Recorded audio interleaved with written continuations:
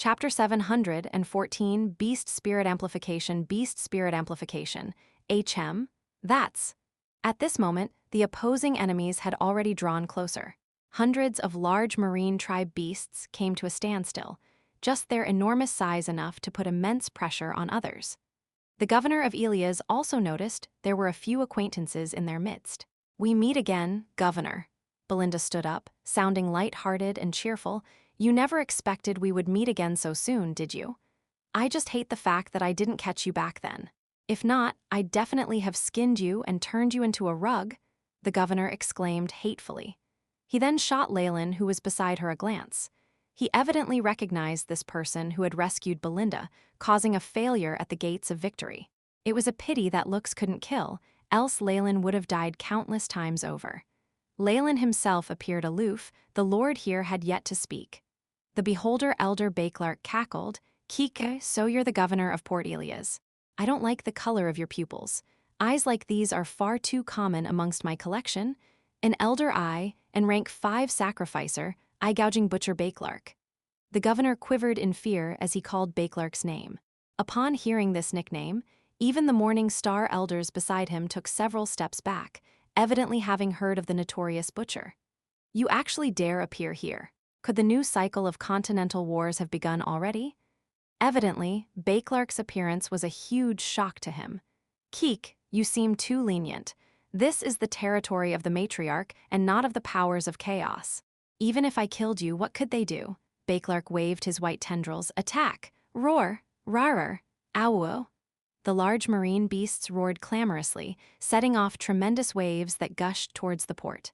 The guards could only watch, frozen as the sea rose tens of meters. They were then drowned by the furious waves. The marine legion that Bakelark had brought was evidently very powerful, and with the large marine beasts around to boost their morale, it was as if they had gained an absolute advantage in a flash. Port Elias immediately descended into chaos. Many sea merchants turned to pirating to take advantage of the situation, waiting for their chance to gain some profit. They only worsened the situation. "Keek. Henceforth, Port Elias shall become history." At this moment, the Elias governor and the rest did not have time to worry about the port any longer, because even they were in immense danger. With a rank 5 sacrificer like Bakelark taking the lead, they were surrounded by a group of rank 4 beings. "Nick, it's time for you to prove yourself. Choose your opponent and kill them," Bakelark exclaimed, obviously harboring evil intentions. Leylin inwardly rolled his eyes. The governor and the others were still rather powerful for Morning Stars, but they were the underdogs. With his current fake strength, even the weakest of that group could overpower him. Perhaps after he had been soundly beaten to death, he would even be easy pickings for Bakelark's subordinates. Beast Spirit Magic, summoning Godric. While cursing inside, Leylin still went forward, summoning a figure that looked like a large manta ray, a Godric. The Godric would be boosted greatly in the sea. While this beast spirit was only at rank 3, its mature form would have Morning Star strength, so it had a good foundation. With Leylin's secrets modifications, it was halfway at the threshold of rank 4. "Moo!" Blue waves splashed out from the Godric, enveloping the opponent with the hawkbeak. "Kill them, go!" As if this was a signal, light flashed fiercely on both sides, and many pounced forward for the kill. Bakelark leisurely ordered the large golden octopus to roam around the battlefield, as if searching for the opponent's weak point. This gave them immense pressure. "Soldier on. Once I've dealt with my opponents, I'll help you." Belinda's transmission sounded near Leylin's ear, and he couldn't help but laugh from on the back of the beast's spirit. "However, the role I'm playing now is a mixed-blood alabaster devil snake who has just entered rank 4. Some things must stay secret. Just as well, let me test this beast spirit magic." Due to the lack of appropriate sacrifices and not having made his decision yet, Leylin had yet to make any progress in the path of offerings. Beast spirit magic, on the other hand, was not as troublesome. The largest issue with training in the path of beast spirits was the strength of a beast spirit master's own soul and its capacity. There was also the resilience of the body, among other things, but all this wasn't an issue for Leylin. Magi were the most proficient at anything that had to do with spiritual force and the soul. "Moo, moo!" The large Godric beast spirit disappeared under the sea, becoming a large shadow. Immense water pillars would gush out occasionally, and with Leylin's direction, the Godric exhibited strength even more terrifying than when it had been alive. It was even able to make things difficult for his morning star enemy. The one with an eagle beak was evidently a beast spirit master, and upon seeing Leylin's summoned Godric, his pupils shrank. The tattoo of a blue snake appeared on the back of his hand. Beast spirit summon, azure trench serpent. Dazzling rays of light exploded, and the azure tattoo disappeared into the sea, instantly turning into an enormous figure of a blue sea snake. HSS, the figure hissed, and engaged the Godric in a battle. In battle, while the azure trench serpent had the upper hand, the Godric could still persevere on. The summoner could not help but exclaim in his disbelief. How is that possible? My azure trench serpent is a rank 4 beast spirit, while this Godric is obviously only rank 3. There are no weak beast spirits, only weak beast spirit masters. You're out of date, old man, Leylin exclaimed, acting like some hot-headed fellow while snickering inside. The process of sealing a beast spirit was very precise and painstaking, requiring the support of many diagrams. The higher the rank of the beast spirit, the more intricate the diagram for the seal would be required. Even if a grandmaster of spell formations were to do this, their chances of success would not exceed 50%, and they might not complete the seal perfectly, and could perhaps damage it. However, Leylin was different. Not only was he a grandmaster at spell formations himself, but he was also aided by the AI chip. He could perfectly seal a beast spirit every single time with a 100% success rate. This meant that his beast spirits could utilize their full power when he summoned them. That was not all. With modifications by the AI chip, the Godric that had died immaturely as a rank 3 adolescent had gotten a great boost, basically making it on par with morning stars. With all these factors and Leylin's extremely meticulous work, the Godric could defend itself against the azure trench serpent, albeit with some difficulties. It performed the impressive feat of resisting a rank 4 beast spirit as a rank 3. However, that was the limit to what it could do. After all, there was a huge disparity between rank 3 and 4 that was difficult to surpass. No matter how close the Godric was to rank 4, it was not a true rank 4. No matter how battered the azure trench serpent became, it was still a rank 4 beast spirit, which was why Godric being able to stay on equal grounds while obviously at a disadvantage was a startling achievement.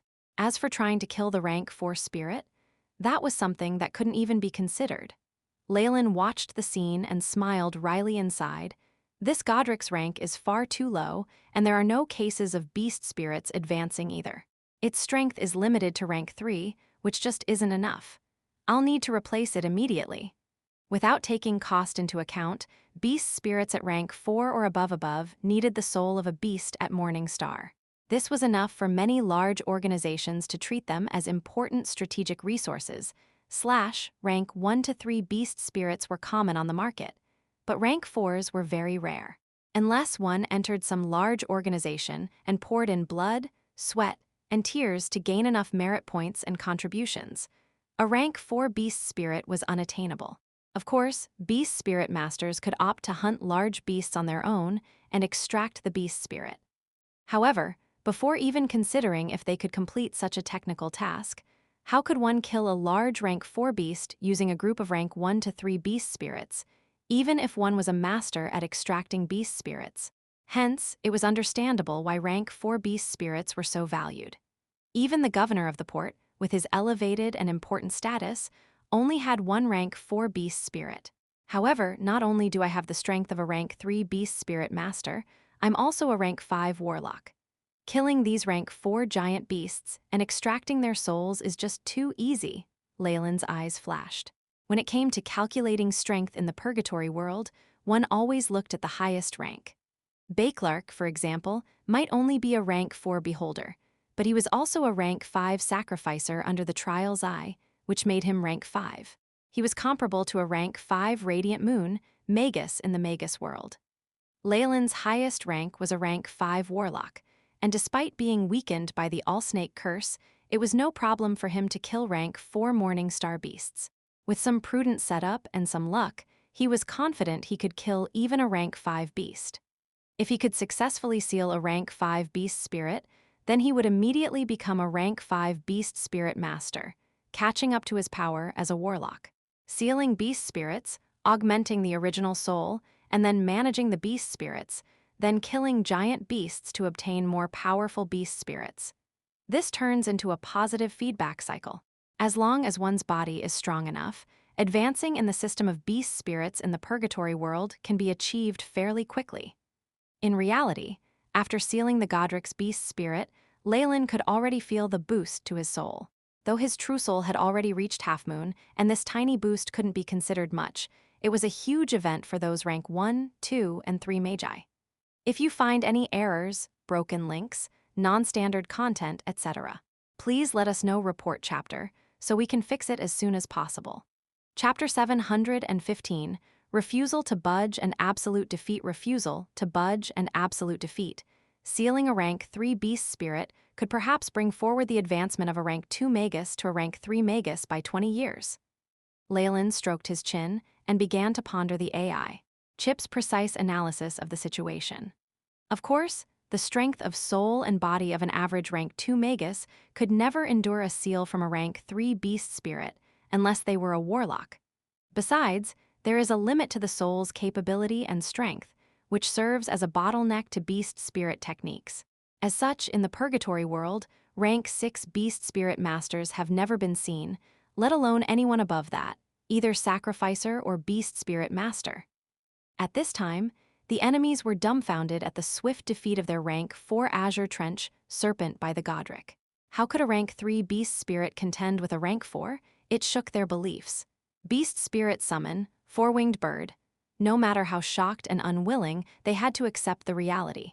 When the Azure Trench Serpent could no longer withstand the Godric's attacks, a tattoo flashed once again on the body of the hawk-nosed man. A giant 4-winged bird emerged from him, wind elemental particles around its body, circulating ferociously to form a violent energy, a wind blade. A giant pale green light blade split the ocean apart, revealing the silhouettes of the Godric and the Azure Trench Serpents battling it out. Upon seeing that the Godric could not be beaten, the enemy once again called upon their rank 3 4-winged bird.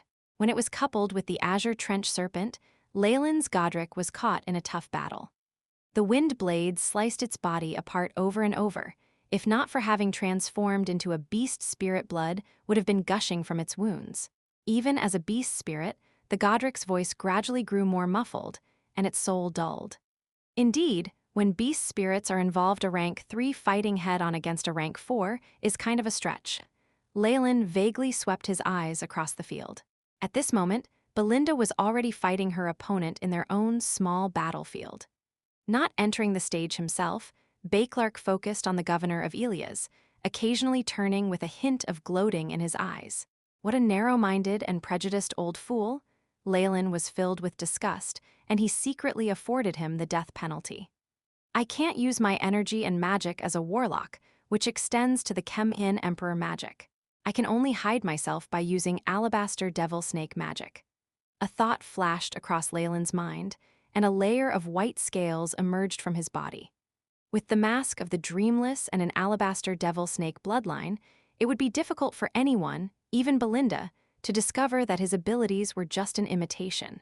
Beep, host is currently using alabaster devil snake bloodline. Scale simulation accuracy at 99.99%. Vitality and defense have increased, Dreamforce has strengthened, the AI chip's voice transmitted over. Having completed the transformation, Leylin's body was covered in a layer of delicate white scales, and sharp fingernails burst forth from his hand. The scarlet tint in his eyes seemed to grow deeper and purer. Devil snake bloodline, the enemy shouted. Die, Leylin shouted, a white phantom as he launched towards them. His sharp claws chilled the air. Though he was confident in his own disguise, fake was fake. He was bound to leave a clue with the passage of time, so it would be good to end the fight quickly. Damned hybrid! The hawk-nosed man opposing Leylin glowed red with anger, and he started hitting himself in the chest. A faint blue circle sprouted blue flames that engulfed his body, and a hard mane grew on his face. Beast Spirit Union, rank 3 Blue Flame Phantom Wolf. At the lowest point, the opposing Beast Spirit Master had already completed the union, turning into a half-man, half-wolf monster. His energy grew tremendously. Blue Flame Phantom Wolf. It seems to be some kind of advanced creature, powerful with fire and close combat. It's strong physically too. Leylin managed to identify the beast spirit's characteristics from an archive he'd found on the market. He also remembered its strengths and weaknesses.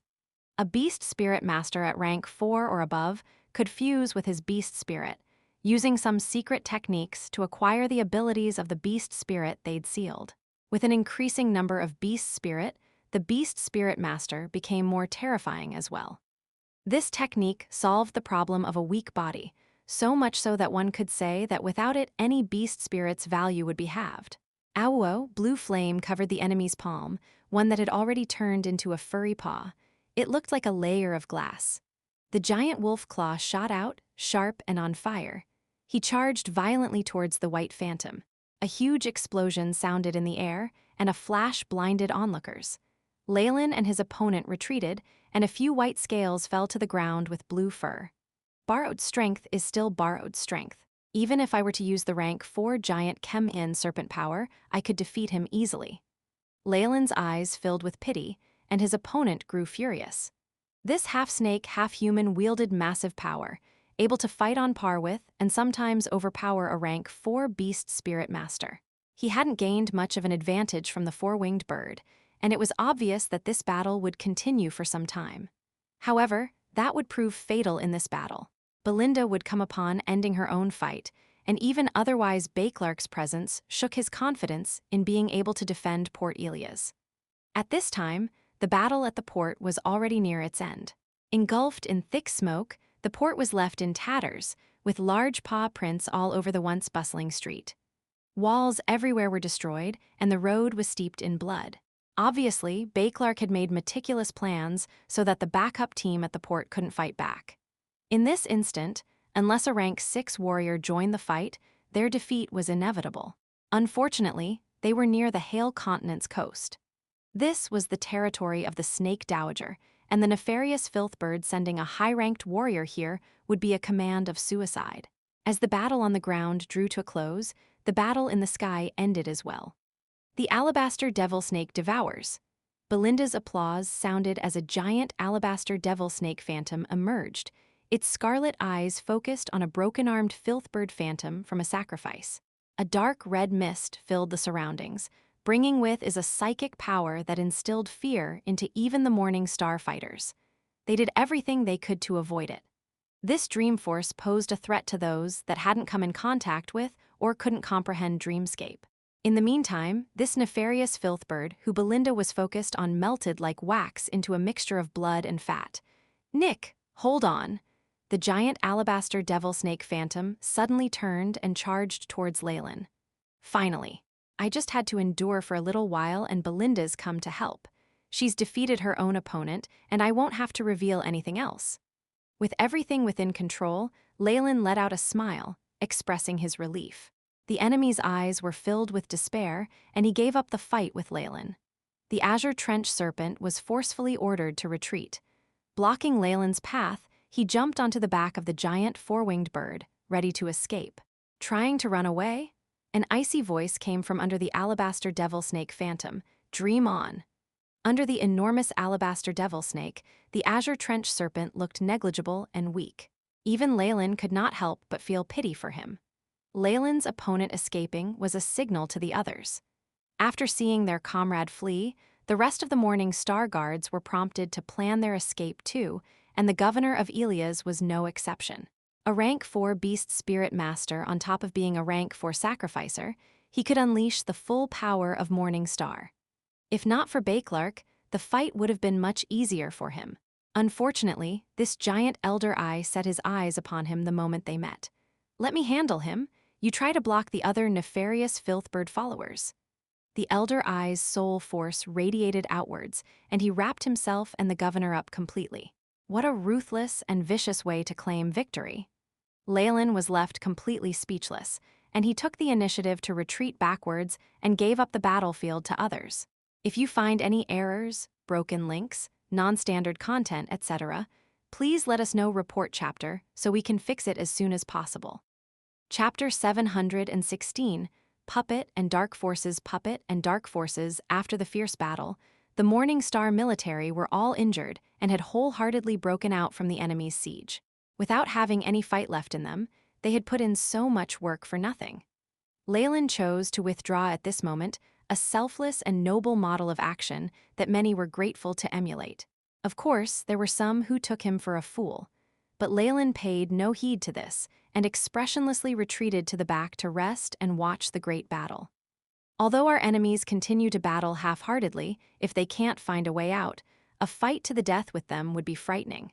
The most important thing is that I am not a follower of the Trial's Eye, so there is no incentive for me to risk my life for this battle. Leylin shook his head and formed his own thoughts. And now is the chance. AI chip. Execute Plan 1. Beep. Mission established. Initiating plan. Intelligent body number 1 is ready. The AI chip replied faithfully. Very good, undo the bloodline seal.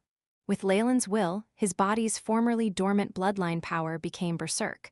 Although the Thousand Snake Curse had absorbed a lot of bloodline power, the strength of a rank 5 Warlock could still awaken in Leylin. This feeling is the strength of a Warlock. Shadow Puppet. Leylin almost wanted to roar loudly, but managed to hold back. This was urgent after all, and a spell formation was transferred out immediately. A shadow puppet that looked exactly like Leylin began to take shape, and with the help of AI chip, it simulated Leylin so perfectly to life, to the point where even acquaintances could not differentiate between the two, let alone these strangers. The enormous shadow of a serpent emerged like a black arrow, shooting out from under the surface of the sea where Leylin was standing, and quickly disappeared into the deep sea. Due to the secretive nature of the giant snake, with the help of the power of the shadow, those fixated on the battlefield failed to notice anything. The evil king's true eye, Death Ray. At this time, the battlefield had reached its climax. Several guardians tried to flee but were stopped, and the war continued. In the core of the battle, an enormous illusory shadow of a beholder emerged. The elder beholder Bakelark demonstrated the power of its innate skill, which was stronger than the power displayed by Jigerdole. Not only did its phantom look real, the death ray that emerged from its pupils was also substantial, with a strong aura of death. My Lord Flapwing, the ruler of chaos, please watch over us and come to the aid of your loyal subjects, and resolve our current predicament. In the face of this deathlight, even the governor of Elias did not dare to be careless. In the midst of the high-spirited chanting, the bird dignitary behind the governor unleashed an enormous gray-colored power, without even asking for the slightest sacrifice. This was also the privilege of a rank 4 sacrificer. They were able to receive power first, then sacrifice later. The gray power was all over the governor's body, not only suppressing all his injuries, but steadily flowing into the body of the nighthawk under him. Oh, oh! Accompanied by loud and clear cries of the hawk, the giant nighthawk seemed to be covered in an extra layer of gray feathers. Its body even enlarged considerably and began to change from its original form as a nighthawk, transforming into the appearance of the bird dignitary. After the transformation, the nighthawk's aura became even more powerful, and its aura even suggested a breakthrough from rank 4. With a terrifying gale, it suddenly charged into the death ray. A massive red ray of light exploded with a faint roar, and even those with the strength of Morning Star could not look directly at it. From the core of the explosion, a few pieces of gray feathers seemed to float down softly. After the glare had dissipated, the nighthawk flew back to the governor. It barely suffered any visible injuries, but the death ray from earlier had disappeared without a trace. Ha, using both sacrificer and beast spirit magic to this level, Governor, you are pretty good. Bakelark seemed to be rather surprised and said, Your eyes are now worthy of being in my collection. While emitting the soul undulations, the shadow of the Trial's Eye emerged from behind Bakelark, along with gold lightning flickering midair. Trial's Eye, Trial's Eye, Trial's Eye. The friction from the thunder and lightning caused a sizzling sound, along with the faint whistle of a gale. The sounds all came together to form a deafening roar as strong trial force descended through an unknown channel.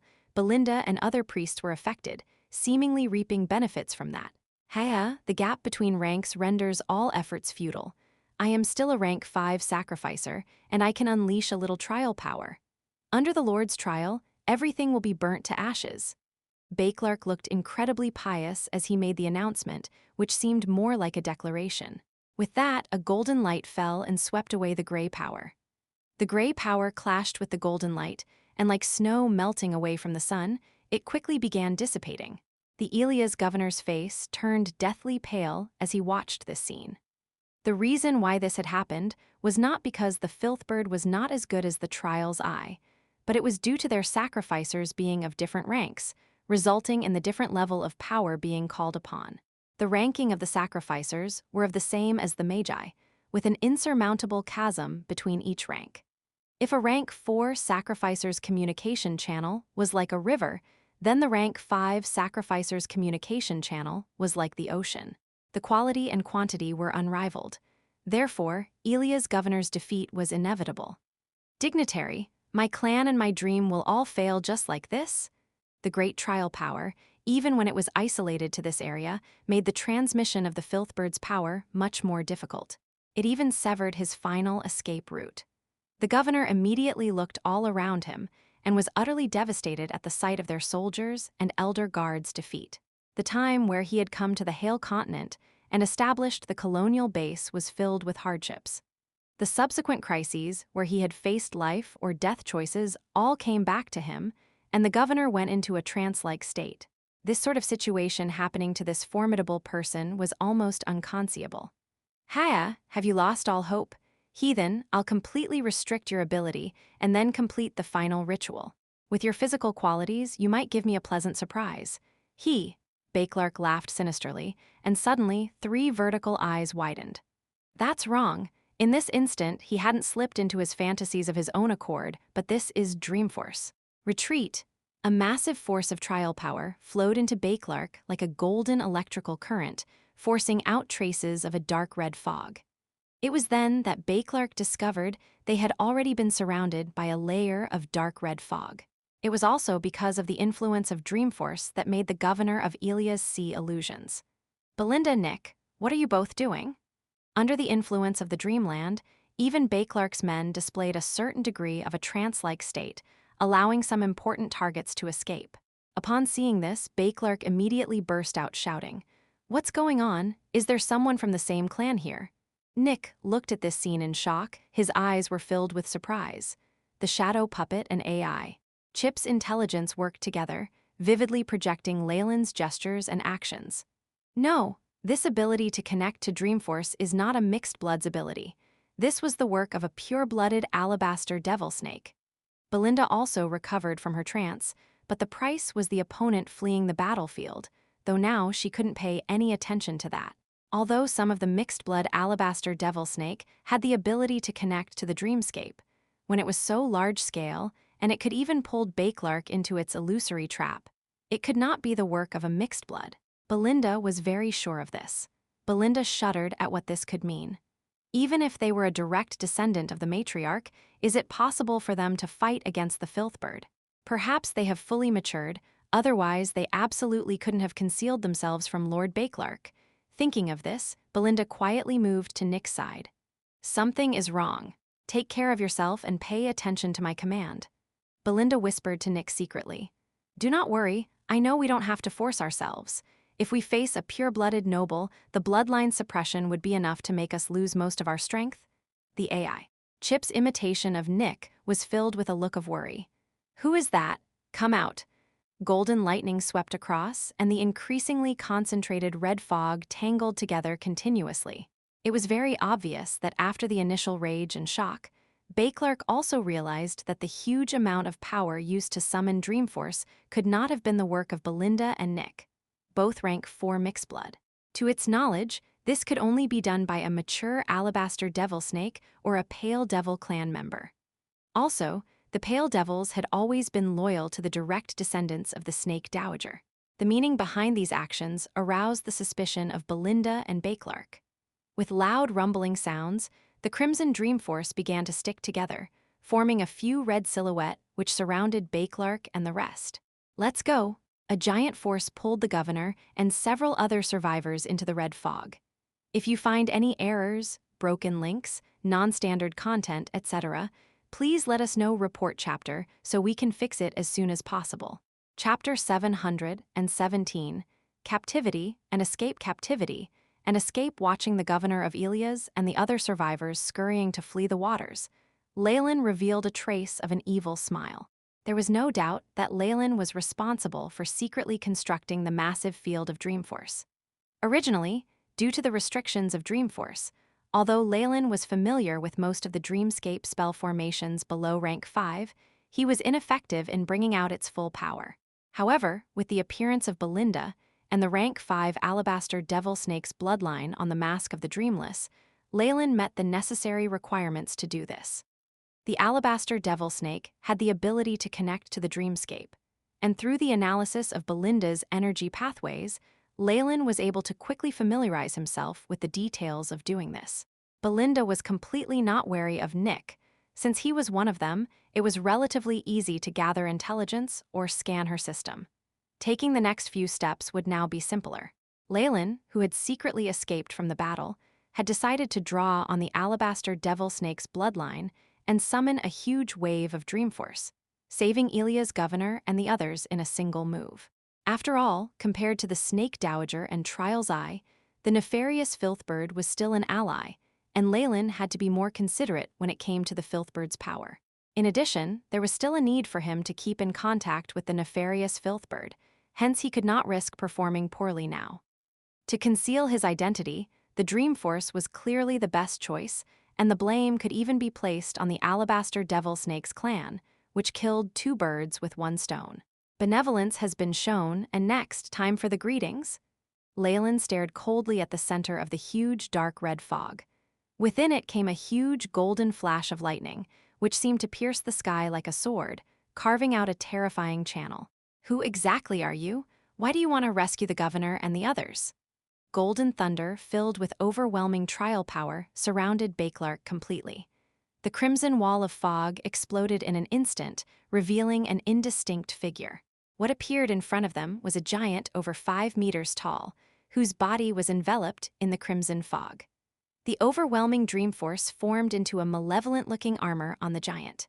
There were dark red spirals on the surface of the armor, which once again gathered shattered pieces of Dreamforce. "I'm obviously here to take your life," an oppressive voice came from the fog giant. Bakelark's face darkened upon hearing the rude answer, "I will kill this shady fellow." Although the fog giant possessed a powerful aura, it had failed to break through to the realm of rank 5. Bakelark was relieved at this discovery. Shortly after, Bakelark got more frustrated at this thing. It was unforgivable to disturb the great Bakelark when he was enjoying his games. Also, its behavior was so secretive, which unexpectedly corresponded with what Bakelark had in mind. He had always considered Leylin as a powerful member of the Alabaster Devil Snake's clan, and his presence in the coastal area of Hale Continent, as well as his rescue of the nefarious Filthbird's disciples, put Bakelark in a tough position. It was much simpler now that this fog giant did not reveal its identity. Bakelark could treat this thing as hostile and exterminate it. Thereafter, Bakelark instantly used his greatest attack. True Eye of the Evil Monarch, Death Ray. A more terrifying death ray than before shot out from its eyes. The golden ray of lightning filled with overwhelming trial power faintly enhanced the death ray. From afar, the death ray resembled a powerful rifle with a handle decorated with gold lines, with a sense of determined and courageous advancement, and it fired directly towards Leylin. A blitzkrieg strategy. Want a strategy to resolve everything in the shortest period of time? Great. Leylin looked at Bakelark's performance, nodding in agreement as if this was also his plan. After all, Bakelark was a rank 5 sacrificer. Leylin feared that this opponent would have a hidden ace up its sleeves. And it would be an even more incredible feat if Bakelark managed to summon a clone of the Trial's Eye. They had only used a portion of the dignitary's power in the previous battles. If Bakelark had called out a clone with the main body's intelligence, Leylin did not have the confidence to keep up his pretense. Its power is rather good. It's comparable to a rank 5's killing move. Watching the approaching death ray, Leylin evaluated the situation calmly. But the strange thing was that although there was only a small distance between him and the death ray, it never seemed to hit its target. This feeling of confusion sickened Bakelark to the point where it wanted to throw up blood. Although Leylin had sealed his bloodline and had the all-snake curse absorbing his bloodline energy, he had now been restored to full strength. He possessed the power to usurp the blazing monarch. For Leylin, the fact was that Bakelark was just an ordinary rank 5 and therefore insufficiently strong. To capture Bakelark, I must hide my true identity. The only thing I can use is the alabaster devil snake's bloodline and dream force. Leylin glanced at Bakelark as though he was looking at an ant and said, "You have the privilege of having a taste of the power of a former peak-ranked radiant moon magus." For a moment, Bakelark was rather puzzled, but his attention immediately turned to Leylin's hand that emitted brightly colored rays of light. It was fascinated by the countless streaks and fast-moving spell formations.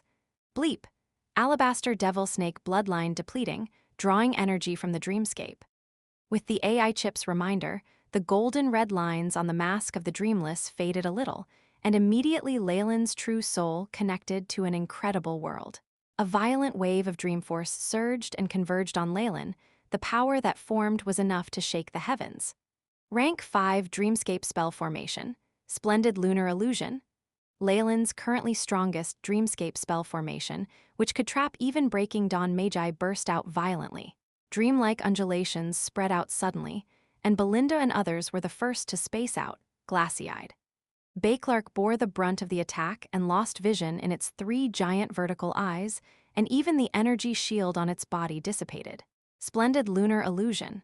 Utilized by Leylin, the AI chip's projected dreamscape spell formation was able to penetrate through all defenses, directly transporting the opponent's true soul into the dreamscape with a 90% attack accuracy against a radiant moon magus. Bakelark was clearly not a strong rank 5, and after getting hit by the splendid lunar illusion, had completely lost all its will to fight. "Let's go!" Leylin's silhouette instantly appeared in front of the despondent Bakelark, and many seal charms entered into its body, the most important point being its now sealed 3 giant vertical eyes.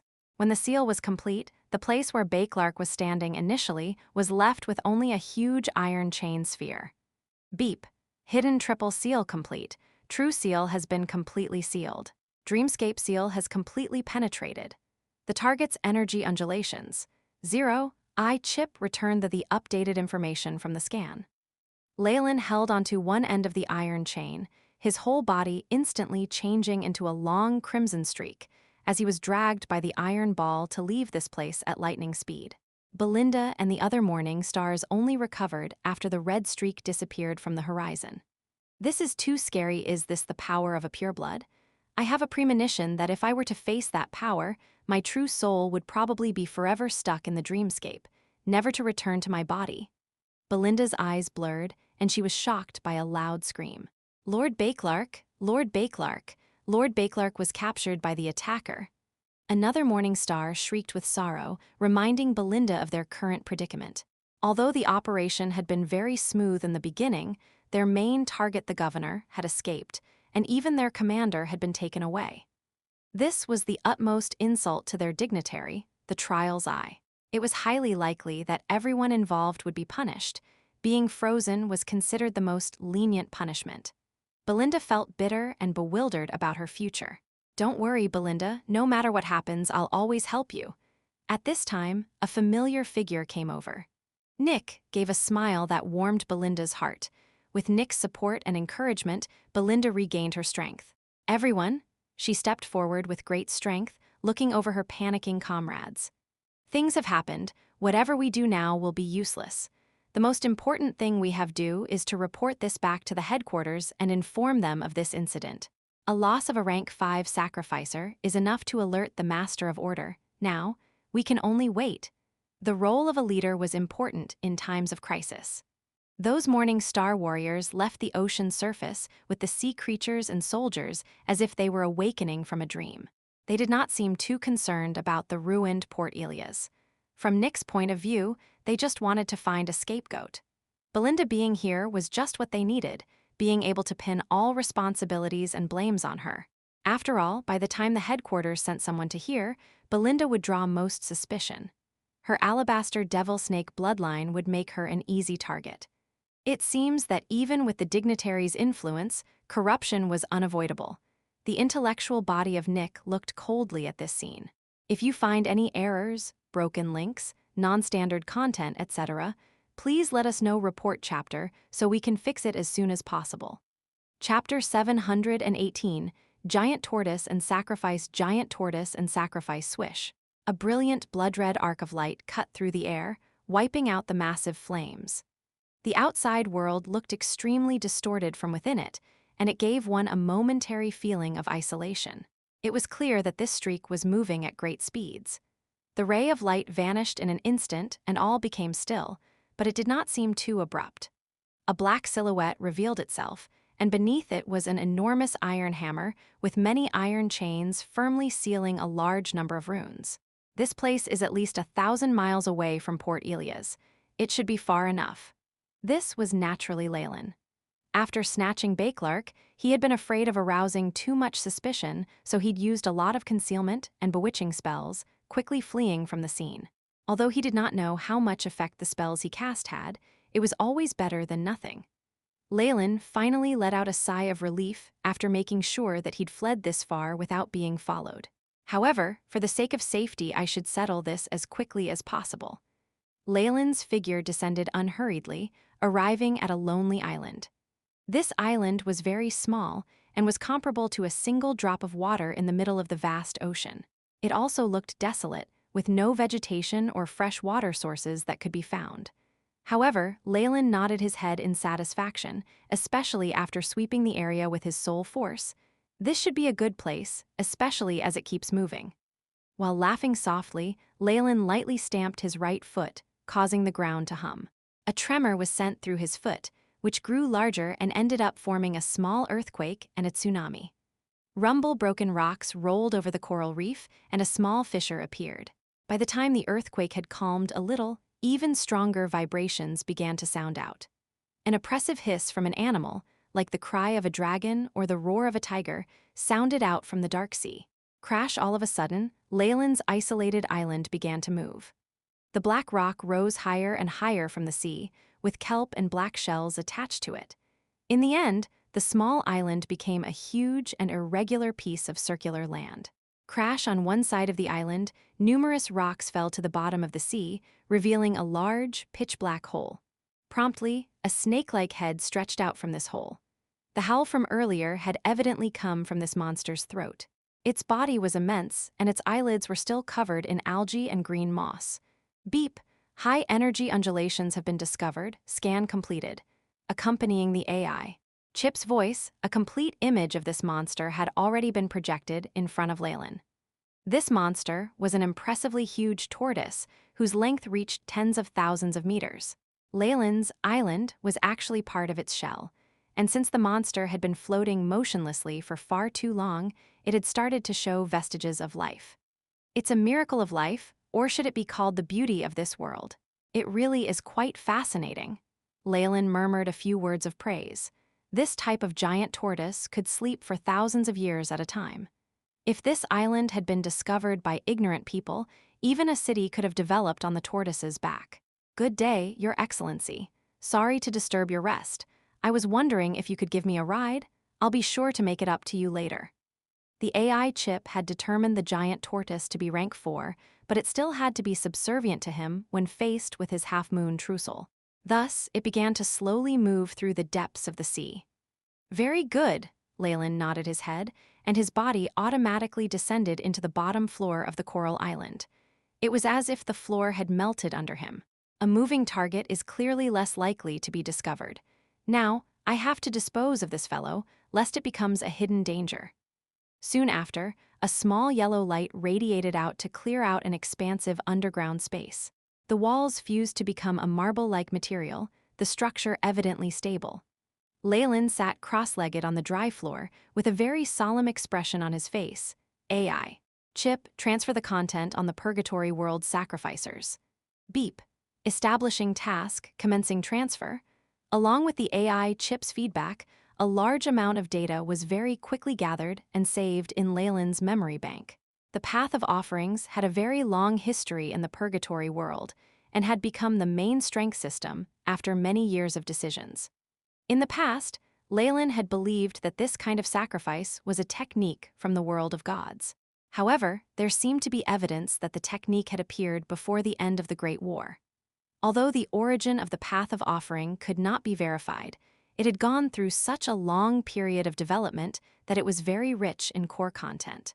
The so-called sacrificers offered sacrifices to a higher existence, which required that the receiver have some comprehension of laws. This way, amplification power could be sent down through their subconscious communication channels. The higher existence would amplify the sacrificer's strength. Even if it was for a limited time, it was still an extraordinary thing. With the correct sacrifice, it was possible to almost borrow the power indefinitely, assuming the sacrificer could endure it, of course. The sacrificer's rank could be improved through continuous sacrifices, and once they reached rank 4, they could perform a ceremony to permanently increase their attributes. After the ceremony, the sacrificer would be branded by their chosen dignitary, and their sacrifices wouldn't be accepted by others. After many amplifications, the sacrificer could receive power that surpassed their race. Take the governor of Elias, for example. His physical prowess exceeded even Melinda, who was a mixed blood rank 4 alabaster devil snake. Furthermore, not only could rank 4 sacrificers borrow power first and sacrifice later, they could also try to summon a clone of their dignitary. From what Leylin understood, the sacrifice represented the limits of what you could get from the dignitary. So high-level sacrifices meant receiving greater attention and a quicker response from the dignitary. This was why he had to run far away after capturing Bakelark. Since he was a rank 5 sacrificer, he was sure to capture the attention of the trial's eye. A rank 5 sacrificer could even borrow a tiny bit of the power of laws from their exemplary, such as the golden lightning and trial power. Relying on that, Bakelark was not weak for a rank 5. Leylin's own strength just surpassed his greatly. According to the AI chip speculations, a rank 6 sacrificer can borrow the dignitary's power over laws. It would be possible to borrow up to 90% of this power if the sacrificer and the dignitary are highly compatible. Their strength would surpass the power of the blazing flame monarch. Leylin's expression became rather imposing. Of course, the path of sacrifices has its disadvantages as well. After all, the power of laws can only be borrowed and not retained. No matter how harmonious the relationship is, sacrificers cannot rely on this to reach rank 7. Those dignitaries won't allow others to grasp their laws. Therefore, rank 6 is the peak for a sacrificer. However, there may be exceptions. As if he had thought of something, the corners of Leylin's mouth curved into an excited smile, and his entire being seemed to be eager to try something. Beep. Transmission of sacrificial array has been completed. A complex spell formation formed in Leylin's mind. This was not just the sacrificial array he had recorded, but one that he had modified and optimized with the AI chip. Not only could it accept more sacrificial power, but it could also minimize any loss. If Leylin was willing to sell this modified version, it would make him extremely rich. Of course, he wouldn't do such a thing. The decisions made in the first sacrifice are incredibly important, and the offering is a crucial point. The better the offering of the first sacrifice, the more attention and benefits will be given by the dignitary. Leylin's spatial pouch flashed, and many resources appeared. He began to draw the modified sacrificial array, whose power surpassed the Purgatory world's most powerful secret techniques. It was all thanks to the AI chip and the enormous amount of labor and resources that Leylin had poured into it. Also, after arranging the sacrificial array, Leylin looked at the surrounding walls and swept his palms across them. Layer upon layer of blood-red lightning runes automatically emerged. Summoning across worlds, powerful binding, annihilation ray, breath isolation, location interference. A great number of advanced ancient runes steadily emerged on the wall, which were the same standard as those used in astral laboratories.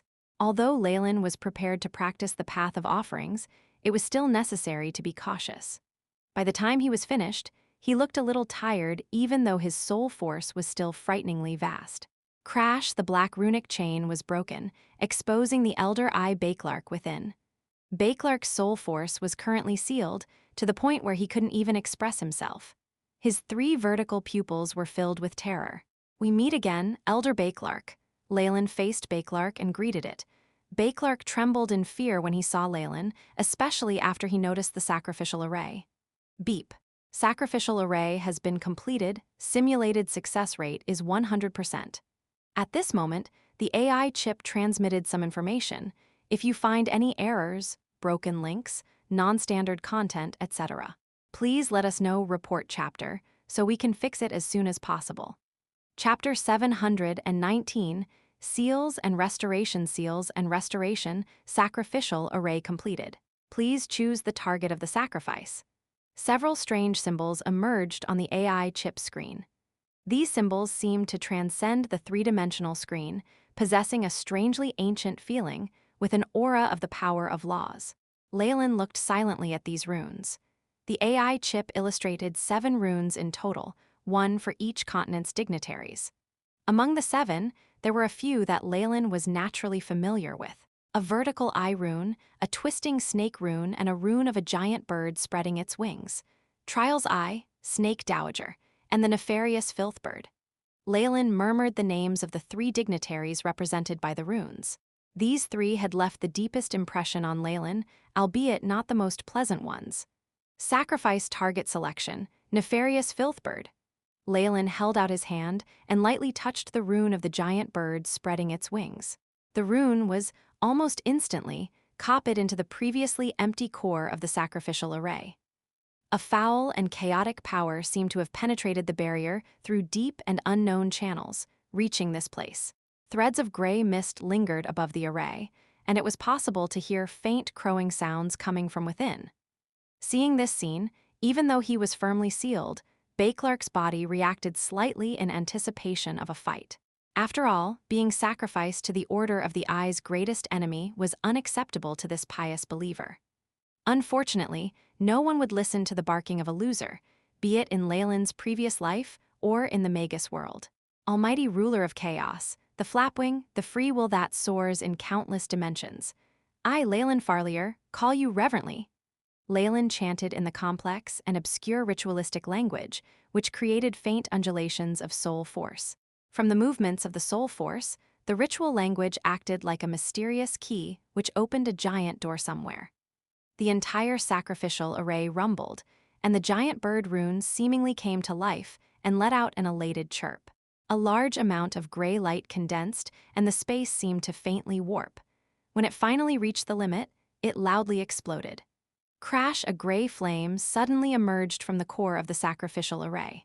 Almighty dignitary, Your Excellency the nefarious Filth Bird, please accept my offering. Leylin's eyes held a trace of indifference, and the beholder on the ground was pulled into the core of the array by an invisible string. Rumble. The little flames suddenly grew to engulf the entire beholder. Ah, I curse you, curse you. In the gray flame, the huge beholder began to melt like a wax sculpture. Even his true soul was corroded. Leylin could still hear Bakelark's dying curses ringing in his ears. Just this sort of thing could not change his expression even slightly. Leylin's eyes, however, were fully absorbed in the sacrificial process, and he occasionally still made adjustments. It was very clear that for a beginner sacrificer, it was nearly impossible to get a strong rank 5 being as an offering, let alone a beholder who was a rank 5 sacrificer of the Trial's Eye. The original sacrificial array that Leylin had bought in Port Elias wasn't anything special. Although it was enough to get someone to rank 4, it was inadequate for the current situation. When the beholder elder was completely melted, a horrifying energy overflowed from the wax, while an unbearable lamenting cry sounded from the sacrificial array. Really? Leylin speechlessly shook his head, and proceeded to further strengthen the array with his soul force. Since this was a high-level sacrifice, the laws of the world had finally been attracted when the beholder was almost completely melted. The high-spirited chirps of a bird followed. Then, the runes set in place by Leylin began to flash explosively. Some of them even started to fall apart.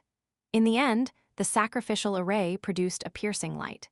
The gray flame became scarlet red in a flash, and the blood-curdling screeches of the beholder elder increased in pitch.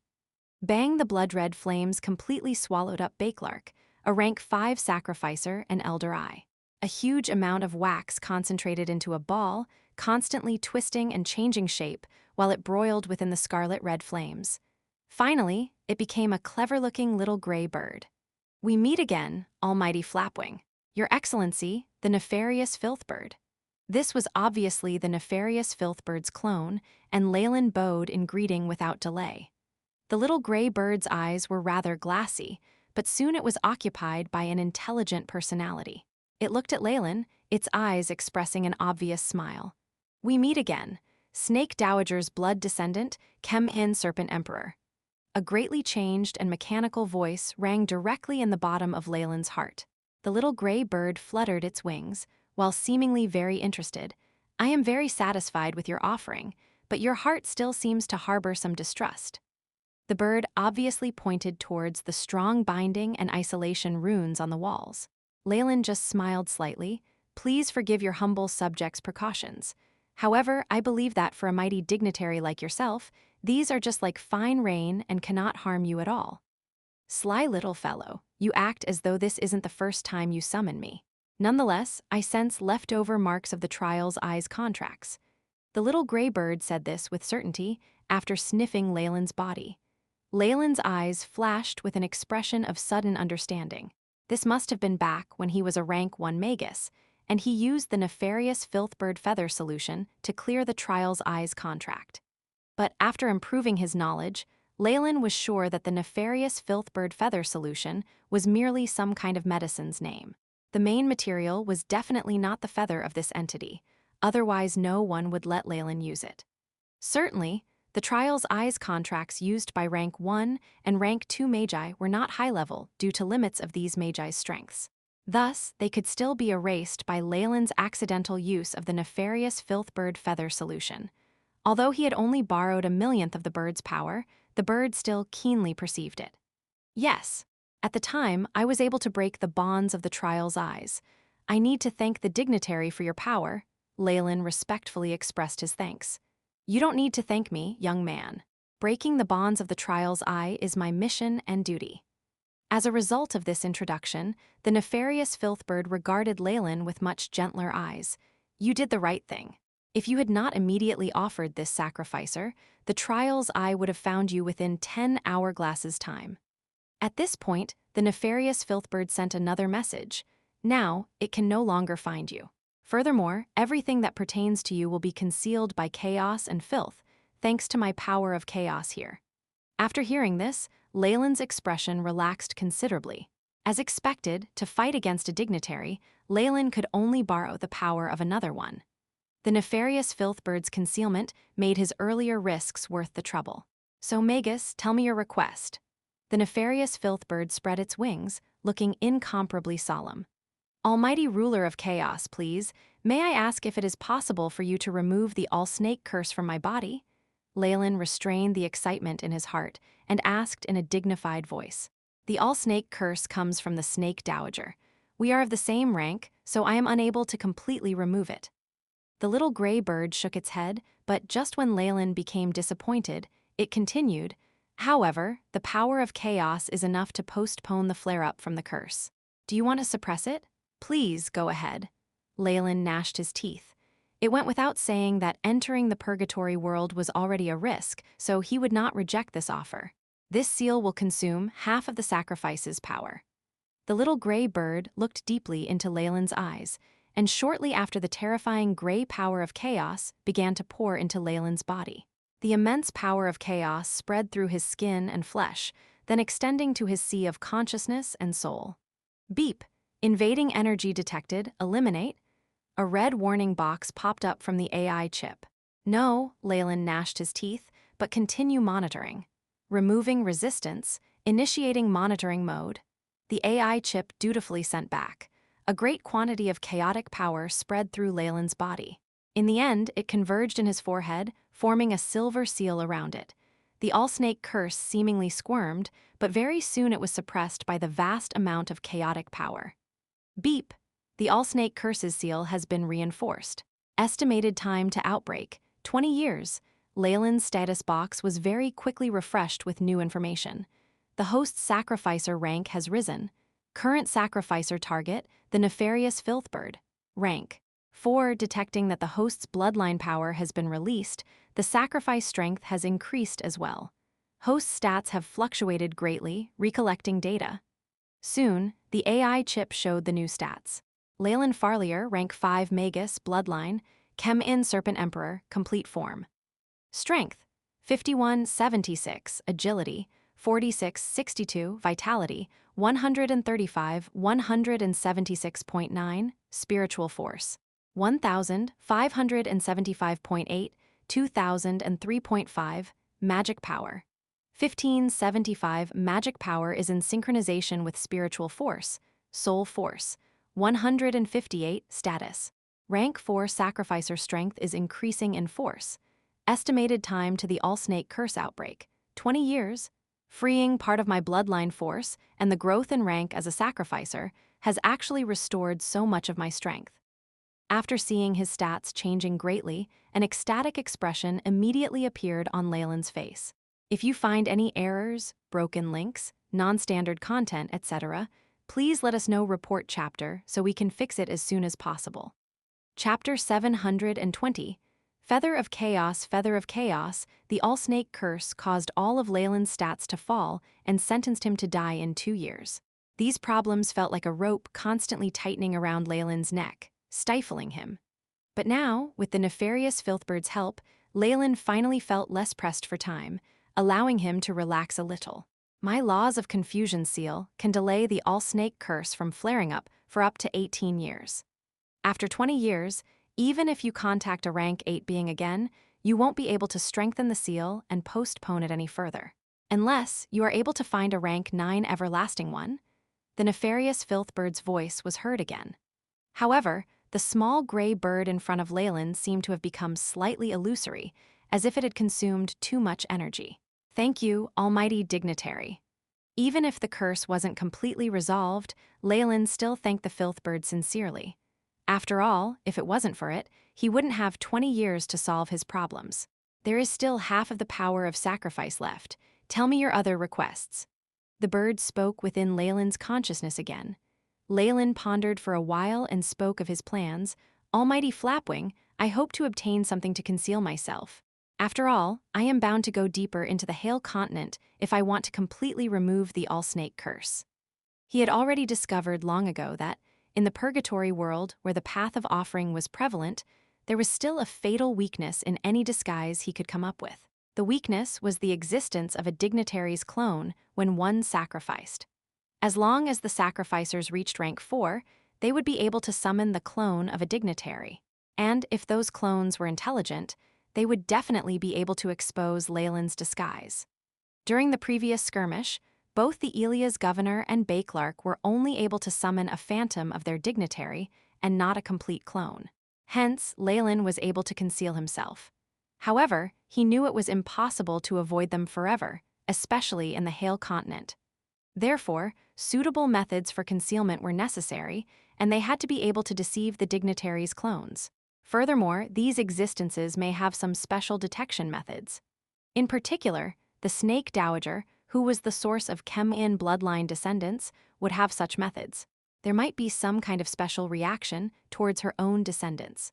Although Leylin had already prepared all sorts of countermeasures, it still did not stop him from adding another insurance. You are very intelligent. The nefarious Filthbird nodded in approval. Once you appear within a range of 5 kilometers from one of our clones, you will definitely be unable to escape our detection. I bestow upon you the Feather of Chaos. The one who holds this item receives the protection of chaotic power. As long as you don't come into contact with the dignitary's real body, you won't be discovered. The small bird's silhouette became even more faint. In the end, it transformed into a gray illusory feather that floated in front of Leylin. Snake Dowager's descendant, Chem-In Serpent Emperor. Travel the Hale continent as you wish and tear the Dowager's godly status apart. The gray nefarious Filthbird's clone vanished. Only a residue of its conscient reverberated in the secret chamber. In a flash, the sacrificial array exploded with a bang and turned into flying dust. I gained more than what I expected. Leylin let out a long breath, feeling rather glad. Doing business with the nefarious Filthbird was like dancing on a tightrope. Leylin had no choice but to consider all worst-case scenarios. Luckily, due to the archenemy relationship between the nefarious Filthbird and the Trial's Eye, it was very willing to see the Trial's Eye's ally, the Snake Dowager, be defeated. This was the foundation of the deal between both sides. Leylin's own power and his meticulous arrangements were the most crucial part of his plan. Even had the Filthbird's clones suddenly turned hostile, he had the confidence to break the sacrificial array and escape from it instantly. With a common enemy, and since Leylin himself could escape, the nefarious Filthbird was willing to see him as a pseudo-ally. Furthermore, Leylin still wasn't able to completely trust the nefarious Filthbird, since there was only a mutual relationship of wanting to use each other between them. Of course, the nefarious Filthbird still had the greater advantage, and their interests did not clash. Therefore, it was possible to maintain their agreement. For instance, for Leylin, who was an insincere sacrificer, being promoted directly to rank 4 level by the nefarious Filthbird was a very good testimony that they could work together. There would never be a lucky person who became an everlasting one in the world. Only through careful, meticulous considerations and anticipating worst-case scenarios would one be able to guarantee success. Rank 4 sacrificers can already begin to amplify their body's attributes through attracting the dignitary's energy into their own body and solidifying it permanently. Leylin muttered to himself, "This kind of promotion often comes with a price. The whole body might be branded by the nefarious Filthbird's energy, which creates a tissue and cellular transformation that cannot be opposed. Ultimately, one might even be controlled by them. Chip, conduct an all-round inspection of my body's energy structure. Beep. Mission established, beginning to scan." The mechanical sound of the AI chip echoed. Soon after, fine blue light continuously swept across every part of Leylin's body. Discovered unknown energy structure, determined to be the nefarious Filthbird's energy branding. Eliminate. Without spending much time, the AI chip responded. Leylin had long prepared for this outcome. Hence, he did not look surprised at all, and he commanded very calmly instead, "Show me the image." Soon after, Leylin was looking at the image of a cell that was magnified several times on the AI chip screen. At the center of the cell was something that looked like a sea urchin, with peculiar energy waves of confusion. Beep. This energy is the crucial element to suppress the All-Snake curse. If eliminated, it would trigger irreversible changes. Probability of All-Snake curse showing advance in effect, 99.99%. Eliminate. The AI chip sound caused Leylin's expression to become slightly gloomy.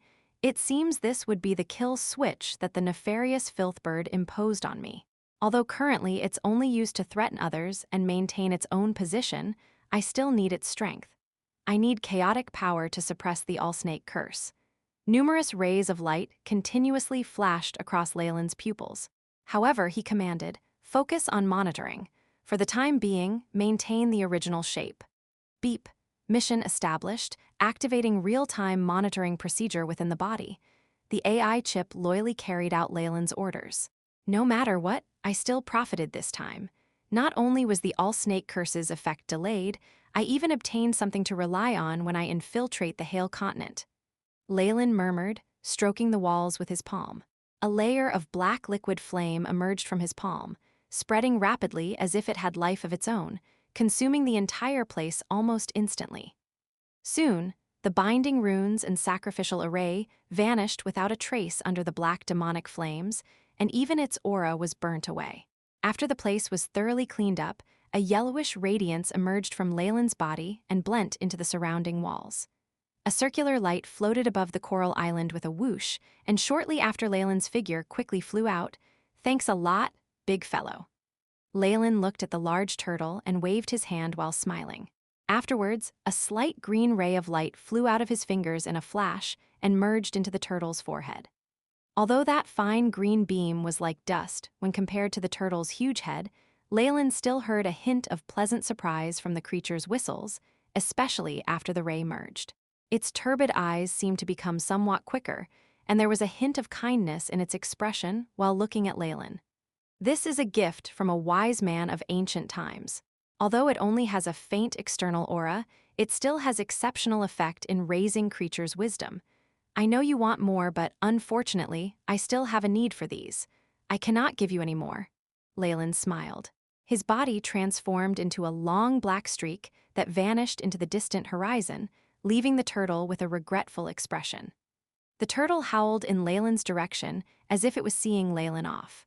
The loud howl sounded continuously, even causing huge waves to form on the surface of the sea, which continued for half an hour. Ultimately, the turtle's body gradually sank to the bottom of the ocean, leaving behind a huge white whirlpool. The strong wind whistled into Leylin's ears hauntingly. Leylin's expression turned solemn. Although he had already thought about how to sneak into the Hale continent, even when the plan had yet to be implemented, he had some slight concerns. Partial AI number 1, report your position. Leylin pressed his temples, and a faint blue radiance was revealed from his pupils. Beep. Current coordinates, taking the main body as the origin southeast. 786.67 nautical miles. An unusual message was directly sent by the AI chip. The people around the area are all agitated. Possibility of a conflict between military forces. It is advised that the main body arrive immediately, otherwise the puppet's identity will be exposed. At this moment, a warning sign was transmitted from the AI chip again, making Leylin's speed rapidly increase. Although using the AI chip to control the shadow puppet allowed it to imitate all of Leylin's actions and even his aura to the point of being impossible to check its authenticity, it would still be exposed once it made a move. By that time, even if Leylin managed to rush there and kill them all, he would probably still be unable to stop the news from being transmitted. Consequently, he would have to abandon the identity he had created, Nick. The most important point, however, was that the plans he had previously set up would have to undergo modifications. The risks would be greater, and this was something Leylin could not accept. What exactly happened that caused things to escalate to this degree? Leylin carefully observed the report sent by partial AI number 1, and everything that happened after Port Elia's military campaign appeared immediately before his eyes.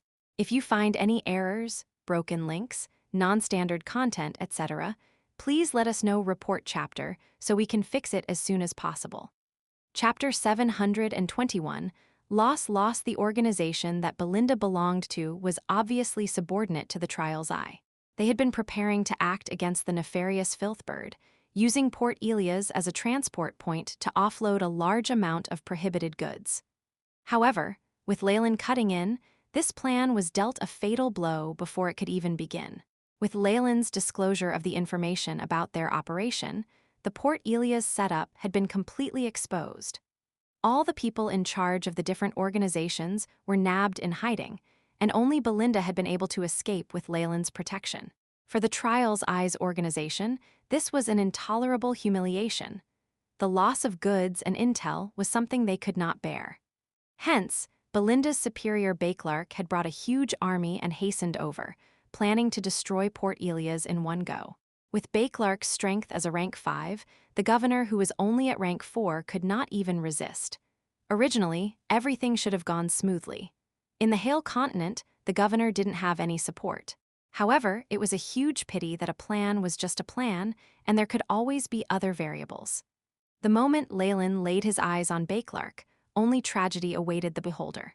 With Leylin's deliberate plans, the governor and a few higher-ups of the nefarious Filthbird's organization had escaped.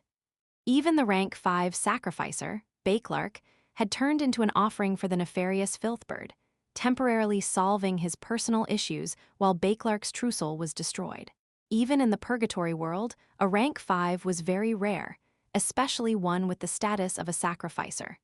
In his organization, Bakelark had high standing and managed this region. The loss of someone like him was a huge disaster for Belinda and the others. Though Belinda had done all she could to save the situation, and had pushed the troops in order to reach a rest point, a paradoxical situation had been unavoidable despite her best efforts, landing her in her current dilemma. No, this couldn't be called a paradox, but a conspiracy. When Belinda had stepped out as a leader, she immediately turned into an offering or scapegoat in the eyes of the morning stars. Why? Why did things turn out like this? Belinda half leant against the corner of a wall, arms hugging her shoulders as if that would bring her even the slightest bit of warmth. With her body, she wouldn't feel any cold in temperatures above absolute zero. It had been a subconscious act. She was currently in a cold, dark, humid room. There were multiple reinforcement runes on the walls, and the door was a cold steel grill. A few marine folk surveyed her icily from not far away. Morning star force fields undulated from their bodies without any restrictions, and they were clearly the marine tribe that had gone to battle together with Belinda before. Now, however, their target had changed, and they even kept Belinda on house arrest. The accusation was laughable, colluding with the enemy. Belinda did feel like laughing. Sending troops to Port Elias was a joint decision by the higher-ups, but they'd changed the narrative and said she'd bewitched Bakelark to do it. Belinda's calm actions, after being caught by the leader of the Allied forces, was also taken as proof of trying to win the support of the enemy. What other reason could she have for doing this than to collude with the enemy? Besides, compared to the Beholder race and Marine tribe that had from the very beginning believed in Trial's Eye, someone like her, who was a descendant of the Alabaster Devil Snake, just did not fit in. Was she not a readily available scapegoat? It had to be said that whenever it came to suspicion of there being spies, outsiders like her were the first to be attacked. "Belinda, are you feeling better?" A voice was heard from her side, causing her to raise her head slightly. Through the dusky light, she saw the figure of her kinsman. After seeing who it was, a wry smile appeared at the corner of her lips. "Nick, you've been captured too?" The shadow clone controlled by partial AI number 1 was watching Belinda worriedly. When the Marine tribe had suddenly turned hostile on her, Belinda practically turned into a wooden puppet, not resisting arrest. With only the strength of a shadow clone, the partial AI also didn't dare make a move lest it was caught. Thankfully, perhaps because they were afraid that the two would resist violent methods and cause needless deaths, they were only under house arrest. Their true souls weren't sealed or anything like that, and they were even placed together. Target is now in a poor mood and in a state of bewilderment. If appropriately consoled, it is possible to improve her impression of the host. An analysis presented itself to the shadow clone. However, its orders were merely to prevent Nick being exposed as Leylin. Without Leylin's explicit orders, emotional issues like this were the most difficult for partial AIs to deal with. Hence, Nick merely stood around in a daze, as if similarly shocked. I'm sorry for dragging you into this, but don't worry, Nick. Our organization believes in the Master of Order and is the most fair and just. It will definitely prove our innocence, and you'll soon regain your freedom." Seeing Nick in this state, a hint of disappointment showed in her eyes, and she could not help but hug herself tighter, her whispers sounding from the gaps between her arms. "This girl hasn't given up yet." A translucent figure penetrated the wall full of seals and shackles, entering the room. Seeing the state she was in, a strange smile appeared on his lips. "Why is it that I always have to be the one to shatter the purity and fantasies of children?" The translucent being melded into Nick and the AI. Chip took over partial AI number 1. From the outside, it looked like Nick's eyes went blank for a while before returning to normal. Nobody noticed this change, and having recalled the shadow clone and partial AI, Nick was Leylin once more. After getting the warning from the partial AI, Leylin had hastened to reach this place in the shortest time possible. The guards and spell formations outside were no issue for him. When it came to spell formations or runes, the research by Mage in the Magus World was leaps and bounds ahead of the Marine tribes. Leylin had regained most of his strength, and he could do all sorts of things with ease.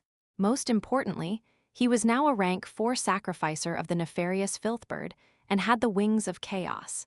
This made it even easier for him to break through the seals set up in the name of the Trial's Eye. These two were not just arch-enemies, but their strengths restrained each other. Of course, when compared to Leylin, the Marine tribes outside were useless. "Belinda," Leylin spoke slowly in a low voice, "at this point, are you still harboring fantasies towards the Marine tribes outside?" "Fantasies. No, even if they're driven by benefits and greed, the Master of Order will come and save me," she spoke resolutely. With her devoutness to the Trial's Eye, he felt like her only being a rank 3 sacrificer was a waste. Yes, anyone can see how foul the Marine tribe is. It's not just the dignitary, Trial's Eye, even the higher-ups know that. Leylin spoke nonchalantly, almost with a hint of sarcasm. Without waiting for her to speak, he continued, "But so what? With the situation right now, where Bakelark has disappeared and the operation has failed, someone will have to take responsibility. Bakelark is an elder eye of the beholders and has a great amount of power. He clearly fought with all his might. There's a chance that he might survive, and nobody would dare offend a rank 5. What's left is to find people to take responsibility, such as you. The Marine tribe is very harmonious, and if they really had to incriminate someone, it'd be you." At this point, Leylin saw that her shoulders were trembling even more violently. He added on, "However, the losses incurred by this is something your higher-ups definitely don't want to see. Hence, this matter cannot really be pursued. A scapegoat is needed, or rather a sacrifice has to be found. At this point, is there someone more suitable than you? As an outsider with no background, you don't have a group to back you up either like the Marine tribe." Leylin started to sound like he was ridiculing her. "No, even if they're all like that, the mighty master of trials, the dignitary of fairness and justness, will definitely not abandon me." Belinda raised her head, her scarlet pupils filled with insanity and hopelessness. "I won't say more about that." Leylin shook his head. "But I hope you are aware that if the trial's eye is in favor of absolute justice and fairness, it would long since have fallen and disappeared into the dust of history. To survive up to this point and spread its ways in so many worlds, it must know compromise. In order to uphold fairness and justness to a certain extent, the Master of Trials is already quite successful." "No, I don't believe it. I don't." The despair in her eyes immediately dissipated, and she crumpled to the ground like a ball, boneless. She can't take this blow, or has she thought of something?" Leylin shook his head inwardly. "Is her mind too weak, or is there some particular injury to it? If you find any errors, broken links, non-standard content, etc., please let us know. Report chapter, so we can fix it as soon as possible." Chapter 722, Bewitching and Black Conversion. Bewitching and Black Conversion rattle. At this moment, the steel-fenced door was abruptly pulled open, and a circle of higher-ups from the Marine tribe walked in. The leader's face had a few blue scales on it. He looked towards Belinda coldly and read from a sheepskin scroll. "Belinda, the headquarters has decided that you've turned your back on the Master of Order, profaning the glory of the dignitary. We judge you to have committed the crime of colluding with the enemy." No, this is impossible." Belinda completely crumbled down. "Nothing is impossible." The Marine tribe leader tossed the document in front of her, the seal from the headquarters at the bottom right corner. It emitted dazzling lights and wasn't something that could be faked. After seeing the scarlet words of judgment on it, Belinda had almost completely given up. Even if the headquarters is infected by chaos and filth, I still have the dignitary. I'm still a sacrificer." Belinda trembled, a sacrificial spell formation appearing at the tip of her finger. Compared to Leylin's, there was only a rune of an eye at the heart of the formation. Pack. The eye cracked and the spell formation dissipated, not giving a reply. This situation signified that the dignitary, the trial's eye, did not accept Belinda's offering. In other words, she had been abandoned. Of course, the common people did not know that on the path of offerings. Equal exchange meant that even if the dignitary broke off the connection with the sacrificer or did not accept their offering, what had been given would not be returned. This was a trade of equal exchange, and since the sacrificer had offered something up, it wouldn't be returned. It was similar with the governor of Elias. If he gave up his belief in the nefarious filth bird, or it did not accept his offerings, then he would at most not be able to obtain a boost from it. However, the results from previous ceremonies were permanent and remained. This was unlike the priests of gods. Once gods abandoned them, they would lose all their status and magic power. That way had its own advantages and disadvantages. No, why? Why did things turn out this way? If the decision from the headquarters had pushed Belinda to the verge of collapse, this was a fatal blow. Why, not just the headquarters, but even the mighty dignitary did not believe that I've been slandered and treated unfairly. Cheer up, Belinda. The mighty dignitary definitely knows the truth, but you need to make a sacrifice for its sake. Leylin quietly stood beside Belinda, gently patting back of her hand that was on her shoulder. In all organizations, the members would need to make sacrifices for the big picture. It was a normal thing, and if they didn't do so, they would be criticized by the public. In these days, it seemed like if a superior wanted a subordinate dead, the subordinate had no choice but to die. Everything was for benefits. The benefits of a collective group took priority over personal gain. When met with this situation, complaining wasn't even possible. One would have to take the initiative and rush to sacrifice oneself, else it would bring trouble to their family and friends. Of course, if this person did not care for their lives, nor their friends and family, and had nothing to be concerned about, things would become difficult to handle. However, these people were usually unstable, posing as a threat to their communities and needed to be eliminated. For the current situation, the Trial's Eye had made this decision despite knowing that Belinda had been maligned. Belinda would thus be sacrificed. Perhaps after pacifying the Marine tribe, the headquarters would send people over to tidy up, removing any malignant tumors and people who could not be controlled. After decades or a whole century, there would be political change and Belinda might even be given the title of a saint, revered by the later generations and turning into a leader. However, if the person was dead, what was the point? However, Leylin could not deny the point of the organization's actions. In a physically weak world, joining forces to form organizations was the way of the powerful. When one member's benefits were sacrificed, they could do nothing but exhibit enthusiasm for it. However, this was different. When a person's personal strength was immense, then they would have the right to go against the organization. In a world where extraordinary strength existed, individuals who were powerful became important. Especially in the purgatory world, where a few dignitaries governed all the continents, murder and plunder was the best proof of this concept. Hence, besides obediently dying, there was no other better option for her. Of course, she still had other options, like how Leylin was preparing to work some magic. There's no slandering or conspiracy. This is the truth. Belinda, you colluded with the organization of the nefarious Filthbird and entrapped Lord Bakelark. We are going to punish you. Seeing Leylin stand out, the Marine tribeman's pupils shone with dissatisfaction. This was a natural feeling when a subordinate dared go against a superior's authority. All right, I'm not of your organization and obviously can't commit the crime of colluding with the enemy. I wonder when I can leave? Leylin spread his arms and laughed. You must be a believer of the nefarious Filthbird and must be communicating with the enemy organization with Belinda. You must be punished as well. The leader did not even blink as it spoke. Leylin almost wanted to give the leader applause, as he had guessed a truth that not even the Trial's Eye knew about. It had to be said that the leader had gotten it completely right by luck. What's with all the bullshit? Just kill them. A morning star beside it already had shining undulations of a beast spirit summoner. For them, leaving Belinda and Leylin around was just going to create more issues. They'd had to contact headquarters before, and now that they had the permission to there was nothing left to consider. In that case, Leylin shrugged his shoulders. Suddenly, his aura changed, turning from a little rabbit to a large, fierce tiger. HSSSS, a tremendous alabaster devil snake phantom, suddenly squeezed out behind him, producing ear-splitting roars. Rumble, bang. Terrifying explosions reduced the room to fragments.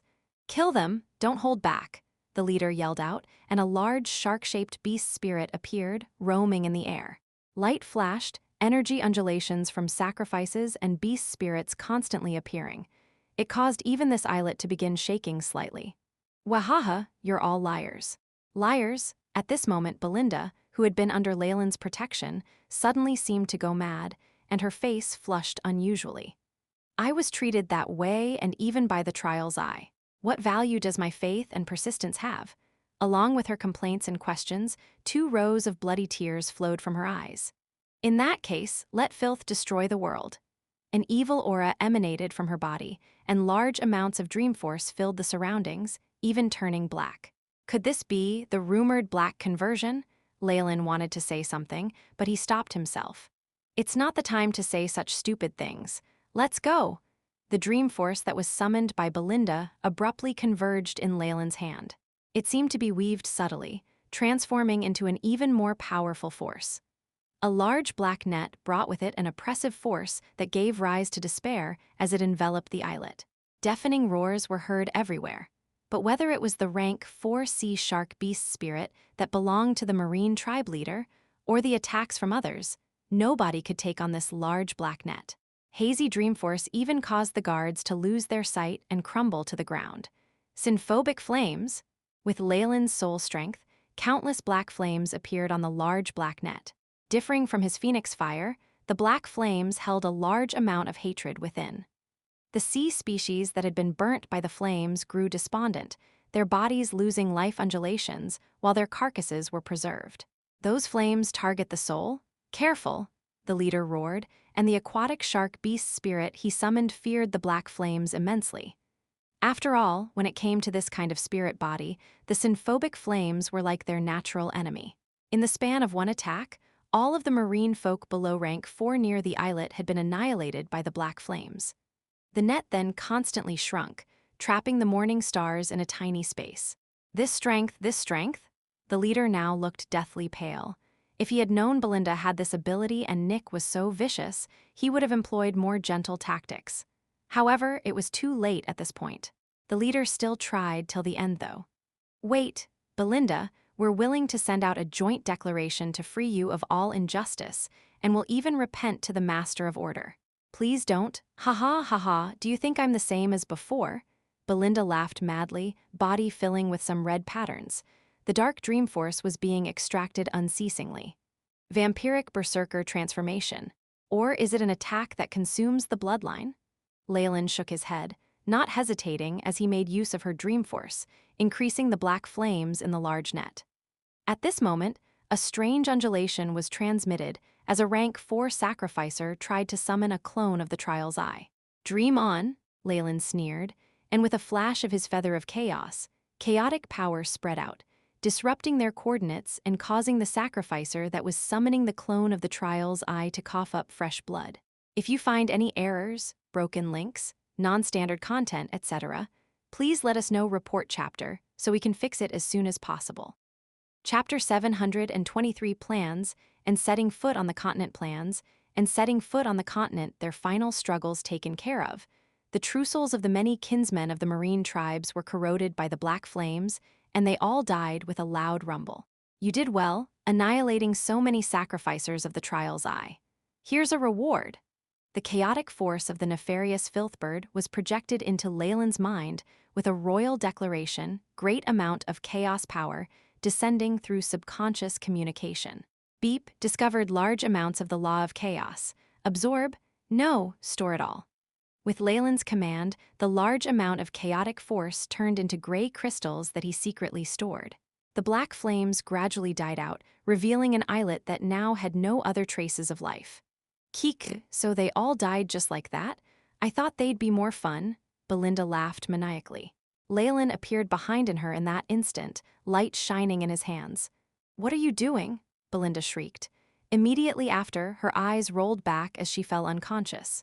The bloodline consumption was so huge that even her mind is exhausted. Leylin shook his head. She had obviously gone half crazy. If not for that, no matter how discreet he was in gathering the chaotic power, she would have noticed it. With a light hum, Belinda slowly opened her eyes. What entered her sights was a scene where abundant stars filled the skies, as well as the flickering firelight from a bonfire that lit up the area. Slight crackling sounds sounded from the fire, and a few grilled fish that were skewered on tree branches were stuck in the ground beside the fire. An aroma of greasy food spread out from the fish unendingly. You're awake. Would you like some? Leylin chuckled as he handed a branch with a few grilled fish on it to Belinda. Belinda took it without thought, her eyes still filled with bewilderment. Immediately after, the betrayal of the marine tribe as well as the decision from headquarters, even the memories of the failed offering to the dignitary of trials emerged. Ah, the snake girl exclaimed, the grilled fish falling to the ground. Was all of that real? Belinda raised her arms, watching the little sacrificial array branded into her skin. Now, however, the rune for the Trial's Eye had completely dimmed, there were even cracks on it. She went quiet. The frailness of her body was proof of her crazed slaughter before, and it caused a wry smile about her lips. I'd thought my faith was strong, I didn't expect it to be so fragile. I think you did very well already, Leylin smiled, passing over another portion of grilled meat. Whatever it is, you're alive. That's the greatest blessing. Belinda sunk into silence for a long while before she took the meat from Leylin. Thank you. The sound was as soft as the buzzing of a fly. If not for his exceptional senses, he wouldn't have been able to hear it. Why did you save me? Did you hope I'd be your mate? Belinda asked after a silent meal. The question left Leylin stunned. Mate. Ah, she's of another race and even a snake at that. Her ideas of this sort of thing are a little different. Leylin nodded without a change in expression, even as such a thought coursed through his mind. That's the smallest part of it. It's more because we are of the same species. Mixed-blood alabaster devil snakes are dwindling in number, and I can't just watch you die. My life is very complicated, and I even betrayed the trial's eye. I'd bring you many troubles if we worked together. Belinda seemed to have recovered from her previous shock, once more the strong, able woman she was. The branch in her hands snapped as she huffed, her whole body relaxing as she seemed to have come to a decision. Since I've already offended the Master of Order, we can only hide in the depths of the Hale Continent. Belinda calmly analyzed. Though the matriarch and the Trial's Eye are allies, they wouldn't send out a bounty just for this. With our bloodline, going to other continents would only lead to discrimination. My own situation is a good example. It's not an issue for me.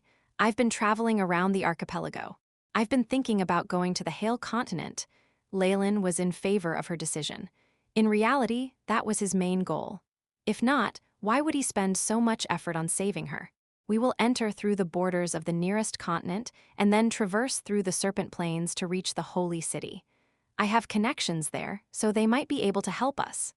Belinda stood up. In return for your help, I will find you a mate with a bloodline purity that does not lose to mine. Of course, if you're certain about your choice, that's not a problem. All right, Leylin touched his chin, appearing embarrassed. He was actually rendered speechless at her using such a simple method to thank him. Beast Spirit Summon Godric? A layer of blue patterns emerged from Leylin as he stood by the coast. Their rest was done, and the figure of the quick-witted Godric appeared. It was just that the injuries from the last battle left it dull. Healing beast spirits was a very advanced technique. Only a few high-ranked beast spirit masters in the Purgatory world could do such a thing. So even if Leylin had methods to heal his beast spirit, he couldn't show them now.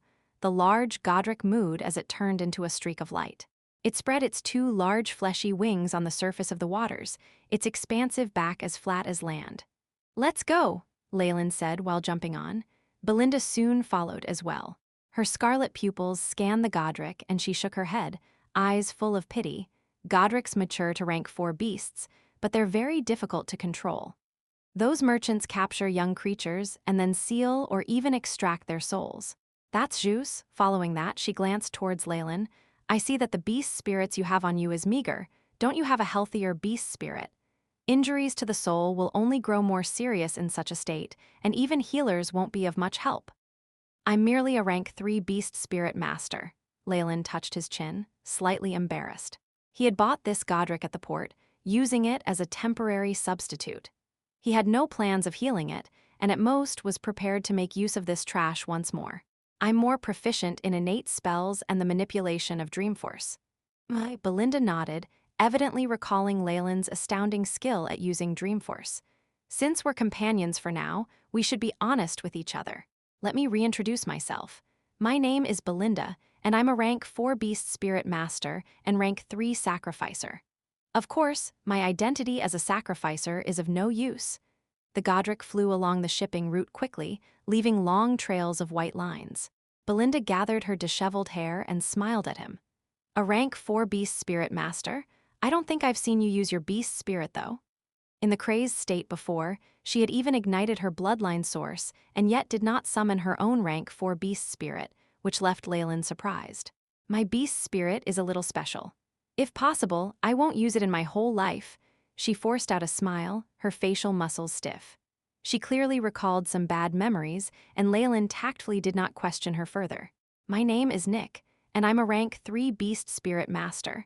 I'm more proficient in physical battles as well as using the alabaster devil snake's bloodline force. Leylin replied with a very sincere expression on his face. Which port are we going ashore at? Though the Hale continent doesn't get information from the outside that often, some ports might have long since announced for our arrest. We can probably only choose coasts with no beings around. Thankfully, we're using a beast spirit, so there won't be issues with anchoring and maintenance. Belinda naturally knew more about the Hale continent than Leylin. After all, no matter how hard Leylin tried to gather information, it was all theoretical. Nobody would know the place better than its inhabitants. The Gordrick's low moos continued to sound as the two gazed into the distant coastline, looking to be deep in thought. 2 days later, beside a wasteland, the black rocks outside emitted a pungent smell. Leylin was bored to death, leaning on a rock while quietly in wait. A large port showed itself in his line of sight, pure white marble carvings, lighthouses, and all sorts of noticeable buildings exuding an incomparable beauty. The whole port was bustling with life, and large numbers of beings of other races could occasionally be seen walking the streets. After sneaking into the Hale continent, Leylin and Belinda had stealthily hidden themselves near a port so they could gather important information, maps, and supplies. Belinda had volunteered to make some inquiries for more information. Knowing she was more experienced and familiar with this than he was, Leylin sensibly did not oppose her. Catch! A linen pouch flew over as a loud shout sounded. Thud. Leylin extended his hands and caught it. What is it? A map and some other necessities. Belinda currently wore a thick cloak covering all her characteristics as a demisnake. She was obviously very cautious. How is it? What kind of information did you get? Leylin asked impatiently. So, are you finally scared? Belinda, on the other hand, teased him. If you find any errors, broken links, non-standard content, etc., please let us know. Report chapter, so we can fix it as soon as possible. Chapter 724, Port and Mount. Of course I'm afraid.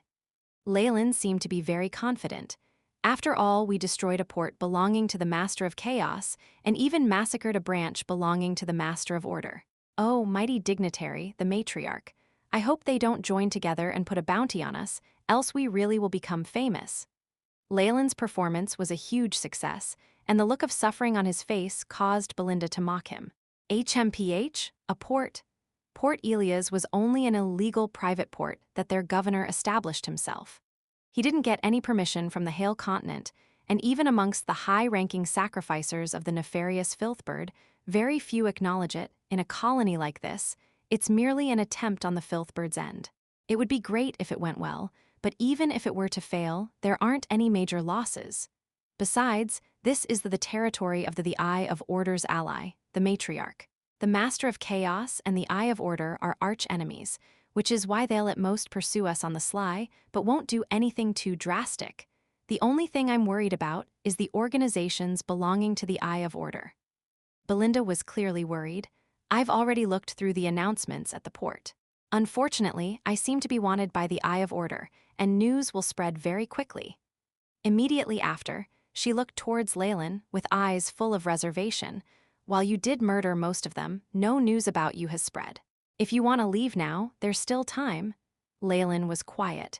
He obviously knew that this wasn't just because he'd silenced them, but because of the cover of chaos power. That was why his traces had been reduced to the bare minimum. However, watching Belinda, who was slightly nervous, Leylin merely smiled. Did you think I would leave you for my own safety? Why not? News of me being wanted by trials I will spread through the Hale continent. Belinda laughed coldly. When the time comes, you and I will be pursued till the ends of the earth because we're working together. Oh, that seems rather interesting. Leylin stroked his chin apathetically. You? Belinda was so furious that her whole body began to shake, and she appeared rather agitated. Leylin astutely noticed the change in her mood. Laughing inside, he still looked serious. Where do we go next? Can the holy city at the heart of the Hale continent still take us in? You're really a fool. Belinda's eyes filled with tenderness. She stared hard at Leylin for a while, but she still ended up explaining, Don't worry, the holy city is a sacred land for all descendants of the matriarch. With my connections, there shouldn't be any problem. That's good. Leylin patted his chest, looking slightly afraid. Belinda was so frustrated that she laughed instead, finding herself unable to speak while Leylin spread out the parchment paper in his hands. This map is so vague. Are we now at the port of the Andersis Union? This map that was yellowed at the edges was very crude, with only the names of a few places on it. Furthermore, this was only the map of a region. Leylin understood the reason for this. In this age, a complete map that had very high precision of the continent was so expensive that perhaps most magi would need to spend their whole fortune on it. Belinda being able to get a hold of this was mostly thanks to them being at a trading port. While commanding the AI chip to record the information, Leylin recalled the resources he had gathered, and the general appearance of the Hale continent slowly emerged in his mind. The Hale continent was one of the 7 continents of the Purgatory world, ruled by the Snake Dowager. Its lands were extensive with many undeveloped regions. Barbaric beings who ate raw meat and fowl, and even prehistoric giant beasts were common there. The main inhabitants of the continent were all descendants of the Snake Dowager.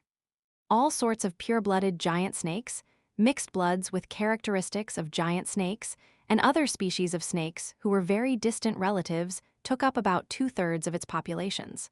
The remaining races, such as beholders, purgatory pygmies, energy lifeforms, elementals, and even humans were spread out across the continent.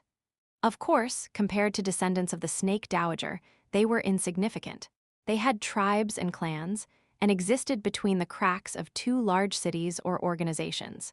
Something worthy of note was that the ruling structure of the Hale continent was a system of city-states governed by clans.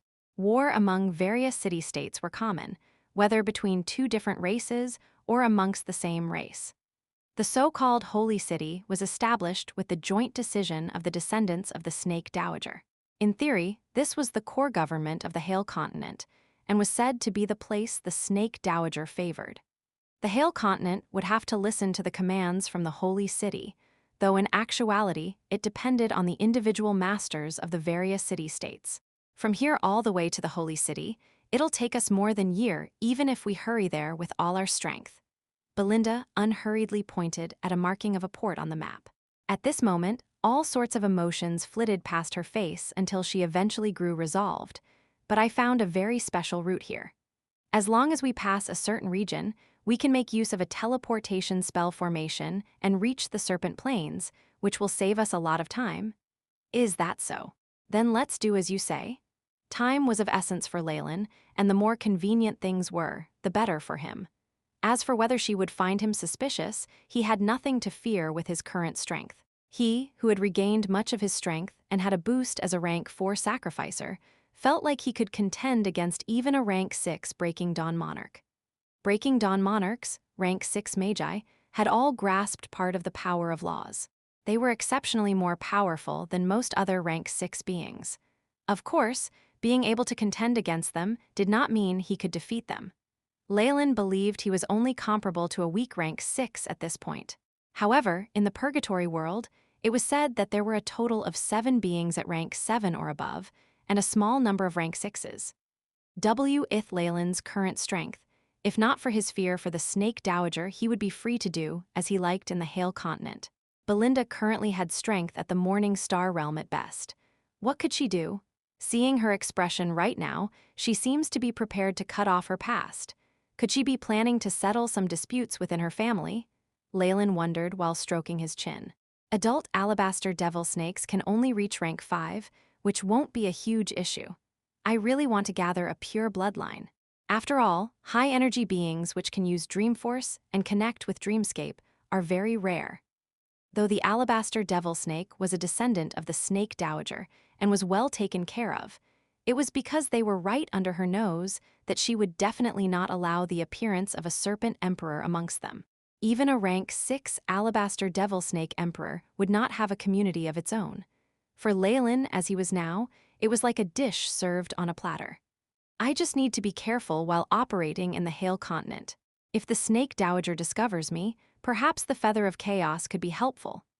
Leylin's palm subconsciously touched the area at his chest, where a gray nefarious filthbird feather emanated a hazy glow. The nefarious filthbird's law of chaos had the effects of concealment and misleading others. With the boost from the power of chaos, Leylin now had more confidence in hiding his tracks. If not, Leylin wouldn't be confident in sneaking into this nest of the Snake Dowager, where there were so many sacrificers. Compared to his previous infiltration attempt, which had been very difficult, he was now much more assured in his success. In spite of the slight restrictions, the deal with the nefarious filth bird was worth it. But I still need to defend against the bird. If it were to betray me at the last moment, I might just turn into a gift for the snake dowager to improve their relationship instead. Leylin's eyes shone with blue light, the nefarious filth bird energy in his body under strict surveillance. Leylin did not have to worry about the same with the trial's eye. The nefarious filth bird was archenemies with it, and their rivalry extended across numerous worlds. That was perhaps something that extended to the current day from primordial times, an irreconcilable hate. But things were different with the snake dowager. She was merely an ally of the trial's eye, which might not even mean that much to her.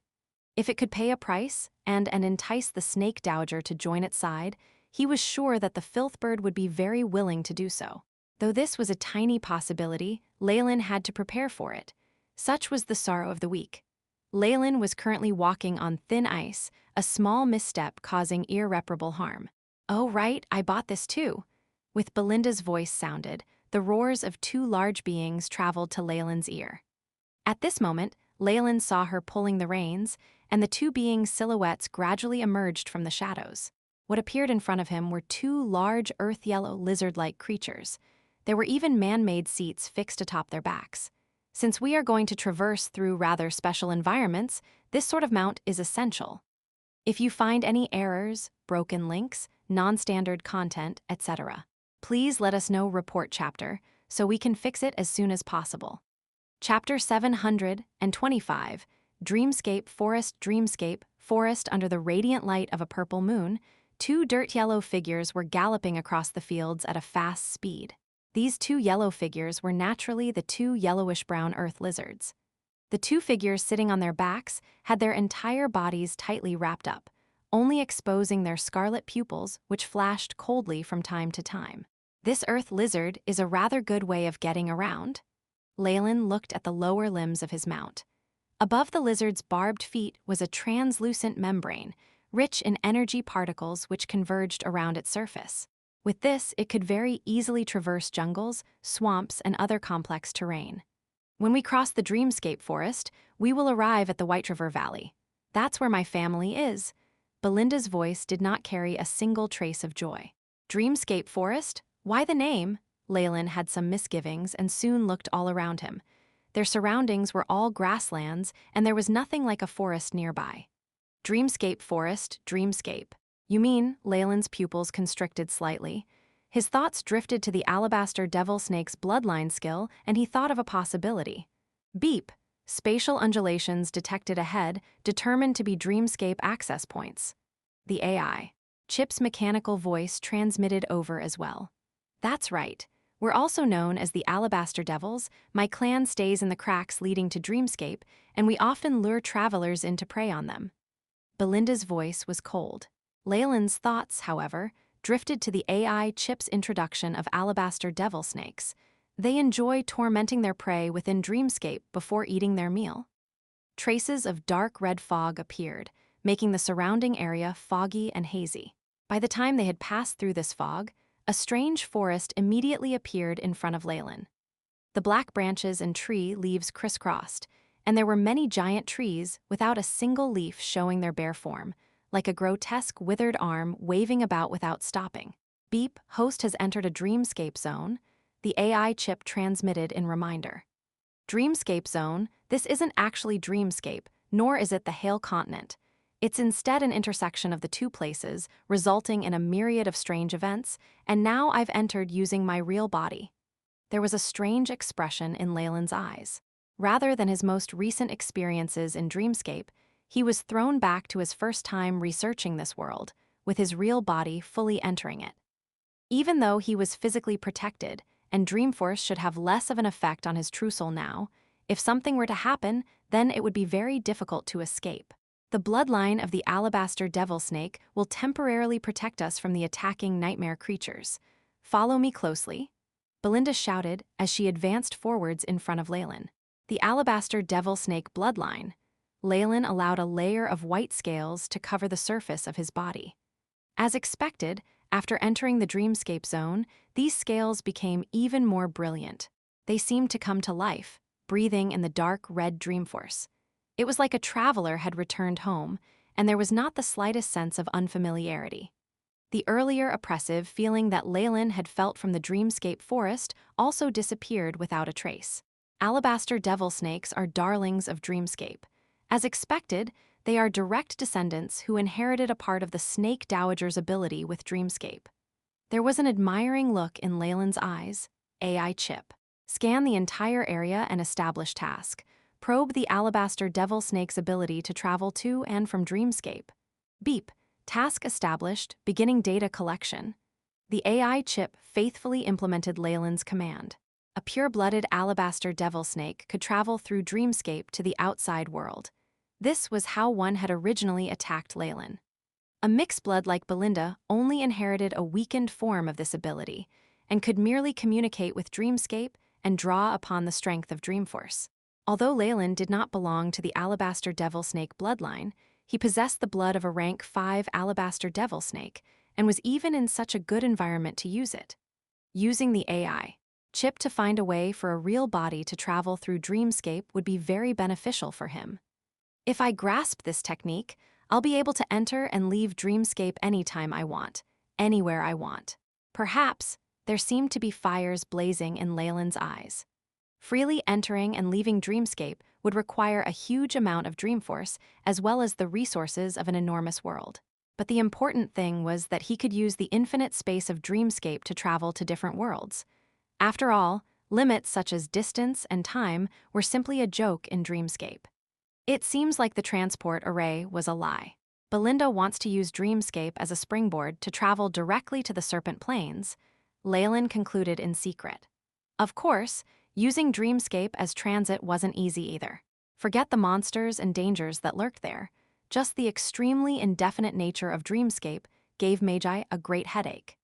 It was likely that Belinda's ancestors spent countless painstaking hours to explore the region and find this passageway.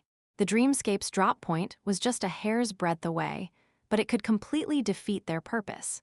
If they hadn't possessed the alabaster devil snake's dreamscape ability, they wouldn't have dared to experiment so boldly. Leylin sped up his earth lizard and moved to Belinda's side. Belinda, is it possible to enter this dreamscape forest at any time? Of course not. Although the dreamscape forest has always been in the wilderness plains, only those with the alabaster devil snake bloodline and the special opening ceremony can make the forest appear. Otherwise, they could travel the entire wilderness and only see the grasslands and sand. Belinda hadn't even turned to give him this immediate answer. This is how. A spiritual force message immediately entered Leylin's mind, full of information about incantations and signaling runes as well as special refining techniques. Seeing this, Leylin immediately realized how much Belinda's clan had sacrificed to open up this safe pathway. And now he'd gone so far as to give this huge secret to him. Leylin remained silent for a while, then asked, "Aren't you afraid that I will sell this secret to other alabaster devil snake clans?" There were definitely other alabaster devil snake clans in the Hale continent. There were 10 noble alabaster devil snake clans, each varying in size, and these clans also had their respective branches and extended relatives.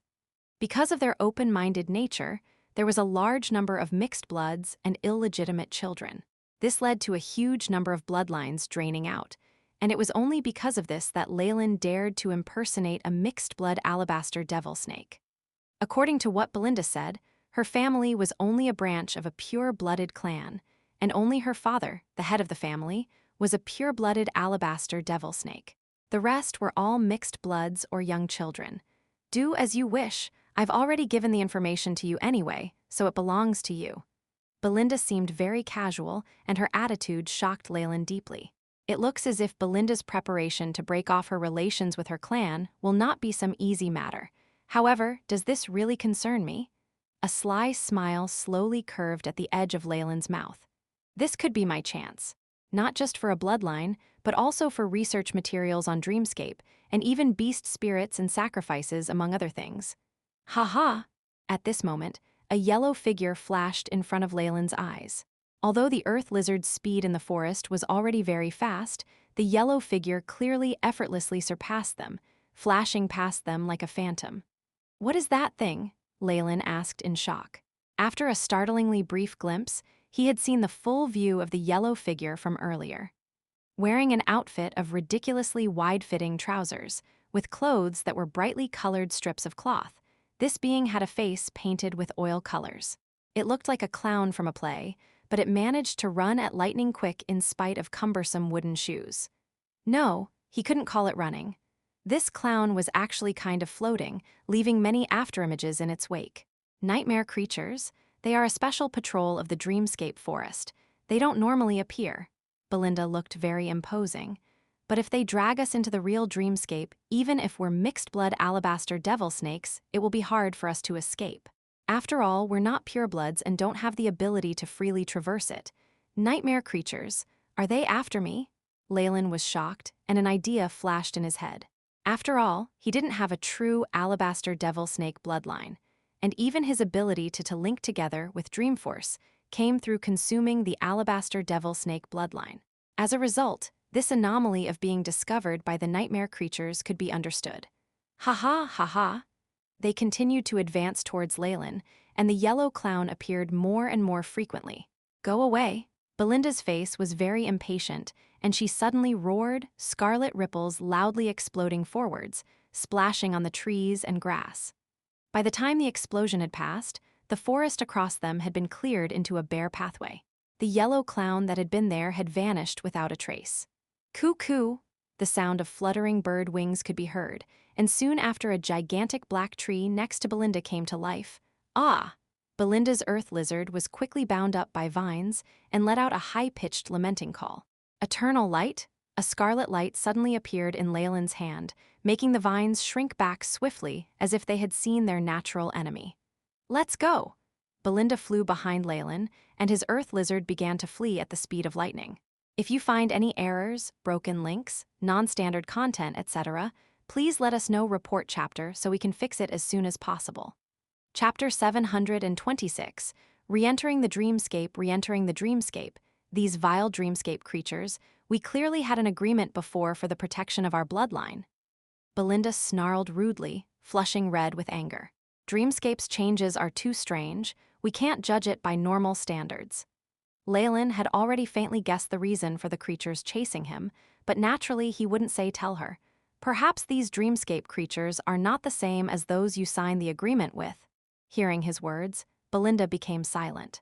Indeed, the strength of dreamscape creatures is not governed by any laws. Perhaps the nightmare creatures we had previously signed an agreement with have all died. These new nightmare creatures could even have evolved from earthworms yesterday. A wry smile appeared on Belinda's face as if she had figured it out.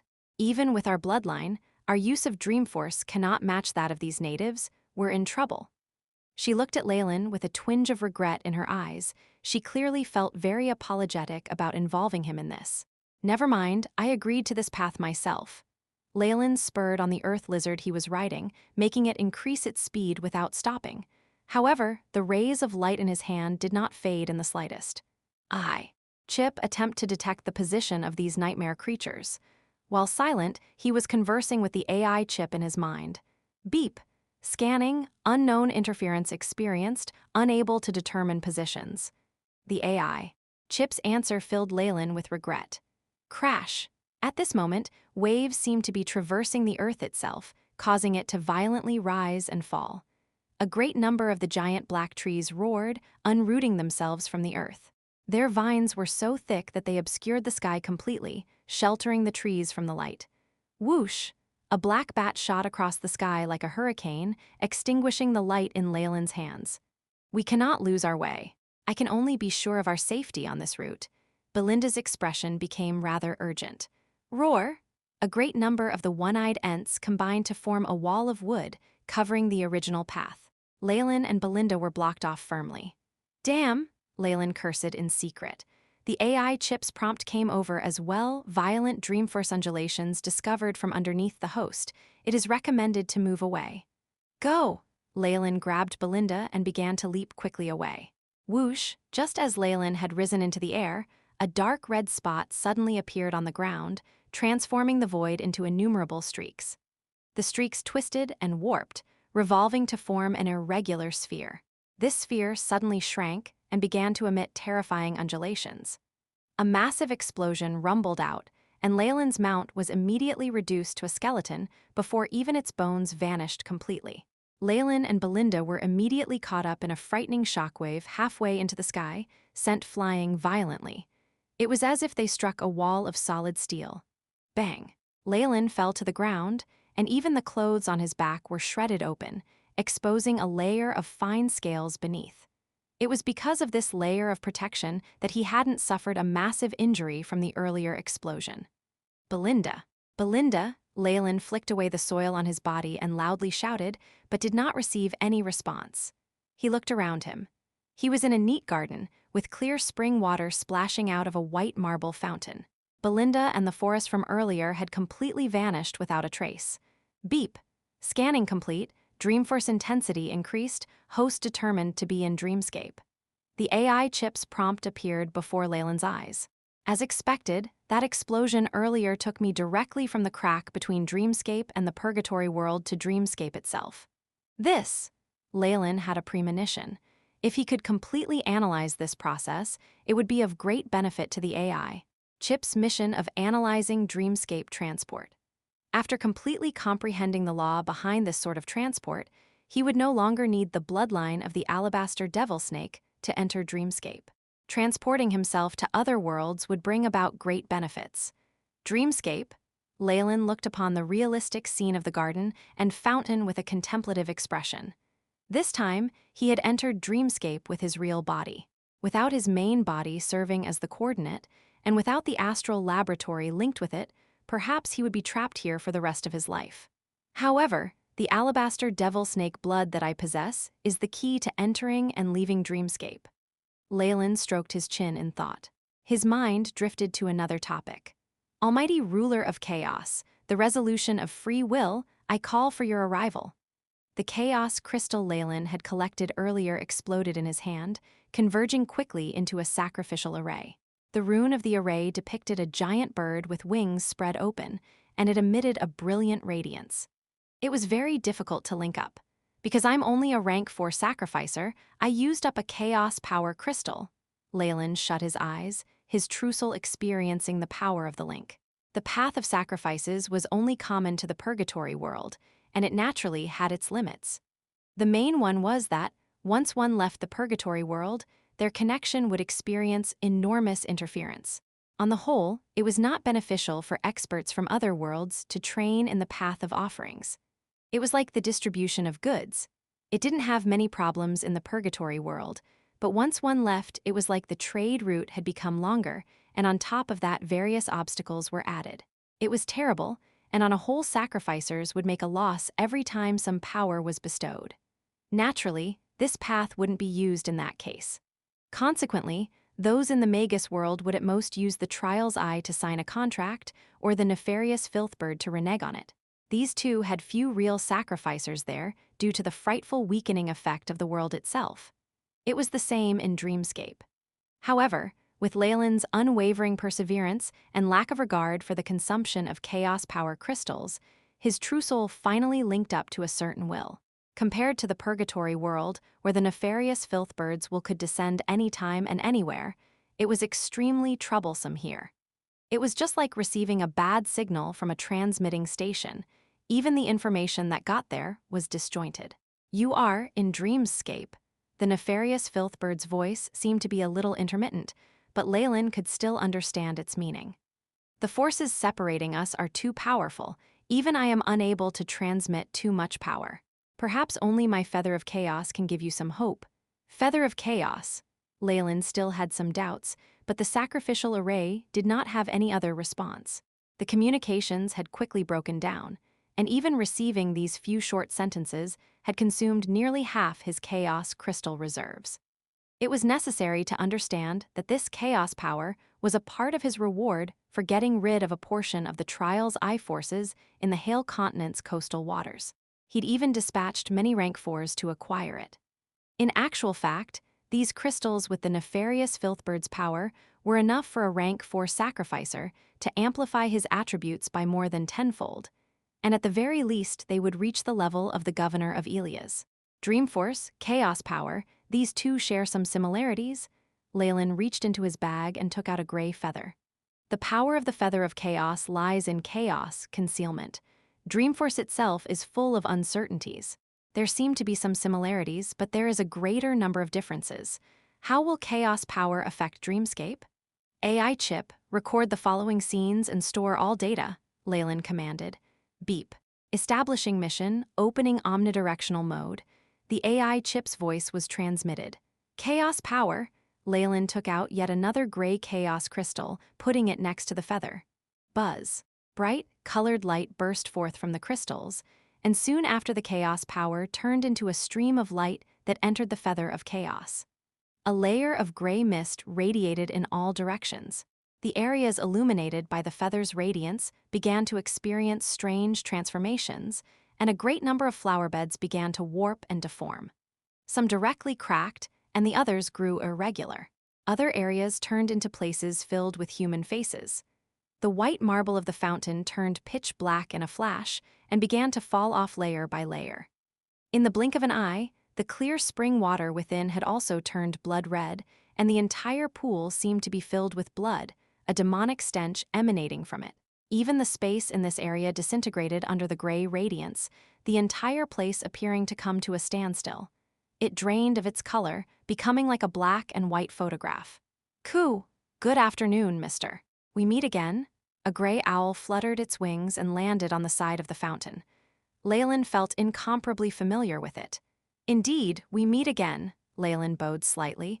"Your Majesty gave me my key before, and it was of great help to me. But I'm afraid I'll have to trouble you again. Does your Majesty know of a way to leave Dreamscape?" "What key? Are you talking about my future self?" The owl nipped at its wings. "That doesn't concern me at all. That was my future self acting on its own initiative. As for the issue of leaving, perhaps Madame Minez could help you." "Madame Minez. Where is she?" Leylin eagerly made his inquiry. But at this moment, the owl that had appeared so suddenly earlier had completely vanished with a trace.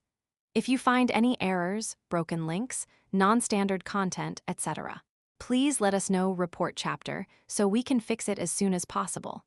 Chapter 727, White River Valley. White River Valley, when did it disappear? Why didn't I notice at all? Leylin's pupils shrank as he watched the now empty fountain of blood. Crackling sounded as the fountain disassembled itself at a faster rate.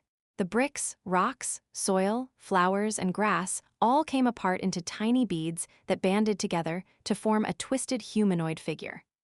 This twisted figure constantly drew in parts of the garden and became increasingly solid, until at last it turned into a woman who had a black beach umbrella with her. "I heard from Owl that you're looking for me." The woman had her back to Leylin, dressed in black clothing and using the large area of the umbrella to cover her upper body. Leylin could only see her black dress and crystal shoes and hear a pleasant, rich voice that could subconsciously intoxicate a person. "Looking for you? Could you be Madame Minez?" "Yes, I'd like to know if there are any ways to freely leave Dreamscape." A layer of black chem-in scales emerged on Leylin's skin, and his pupils even turned amber and vertical. After all, the way she had appeared was rather mysterious. She looked to be a personification of the garden. After turning into Madame Minez, the garden had now turned into an empty land, and even the surface of the ground had disappeared. Dreamscape is far too mysterious. If I have no confidence at all, I should definitely not set my foot here. Leylin was slightly jittery, loathing the fact that he was in a world with such factors that could not be controlled. Perhaps it could be said that no Magi really liked Dreamscape. Its lack of adherence to rules led to most of their methods becoming ineffective. Of course, some would say that this was because the absolute laws governing Dreamscape hadn't been discovered yet. One could simplify the analysis of Dreamscape once that law was found, and the Magus who managed to do so would likely get immense benefits. "Yes, that owl, it's the best at causing trouble for others." The woman holding the black umbrella turned. Leylin took several steps back. The front view of this Madame Minez was quite surprising. She had a distorted face with no eyes and a nose and mouth at different locations. Her visage looked like an abstract work of art. Her upper body had numerous lifeless eyes on it that were staring at Leylin. "Thousand-eyed woman, It's rumored that a gaze could cause a Magus to fall permanently, Leylin exclaimed, and a tremendous Chem-In Emperor Phantom appeared behind him. You're afraid, why? At this moment, her voice had undergone a huge change. It lost its previous tenderness, becoming robotic and icy, even hiding a hint of contempt. The eyes on her upper body suddenly released a multitude of rays of light. Light spread into the skies and blanketed the region, making the so-called death rays of beholders look like child's play. The powerful radiance seared Leylin's eyes, forcing him to cover them. The moment he opened them again, Leylin was stunned. Around him was a dark forest, and the one-eyed Ent from before had long since disappeared. The earth lizard was still moving up and down underneath him. Belinda's voice was heard from the other side. Do whatever you like. Since I've already given it to you, it's yours. This scene it's when I just entered the dreamscape forest and commanded the AI chip to analyze this. Leylin's pupils shrank, and he looked at the records of the AI chip. However, it left Leylin disappointed, even in shock. The chip's records were all blank since the moment he'd ordered it to analyze the methods the alabaster devil snakes used to traverse dreamscape. Why did this happen? Beep. Unpreventable interference encountered. Records are abnormal. The AI chip's robotic voice caused Leylin's expression to go dark. Immediately after, he saw the newest records. Beep. Analysis of ability of alabaster devil snake to traverse dreamscape has been completed. Dreamscape can be entered at will by consuming a bloodline imprint. Host lacks enough blood at the moment and cannot refine a bloodline imprint. That's impossible. Didn't it say that a large amount of time was needed? Leylin's eyes showed how deeply in thought he was, so everything that happened was real. The ability to enter and exit dreamscape was not analyzed by the AI chip but given by the thousand-eyed woman, Madame Minez. Time, Leylin sighed. Even the concept of time had been warped by dreamscape. Encountering such a scene, he was still terrified even after it ended. All the dangers he'd encountered previously, with Dreamforce paled in comparison to the warping of spacetime that occurred. It probably wasn't just him. Perhaps even a rank 7 could do nothing against these illogical events in Dreamscape. Dreamforce, the ability to warp time and space. That's a realm I can't even make contact with as I am now, Leylin sighed. What's wrong? After going through Dreamscape Forest, we'll reach White River Valley. Once we pass that, we'll be at the Serpent Plains. That's a month away from the Holy City. Belinda slowed down and arrived beside Leylin, her eyes full of concern. It's nothing, I was just lost in thought. Leylin smiled a little and shook his head. Though the Dreamscape Zone isn't as mysterious as Dreamscape, the ample Dreamforce here is enough for Magi to unknowingly be dragged into illusions, with even more terrifying wretched Dreamscape creatures here, of course. For mixed-blood alabaster devil snakes like us, this isn't a large issue, after all. We've already made a contract and have the protection of our bloodlines, Belinda explained.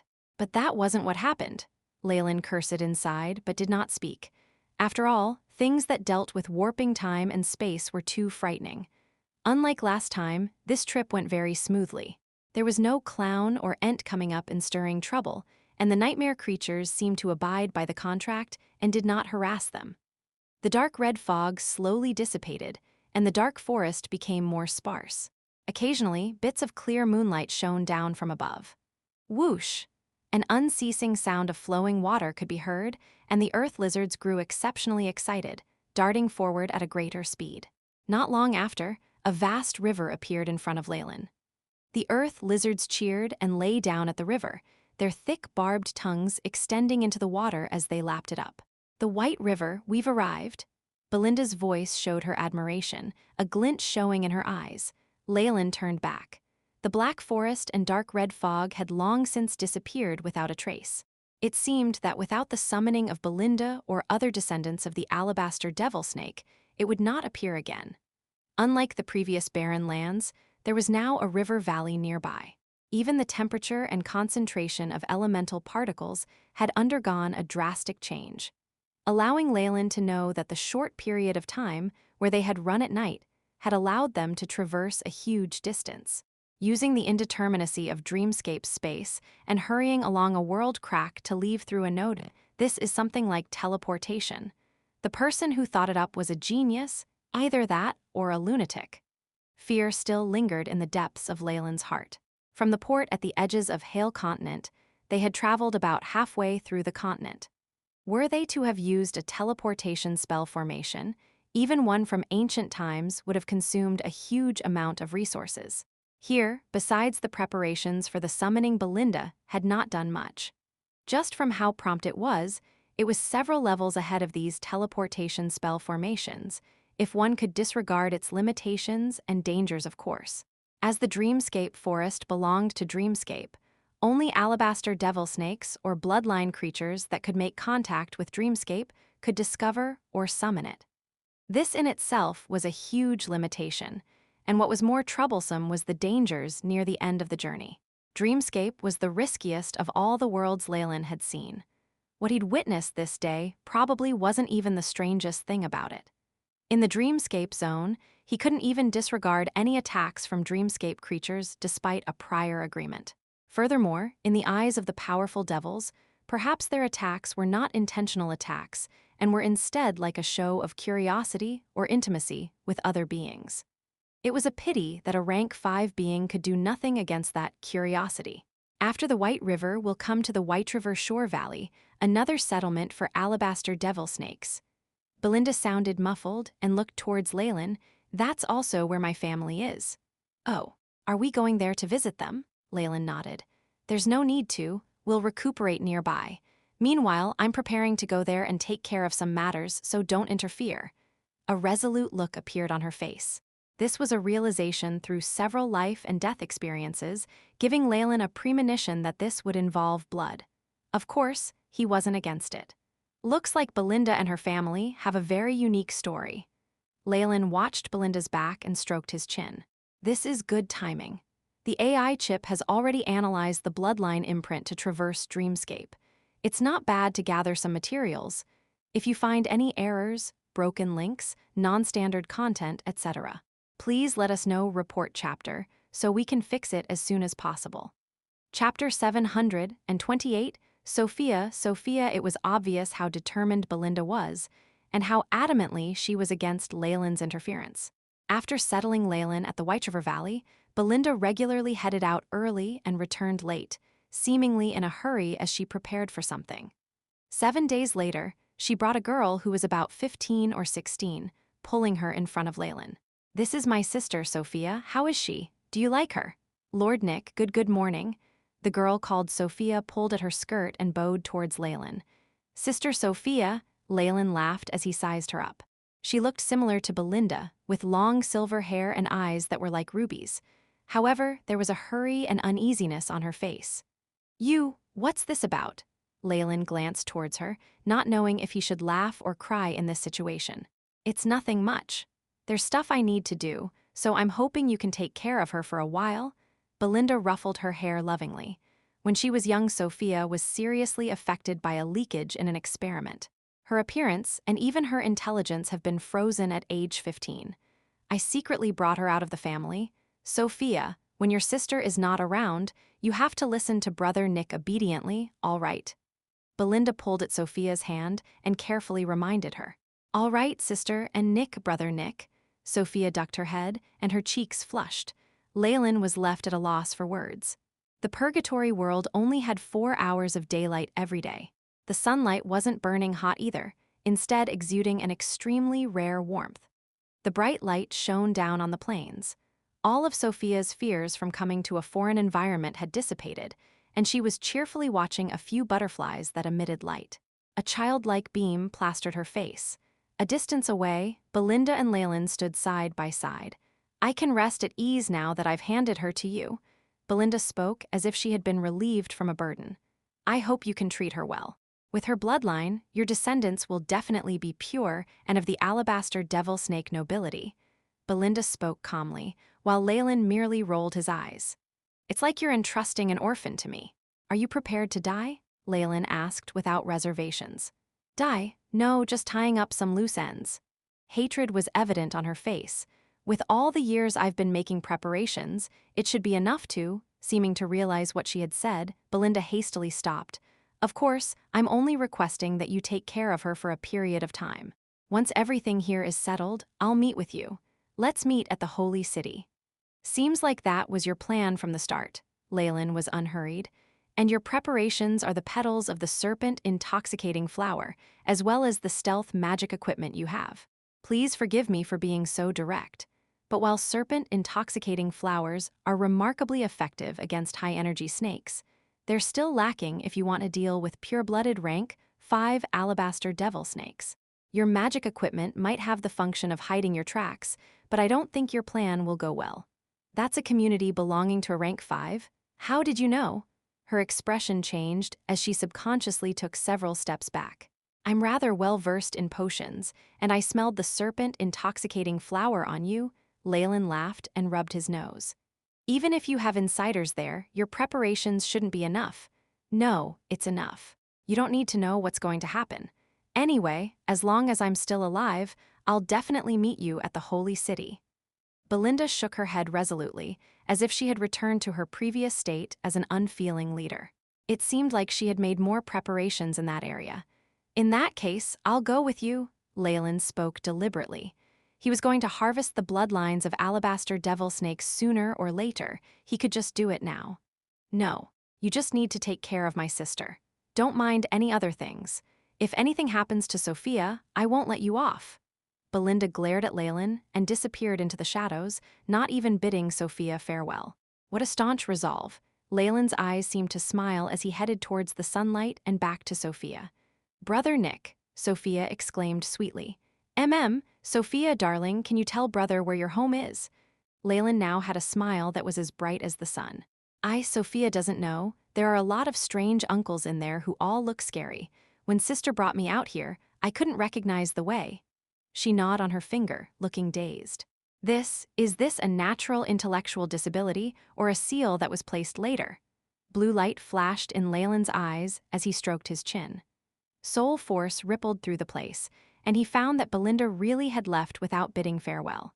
Such a stubborn lass, it's a pity. Leylin's lips quirked up in a smile. With his strength, it was far too easy to find Belinda even if she was trying to conceal herself. Some stardust bugs or a soul mark would do the trick. After all, he was using methods of the Magus World, while Belinda would be on her guard against probes and local abilities of the Purgatory World. The huge differences between the two was enough for her previous preparations to come to naught. Well then, Sophia, what do you think of brother bringing you home? Leylin felt like he was grinning like a big bad wolf. I don't want to. Sophia, however, suddenly paled and grasped his hands tightly, as if recalling something horrifying. Even her body began to quiver. But your sister, Belinda, is there. How about we bring her back? How does that sound? Leylin used a bit more strength in his hands, as if giving her strength and consoling her. Sister Belinda? She looked around, and after noticing Belinda was nowhere to be found, she was now feeling anxious. Sister, sister. She jogged around and began to call out, tears pooling in her eyes. Sister can't go back, or else father won't spare her. 2 rows of tears fell from her eyes, and she looked immensely frightened. Is that so? Let's go and get her. Leylin didn't really want to bother with rivalries amongst families. All he knew was that he needed the bloodlines of alabaster devil snakes, and there were purebloods amongst Belinda's family at White River Valley. That was enough for him. All right, let's get sister. Sophia bit her lips, evidently having made her decision. Let's go. Leylin had to resist the urge to pinch her exquisite cheeks. A black energy storm formed with a twirl of his fingers, enveloping the two of them within. After the White River Valley was a huge plain. There were only a few scattered tribes and towns in the vast region, and it was no small feat to find a specific family. However, Leylin had already placed some stardust bugs on Belinda's body, so this task was easy for him. In order for this to go smoothly, Leylin specifically came slightly later and gave Belinda enough time. He followed slowly with Sophia in tow, and even secretly took the time to do some other things. I never thought there's another race making use of a town as a cover near the valley. Using the stardust bugs, after Belinda had made her move, Leylin brought Sophia to enter a little town with an obviously foreign style. The buildings here were made with black rocks and coated with nice colors. The sharp roofs were like upside-down awls, and even the pavements were very orderly and even. Sophia grabbed Leylin's hands after reaching this place, evidently having thought of something. It was still the wee hours of the morning, and the town was quiet, only the occasional sounds of wind resounded in the empty streets. Creak. A wooden door opened, and a resident looking dazed walked out with a basin used to store water in her hands. This resident looked very similar to a human, with numerous triangular scales that formed strange flower petals on her. Her eyes flashed with some astonishment upon seeing Leylin, but when she saw Sophia beside him, especially her silver hair and scarlet pupils, she dropped her basin, causing a dull thud. "Alas, Alabaster Devil, the Alabaster Devil has come," the woman collapsed to the ground, her sharp voice piercing through the skies. What's going on?" A clamor sounded as a peasant holding a metal pitchfork darted outside of the house. However, upon seeing Leylin and Sophia, he fell to the ground. "Revered noble Alabaster Devil, our blood taxes this year have been paid." "Blood taxes? So they forcefully demand blood sacrifices or something?" Leylin shook his head, quickly regaining the calm on his face. Doors and windows creaked open or closed, and an aura of panic gathered in the town. "If you find any errors, broken links, non-standard content, etc., please let us know. Report chapter so we can fix it as soon as possible." Chapter 729, Ancient Bloodline Mirror, accompanied by cries of the Alabaster Devil. "The Alabaster Devil's here." Panic spread like a plague and enveloped the whole town. The people of the town were now not as boisterous as before, and some even quivered in fear in their own homes. "Seems like Belinda's family doesn't have a good reputation here." Leylin entered the town that had descended into a state of panic and shook his head while speechless. On second thought, though, he wasn't all that surprised. These people were only slightly stronger than regular humans, while Belinda's family had rank 5 alabaster devil snakes in their numbers. The huge disparity in strength led to an imbalance of power, and in this situation Leylin would actually be more astonished if the residents were treated well. "Tell me, where is the White River Valley?" The crimson in Leylin's eyes flashed as he watched the pair who were trembling in fear. "Revered master, there aren't any valleys at all nearby," the peasant finally answered while shivering. "Oh, that is true. How would they know about that place?" Leylin somewhat understood. The base of the alabaster devil snakes might be nearby, but concealing it from regular humans was a very simple task. "Based on the location, my target should be here. However, there's some sort of interference, and I can't determine the location." Leylin stroked his chin. There had to be many reinforced spell formations in the base of such a powerful family, isolating and blocking them off from scouting. Even just the radiation they let out unconsciously could amass to result in mysterious changes in the terrain.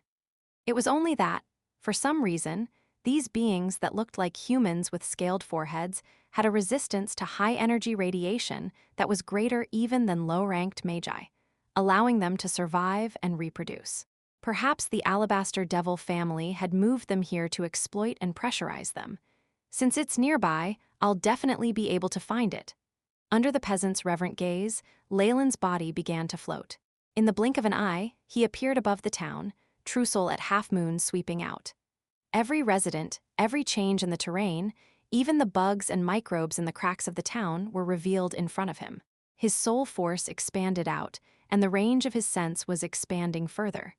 The feeling of the pinnacle of power, of having control over anything, this can make anyone feel intoxicated. Leylin felt like a god as he looked down on the town. He now knew the area like the back of his palm, and he would be able to take all the lives in the place with but a thought. He felt drunk on such power. "Only with this amount of power can I strive for eternity." Only limitless torture and suffering awaited those lacking in strength. Only by fully grasping his freedom and immortality would Leylin achieve his life's goal. Found it." Leylin descended with a flash of light, watching Sophia, who was clearly uneasy. "Sophia, we're going to get your sister. If we meet with any danger, find somewhere and hide yourself. Don't mind me. Understood?" "I'll listen to brother." She nodded obediently. Just as Leylin and Sophia headed off, a black figure appeared from the shadows of the town and turned into Leylin's previous appearance. He turned and donned a large black cloak, disappearing amongst the morning light. Because he had to perform some unspeakable acts, Leylin used a method he'd employed before, using the AI chip to control a shadow clone to bring Sophia away. He was prepared to make his move on the sly. Dragging Sophia along would probably not arouse Belinda's suspicions, and especially, Leylin's eyes glinted with intelligence. After he passed through the Dreamforce fog, as Little White Valley appeared in front of Leylin. There are so few people here. I'd thought that Belinda's family would be huge, but there are only tens of people here. And about half of them are half-bloods or have bloodlines that are yet to mature. Surrounding it were multiple snaking pathways, with a constant surge of Dreamforce being radiated out. Deeper in was a set of buildings that were close together. It was obvious that this was where Belinda's family was located. Though there were few people, the valley was bustling with life. The hissing and snarls of large snakes sounded from time to time. Seems like I've come at a good time. With a sweep of his soul force, most of what was in the valley appeared in front of him. A few alabaster devil snakes that were like little hills were spread in all directions, their life auras now at their weakest. A huge battle had turned the royal mansion in the depths of the valley to rubble. In midair, Belinda was laughing maniacally with bloodstains all over her body, holding onto an ancient mirror. There were even a few obvious claw marks on her arms. She had evidently paid a huge price for this. In front of her, a middle-aged man with short silver hair and crimson pupils looked ready to gobble her whole, his eyes filled with malice. Terrifying undulations at rank 5 flowed out of his body, causing even the surrounding space to shudder. Still, even that seemed like an attempt to refrain from provoking her and causing more harm. Can high-ranked descendants of the Snake Dowager take human form? Leylin wasn't very surprised by this. Though the ancient giant Chem-In serpent lacked this ability, that didn't mean it would be the same for the rank 5 alabaster devil snake. Besides, the Snake Dowager and Snake Girls were all humanoid. Hence, even descendants of the large ruler of all snakes would have no problem taking human form if they had sufficient bloodline force or intelligence. Some tasks were more convenient with a human body rather than that of a giant serpent, and the energy consumption was obviously much lower. That was how half-bloods mixed with humans were formed. If not, with the body of these giant snakes, even mixed-blood descendants would turn into monsters with bodies as large as mountains. Belinda, you dare return and even covet our family's greatest treasure? The middle-aged man with silver short hair exclaimed, the fury in his eyes almost able to reduce Belinda to ashes. On the day Sophia was kidnapped, I'd already reinforced the defenses, but I didn't expect you to have bribed even Lisa and secretly obtained the keys into the secret room. You even got so many serpent-intoxicating flowers. Belinda, on the other hand, laughed carelessly. I didn't bribe her. She betrayed you of her own accord, poor, silly father. Your disgusting methods to carry on the inheritance of bloodlines in order to gain the favor of the Snake Dowager have long since given rise to fury amongst the family. I only sparked the fire. Belinda watched the ancient mirror in her hands, hatred in her eyes. I could have done this long before I left home. However, the trial's eye taught me to prize order and not willfully engage in vengeance. But now, everything has changed. There is nothing holding me back. Give me the ancient bloodline mirror, and I can pretend none of this happened. If you don't, it's not just you. Your sister Sophia will also suffer the worst of punishments, just like your mother did. A large alabaster devil snake phantom abruptly appeared while he was speaking, and an enraged howl caused even the surrounding red fog to grow more concentrated. There were even signs of a link to Dreamscape. Ha ha, mother! Belinda's crazed laughter eventually turned cold. You don't qualify to speak of her. It was like she had been triggered. Crimson light exploded in her hands, and the ancient mirror creaked, unable to bear the pressure. Don't! The middle-aged man's expression immediately changed, and he made his move.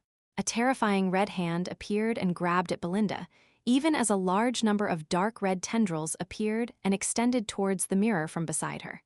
Kike, such a pity. It's too late. Black light burst forth from her body, forming a layer of black armor that blocked the tendrils. Clang, clang.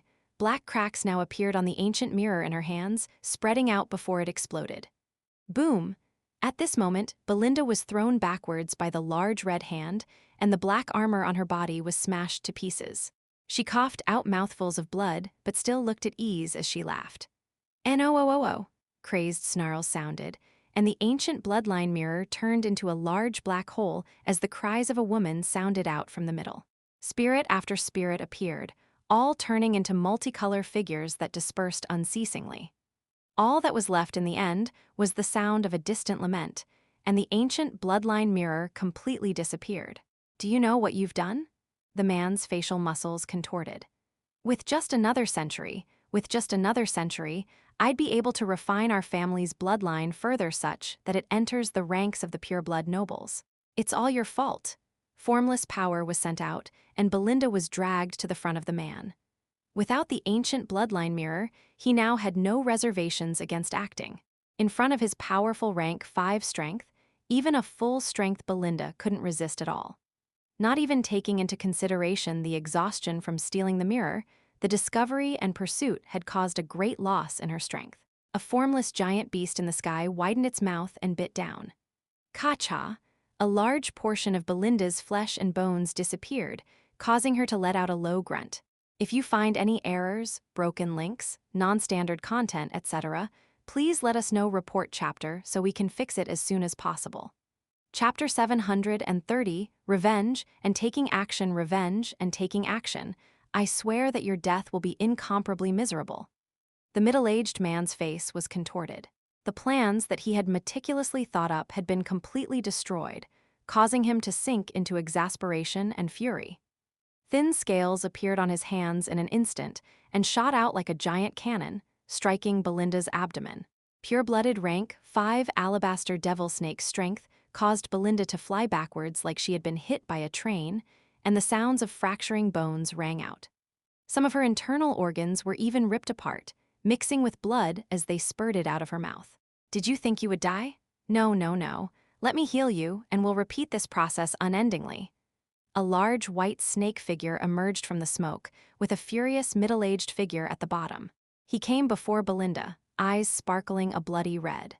Belinda's body floated in the air, and as if she was being crushed by tens of thousands of tons, her bones were crushed inch by inch, but for some reason, she remained clear-headed. Her expression was that of one suffering incomparable pain. Now, tell me, what kind of pain would you like to feel? The man approached Belinda, a palm with a few tiny white snakes writhing their bodies appearing and flicking their tongues at her. BZZT. At this moment, light flashed on her body and a beast spirit tattoo flickered. A translucent beast spirit figure appeared, obstructing him. This was a humanoid beast spirit that had characteristics of a snake woman. It had rank 4 undulations, and some rationality still remained in its eyes. For beast spirits, this was practically unthinkable. When Belinda was in the face of danger, the beast spirit had automatically appeared and protected her, and even retained some memories of when it had been alive. It's you. The man now had a demonic, charming grin as he watched Belinda.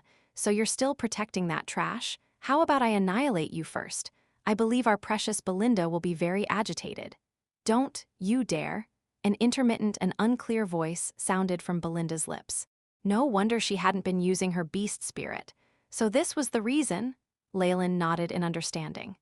As a rank 4 beast spirit master, Belinda had not summoned a beast spirit with morning star strength, and Leylin had long since found it strange. At this point, Leylin found that the beast spirit and Belinda had very similar faces. With this show of automatically protecting her, it seems that this rank 4 beast spirit on Belinda's body should be her mother, and seeing what's happening, this should be the work of her father. When it came to matters like this, it was no wonder that Belinda's nature had changed, and she'd prepared for a bloodbath to take revenge. This had first been repressed by the teachings of Trial's Eye, but she now had no reservations. You dare? Belinda almost broke her teeth from how hard she was gritting them, eyes wide as she glared at her father. Keek, and what would I not dare do? This low-life woman was only a mixed-blood maid. I gave her glory and a good life, and in return, this is what she should do. Don't you think so? The man stared at the beast spirit like a sick pervert. It was a pity that after being refined into a beast spirit, the woman had now lost most of her memories and emotions, and only protected Belinda subconsciously and answered the gaze of the man emotionlessly. Sigh, this work isn't that perfect. He shook his head with regret and suddenly snapped his fingers. Belinda, how about I seal your sister? What do you think? The process must be just as beautiful. Watching Belinda begin to struggle violently, he smiled, now having the upper hand, and now, let me. Large amounts of dark red fog turned into a cage, binding the snake woman beast spirit within. HSS, the snake woman's eyes were wary as she hissed, but she, who only possessed rank 4 strength, could not really resist. And that's the end of this drama. Is it time for me to make my move? A terrifying black chain appeared in the air and was like a sharp sword, appearing and splitting up the man and Belinda. Who is it? The man abruptly raised his head, looking fearful.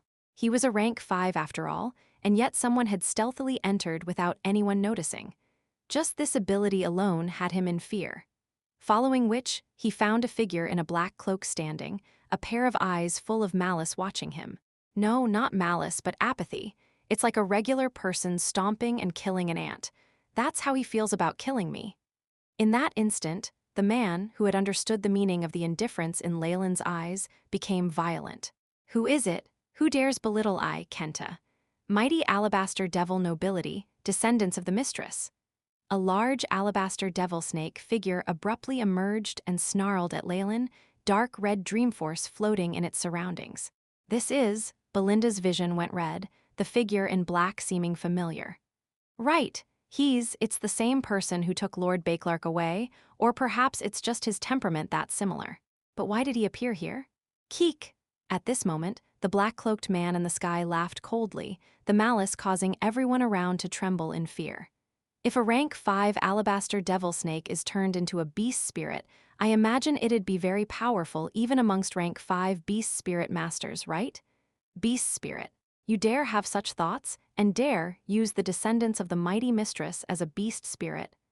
The man's eyes widened like saucers, evidently astonished by Leylin's gutsy behavior. In the Hale continent, the descendants of the snake dowager were naturally the mainstream. And because of their statuses as large beasts, they were repulsed by practices of capturing snakes and refining them into beast spirits. This was especially so for descendants of the snake dowager. That was a huge taboo, and all beast spirit masters who were found making use of the descendants would be chased till their deaths regardless of how they were obtained. Hence, on the Hale continent, beast spirit masters never dared use the descendants as beast spirits, and that extended to snake species disappearing as beast spirits. Even on the other continents, in order to avoid being viewed as hostile by the Great Hale continent, the beast spirit masters who controlled snake beast spirits were few and far between, and even had to live their lives secretively. In these circumstances, Leylin's words were offensive and shocking. You're dead meat, you're dead meat. The mistress and all of her descendants on the continent will be your enemies, the man roared. For you, who dare offend our revered bloodlines, I, Kenta, will give you the appropriate punishment. HMPH, what nonsense. Leylin snickered, and a demonic pressure released from his body, giving him a feeling of being in the presence of an emperor. Dreamforce is useless to me. Don't bother. Leylin waved his arms, and the great amounts of dark red fog congealed in his hands, forming a black bundle of light. Rank 4 dream spell, Chains of Dreams. Dark red chains shot out, and like a spider web, sealed off the whole space and left behind what was similar to a poisonous snake, biting towards Kenta. He makes use of Dreamscape and can even do this. Kenta's expression immediately changed. Who exactly are you? Are you from the Devil Scorpion race or the Dreamscape elves? This person's abilities at manipulating Dreamforce was clearly above his, and Kenta could already feel that the two of them were now wrestling over authority over the Dreamforce, and the winner could appear at any moment. These two races were the most capable at manipulating Dreamforce of all that he knew.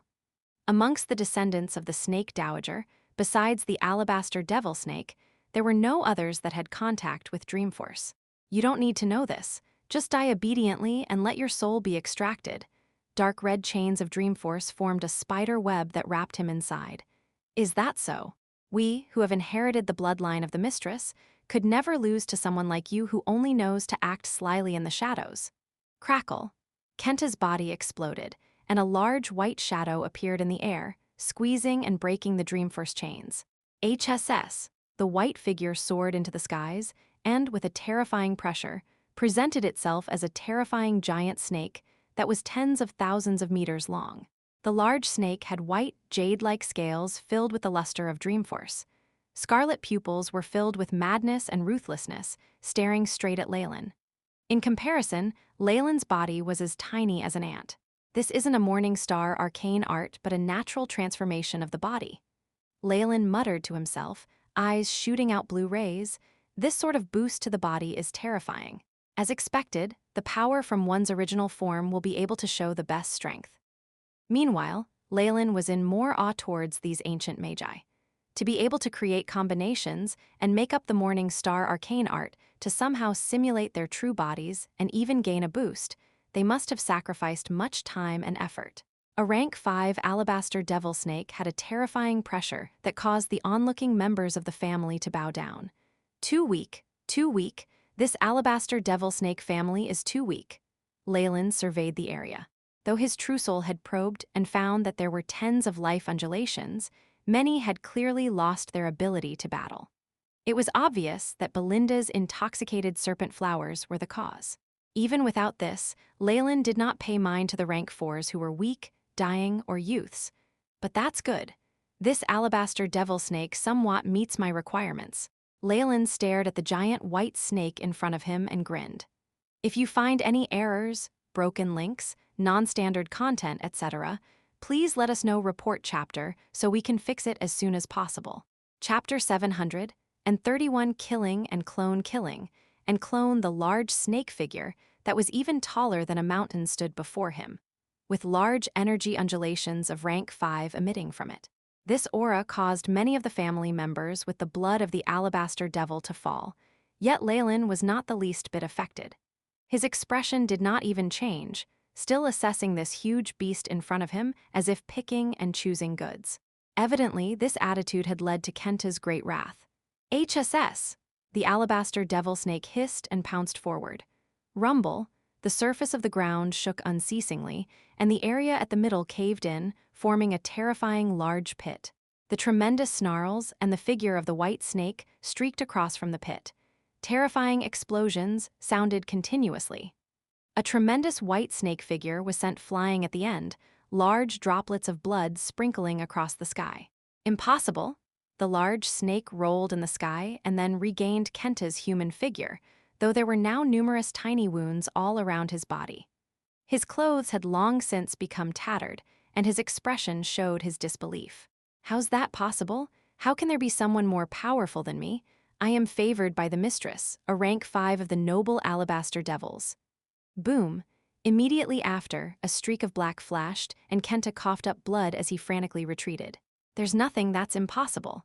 While a giant rank 5 serpent is powerful, there's still a huge disparity when compared with the primordial thousand-eyed giant, golden titan, and the like. Leylin's black figure slowly emerged, a mysterious multi-limb race appearing at his back. The figure was now shimmering with gold and seemed to have solidified, turning into a golden deity statue. Though it looked very delicate, there seemed to be a primordial giant beast concealed under Leylin's black cloak. The strength hidden within caused even the alabaster devil snake to look fearful. Hand over your blood and soul obediently, and I might even let you die more comfortably. As Leylin closed in step by step, Kenta let out a strange shriek and transformed into a streak of white, preparing to abandon his family and escape. Many dark red chains appeared once more, sealing the whole White River Valley.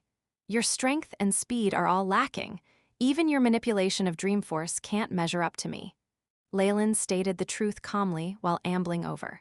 No, Kenta kept falling back, almost pressing his body on the chain walls. Such a ridiculous pose filled Belinda with pleasure and eased her desire for revenge, but she then found this pitiful. Mighty mistress, I am willing to give up everything that I am. Please release a clone and protect your descendant. At his wit's end, Kenta's expression suddenly flashed with ruthlessness and began an offering spell formation. Silver rays of light flashed, and immediately after, blood and flesh splattered everywhere. An arm that was still dripping blood fell onto the spell formation. The offering shall be the flesh and blood of your child. Rumble. Crimson flames flashed, and the attention of a conscient in the void descended on the area. Under the red flames, Kenta's arm was melted till it turned into a blood-red mask, the tremendous conscient making use of this item and descending. "Oh, mistress, please protect your descendant." Watching the mask take shape, Kenta might look pale and had an arm on the shoulder with a gaping wound, but his eyes were filled with elation. Begin the experiment? In front of him, Leylin merely muttered something. Chirp, chirp, gray rays of light flew from his chest, within which was a gray feather that was like an illusion, bringing with it the power of chaos. The gray luster spread in the surroundings, forming an overcast sky. While the feather of chaos might be able to conceal and have the power of misleading others, how effective would it be after the Snake Dowager's clone is summoned and descends? That's worth investigating. Leylin's eyes glinted with intelligence. While the nefarious Filthbird had already told him this, Leylin preferred to determine this for himself. If he found there was an issue here, he wouldn't need to head to his death in the Holy City. AI chip, record the following scene carefully. Remember to collect data, Leylin commanded inside. Beep, mission established. Beginning scanning of surroundings, recording data. The AI chip loyally intoned. The crimson mask opened its eyes, revealing a pair of bewitching pupils. Just meeting the gaze caused the bloodline force in Leylin's body to begin rebelling. The clone of the Snake Dowager, Leylin muttered to himself. Mighty mistress, it is he who futilely tried to kill your descendant and even tried to refine us into beast spirits. Such evil behavior must be punished, Kenta roared, while the conscient in the crimson mask stared at Leylin silently. We finally meet, Snake Dowager. Through his true soul, Leylin's voice was transmitted to the mask in the offering spell formation. Emperor of the Kemhins, you dare appear before me? The eyes in the mask showed doubt followed by ire, a great voice sounding in Leylin's mind. The power of chaos. You've sided with the nefarious Filthbird and sealed off this region? Eyes swiveling, they rested on the gray feather in the air. Let's just say this is a temporary cooperation. Leylin's expression showed his sincerity as he bowed towards the clone of the Snake Dowager and greeted her carefully. Well then, mighty mistress, is there a possibility of us settling this? If you take the initiative and abandon your Chem-In serpent bloodline and let me seal you myself. The clone went silent for a while and then answered coldly, as if this was the furthest she was willing to go, while Leylin's pupils showed his hostility in answer. Sealing his Emperor bloodline meant there was no chance of advancing forever, and his Warlock rank would fall to 4. That was not something he could bear to let happen. Then, this discussion will come to naught. As expected, Leylin sighed and manipulated the feather of chaos in his hands. A crystal with the power of chaos from before appeared in his hands, burning up fiercely. Great amounts of the power of chaos, mixed with Leylin's own strength, swallowing up the offering spell formation like a tsunami. Whistle's crimson rays emanated from the mask and quickly showed signs of being unable to endure the pressure, and was then drowned out by large amounts of gray power of chaos. How's that possible? Kenta watched the scene, stunned, feeling like all the faith he had crumbled. Leylin and the Snake Dowager's clone had chosen to communicate through the soul, which was why these outsiders could not understand what had just happened.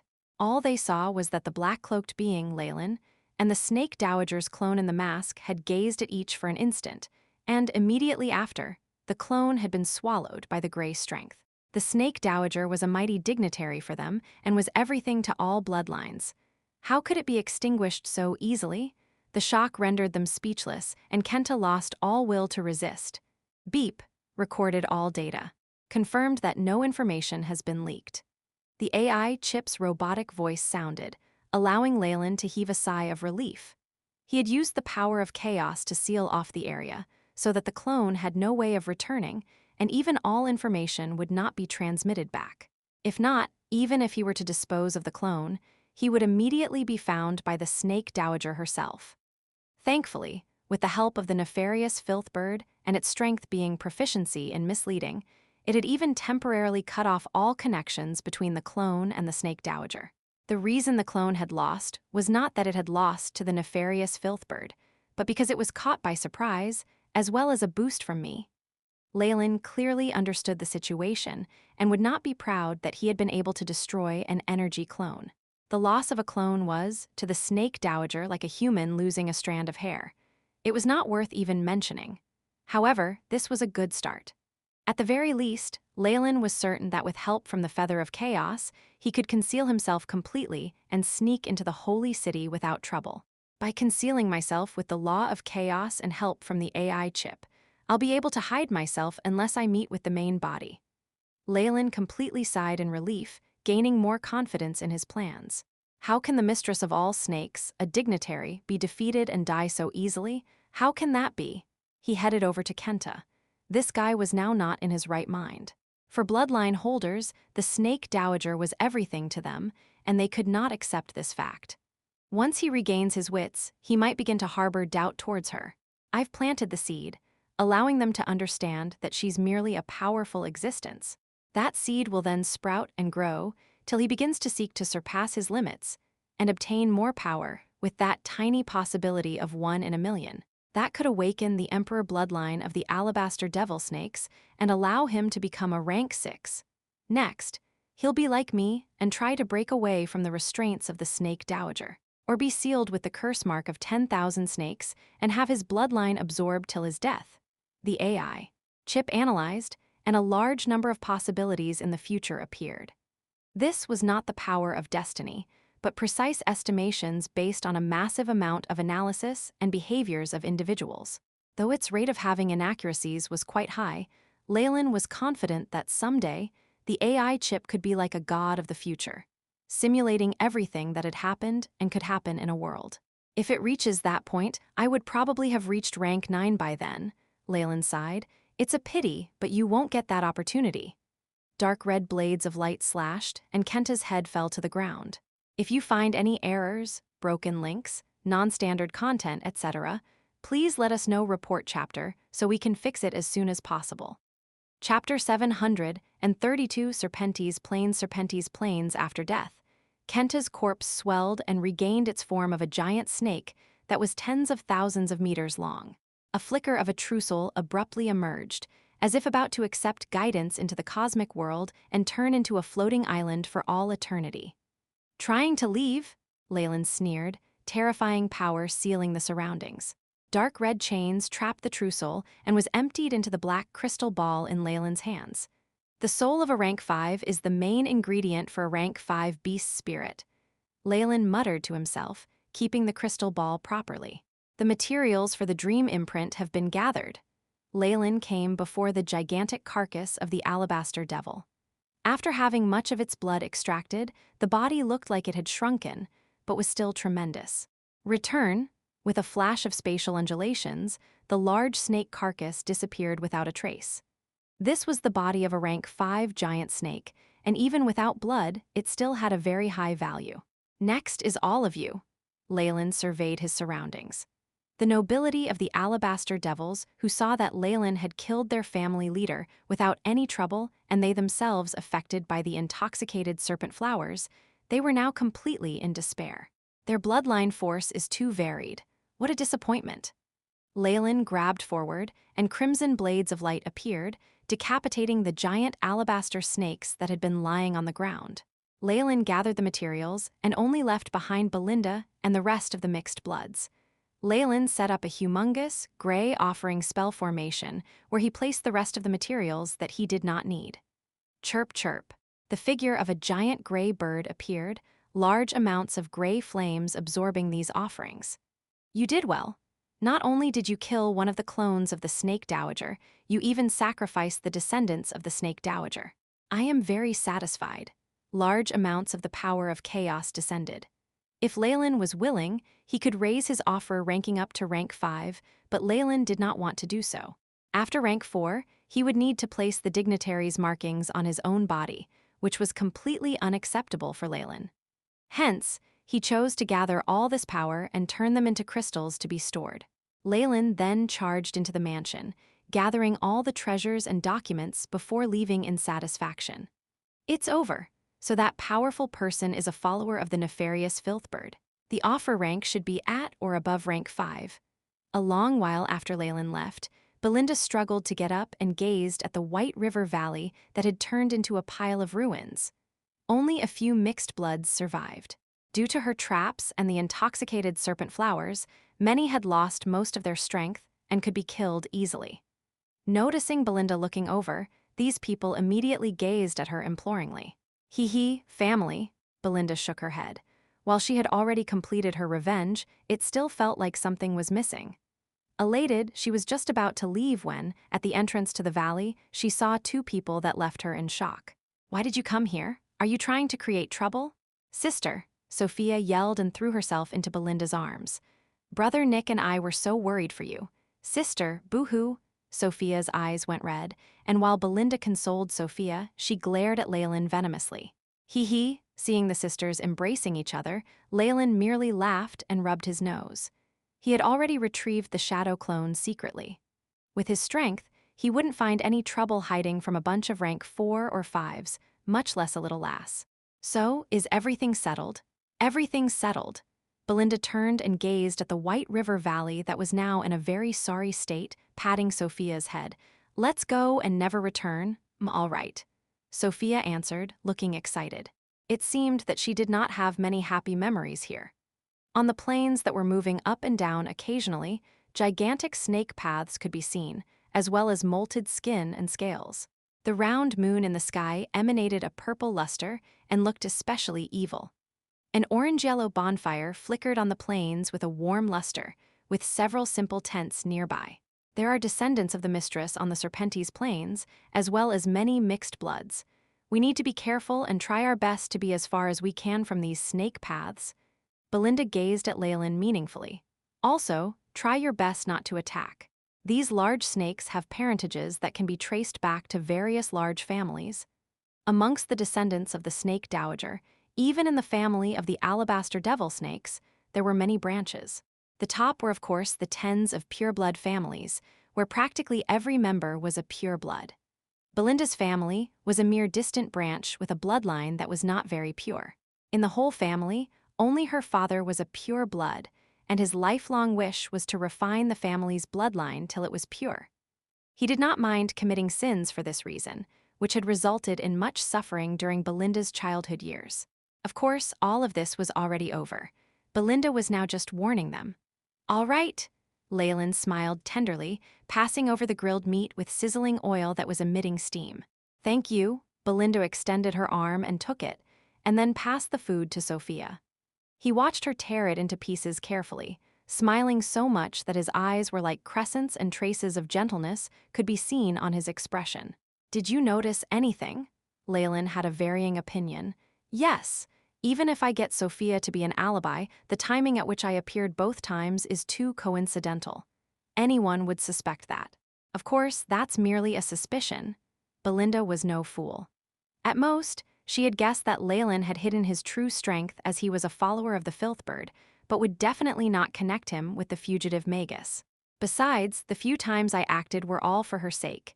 Even if she discovers anything, she won't leak news of it. Leylin was confident in this. He could tell Belinda's nature, and her reliance on those of her own race was so much so that it was almost abnormal.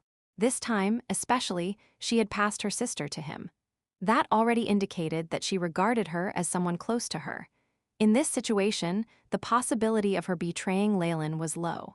Furthermore, she didn't know Leylin's true identity. But I still need to guard myself against this situation. Leylin rubbed his chin. He had yet to retrieve the stardust bugs he had left on her.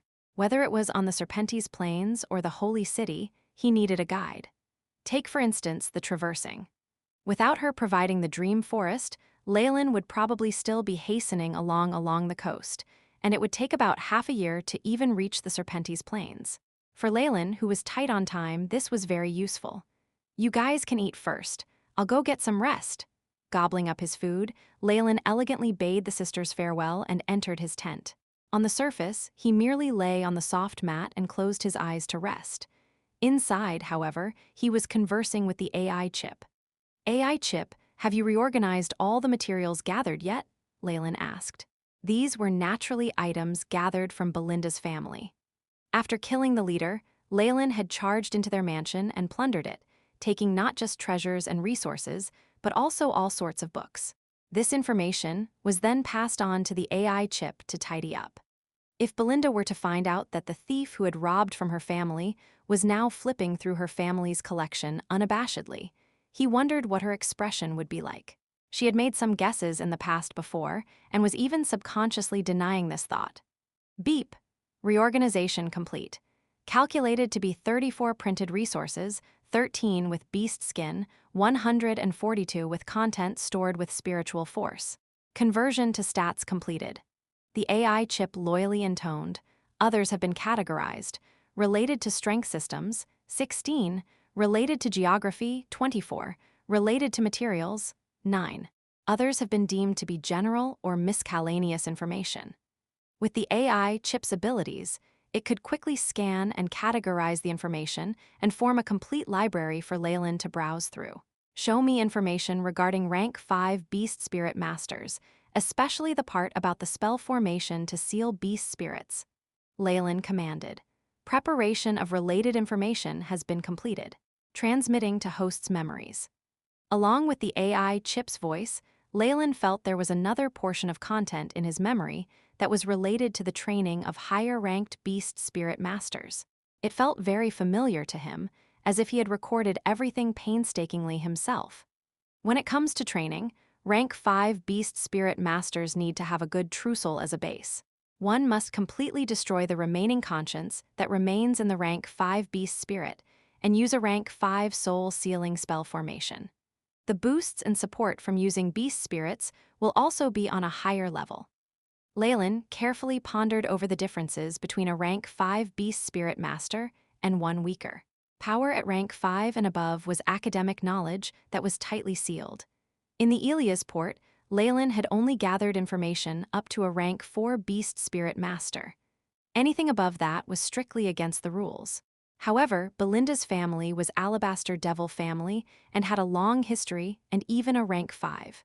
The content on this was therefore very detailed and thorough. I have the theory and knowledge, and the beast spirit is also in my possession. What's left is to do it.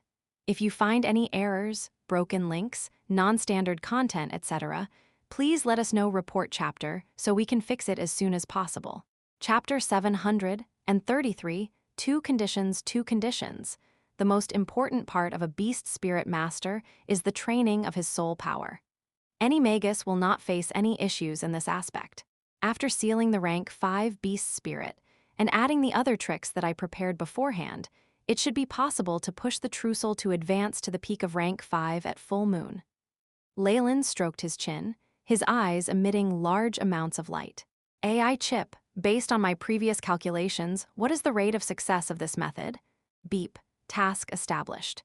Inputting data, constructing main model, in the midst of simulation experiment, beep. Success rate is 78.99%. The AI chip immediately intoned faithfully. A rather decent probability.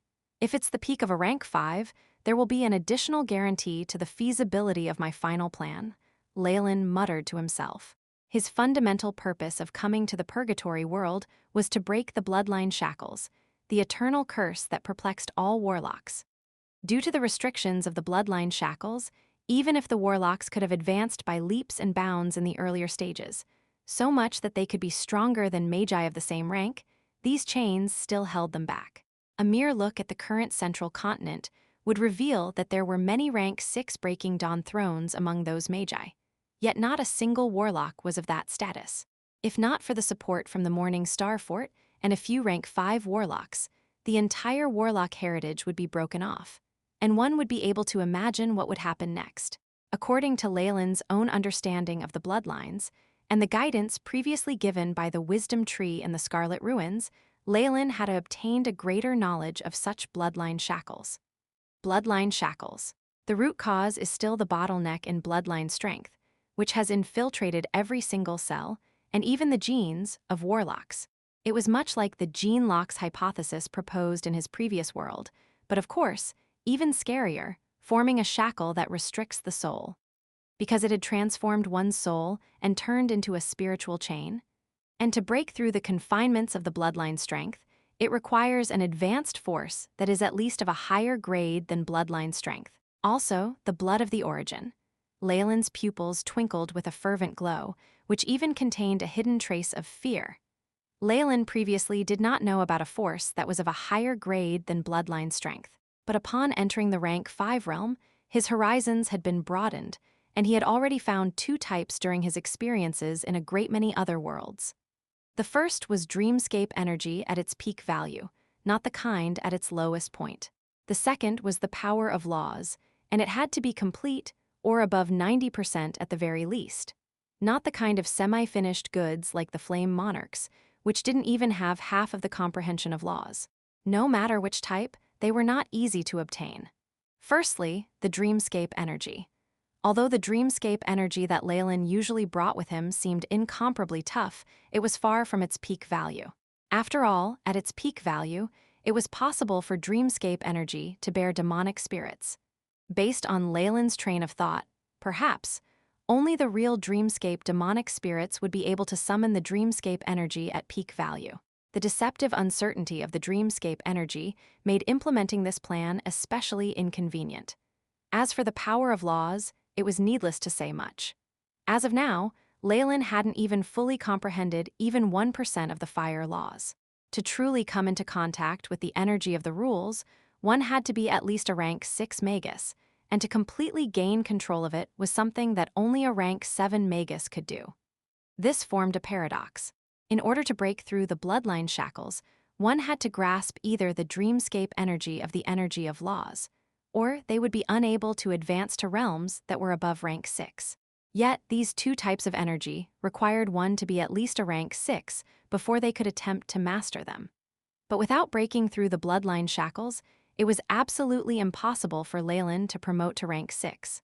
This mere vicious cycle was enough to dash the hopes of all giant Chem-In serpent warlocks who wished to break through their bloodline shackles, much less satisfy the other conditions after that.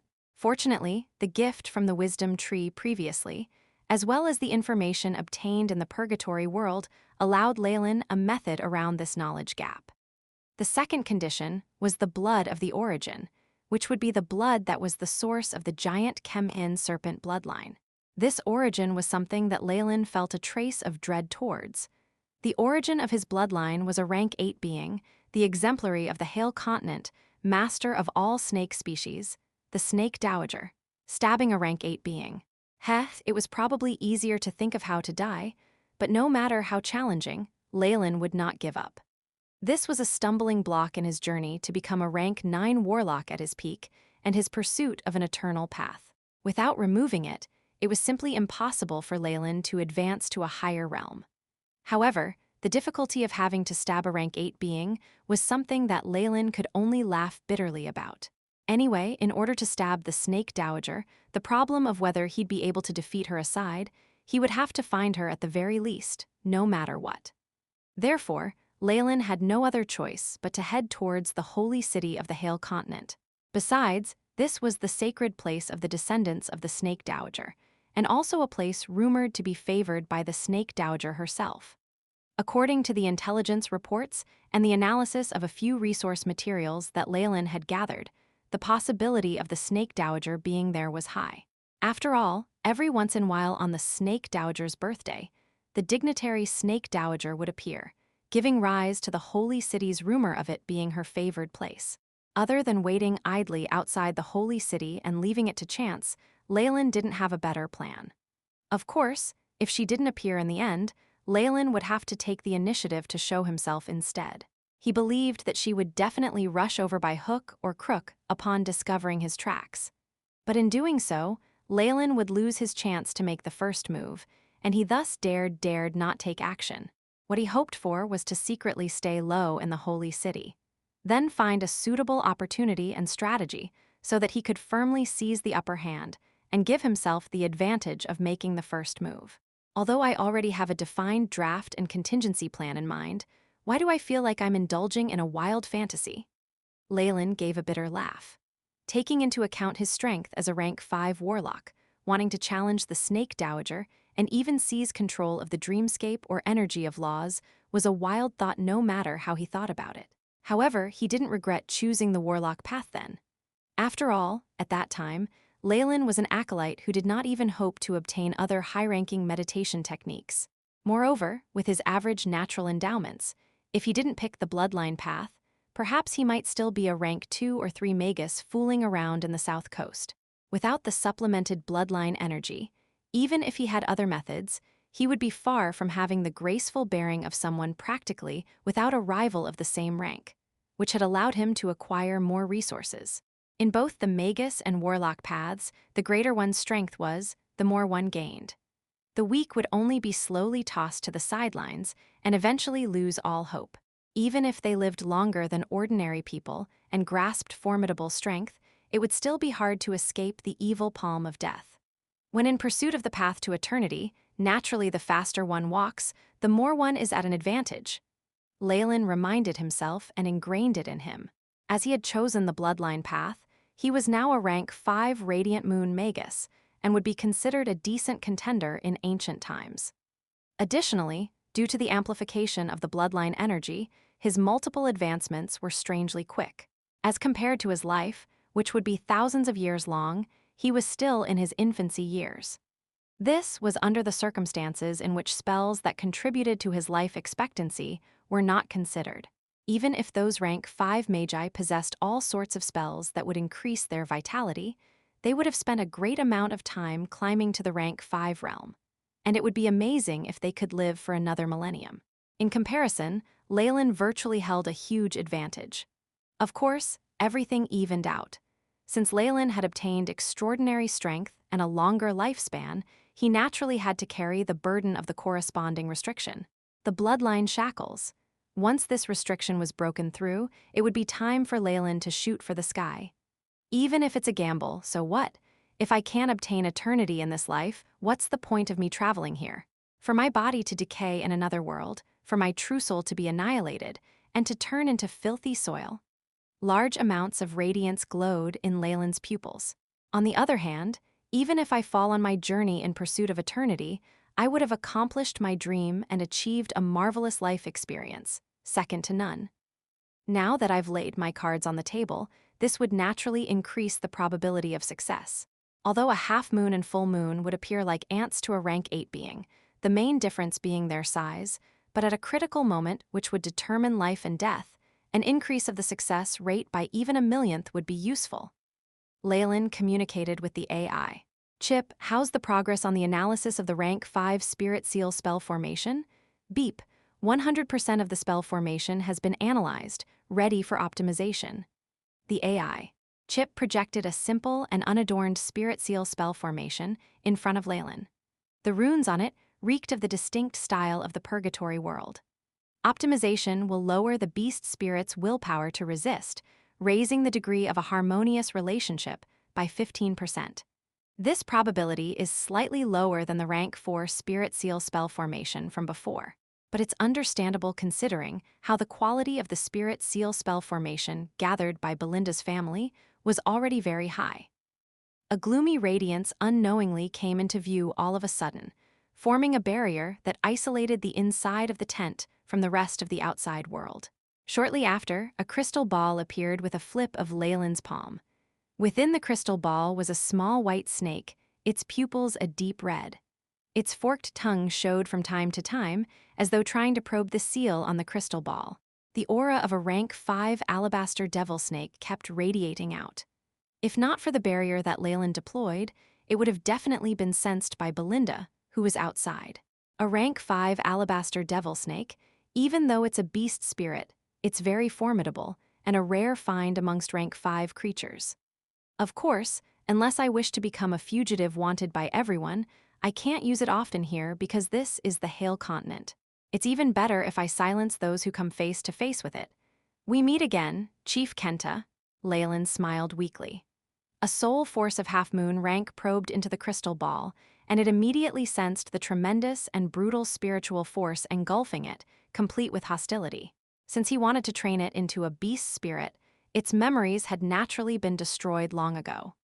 However, its enmity towards Leylin was instinctively left behind and was still considered an inconvenience. If you find any errors, broken links, non-standard content, etc., please let us know report chapter so we can fix it as soon as possible. Chapter 734, A Strange Environment. A strange environment, the beast spirit had to be attacked personally, resulting in a blood feud between the two. Its hostility, along with its instinctive resistance against being enslaved, simply made subduing this beast spirit a fantasy for any average beast spirit master. Resistance is futile, Leylin shook his head. Magi and Warlocks definitely cultivated their true souls to a greater degree compared to the aboriginals of the Purgatory world. With his tricks and refined manipulation techniques, it was possible to even extract the hatred from the beast's spirit directly, as though it was a highly precise surgery. This would greatly reduce the difficulty of subduing the beast's spirit. However, in comparison to making use of one's true soul to defeat it, the difficulty of such a surgery would be much higher, and the time required would be much longer. Thus, Leylin chose to subdue it forcefully, instead of taking an approach that would make the beast spirit's hatred simmer down. If I get rid of the beast spirit's will to resist entirely, as well as its hostility, I'm afraid that perhaps even a rank 4 beast spirit master would be able to make this rank 5 beast spirit submit to him, especially Belinda. With the effect her bloodline energy has, the probability of success is much higher, of course. It's of no use to me all. Leylin was aware that he might have unintentionally unearthed an even more terrifying way of utilizing the Purgatory World's beast spirit spells. It was a pity that he didn't belong to this world, and that he didn't major in beast spirit spells. Hence, he could only toss this idea to a side. Hiss! Following the invasion of Leylin's soul force, the alabaster phantom within the crystal ball started to appear abnormally irritable. The scarlet tongue kept flashing continuously. "It's just like a mantis trying to stop a chariot," Leylin snorted coldly. The horrifying soul force that followed after immediately made the little snake shrink to a corner as though it had been struck by lightning. Even the radiance in its pupils became dull. If we maintain this pace, it would be possible to thoroughly tame it within roughly half a month's time. Before arriving at the Holy City, this beast spirit can be sealed. Leylin nodded as he assessed his progress. For an average beast spirit master, the amount of time spent on subduing this beast spirit would often need to be measured in years. Leylin's method of removing the fragments of resentment from the beast spirit would also take as long. Only the most simple and cruel method of subduing it would require the shortest amount of time. It would take about a month to traverse the Serpentes Plains and arrive at the Holy City.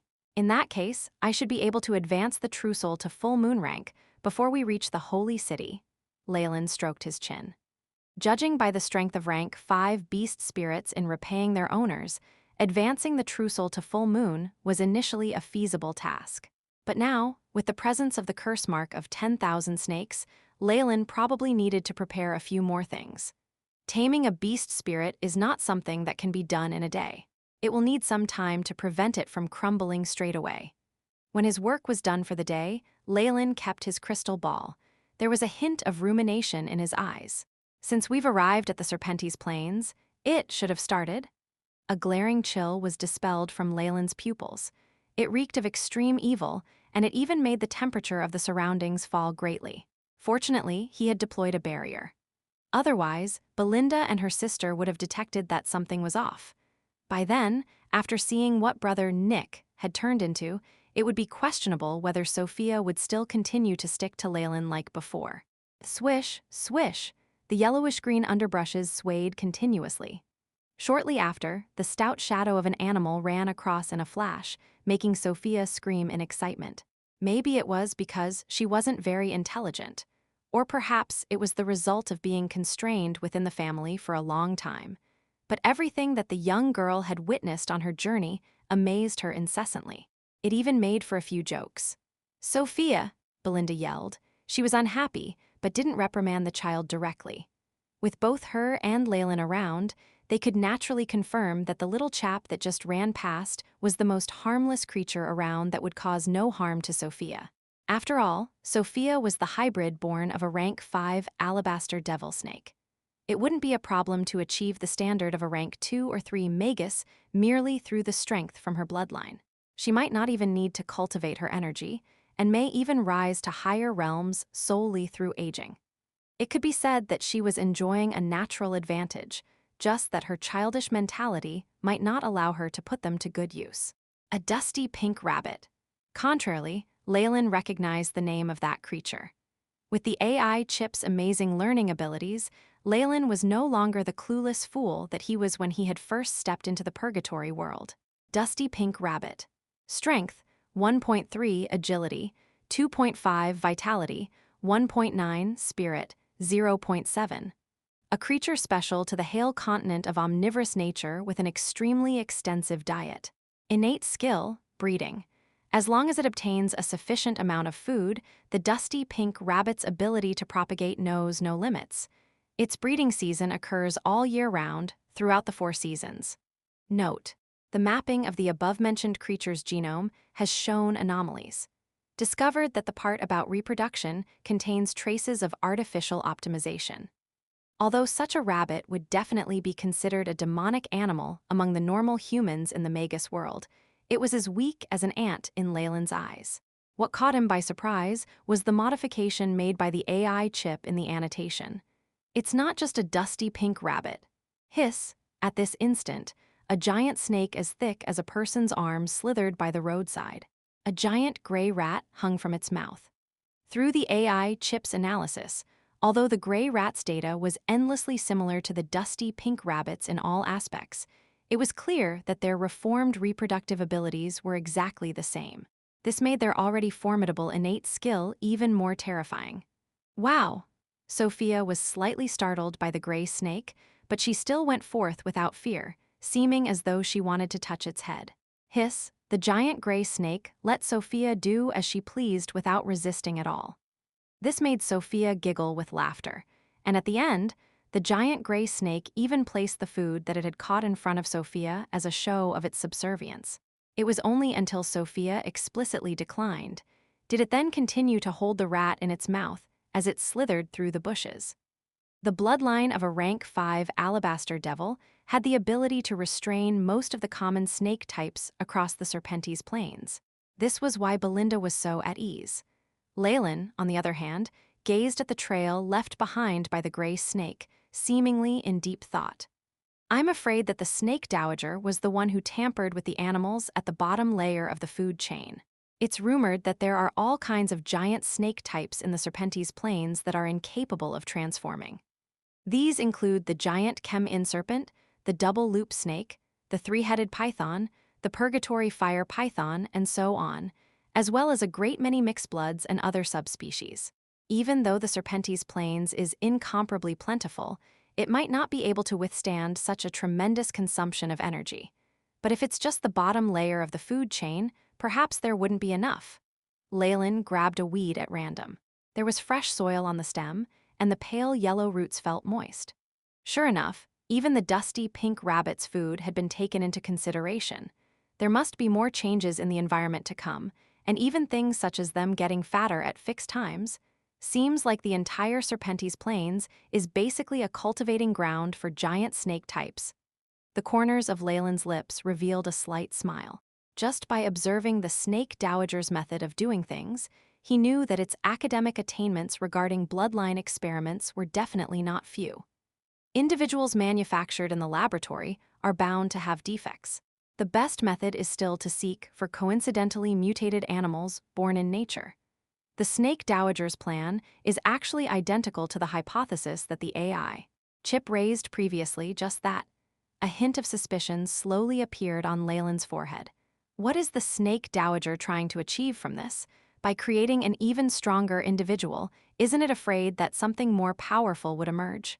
No. Perhaps it wouldn't allow a powerful being from the various tribes to arise, but maybe a first-rate mutated individual would be permitted.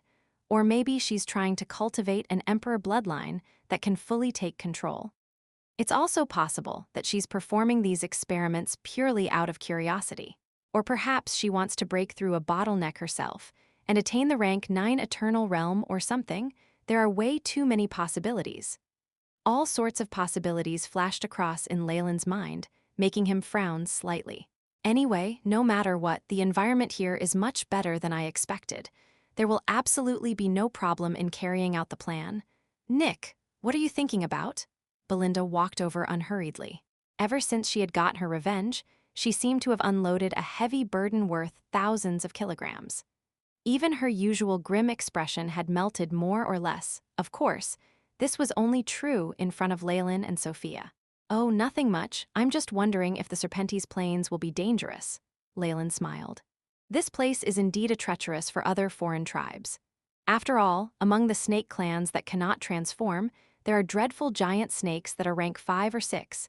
Even strong rank 6 contenders would be besieged by these humongous pythons, and I'm afraid that they would only end up falling. But we're different. The descendants of the Snake Dowager will never be attacked on the Serpentes Plains. Of course, this refers to those rational giant snakes.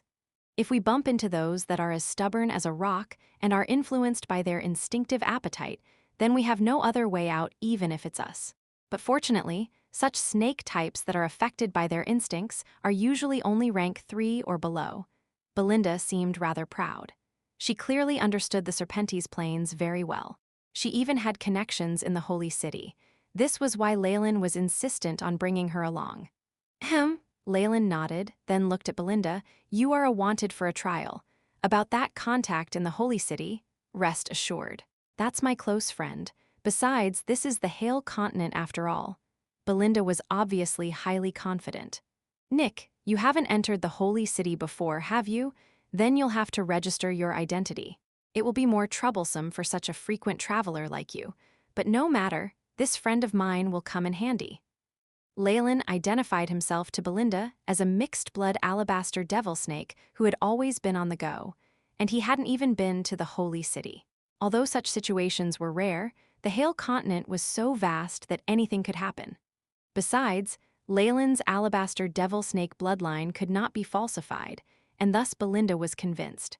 If you find any errors, broken links, non-standard content, etc., please let us know report chapter so we can fix it as soon as possible.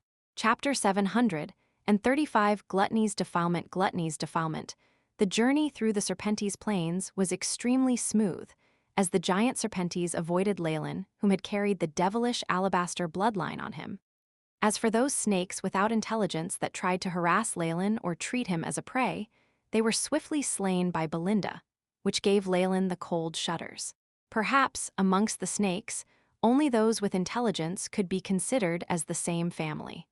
Those without any ability to think or those that only acted on instincts were not considered as part of them. Furthermore, between the different races under the Snake Dowager, cannibalism and wars were often executed.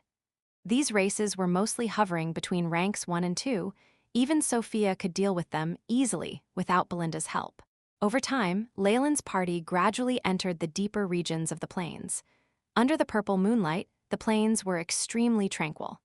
Time to time, flickering red light from burning coals surfaced, bringing heat to the surroundings. Suddenly, Leylin's figure appeared above a tent with burning charcoal beside it, before flickering into concealment again. The distance is just right. It'll be here. Leylin looked up at the moonlight high up in the sky as he muttered and left the camping grounds. He left behind a puppet equipped with basic AI chip capabilities, which would be enough to deal with most situations. Not long later, a marsh appeared in front of Leylin, where puddles seemed to be strung together on the plains, like starry shining pearls in the sky. In this vicinity, Leylin felt large amount of energy waves which were concealed, time to time hearing the hissing and roars of giant snakes nearby. Oftentimes, battles between creatures would surface to vie for the water source.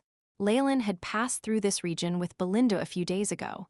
However, to avoid unnecessary battles, they avoided this area. However, Leylin had etched this place into his memory back then. SSCI, a giant snake with the circumference of a vat emerged from the marshes and opened its bloody jaws, wanting to swallow Leylin in just one bite. Scram! Leylin's brows furrowed. The snake roared and escaped right after it was flicked away. These useless things that don't know their place are so troublesome. Not every low-ranked snake would be subjugated to Leylin's bloodline. Back then, the gray snake that Sophia had encountered had only been subjugated due to it being extremely weak. However, the moment rank 2 and 3 giant snakes without intelligence appeared, Leylin would only be akin to a tasty prey to them. Because they share the bloodline from the Snake Dowager, a higher-ranked snake would not strike fear in them. Leylin suddenly grinned. This is the right specimen that I want. Boom. A gigantic white snake phantom, the size of tens of thousands of meters, surfaced from behind Leylin's back. As 2 scarlet vertical pupils, the size of stars, let off a ferocious roar. At the same time, the regal aura emanated from the huge snake. Right now, those giant snakes without any intelligence had also slithered away quickly and left the vicinity. Leylin was not a warlock with mixed bloodline. Hence, just with the tiny trace of regalness emanated would stop the giant snakes with insatiable greed to devour him. Instead, these giant snakes with no intelligence were now extremely frightened. Slick! Beds of snakes continuously left the marsh, forming a tide of giant snakes. Mixed bloodline snakes, and even those that Leylin could not identify, were escaping. Huh! As expected, they're all weak. There aren't any traces of rank 4 species here, but it is also logical, since no matter how low their intelligence was before, they would undergo a transformation after they enter rank 4. Leylin's gaze swept through the horde of snakes. Before his eyes brightened, "It's you!" A giant black snake was writhing and crying as it struggled in the grasp of Leylin. This snake had black scales, and its vertical pupils were filled with horror and plea. As for its strength, there were rank 3 energy waves emanating from it. Black Horal Snake, the subspecies of Kemyin. We meet again? A trace of remembrance shuddered past Leylin's thoughts as he watched the snake in front of him, keeping its silence. Back then, his Kemyin bloodline was extracted and purified from the Black Horal Snake. Thinking of it now, even though the great Magus World left his inheritance behind, it was not as powerful as it seemed to be, as he did not have any intentions of passing down the Kemyin bloodline. Perhaps, in Surhome's eyes, a rank 3 warlock was strong enough to conquer the south coast, and he did not want his inheritor to be swept up in the perilous dangers of the central continent. However, it was all for naught. Even the great Magus World did not expect that his inheritor would be this heaven-defying. Purifying the Black Horal Snake's bloodline into the giant Kemyin serpent, turning into a powerful presence. "I have already done this much, now I will need your strength." A dark red test tube appeared in Leylin's palms, where the contents within continuously frothed, filled with an ominous aura. "The quintessence from the clone of the monarch of gluttony, Beelzebub," Leylin muttered. This was the huge risk he took to summon Beelzebub through the constraining spell formation before he entered the purgatory world. Although it had been purified many times, the quintessence still contained large amounts of Beelzebub's branding. Once used, the target will definitely be affected by the sin of gluttony. The target's intellect will disintegrate, turning into Beelzebub's puppet or the preparatory body of a clone. "Purgatory World is too quiet. I have to introduce chaos to this place." Leylin chuckled as he poured half of the contents of the test tube into the Black Horal Snake's jaws. "SSA, grrrr." The Black Horal Snake struggled continuously within Leylin's grasp as dark-colored runes appeared on its body, so much that the scales seemed to be breaking apart, as if a devil within its body was trying to break free. "Go," Leylin tossed the Black Horal Snake back into the horde of snakes. Immediately, the Black Horal Snake attacked the other giant snakes beside it. Its pupils were filled with a type of overzealous rage as the aura on its body exponentially increased. Ka-cha, a giant boa had its head bitten off by the Black Horal Snake before it was devoured completely by it. SSA. A crackline appeared on the head of the Black Horal Snake and expanded continuously until it exploded. Large amounts of skin were molted. Now, a larger, stronger Black Horal Snake appeared, its strength nearing that of a rank 4 Magus. The Black Horal Snake with it increased strength continued to devour the other snake species. Eventually, another head appeared from its neck, accompanied by fiendish flames spewed from its mouth. The fiendish transformation is even more apparent now. Looking at the scales on the Black Horal Snake that looked even more malevolent now, Leylin shook his head. SSA, the double-headed Black Horal Snake in this purgatory world, had advanced into rank 4, yet it did not dare to provoke Leylin.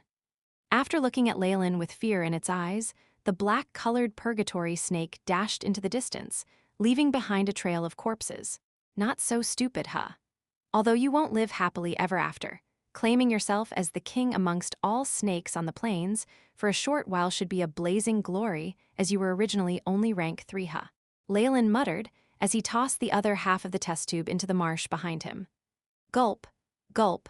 Dark red color contents that were frothed expanded quickly in the marsh, leaving behind a peculiar smell lingering in the air.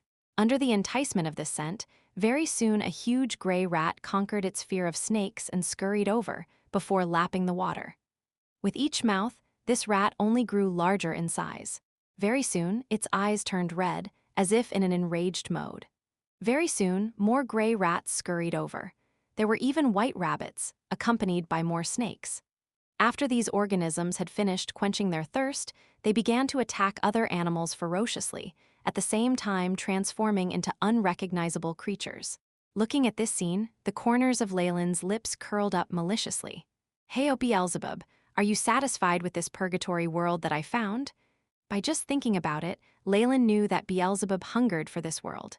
It was a huge world with abundant resources. Even with the chaotic world's will, it did not reject these new life forms on the world. To Beelzebub, such a world held an incomparably huge enticement. Even if Beelzebub knew what Leylin was scheming out in the open, he would still be attracted by the benefits and take a gamble. It was an irresistible trend. Of course, the power of gluttony is still weak in the beginning and has to be protected. Leylin smiled as a pair of chaotic gray wings appeared, with the power of chaos, enveloping the marsh and its nearby region with a gray barrier. With this disguise, high-ranked organisms would not be able to notice it until it's too late. Leylin laughed blandly. Although the snake dowager was considered a dignitary, she would not be able to understand the continent like the back of her palms, much less monitoring the happenings across the Hale continent. Furthermore, with Leylin using the power of chaos intentionally for disguise and concealment, nothing can be changed when the snake dowager has realized it. Moreover, this was the marshes. Any organisms which were attracted were just expendables. Leylin would not feel the pinch in his heart even if all of these creatures were completed dead. Man-made environments are often the weakest type of ecosystems. After this has blown out of proportions, I'm sure it will cause the snake dowager and the holy city enough headaches for a few years. If you find any errors, broken links, non-standard content, etc., please let us know. Report chapter, so we can fix it as soon as possible. Chapter 736, Eve of the Arrival. Man-made environments were often the weakest and the most susceptible to external influences. Through the snake dowager's power that boosted reproduction rates, coupled with the defilement of gluttony running rampant through the plains, the combined results of both of these would not just be a simple addition, but a powerful, immeasurable change in the rate itself. Even Leylin himself highly anticipated the changes that were bound to happen. The most important thing was that those effects were all due to the power of laws. Leylin had barely done anything at all to make that happen, which fully removed him from the situation. Even the snake dowager herself would only suspect that it was the monarch of gluttony invading from another world, and thus her attention would be diverted away from Leylin. With these two law-wielding existences vying to control this world, what sparks would it bring about? Just thinking of it amused Leylin. Finally, Leylin gave one last lingering look at this marsh that was riddled with chaos and gluttony, before leaving and not giving one more glance at it. Now that the seed has been planted, how it would develop and grow would no longer be under his control. The next morning, Leylin brought Belinda and Sophia away from this area. "What's wrong? Nick, did you sense any danger?" Belinda felt that Leylin's actions were somewhat suspicious. "I have a premonition that something hugely unfavorable to us is happening behind our backs." Leylin put on a solemn face, his eyes filled with worry. Miss Sophia also felt it, that evil sensation, full of chaos and gluttony. Belinda was still half suspicious, but what surprised Leylin was Sophia, who stood to the side and nodded in agreement, her eyes filled with fear. "That frightening evil feeling has become a vortex just behind our backs, and its range is still expanding, sister. Let's leave this place right now, please." Sophia's eyes widened and her shoulders began to tremble slightly. "All right, we'll leave at once." Belinda put her arm around Sophia's shoulders and began to gently console her, no longer having any thoughts on Leylin's proposal to leave. However, Leylin looked at Sophia and took measure of her with great interest. "I really couldn't tell. Although her bloodline power isn't particularly concentrated, she has this innately sharp perception. Does it originate from the sensitivity of her soul?" Although Sophia had sharp perceptive powers, it was a pity that she was facing Leylin, who was an old hand at this and was already in the middle of his long life. He was long able to bury his own emotions at the bottom of his heart and put an end to anyone sensing or peeping on his feelings. Consequently, Sophia thought that brother Nick smiled gently and had a comforting expression, and never discovered even the slightest trace of his investigations hidden deep within. This sort of innate soul sensitivity, although there is still room for it to develop. For now, it is far too weak. Seeing this, Leylin could only shake his head and urge on the giant earth lizard once again to continue its journey. With Leylin's secret calculations, and with his true body faintly emitting a powerful aura, the beasts afflicted with the desire for gluttony didn't dare to come and offend him as he gradually left the area behind. Sophia had also slowly calmed down and had recovered to her original childish appearance. Leylin had left a wake of terrifying desire for gluttony behind, and its influence continued to spread. Afflicted Rank 4 and Rank 5 continuously emerged and began to fight those intelligent Morning Star serpent clans. By the time the Snake Dowager took it seriously, it was already too late. The abundant resources of the All-Snake Plains, as well as the superior snake species living in it, were nurtured by the Snake Dowager with utmost care. However, it had become a paradise for gluttony to grow. Naturally, as this area was too vast, gluttony was limited to wreaking havoc in the tiniest part of it. With Leylin's arrangement and interference from chaotic power, even though it spread quickly, it did not attract much attention. Only with the passing of time did this situation become more and more complex and became even more frightening. As the originator of this disaster, Leylin didn't particularly manage the matter further. After 10 days had passed, after they passed through yet another long journey, the holy city of all snake descendants and the heart of the Hail Continent had appeared before their very eyes. At our current speed, we will arrive at the holy city tomorrow at noon, at the very latest. Belinda looked at the map in her hand and spoke confidently. Leylin only lightly nodded. In reality, he had already seen some changes on their journey today. A few small snake hybrids began to appear, and there were even established ranches and botanical gardens. Everything he had seen told him he had entered an area of superior intelligent species. My friend, Ignis, holds the post of the highest-ranked guard in the Holy City. I believe she will definitely help us. Belinda looked rather excited, and Leylin knew what she was thinking about. As a wanted criminal of the Trial's Eye, Belinda definitely felt that it was a horrible situation to be in. If she could not resolve this affair, perhaps she would have to go into hiding with Sophia for the rest of their lives. However, this place was the Hail Continent, and Belinda hadn't really betrayed the Trial's Eye, but had only rebelled against one of its forces, even if she had gone a little overboard. If she gained the protection of a powerful person in the Holy City, although it couldn't undo the Trial's Eye influence and repeal the arrest warrant, it would be possible to keep the affair under wraps. Belinda certainly would be able to live with Sophia freely in the sunlight. To do this, one would need to be rather powerful.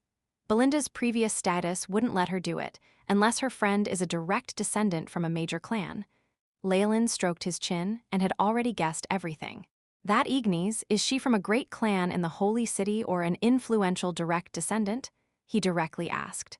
You really guessed it. Belinda froze, apparently surprised at Leylin's perceptive abilities, but she did not deny it. Yes, Ignis is from the Steward family, one of the top 10 most influential families in the Holy City. They possess the matriarch's most noble bloodline as direct descendants, and for generations they have served as the Holy City's fundamental defenders.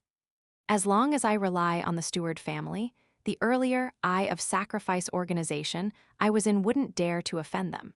So after some time, there is some hope for me to renegotiate with them about the arrest warrant. Belinda had evidently planned everything out, and so, with her help, we will definitely be able to secure a settlement certificate. Nick, are you? Belinda was clearly rather worried that Leylin wouldn't be able to save face in this situation, but this was something she was needlessly worrying about. Don't worry, I have no issues with this, Leylin smiled. What was the point of saving face?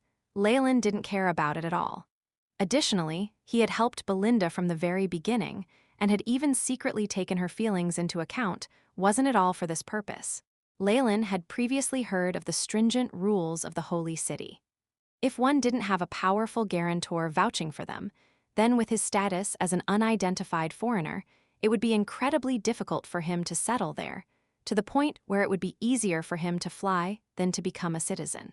Especially after he had secretly set things into motion, one could gather that the Holy City would become more and more lively. Without any real basis for entering, perhaps he would suffer a lot of harassment. Compared to that, saving face in this situation was definitely not an issue. Leylin had always focused solely on benefits, and with his current identity as a mixed-blood alabaster devil snake and as Nick the Wanderer, no matter how humiliating it was, how could it bother him? It had to be said that in some respects, Leylin's moral integrity was rather heinous. That's good. Belinda's eyes grew warmer, with a satisfied look. In reality, she was confident about settling down herself in the Holy City, but if Leylin didn't agree to bow his head and give in, then his unknown origin would definitely pose a huge problem. Seeing that he had now agreed to yield made her immediately feel more relieved.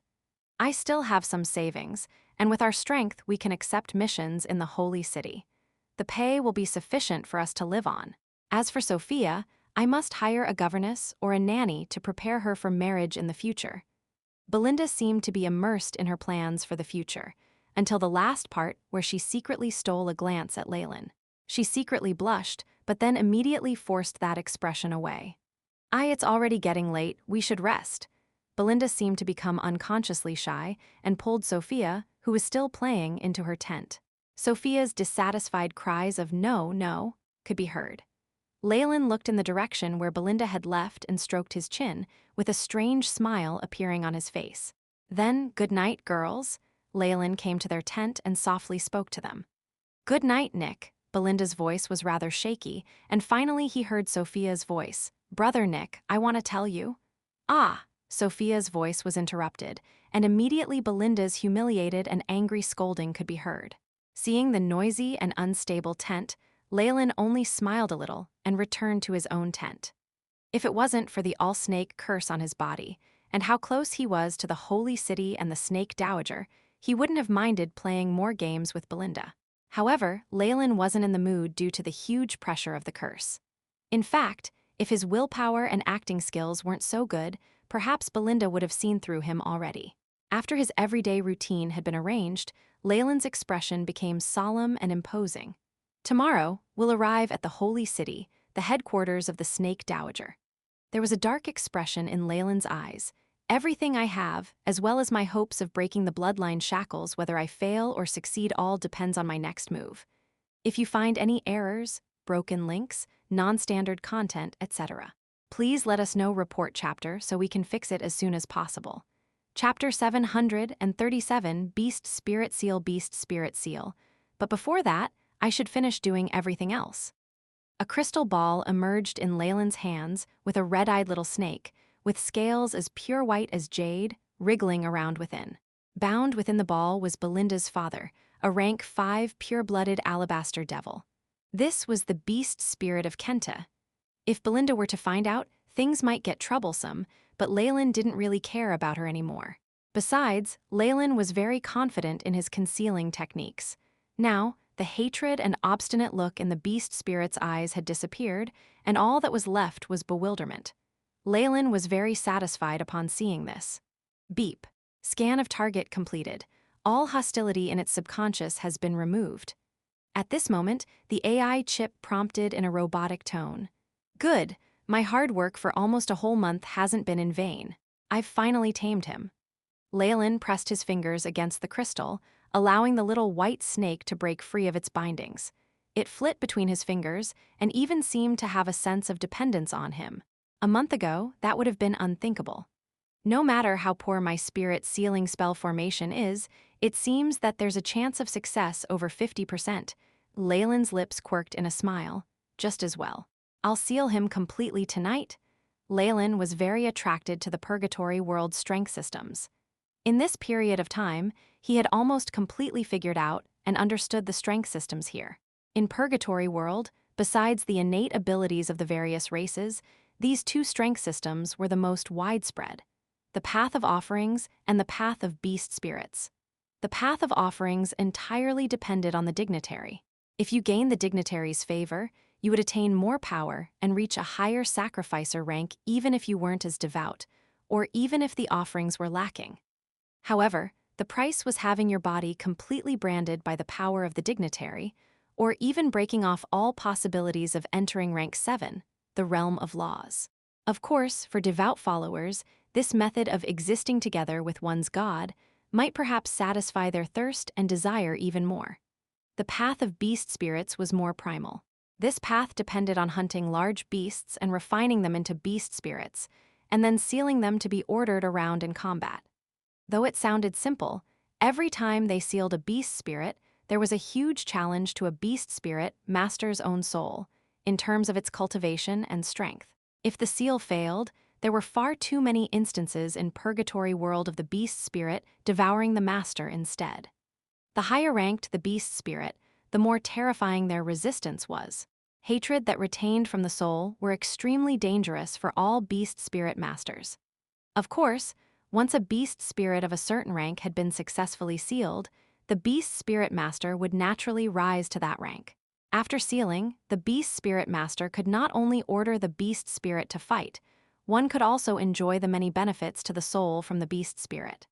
For this reason, there were so many beast spirit masters who did not fear death and pursued high-ranked beast spirits and did their best to seal them, though failure was very common.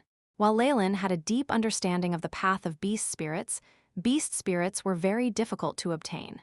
He only had a Gudrick beast spirit that was rank 3 and yet to mature. Hence, his beast spirit master ranking was only 3. That was fine, though.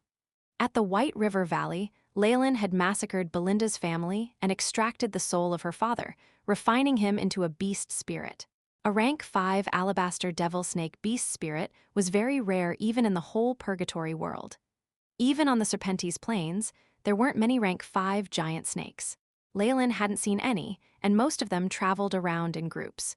If it were to move, the whole race would move along with it.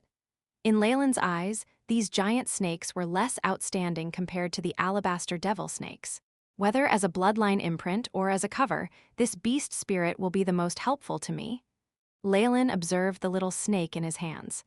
The snake even flicked its scarlet tongue, constantly licking at his fingertips.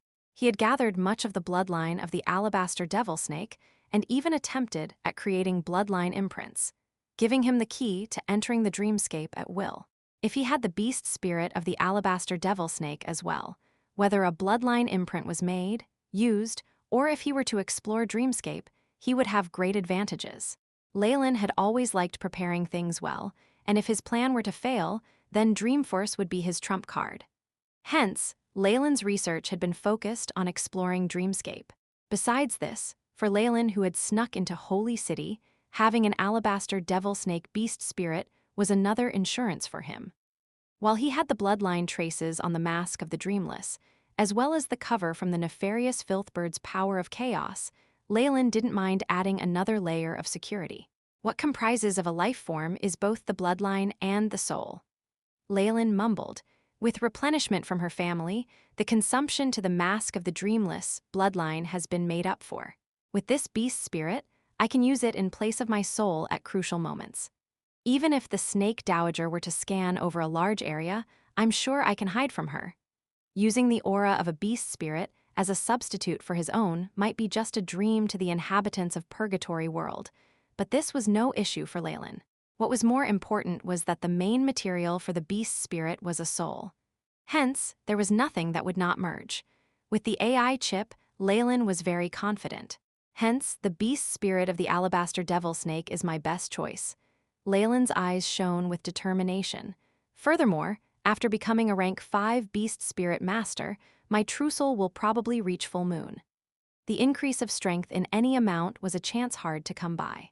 Beep, beginning seal of beast spirit, setting up rank 5 soul sealing spell formation. The AI chip's voice sounded. Meanwhile, an intricate soul spell formation diagram was shown. Leylin was only a rank 3 beast spirit master now, and if inhabitants of Purgatory World were to hear that he wanted to seal a rank 5 beast spirit, they would say he was merely dreaming. Even rank 4 beast spirit masters did not dare do this even after obtaining a rank 5 beast spirit. At the very least, they would have the confidence to attempt this after sealing more rank 4 beast spirits and nourishing their soul for centuries. A rank 3 beast spirit master. The body would probably not be able to bear the powerful undulations of a rank 5 beast spirit and just crumble, with there being a chance of exploding into bloody mist. But Leylin was no ordinary person. His true soul was at half moon, and his body, which had been strengthened by bloodline force and various techniques over time, gave him this confidence. Compared to rank 5 Beast Spirit Masters of Purgatory World, rank 5 Magi souls have already condensed their true soul. The density and quality is incomparable. The power of their soul, what the soul can withstand and precision in controlling it, exceeds that of a rank 5 Beast Spirit Master by several levels. Besides, my body and vitality has already gone through bloodline force and multi-limb strength, and received boosts from body-tempering spell formations. A mere rank 5 Beast Spirit Masters of Purgatory World could seal beast spirits as long as they were lucky enough. Their bodies would then be nourished by the beast spirit, which meant just lying around would allow them to increase their strength. Once they hit the limits of the beast spirit, they could just seal a new spirit. This turned into a cycle. Compared to Magi who had to be cautious at all times, study continuously and advance, their method might seem comfortable and easy, but it lacked the most important experience and knowledge. At the soul level, Magi of the Magus World could definitely look down on these beast spirit masters. If they obtained suitable beast spirits, the speed at which Magi would adapt to and seal the beast spirit would be faster than beast spirit masters. The reason the path of beast spirits did not prosper in the Magus World is related to the different laws of the world, and might have something to do with the extinction of species in the central continent. After all, which world has as many beast spirit resources as in Purgatory World? Making sense of his thoughts, Leylin looked solemn. The path of beast spirits was worthy of Magi looking into. At the very least, the soul-sealing spell formation, the beast spirit turning on the owner, coordination between the soul and the flesh were all huge inspirations for Leylin to conduct experiments. While he focused on the path of bloodline warlocks, Leylin would not look down on other strength systems. No matter how insignificant it might seem, anything that was passed down was definitely worthy of looking into. Only by constantly studying would the path of Magi be filled with fervor and life, starting atomic microscope, helping with carving of rank 5 soul-sealing spell formation. Along with the AI, Chip's voice, an intricate spell formation began to appear at the back of Leylin's hand. At the heart of the profound spell formation was a twisted pentagon diagram and many soul runes filled with mystery and savagery. These were key to subduing beast spirits, and even led to beast spirits turning on the beast spirit master. Even the AI chip was unable to analyze some of the runes, and could only use them as much as possible. The rays emitted from the spell formation enveloped the alabaster devil snake beast spirit, and the little snake began to float. HSS, while already tamed, the little white snake showed signs of resistance. However, the familiar soul force from Leylin's eyes felt very familiar to the little white snake, and it now had an internal conflict. Gradually, the bundle of light around the little white snake came closer to the spell formation on the back of Leylin's hand. Now's the time, seal! Along with Leylin's cry, the soul-sealing spell formation suddenly emitted rays of light that absorbed that bundle of light. Next up is a contest between souls. If you find any errors, broken links, non-standard content, etc., please let us know report chapter so we can fix it as soon as possible. Chapter 738 Full Moon True Soul Leylin closed his eyes. Now in his gloomy soul space, his half-moon true soul showed itself. Opposite it was the little white snake from before. HSS, this contest had already happened many times in the past month. Hence, after sensing the familiar soul aura that belonged to Leylin's true soul, the alabaster devil snake beast spirit immediately became fearful. Obey or die. Leylin did not give the beast spirit much time and immediately warned boundless half-moon true soul strength, descending and pressing the little white snake to the ground. HSS, the snake flicked its tongue and chose to obey. A flash of cold, clear moonlight entered through its eyes, controlling it completely. Gradually, the eyes became dazed, and a half-moon appeared beep. Host has successfully sealed rank 5 alabaster devil snake beast spirit. Promoted to rank 5 beast spirit master. The AI chip's voice sounded. Everything had gone extremely smoothly with how everything had been set up. A beast spirit above rank 4 usually had some malicious intent or memory fragments from the body. For a soul like this that had lost all its will and was defiant, beast spirit masters found this very troublesome. Even if the beast spirit was successfully tamed eventually, a part of the beast spirit's soul source would be consumed from battle and cause it to weaken. However, Leylin had long since tamed it, which allowed the sealing process to go smoothly. The soul sealing spell formation had already been optimized by the AI chip, which raised the compatibility between the beast spirit master and the beast spirit to the highest. Hence, not only had Leylin successfully become a rank 5 beast spirit master, but he also could display the full strength of the original alabaster devil snake beast spirit. But the process of sealing a beast spirit has already been deduced by the AI chip to have a success rate of 90%. The process of the boost is the most important. At this thought, Leylin looked more grim than before and placed his focus deep in his sea of consciousness amongst the point mass nebulae.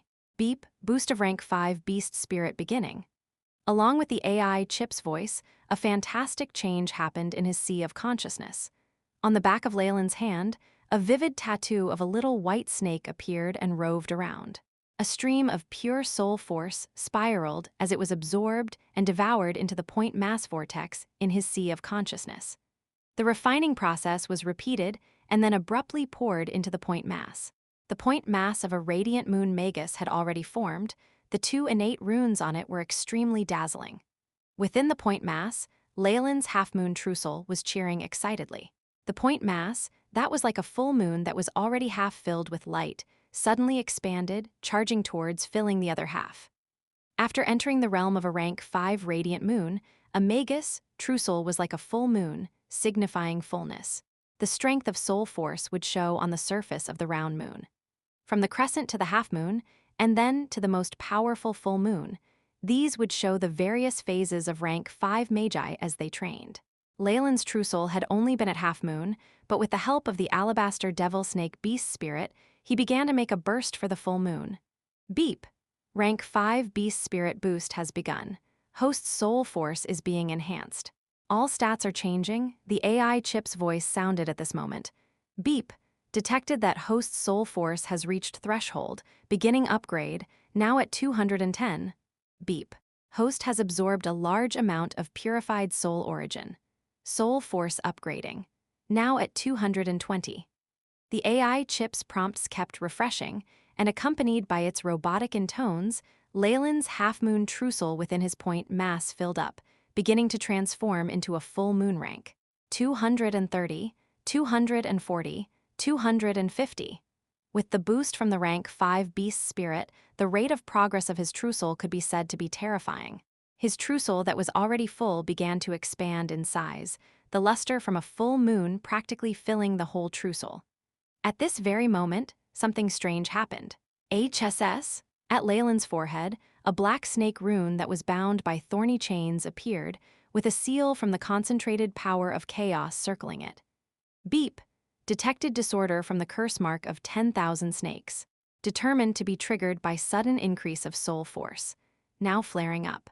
With the AI chip's voice, Leylin felt that there seemed to be a terrifying black hole in his body that began to absorb much of his bloodline and soul force.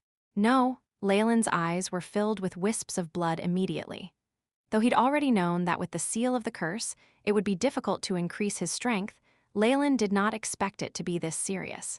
Based on his plans, after raising his Trussel to full moon, he would then reach peak rank 5.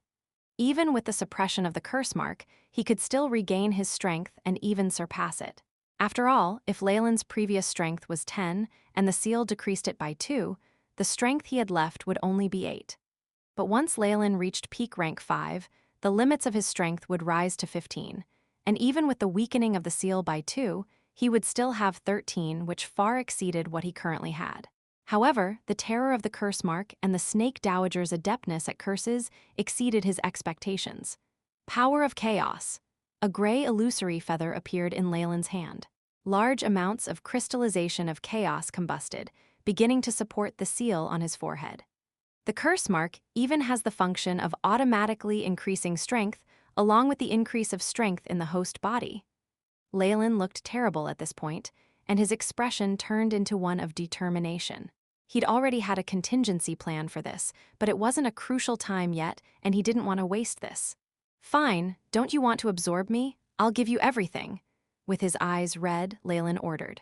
A fiery red jade-like crystal suddenly appeared from his spatial item, with flaming red luster and the indistinct phoenix cry. The sole unique item, the essence of the fragments of the phoenix egg, also the gem of Lava World. It could enhance soul force as long as the host's vitality could withstand it. Though Leylin had already reached the limits before, after sealing a beast spirit, his own vitality had been enhanced. On top of what he had been amassing all this time, it was enough for him to use this essence again. Chirp chirp. A black demonic fire phoenix suddenly emerged from Leylin's back, devouring the phoenix egg.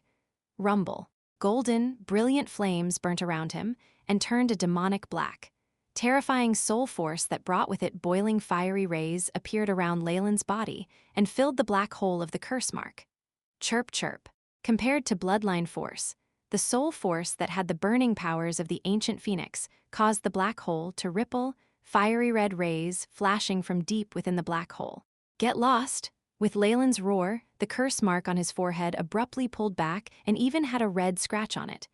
Great amounts of the power of chaos formed a seal around the mark, suppressing it. Beep. Host has absorbed essence of phoenix egg, obtained much soul origin. Soul force numbers increasing. With its voice, Leylin's soul force numbers shot forward like a rocket, and in almost that instant, broke through the 250 bottleneck. After a few jumps, it broke through the critical point of 300. Beep. Host body's soul force has broken through 300, reached full moon. Host's stats have all changed. Recalculating. The AI. Chip's voice was still transmitting, but Leylin had no energy to investigate. His attention was now on the trussel in the point mass. The trussel that was like a full moon had not only swollen up to the extreme, its whole body was filled with clear luster that gave off a feeling of perfectness. This is the trussel of peak rank 5 at full moon, Leylin mumbled as he gazed upon the gigantic full moon trussel, looking drunk. The full moon not only had a clear luster, there was also a golden line that shimmered in and out of existence at the heart of it. However, it was covered by the brightness surrounding it. Unless he stared at it, he wouldn't notice it. This is when soul force has a qualitative change. Leylin's eyes momentarily showed confusion, but was then filled with elation. I know, this is rank 6 true soul force. Once Radiant Moon Magi reach full moon, their true souls have already reached the limit. The next thing to do is to change the soul force from negative to positive energy, turning into the true soul like a scorching sun of rank 6 Breaking Dawn Magi. This golden line signifies my true soul has already reached the limits of rank 5 and is beginning to transform into rank 6. Leylin sighed. For regular rank 5 Magi, getting their true soul to full moon was already exceptionally difficult. They would have to work unceasingly to get their true soul to fill completely and then automatically upgrade. That would take centuries, but Leylin had reached full moon in an instant. With negative soul force, I need to produce positive energy from this dark negative energy in order to gain solidified positive force. It's not something a rank 5 beast spirit can achieve. The only explanation would be the essence of the phoenix egg. Leylin's pupils brightened. The phoenix egg contains not just a large amount of soul origin force that can strengthen a Magus soul, but also possesses anode soul force, and it's the guide for full moon Magi to promote. That saved me hundreds of years of hard work. In that moment, Leylin thought of the reason. If you find any errors, broken links, non-standard content, etc., please let us know report chapter, so we can fix it as soon as possible. Chapter 739 Life Curse the method to refine negative soul force into positive and obtain the essence of positive soul force was the key for a rank 5 Radiant Moon Magus, becoming a rank 6 Breaking Dawn Monarch. The phoenix egg was the treasure of the lava world after all, and the positive power it possessed could save most Radiant Moon Magi centuries worth of hard work. If this was seen by those Breaking Dawn monarchs who had broken through with hard work or peak rank 5 Radiant Moon who were still training desperately, they might be so jealous of Leylin that they might go crazy with envy. But that means the phoenix egg has been completely used up. Leylin found this result quite a pity. With the boost from the rank 5 beast spirit, that was enough to push him to full moon. The phoenix egg left behind could be used in training at rank 6. With the abundance of positive soul force in the egg, which could even help a Breaking Dawn monarch advance at lightning speed. Using it recklessly now as a rank 5 made him feel extremely wasteful. Due to the limitations of his bloodline, Leylin's true soul already had signs of transforming into an substantialized positive soul, and he would never be able to succeed unless he completely rid himself of his bloodline curse. It's too early to talk about rank 6. I'll need to focus on the benefits that I now have. While he found it a pity, Leylin was optimistic about the use of the Phoenix Egg. Due to the interference of the All-Snake curse, he would not have been able to reach full moon if not for the power of the Phoenix Egg. If the same thing were to happen again, Leylin was sure that he would make the same choice. Ridding himself of other thoughts, Leylin gazed at the AI chip stats column. As he had forcefully broken through to full moon, much of his stats had undergone huge changes. Leylin Farlier, rank 5 Warlock, bloodline, giant chem-in serpent complete form. Strength, 70-85, agility, 53-66, vitality, 175 200.7, spiritual force, 2315, 3001.2, magic power, 2315, magic power is in synchronization with spiritual force. Soul force, 232, 300, state. Boost from full moon true soul in status as rank 4 sacrificer. Rank 5 beast spirit seal, alabaster devil snake. Estimation of all snake curses next flare-up. 19 years. As expected, after advancing, all the limits have increased. Even with restrictions of the curse marks, I've basically returned to my most powerful state before, with some increases even. Leylin's eyes shone as he felt the power in all parts of his body and couldn't help but clench his fists. Only this power would be enough for my plans in the Holy City. But Leylin, who had regained his calm, watched the insides of the tents that now looked messy and could not help but laugh wryly. Thankfully, I set up a seal. Otherwise, Belinda and Sophia would have been alarmed. The flare-up of the all-snake curse happened with the snake dowager so close. Leylin looked incomparably serious. AI chip, activate strongest preventative measures. Beep. Mission established. Initiation underway. Numerous white scaly patterns formed the most intricate patterns on Leylin's face. Meanwhile, the alabaster devil snake beast spirit tattoo on Leylin's body began to wander around, emitting a unique soul undulation. After making all the preparations, a tremendous conscient was like a tsunami, spreading from the holy city. What is it, mighty mistress? Who dares go against you and caused you such ire? Such a terrifying conscient shocked many in that instant. Belinda and Sophia had walked out of their tents and knelt in the direction of the holy city, bodies trembling in the moonlight. She's naturally looking for me. Leylin snickered inside, though on the surface, he looked to be kneeling in reverence and trepidation, praying that the mistress would calm her anger. Of course, Leylin knew that before he was captured, this would be impossible. Sensing this conscient roaring above him and passing him by, yet not doubting him at all, his lips quirked in a smile. As expected, the double cover of my soul and bloodline, as well as support of the Feather of Chaos, makes it impossible for the snake dowager to find me with this kind of scan with her conscient unless she sees me personally. This was definitely good news to Leylin. Though the nefarious Filthbird had guaranteed this, Leylin did not dare place too much hope on it. When it came to life and death situations, he would not mind using all methods possible to increase his rate of success. HSS. Realizing that doing that would not help her find Leylin, the temporary wave of soul undulations passed, and instead, a bright bundle of light rose like the sun from Holy City. Within the sun was a gigantic snake ball figure that was like a sun, and there were even sounds of sacrificial chanting from there. These sounds were very ancient and had some strange pitches that caused one to be intoxicated in it. This, just after hearing a little, Leylin's expression immediately changed. Warning, warning, host's curse mark is acting up. The AI chip's voice sounded in time before a rune began to flicker on Leylin's forehead. Thankfully, Belinda and Sophia now had their heads down as they closed their eyes to pray, or else they'd definitely notice the change in Leylin. Feather of Chaos, ignite the crystals and get back. The blood vessels on Leylin's face writhed, and immediately after, two forces began a dangerous confrontation inside. Chirp, chirp. At this moment, the flame imprints that were already on the curse mark began to flash with red lights. and Leylin seemed to hear the cry of a primordial fire phoenix. With the joint work of the two, the flare-up of the curse mark was suppressed.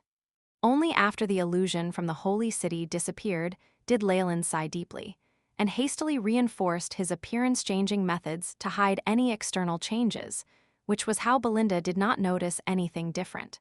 Even so, it was impossible to hide everything that had happened. No matter what repercussions there were from the Snake Dowager's sudden anger, Leylin and the others had to carry on their journey. Nick. Belinda glanced at Leylin, who was the same as before and seemed to have something to say. What's wrong? Leylin turned, a tender look and smile on his face as if nothing had happened. Oh no, it's nothing. Belinda looked dazed and also a little confused. It just feels like something about you has changed, but I don't know what it is for sure. It's the smell. Sophia, who was ahead, turned back, eyes full of happiness as she sniffed at Leylin. The smell on Brother Nick's body is even more aromatic, and Sophia feels more close to him. Stop it! Belinda grabbed at Sophia's little face, causing her to frown. Meanwhile, Leylin was stunned at her keen senses. I was discovered so quickly. Such a pure and sensitive soul is rather rare. Leylin naturally knew the reason why Belinda felt something was off, since a peak full moon trucial was worlds apart from what things had been the previous day. Even if Leylin did all he could to conceal this, there would still be a subtle difference. Besides, the rank 5 beast spirit that Leylin had chosen to seal was Belinda and her sister's father. The bloodline aura from someone of the same kind and family had caused Sophia to realize what was off. However, from her experiences, I doubt she's discovered this. If she found out the feeling of feeling closer to me came from her father, she might be fearful. After all, Kenta didn't give the siblings a good impression. Pondering over this for a while, Leylin continued the journey with the sisters. Though nothing had changed from the previous day, and Leylin was still chatting and joking with them cheerfully on the way, he was actually reading the contents of the prompt on the AI. Chip and his heart could not calm. Beep, affected by Snake Dowager's undulations. Variation to curse mark of 10,000 snakes, increasing corroding ability. Curse of corrosion, high-grade variation of the curse mark. After entering region of Snake Dowager's influence, host's life force will constantly be absorbed till death. The process is irreversible. After realizing she can't find me, she's used this method to force me to show myself. Feeling the life force in his body unceasingly being seized from his body, and his body heading towards death gradually, Leylin's lips quirked in a smile instead. But, for you, who can only do this much, does it mean you have no other ways of limiting me? It's not just my bloodline and soul force, but even my life force is being absorbed by the curse, subduing my strength. Leylin raised his arm, his pale skin and firm muscles full of life. However, he could feel a sense of losing something. Under the effects of the corrosion, my body's life energy is quickly dissipating. Though there aren't obvious changes on the outside, in just a few years' time, my appearance will become that of an old person. Even with appearance-changing techniques, it wouldn't be able to conceal these changes. Just from the bloodline curse, I have about 19 years left, but with the curse that corrodes my life force, he smiled wryly. He had a feeling that this sort of complex curse would have even worse effects the closer he got to the Snake Dowager. This would go on till the day the curse mark completely flared up and ruined his soul, causing him to die, or until he would be discovered by the Snake Dowager. So many restrictions and so much pressure. How enjoyable. This is too enjoyable. Leylin brushed the back of his hand against his lips slowly. Such power restrictions is so enjoyable. The greater the pressure, the worse the backlash. I can't wait to see the day I destroy these restraints and soar. If you find any errors, broken links, non-standard content, etc., please let us know report chapter so we can fix it as soon as possible. Chapter 740 Reaching Holy City, the Hail Continent's Holy City. Leylin muttered as he sized up this city that seemed to have been built by giants. The entire city was filled with brilliant lights, and what was the most unforgettable was the giant sculpture at the very heart of the city. It was a very bewitching female with long hair separated out and transformed into exotic snakes of all kinds. There were the Eant Kem-In serpents, the alabaster devil snakes, three-headed pythons, and many other species could be found within the hair of this snake chiefess. The sculpture must have been made with the Snake Dowager as the model. I can see it so clearly even outside the city, and if I were to determine the scale, it must be over tens of thousands of meters tall. Leylin's eyes were full of admiration. If not for the spell formations and other assistance from other worlds, a statue of this scale could never have been accomplished. The secret undulations hidden in various parts of the holy city made Leylin's expression change slightly. While he was unable to detect rank 7 existences, the radiation from rank 6 breaking moons could no longer resist the AI chip scans. Hence, Leylin was certain that there were at least 10 rank 6s in the holy city, and they were all descendants of the Snake Dowager. From the intel and what I saw yesterday, the Snake Dowager is here, but I don't know where she is. Keek, Leylin suddenly began to cough. What's wrong, Nick? Belinda and Sophia looked over, their eyes full of concern. It's nothing, Leylin laughed forcefully, hiding his palm that now had traces of blood. In the holy city, where the Snake Dowager's aura is even more concentrated, the rate at which my life force depletes is even faster. With this rate, I might not be able to hold on for a few years, but thankfully, these few years should be enough. I was just a little emotional after seeing such a huge city. Let's get in. Have you notified your friend yet? I've already notified Ignis. She'll be here soon, Belinda laughed. The three of them now stood outside the huge holy city.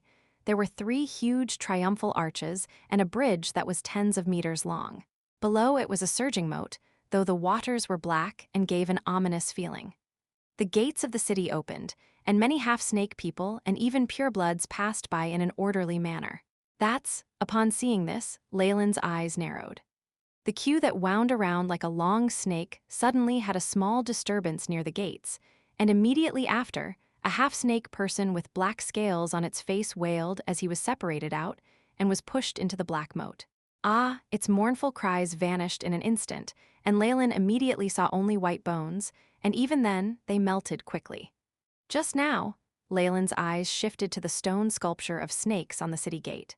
The vertical pupils of the sculptures were now flickering with green light. Seems like when that snake being passed by, the eyes of the sculptures turned bright red. Is that some sort of bloodline identification system? Leylin was slightly afraid, because he had not found anything strange about that snake person earlier. That is the snake sculpture found everywhere in the holy city. As long as there are residents whose souls or bloodlines aren't pure or have not gotten permission, all will be detected and thrown into the howling abyss. There was a grim look on her face. Based on the system of the holy city, whether it's bloodline beings with unknown origins or wanted criminals, none can stay in the holy city. In other words, if you and I were to enter, the sculpture's eyes would turn red and many soldiers would be attracted. Leylin stroked his chin. What benefits are there for so many of them to scramble there? Benefits? Belinda smiled wryly. There are obviously a lot. First of all those who get permission to stay in Holy City will have their safety guaranteed. In the Hale Continent, there are few organizations who dare treat residents of the Holy City roughly. Absolute protection? Leylin nodded. In this era of living from hand to mouth, absolute protection was a dream come true for the weak. Also, the Holy City is the core of the Hale Continent. You'll be able to get anything at all here, even the most highly ranked strength systems, the best offerings and beast spirits, but most importantly. At the mention of the Holy City, she evidently became excited. What's most important is that the entire Holy City has gained the favor of the mistress, and all of those who live here will have the purity of their blood not fall in rank and even continuously increase based on the length of time they stay here. Another voice sounded from the side, and along with a streak of black light, there were 2 more figures appearing. Ignis. Upon seeing who had arrived, Belinda grinned brilliantly. Belinda, my sister, we haven't seen each other in around 132 years. Someone headed over and gave Belinda an enthusiastic hug. This must be the good friend that Belinda had constantly mentioned, Ignis. Leylin could not help but size up this being. She had short brown hair, a tall stature, fair and glowing skin, and she wore tight-fitting armor that seemed to be made of crystal. Her fine nose was raised, and she had a heroic air to her. While a female, she had a gender-neutral beauty to her. What surprised Leylin was the bloodline aura of her body. This even caused him some fear. This was definitely the bloodline of a rank 6 giant serpent, and Ignis herself had already reached rank 5. She evidently has the formidability of pure blood nobility. She's only half mature and already has rank 5 strength. Once her bloodline completely matures, reaching rank 6 isn't an issue. I can't tell her Sacrificer and Beast Spirit Master ranks though. Leylin silently began to judge her strength. Compared to a mixed blood like Belinda, she had a pure bloodline from a giant serpent. In other words, her main body was a python, and her human form was just for convenience. It must have been a miraculous coincidence that these two could have become good friends from the beginning. Don't worry, I won't let off those people of the Trials Eye organization for treating you that way. I told you before not to go to that sect made out of lunatic eyes. Only the Might Mistress is worthy of our faith. Ignis warmly held Belinda's hand, completely ignoring Leylin's existence. She held Sophia, eyes sparkling. This must be your sister, Sophia, right? How adorable, I'd only seen her in portraits before. Don't worry, I'll take care of you and your sister's identities. You'll definitely be able to get the residence permit and gain the right to stay in the Holy City permanently. Seeing how she was itching to hug Sophia close and her facial muscles twitching, Leylin suddenly thought of another word from his previous world. All right. Ignis, I have a friend who I've yet to introduce to you. Her friend's invasive gaze full of fervor was a little too much for Belinda, and she huffed as she struggled out of the devilish grasp of Ignis before pointing at Leylin. This is the person I talked to you about, and a good friend who's rendered me a lot of help. Nick. Belinda placed emphasis on the two words, good friend. Good friend, him? It was only at this point that she noticed Leylin and glared at Leylin challengingly. He doesn't seem all that strong. He's only a rank 5 mixed blood alabaster devil snake. Oh, sorry, my beloved Belinda, I wasn't talking about you. Whether it's the blood from your father or mother's side, they have combined magnificently on you. Whether it's your ruby red eyes or long silver hair full of luster, they are so intoxicating. Ignis, Nick is my friend just as you are. Belinda smiled wryly and had to repeat herself. All right, friend. Ignis flicked at the hair at her forehead. Since it's your friend, I'll do it too. Wait, sister, how can you let people with unknown origins just enter the Holy City? Did you forget our work? At this moment, the person behind Ignis suddenly spoke. Leylin noticed the person at this moment. He had short brown hair like Ignis, and there was a faint resemblance. It seemed that they had blood relations. Oh, Belinda, so this is the useless brother I've mentioned before, Thomas? Thomas, come here and say hello. Good morning, beautiful ladies. Thomas bowed respectfully. He looked enchanted and intoxicated as he gazed at Sophia, who was like a little girl, Ignis. Noticing the siblings ignoring Nick, obviously trying to infuriate him, Belinda was slightly annoyed. If you still keep that attitude, I'll leave with Nick. Anyway, besides the Holy City, there are tons of places we can go. Based on what she had mentioned, after obtaining permanent residency in the Holy City, they could receive preferential treatment everywhere in the Hale continent. It was the best method to counteract the fact that they were on the wanted list. Now, for Leylin's sake, she was unexpectedly discarding this opportunity. It could be said that this was very unusual.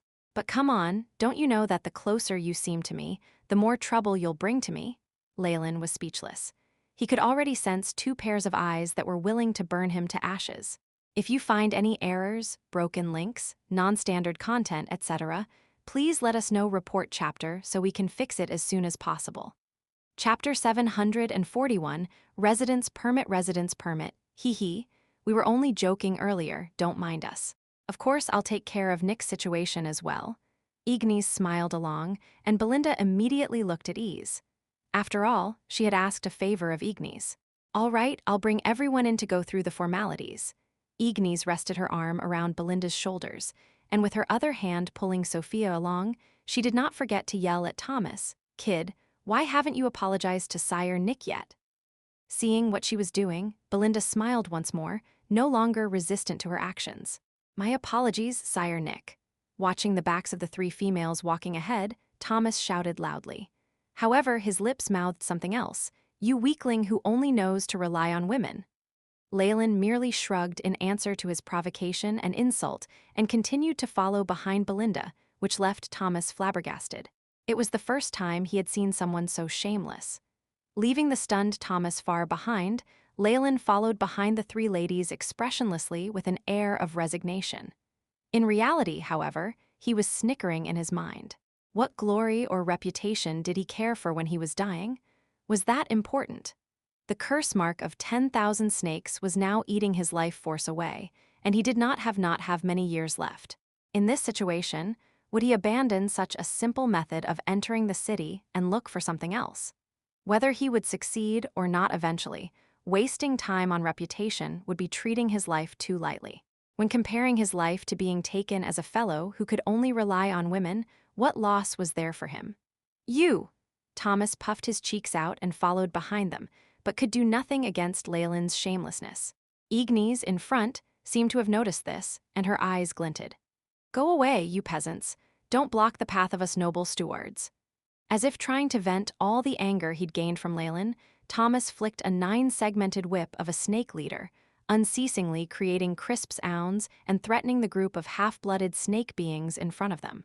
Pila, seeing the half-blooded snake beings fearfully separating to two sides and giving way, Leylin couldn't help but stroke his chin. It seemed that the siblings who were in the steward family had a rather terrifying reputation in the holy city. Are you guards blind? Why aren't you here to welcome us? Immediately after, the guards who had been like fiends and slaughtering people as they wished instantly came over to help out with Thomas' call, bringing Belinda and the rest to the main gate. Thomas had his nose in the air as he peeked at Leylin, eyes full of arrogance. Leylin merely rolled his eyes in answer. In the Magus World, this sort of person would have died several times over already, but this was the Hale Continent. This was where the descendants of the Snake Dowager had high statuses, and there were few bloody contests for power over them. Such a state had continued for tens of thousands of years, and had even become an iron rule. Hence, it was entirely understandable that Thomas, who had grown up in a sheltered environment, was acting this way. This was one who had been spoilt by superior living conditions. Leylin obviously would not stoop to the level of weaklings like him. His focus was now on the sculpture at the main gate. "Me bloodline appraisal, a test of the soul. Though I'm confident I can pass through with no problems, the identification proof is a problem. After all, I can't invade the Holy City's core database and create a fake history. What I said before had too many loopholes." Leylin looked slightly gloomy, which Thomas took to be an accomplishment on his part. "You're very lucky. You should know that very few half-bloods like you can stay in the Holy City for a full year." Thomas jeered at him disdainfully. "Of course, you might not even be able to handle the living expenses here. But even if you stay here for a short period of time, it's enough for you to shine in the Hale Continent, or you can write this in your diary, and some low-ranked bloodlines might be attracted. Thomas, that's enough." Evidently, even Ignis could not watch on any longer. Of course, Leylin had strong suspicions that Ignis only felt that Thomas was bringing shame to the steward family with his words, which was why she got him to stop. "Come, Belinda, and adorable little Sophia. This is the residence permit that I especially requested for you. As long as you bind it to your bloodline and soul, you will be recognized as free citizens of the Holy City." Ignis smiled slightly, producing 2 jade-green crystal cards. From the envious gazes from the half or even pure-blooded snake beings, they should be amazing items. "Thank you so much, Ignis." Belinda took the crystal card. With this identification, she could join organizations under the Snake Dowager's command. Trial's eye would not be so brazen and might even automatically withdraw the order of her arrest. Then, how about Brother Nick? Sophia bit at her fingers, finding that something was off. "Sire Nick. When Belinda contacted me, she didn't mention it, so I didn't prepare it." Ignis rubbed at her feelings as if embarrassed. Permanent residence permits are hard to take care of in the Holy City, so? Seeing that Belinda seemed to be on the verge of flaring up, Ignis shook her hands. "Though I didn't get a permanent residence permit, I still have a temporary certification. It's for 10 years, which should be enough for Sire Nick. In these 10 years, I'm sure he can handle the procedures for his identification." "This, Nick," Belinda peeked at Leylin, slightly embarrassed. She had obviously noticed that Ignis was purposely making things difficult for him. "Sire Nick, a 10-year certification is already very rare. For half-blooded snake beings who provide services for us residents of holy residence, their certification needs to be changed daily in order to prevent any tarnish to our noble holy city." Thomas, who was at the side, snorted. That's enough, thank you very much, Lady Ignis. Leylin smiled slightly, taking another residence permit from her. 10 years was enough time. In the Holy City, where the Snake Dowager's radiations were the most concentrated, with the curse mark of 10,000 snakes increasing in intensity, Leylin would probably be reduced to pile of bones if he could not solve the bloodline shackles within 10 years. Compared to Belinda and Sophie's, who had permanent residence permits, his own was duller, though there were intricate runes and concealing techniques on it. This pattern, even with a sample, it's not easy for the AI chip to make another one. On top of that, what's more troublesome is the soul and bloodline binding. Leylin's eyes flashed. All right, since you three now have the pass, please bind it to you. If the permits are lost, things will get very troublesome, so please keep it well and love them as you love your eyes. Ignis spoke with an accent. The binding ceremony is very simple. Drip a droplet of blood and then use your spiritual force to scan the detection runes. With Ignis' guidance, Belinda was the first and dripped her blood onto the crystal card. Once the dark red liquid touched the card, it was like water reaching sponge and was absorbed. In the next instant, the whole green crystal card shone brilliantly, and with flowing luster, Belinda's image emerged. Boo-hoo, sister, Sophia's afraid of pain. Hearing that she had to bleed, Sophia's eyes were full of fear. Such a pitiful stance immediately had Ignis on the verge of turning into a big bad wolf. Keek, don't be afraid, little sister. Let your big sister help you. Ignis, who was watching, only seemed to shock Sophia and bit at her finger to complete the binding process. Ignis watched on with regret. When Leylin was done with the procedure too, with Ignis in the lead, they passed through a round arched door. Of course, there were sculptures ahead. HSS. The miniature sculptures were even more intricate. They were made of some crystals similar to rocks, and especially the faces were carved very vividly. Their eyes seeming to be connected to some enigmatic soul Belinda and Sophia passed by, and the sculpture produced green and tender rays, currently concealing with bloodline of alabaster devil snake, beast spirit undulations covering, preparation to activate feather of chaos at any time. Along with the AI, Chip's voice, Leylin took a deep breath and passed through the formless boundary. HSS. The eyes of the sculpture immediately produced green, tender rays and caused Leylin to sigh in relief. Immediately after, he was dazzled by lights. Once Leylin got used to it, he began to size up the holy city of all descendants of the Snake Dowager. On the ground, walls, and even in the sky, a thin layer of light lined the area, causing everything to seem glorious. The giant sculpture at the heart was filled with milky white rays like a shining human being, giving off the feeling of holiness. Beep! Detected large amounts of radiation undulations. Curse mark is being strengthened. The AI. Chip intoned, while Belinda and Sophia beside him had a flush on their faces, looking intoxicated. Even their undulations were reinforced, and they obviously had obtained some benefits. If you find any errors, broken links, non-standard content, etc., please let us know report chapter so we can fix it as soon as possible. Chapter 742, Settling and Loft Rumors say the Snake Dowager favors the Holy City, granting huge benefits to all her descendants, Leylin thought, watching the siblings who were drunk on the feeling. Truth be told, the Holy City is just affected by the presence of her main body.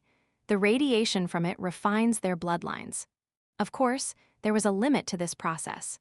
However, the guarantee that their bloodlines wouldn't deteriorate was enough for all of them to scramble here without delay. Pity. This sort of high-energy radiation is basically poison to me now. Sensing the curse mark continuously absorbing radiation and gaining strength, Leylin could only smile wryly. The all-snake curse had been sealed, but the closer he was to the Snake Dowager, the more obvious the flare-ups would become. Hiding any signs of abnormality and taking the initiative to get closer to the Snake Dowager day by day, he was dancing on the edge of a knife. But at least it's confirmed that the Snake Dowager's main body is close to the Holy City. Leylin's eyes lit up. Just for that, he had to stay here in spite of the threat to his life. The matriarch sculpture is the core of the city, with the circles extending outwards from it. In the business district are H0LP and a Mage's cabin, which are pretty good. Once you've settled down, I can accompany you on a stroll. Ignis was evidently extremely excited as she brought them to a region with majestic mansions around. This region belongs to us Stuarts. I've arranged for Belinda to stay in a villa near me. We can, TR-ring, TR-ring, TR-ring. Before Ignis could finish speaking, she was interrupted by a series of rings from her vambrace. She opened a notification on her arm, her voice showing her discontentment. What is it? Didn't I specifically mention that you are not to bother me no matter what happens tonight? My sincerest apologies, Lord Ignis, but this incident is so strange that it requires your personal attention. What is it? Ignis grew serious. For a subordinate who knew her personality to still trouble her, it would be something difficult to deal with. It has to do with a mutant contamination. It's at least grade 4 in danger. Fuck! Ignis cursed, evidently surprised. Immediately after, she closed off the communications and apologized to Belinda. I'm so sorry, Belinda, Sophia.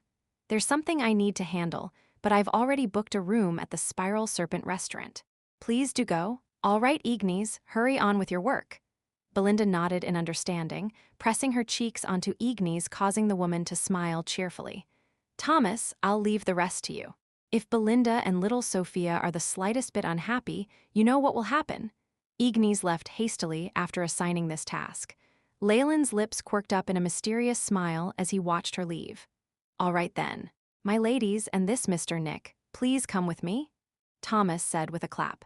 He evidently wanted to act like a gentleman in front of the sisters.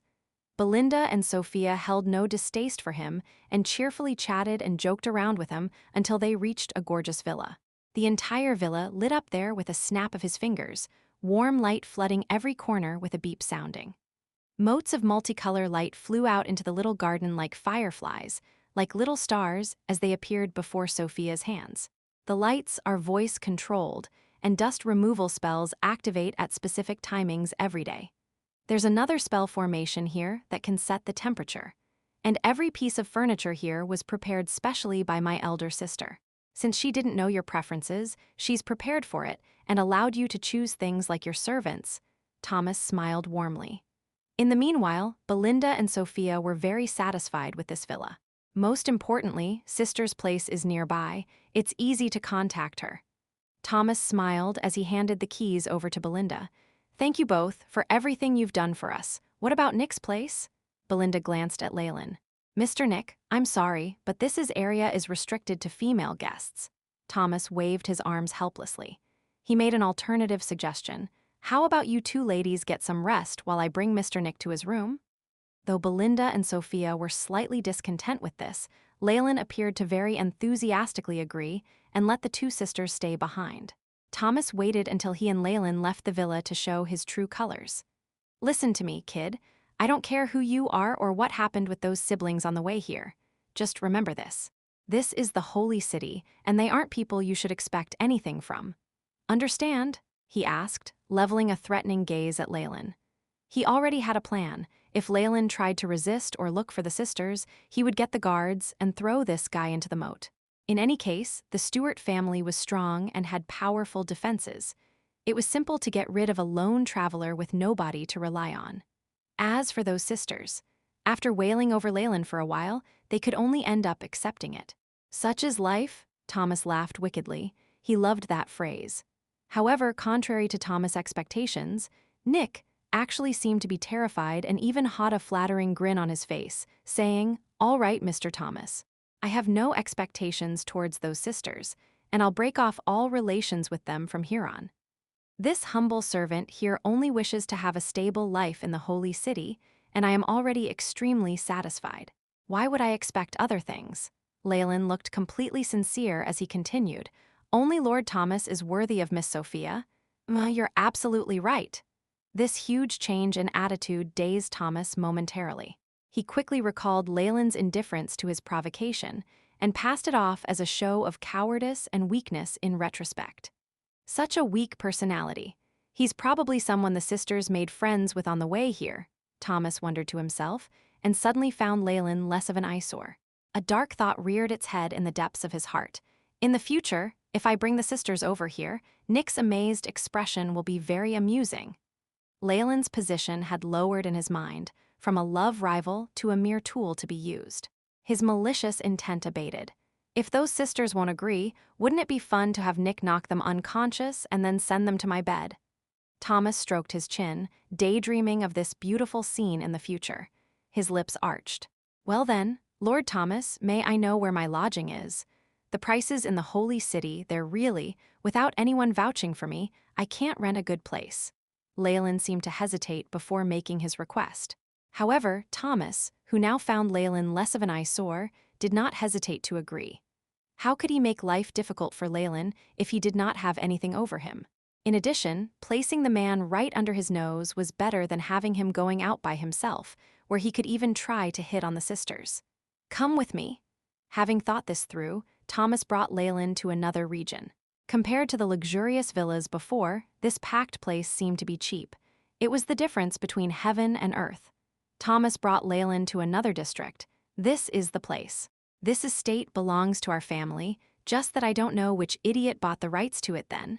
Before him was an attic room. There were swirls on the wood of the walls and floor, and the place seemed dark and wet. It looked to be on the verge of collapse. It was also extremely small. There was a huge disparity between this and Belinda's luxurious villa. Of course, this wasn't half bad considering the neighboring residences. What do you think?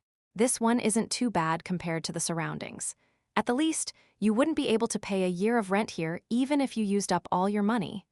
Thomas laughed meanly without a care. But I'm kind. You can live here as long as you want, no need to pay rent. I'll tell the guards. Thank you so much, my lord. Leylin bowed down nearly 90 degrees with a humble smile as he took the runic keys from Thomas. After multiple agreements not to look for the sisters, he finally managed to send a content Thomas away before activating them and sizing up his residence. The wooden door let out sad creaks, as if unable to handle the stress. Leylin began to suspect that if this wasn't supported by the strength of spells, the whole building would immediately turn into a pile of rubble. If you find any errors, broken links, non-standard content, etc., please let us know. Report chapter so we can fix it as soon as possible. Chapter 743 Rationality and Reality. Rationality and Reality, however, it's still not bad. After scanning the room, Leylin nodded lightly. The place was a little small, lacked furniture, and was covered in a thick layer of dust. It would still fetch a sky-high rent in the holy city, where an inch of land was worth as much in gold. Since he could live here for free, why would he be dissatisfied? What made Leylin feel even more satisfied was that this place was the Stewart family's property, and Thomas had even specially registered it for him. With Thomas vouching for him, even if the entire city was thoroughly searched in the future, this place would be as steady as a rock. Leylin had his own reasons for his actions today. They were only performed after careful deliberation. The holy city would be entering troubled times, and without a strong patron, a simple search would be very troublesome. Why else would he live here? He had no lack of valuable materials to sell. For one, he didn't want to offend Thomas. Another reason was that he was borrowing the Stewart family's tiger skin when putting on a false facade to intimidate others, to shield himself. Of course, once his plan was exposed, it would implicate the Stewart family, especially Thomas. That would be an incredibly sad matter for them, but it was all within Leylin's considerations. In reality, the idea had flashed after he saw Ignis and her brother's infatuation with the sisters. Once they got him into the holy city, Belinda and her sister had almost exhausted their potentials, and they would just spell trouble in the future. In this dog-eat-dog world, beauty without strength was the most troublesome. His options were clear. On one hand, he could maintain his relationship with Belinda and her sister, but in the process offend Ignis and her brother. By extension, he would offend the Stewart family who backed them. On the other, he could renounce his relations with Belinda and gain the family's understanding and protection. From Leylin's perspective, the answer was obvious. Some people chose to head down a path of ruin, refusing to live quietly and even blatantly standing out despite being weak. Only an author sticking out their golden thumbone would be able to save such cases. Although Leylin couldn't be considered weak in the purgatory world, and especially this holy city, he was as frail as someone who would die to light being shone on them. Indeed, he could reveal his strength and ruthlessly strike Thomas down. That would be followed Ignis, than the Stuart family's position in the top ranks. He could move the entire holy city. All for a single moment, it would be an incomparably glorious scene. That is, until his origins aroused suspicion. Then, with one glance, the snake dowager would know immediately that he was the one she was looking for, and he would have delivered himself to her on a plate. Then Leylin truly would have lost everything. And looking back at the root of the problem, it would be for what? Two women? Were they really worth all that? Leylin had no feelings for Sophie and Belinda, they were simply companions he had met on the road. Belinda had a vaguely good impression of him, and would at most casually joke around from time to time. For Leylin to have to fight for her and ultimately lose everything, wouldn't that be outrageous? With the all-snake curse on his body, and at a time where he was slowly inching towards death, worrying about trivial matters like affection was just foolish. What I need now is to spare no effort in hiding myself, and conflict with the Stuarts, a tyrannical snake family, is clearly very unwise, and especially over two women. Leylin shook his head. Compared to directly clashing with Thomas, and finally triggering that situation of completely exposing himself, Leylin simply chose to implement a plan which would minimize his influence and give him the greatest benefits. However, Thomas couldn't tell that his greatest enemy in getting Belinda and Sophie isn't me, but his sister Ignis. Leylin stroked his chin thoughtfully, with a trace of a sneer on his face. With Ignis at the sister's side glaring covetously like a tiger watching its prey, Thomas' plan could be declared a successful failure before it even began. And of course, once he broke through his bloodline shackles, Leylin could naturally make Thomas pay the price for today's insults. With this thought, he'd handed Sophie and Belinda over to Ignis for a while, letting her safeguard them while he received a rare guarantee of safe entry into the city. It wasn't a difficult thing for him to accept, and in fact he had more important matters to attend to than this. Without greeting the envious neighbors around him, Leylin immediately shut the door. This two-story apartment building with a little courtyard outside, it met his expectations. After seeing a small flower bed in the enclosure, Leylin's face blossomed into a smile. Not bad. It really is decent. All that's left wanting is for nobody to come and bother me. Unfortunately, that is impossible, Leylin sighed, looking at the palm of his hand. Blue-green veins were revealed under the light, and he could still faintly feel his life force ebbing. His body even looked a little weak. This situation, Leylin laughed bitterly, AI chip, beep, calculating data on host's life force, analysis completed. The all-snake curse's corrosive ability has been amplified in the holy city. New estimated time, 3 years and 2 months. Even if I seal off my bloodline and soul, this life drain is still unavoidable. It really is too difficult to break through the shackles of a rank 8 existence. There was a trace of a sigh in Leylin's expression. No matter how carefully he prepared, how far-reaching his plans were, the effect of a single seal from the snake dowager could instantly put him back in square one.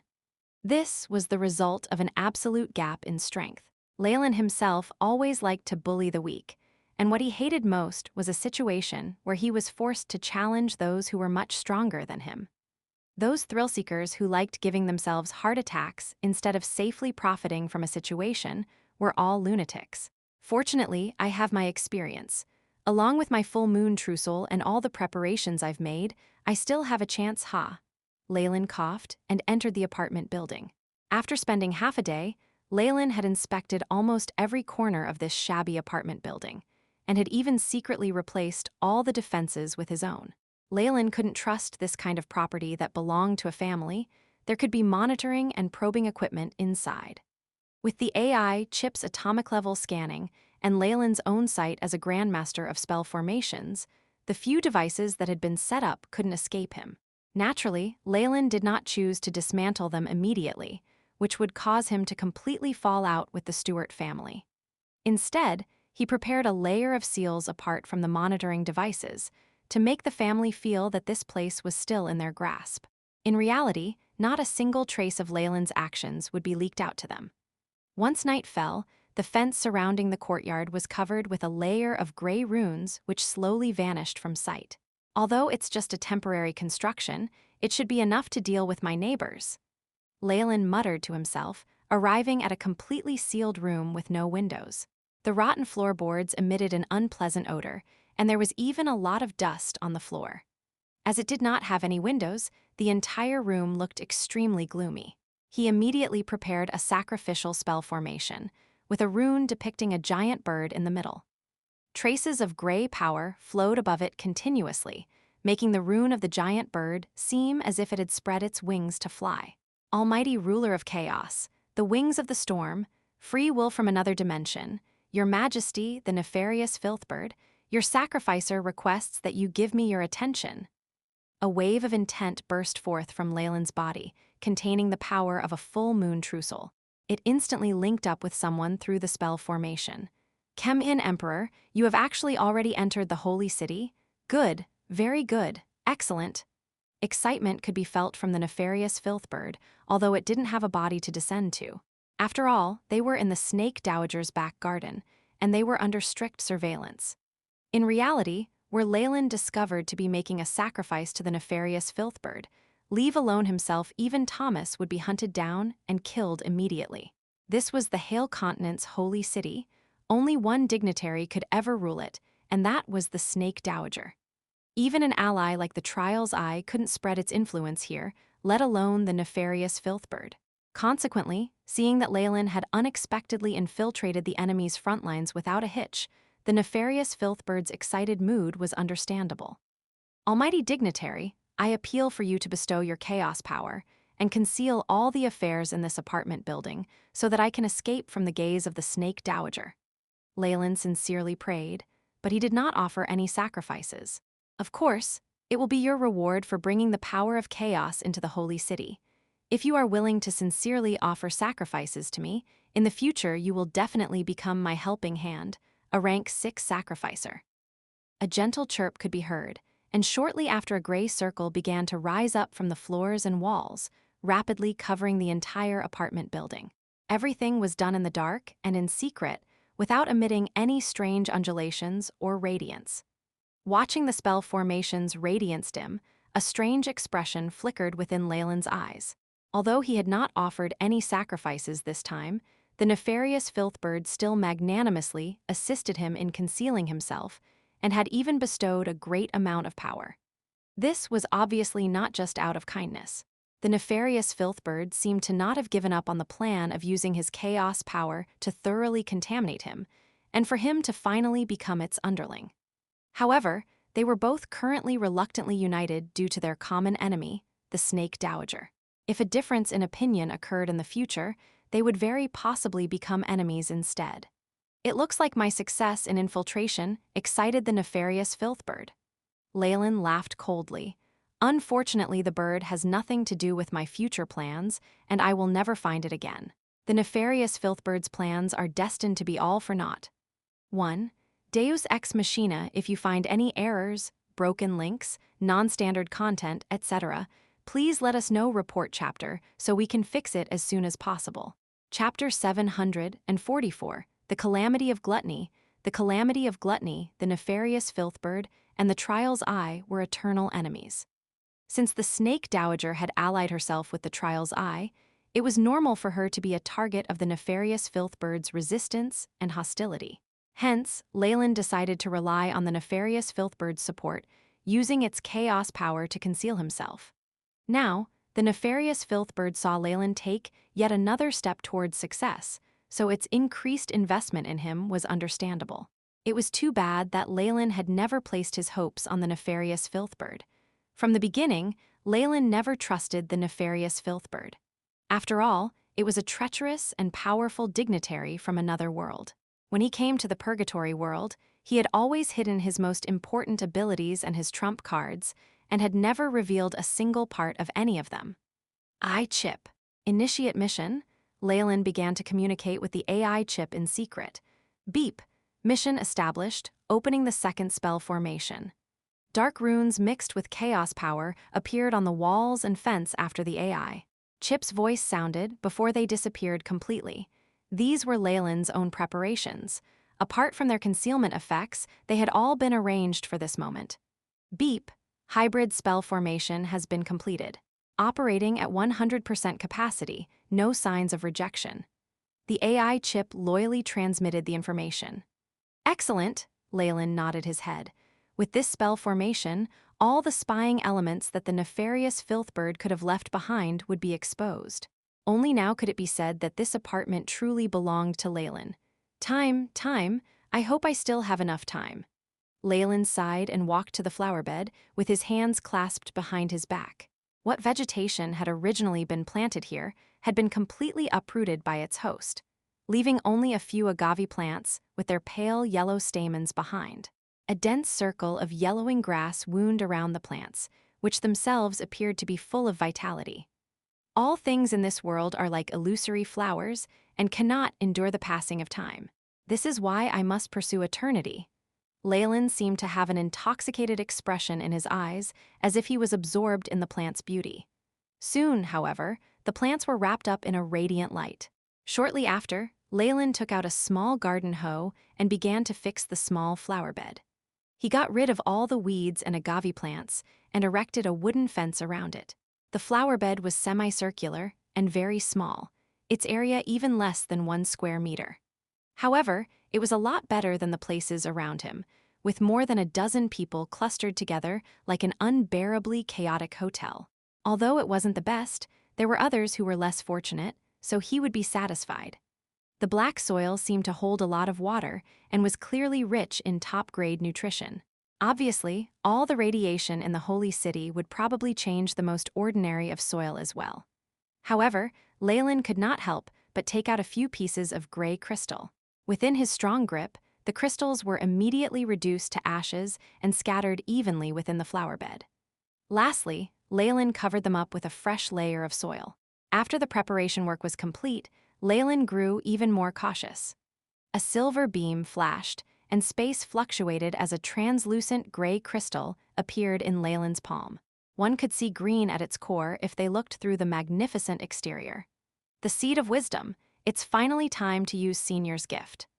Leylin's eyes had a tinge of reminiscence. He had encountered the wisdom tree in the Scarlet Ruins when he was but a rank 4 warlock. This was the origin of wisdom. Thanks to it, Leylin had learnt to break through the bloodline shackles. In the end, he had even obtained a gift from the wisdom tree, the green seed of wisdom. Rumor has it that the wisdom tree is the apex of wisdom in the entire astral plane, including all dimensions, planes, and worlds. It is an ancient and powerful existence that has enlightened many living creatures, including Magi. Its offspring also possess many unfathomable powers. Sprout, root of all wisdom. Following Leylin's voice, the AI chip emotionlessly notified him, beep, releasing the seal on the eternal crystal. The translucent crystal shattered into a fine white powder which gradually disappeared with the wind. A ring of green light formed, growing in intensity within Leylin's hands. A bit of the green light caused even the agave plants that had already been uprooted to flutter happily. These plants were already being transformed into intelligent beings, even though they had only been touched by a small amount of it. "Disappear," Leylin said lightly, and all of the agave plants on the floor turned into ash.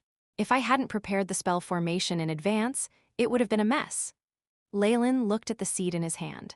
The brown coating had complicated patterns on it, and the top end exposed a core that was as green as an emerald. If this seed of wisdom were to grow for a very long time, would it ultimately mature into another wisdom tree? Leylin lost himself in his daydream for a while, but shortly after he buried the seed in the flower bed and covered it with solid earth. Afterwards, Leylin acted the part of an industrious farmer as he attentively took care of the entire flower bed, paying no attention to the clumps of dirt on his elegant robes. My seed of hope has been planted. From now on, I have to continuously water it, apply fertilizer, and wait until the day it puts down roots and grows to its full size. Leylin took up his spray bottle, with a hopeful expression in his eyes. A lot had happened that evening, and in contrast, a resident of the holy city planting a seed in his flower bed was something extremely insignificant. While Leylin was engrossed in his flower bed, a pair of imperial bodyguards solemnly stared at the scene before them, outside the holy city. "What did you see?" Ignis touched the scratch on the floor and sensed the intent left behind by the creature, especially its intense hunger for food. This left her fearful. Very clean, extremely clean. Behind Ignis, a black-haired youth took off his helmet and placed a clump of soil squarely in front of his nose. "What do you mean?" Tell me the important stuff? Ignis glared at him. I meant that the marks left in the scene show that there were clearly two giant creatures here. I reckon the probability of it being a giant snake is over 70%. Thus, it is clear that the winner got everything from the loser. The youth took out a device similar to a magnifying glass and attentively looked at the small purple crystals within the soil. The expression on his face was both sincere and focused. What I meant by clean was the winner's behavior. It ate so cleanly that not even a single drop of blood fell to the ground. This level of food craving surpasses normal biological limits. Biological limits? Ignis wrinkled her brow in confusion. Right, creatures of nature, including serpents who devour each other, will always leave some traces of their meal, either blood, scales, or any other remains. However, there's none of that here. There's nothing left. It seems that the winning serpent is under the control of a powerful evil existence instead of its own instincts. Was it contaminated by a different kind of energy?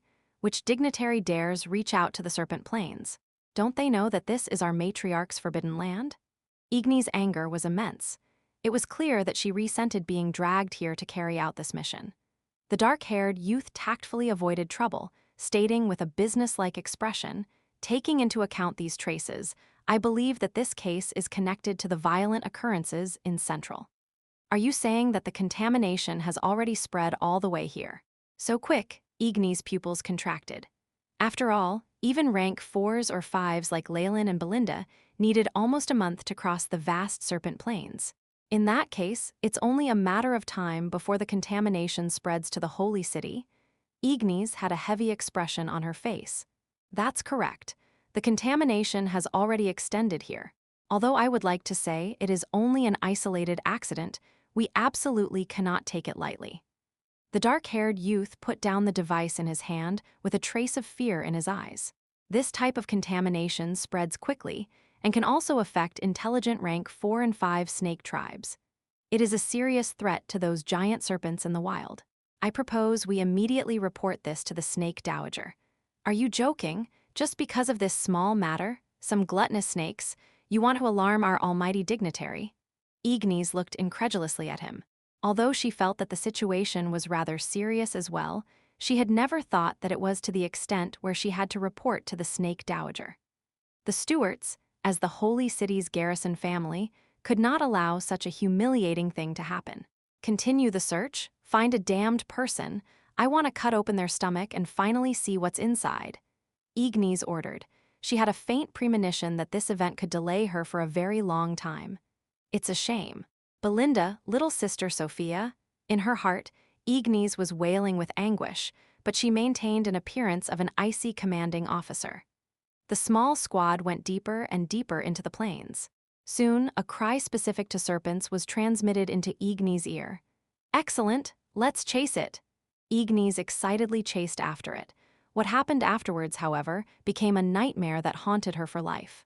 That night went down in the records of the holy city, remembered as the beginning of the calamity of gluttony. If you find any errors, broken links, non-standard content, etc., please let us know. Report chapter, so we can fix it as soon as possible. Chapter 745 All Snake and Tyrant. All Snake and Tyrant. There seems to be some disturbance in the holy city today. Leylin looked at the sky. The sound of a piercing alarm could be heard, but he ignored it as he continued to water his garden. According to my plan, those serpents contaminated by gluttony should have reached this place. It seems like the guards have discovered something. Leylin was unhurried, busying himself with his own matters. In reality, with all the time that had passed, gluttony had already permeated the serpent plains. This epidemic wouldn't disappear unless the plains were completely destroyed. That was how certain Leylin was of his own work.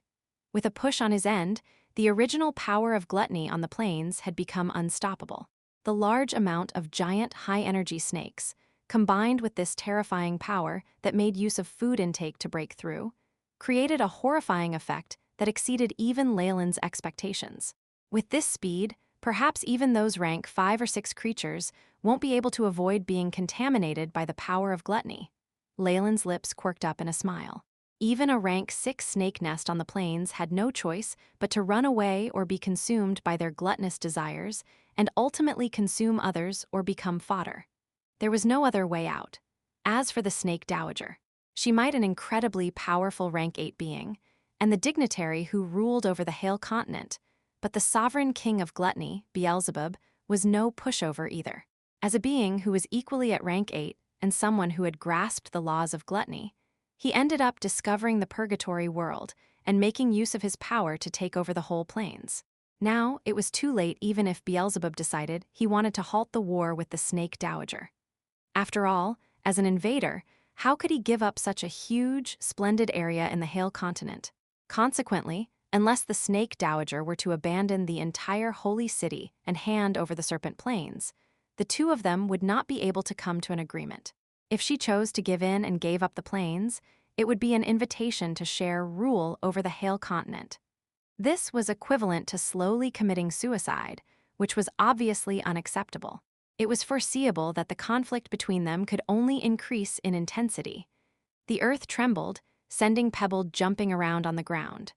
A ball of coiled snakes that was like a star rose above the skies of the holy city.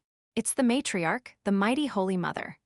In that moment, the residents of the holy city all began to pray. Leylin appeared to be doing the same, but on the inside he was raising all of his defenses. Rumble like an earthquake or an erupting volcano. A conscient that was extremely terrifying began to spread in all directions, with the sculpture at the very center of it all. Leylin could sense the snake dowager's immense fury from the terrifying wave. The other free residents could only lie on the ground, trembling. The laws the snake dowager has grasped, are they of bloodlines, serpents, or reproduction? Leylin seemed to react the same way as his surrounding neighbors, even looking more devout than some of them. However, he was inwardly attempting to trace the source of the snake dowager's laws through her conscience undulations. It seems to be the mix of a few. There's also a trace of darkness. His astounding knowledge, coupled with the AI chip's tremendous database, allowed Leylin to somewhat identify these laws. The snake dowager is terrifying. Not only does she grasp multiple laws, but she has already begun to refine her comprehension of her laws and fuse it with the law of shadows to form an entirely new law. The realm of rank 8 was naturally superior to rank 7, where only one law had been grasped. From this wave, Leylin had pried into the path that she had probably taken. Rank 7 Mage have to grasp the powers of a single law, but in order to grasp multiple laws, rank 8 beings have to attempt refining them. Leylin stroked his chin. Then what about rank 9 Magi? The legendary, most powerful realm of all? Does it mean containing all laws in one body and trying to create something more powerful? A murky understanding seemed to dawn on Leylin's mind. The snake dowager's path might be wrong, but her actions still gave Leylin, who was going in blind, a great enlightenment. Let's leave that aside for now. The snake dowager must have discovered the contamination from the power of gluttony, but I still don't know how Beelzebub will react. Leylin watched the battle from the shadows. I am the snake dowager, source of all snake bloodlines. The ball of snakes uncoiled, revealing the charming face of the mother of all snakes. Every strand of hair represented an astounding amount of power that caused the air to distort. While she was transmitting her will, Leylin abruptly felt the snake dowager launch a probing force even more powerful than before. Seems like she still has yet to give up on finding me. Or has she guessed that I'm the one behind all this? But even if she has noticed it, what can she do? Leylin snickered. He was now using an obvious scheme. Using the purgatory world and the all-snake plains as bait, Leylin had attracted Beelzebub over. And, as long as he had the desire to take over this world, Beelzebub would never reach an agreement with the snake dowager. Beelzebub had previously suffered great losses under Leylin's hand, and nothing would change this fact even if they had a common enemy in the snake dowager. In their eyes, Leylin was merely a tiny bug that could easily be pinched to death. Why would they pause their conflict to work together and attack him? This was reality. As long as there was a victor, either side would have no problem dealing with Leylin later. This situation gave Leylin the amount of time he needed. Purify? The eyes of the snake dowager held benevolence and compassion as she spread her arms. Holy golden rays of light rained down in every direction, with the holy city at the heart of it all. Bits of a dark red liquid were repelled from the roots, water sources, and even pores of some giant snakes, and then neutralized by the golden rays, turning into pure water droplets. The snake dowager of the shadow world has such knowledge on light-type purification spells, as expected of an ancient being who has lived through the ancient war. She has no weaknesses. Leylin's pupils shrank as the AI. Chip recorded the information, trying to simulate the limits of her power. While the AI chip couldn't really tell how much power an existence like the snake dowager had, just having a vague idea was still helpful for Leylin.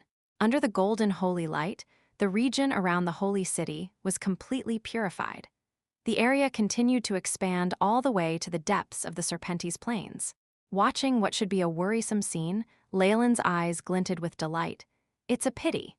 If I was the only one behind this, just a few purification processes by the snake dowager would save the Serpentes Plains. However, there is someone else who lords over the power of gluttony. At this very moment, a strange happening occurred with a loud crash. Large amounts of the dark red contaminated liquid that should have disappeared began to boil. The red motes of light converged and formed a huge ball of red light that soared into the air like a bloody moon. Hail to Master Beelzebub! You are the sovereign king of gluttony, the child of original power, the master of everything in this world. A resonant praise that held traces of insanity began to echo in the holy city, striking the snake dowager's holy light display. This feeling, the snake dowager's enraged voice was heard from within the holy light, before it was drowned out by large amounts of crimson lightning. The crimson lightning looked like long lines that danced in the air, tearing out cracks and revealing huge, terrifying spatial rifts. 2 webbed hands, with 7 fingers each pressed on the side of a rift, causing it to roar as it expanded. There seemed to be a terrifying existence at the other end of the spatial crack, trying to squeeze in. Ha, Beelzebub, you can't endure it anymore? That makes sense. A place where the world will is this chaotic must be heaven for you. Leylin laughed as if he had the upper hand. With the temptation of a huge world lacking a will, Beelzebub decided to take the risk. Even if this wasn't his real body, it was at least a clone with 50% of the strength of the real body. For Beelzebub, the losses incurred if he were to fail would cause his main body to be severely injured and enter a deep sleep, or he could possibly die. It made obvious his intentions. You dare trespass on my territory?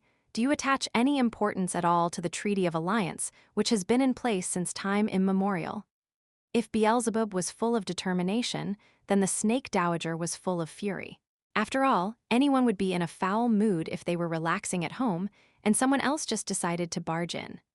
While the snake dowager fired her questions, the golden holy light seemed to transform. A layer of darkness appeared like a huge web, vast and layered, dispelling the crimson lightning out of the holy city. After being challenged by someone of the same rank, the snake dowager finally showed her true strength. If you find any errors, broken links, non-standard content, etc., please let us know. Report chapter so we can fix it as soon as possible. Chapter 746, Descent of Clone Rumors, said that the snake dowager could take over the shadow world. It was clear how great her comprehension of the power of shadows was. As expected, the moment the power of shadows appeared, it replaced the purifying holy light from earlier. Even the crimson lightning and spatial storm's destructive power could not affect it, and it remained as steady as a rock. All snake devour. The dark power of shadows transformed to form numerous giant snakes, revealing their fangs to the huge monstrous palm opposing them.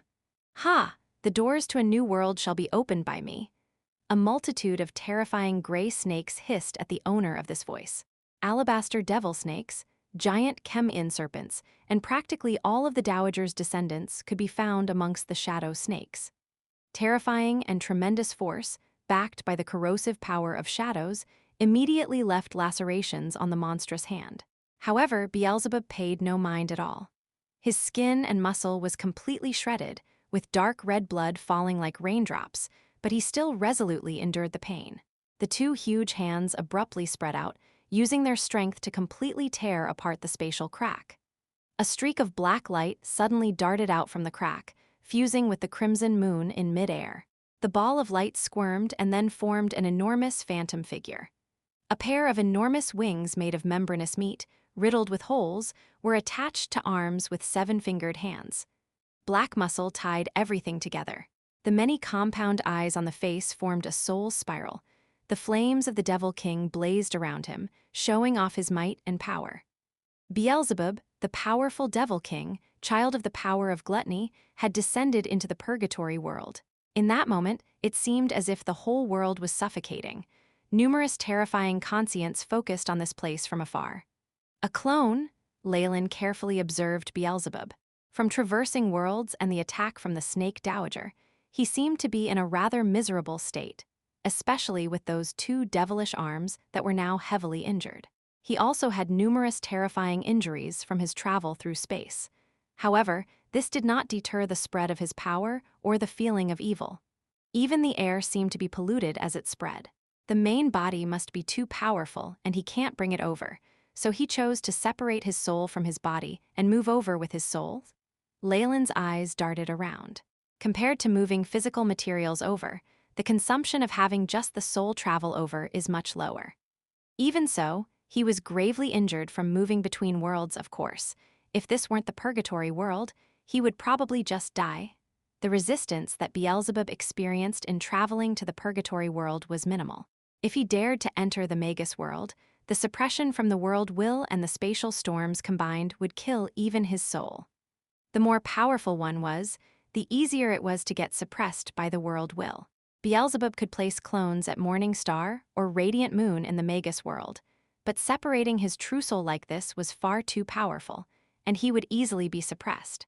And if he were to find some small world, where the world will could do nothing against his descent, it could just self-destruct and make things backfire on him. Hence, as he could not go to high-ranked worlds nor smaller ones, the discovery of the purgatory world was like that of a precious treasure. He didn't hesitate to split his true soul to reach this place. But in his half-true soul form, without even a corporeal body, he's definitely not a match for the Snake Dowager. They won't be able to fight today. Even as the residents of the Holy City were quivering in fear, Leylin's thoughts moved further. Of course, with his power as the sovereign king of gluttony, finding a body is very simple. As long as he has enough food, he can regain his strength. Also, with him around, it won't be so easy for the Snake Dowager to purify the Serpent Plains. Though Beelzebub could not do much against the Snake Dowager now, she might not be able to defeat him. This was the true soul of a rank 8, which meant they were at the same level. The power of gluttony shall rule this place henceforth. As he soared in the skies, Beelzebub's numerous compound eyes surveyed the Snake Dowager without fear, though his body was gradually becoming more transparent. Whether in terms of the grasp of laws and flawless wisdom for a rank 8 existence, Beelzebub immediately chose to leave after realizing he would not be gaining benefits from the Snake Dowager today. Similarly, she would not let go of a chance that was so difficult to come by. Shadow Cage. A circle of shadows spread from her body and instantly turned into a cage formed of numerous shadow snakes that enveloped the whole holy city. Terrifying shadow chains were like agile snakes, twining around Beelzebub's true soul. It's no use. I am the personification of laws, and I cannot die in the presence of gluttony. I will not be destroyed. Along with his voice, that was like an announcement, his body exploded. A large amount of energy spread, but it did not harm the shadow cage around it. Once the explosion ended, there was nothing left in the chains. Damn it, he even found this world. A few tremendous conscients that carried the will of the dignitaries conversed above the holy city. Immediately after, the Snake Dowager's face turned extremely grim. Along with loud explosions, the shadow cage disappeared. Finally, a purple moonlight shone down, making the last battles feel like a mere illusion. However, the slight spatial storms in the surroundings, as well as the wrecked regions around the holy city, were hard proof of what had happened. In an area where his law exists, he will never die nor can he be destroyed. Within the holy city, Leylin's eyes were on the ground as he pondered over Beelzebub's words. From his words and abilities, they might all be existences that deal with laws, but Beelzebub's path is evidently different. Furthermore, Leylin brightened up. The Snake Dowager seems to be rather fearful of him, or rather, his world. This provided some verification to Leylin's previous conjectures. But that's all in the future. Now, with Beelzebub around, the snake dowager won't place too much emphasis on a wretched mortal like me. Leylin immediately felt relieved. Compared to an arch-enemy like Beelzebub who was rank 8, he was like a mere ant, where none of the two could be bothered with him. It was only at this time that he would be able to pull chestnuts out of the fire. Fight, fight. Go on, fight, Leylin snickered inside, while looking incredibly calm. Just fight, while I quietly tend to my garden and wait. He spoke lightheartedly as he picked up the watering can and took care of the little flower bed, as if putting all his efforts in here. Bang, however, his peace did not last for long. Practically the moment after the snake dowager's figure dissipated, the sounds of the door being bashed on could be heard. What's going on? Leylin opened the door and watched two snake beings who were like guards. They had emblems on their uniforms and were obviously looking for Leylin. They were clearly the guards of the Holy City. By order of the Holy Mother, all snake beings in the Holy City are to be searched. The head of the guards had Morning Star strength. This would be impossible in other worlds. Only in the Holy City, where the bloodlines of the descendants were concentrated to the extreme, would guards have such powerful military strength. Sure, but this is property of the Stewart family, and I am a guest of young Master Thomas. I hope you won't make things messy in my home. Leylin smiled and leant towards the side. From this position, he could see teams of guards in light armor already on the streets, perhaps conducting searches on the whole region. Sir, we have found nothing. As if due to Leylin's warnings, the guards had roughly looked here and there through the area vaguely and returned to report. Due to Leylin's arrangement and the concealment of the power of chaos, none of them had discovered everything, and the little flower bed was nothing special. How about your residence permit? Can I take a look at it? The team leader sized Leylin up and spoke in a low voice. What are you doing? Which squadron are you from? At this moment, a voice full of haughtiness sounded. Leylin took a look and found it was Thomas, along with Belinda and Sophia. They had arrived at his door. Thomas now wore a luxurious silk robe, looking obviously humiliated and angry. It was clear that this team leader had not respected his reputation at all, and he was feeling very annoyed about it. Which squad are you from? Do you know that this is property of our Stewart family, and Nick here is my guest? Thomas narrowed his eyes, fingers about to poke at the team leader's nose. But the order from the higher-ups? There are no buts. I'll take responsibility for Nick. Thomas waved his arms around. Order from higher-ups? Is our Stewart family not important enough to be given special treatment? The Stewart family had control over the defenses of the Holy City. If it came down to it, Thomas could very well rank above his own superiors, which was why the pair didn't even dare to squeak an answer. Everything's fine now. Thank you very much, young Master Thomas. He was merely doing his job, so don't make things difficult for him. Leylin mediated and then passed his residence permit to the team leader. If you find any errors, broken links, non-standard content, etc., please let us know. Report chapter so we can fix it as soon as possible. Chapter 747, Dreamscape Waning, Soul Undulations, Bloodline Detection, Identity Testing, Pass. A mechanical voice transmitted from a small sculpture of the snake dowager held by the squad leader. Sensing the detecting undulations sweeping past him, Leylin inwardly sneered.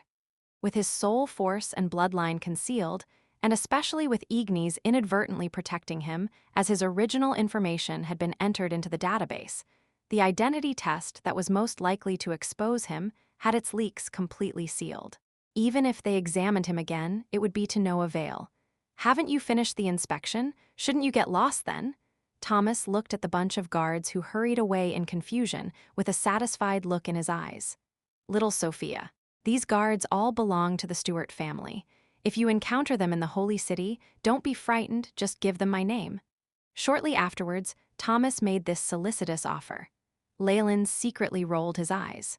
He knew that if it wasn't for Belinda and her sister, Thomas wouldn't have so hot-bloodedly rushed out to support him. Nick, are you all right? Belinda and her sister went into the little courtyard, and when they saw how narrow the place was and how cramped the apartment was, they wrinkled their brows. Would you like to come and live with us instead? That's not necessary. That's not necessary. Leylin and Thomas spoke almost at the same time, and seeing the threatening expression in Thomas' eyes, Leylin inwardly sneered. He switched to a smile and said to Belinda, This place is very nice. And besides, young Master Thomas is letting me live here entirely for free. This is very rare in the Holy City, to be honest, being able to become a free citizen of the Holy City. Even if it's only for 10 years, I can't ask for anything more than this. Leylin intentionally emphasized the last few words, and from Thomas' point of view, this was Leylin surrendering to him, so he nodded his head with satisfaction. Belinda, on the other hand, looked at Leylin with astonishment. From her impression of him, Leylin definitely wouldn't behave like this. But, Brother Nick, how can you live here? Sophia's heart is distressed. Sophia tugged at Leylin's sleeve. All right, the both of you don't come back and give me trouble.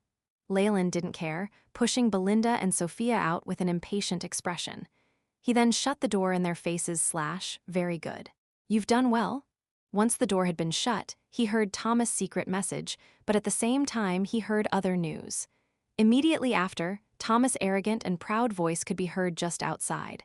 Don't bother with that Nick anymore. Look, he actually treated you both like this. Little Sophia, shall I bring you to play at the Holy Mother's sculpture? As their voices grew more distant, Leylin shook his head with a laugh. Sometimes, when you don't want trouble, trouble comes to find you instead. Did I put on too good a performance when we were on the road?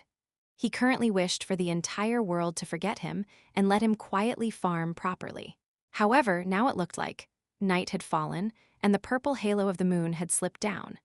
Inside the holy city, there was none of the clamor of the day, and even the places filled with holy light had all dimmed down.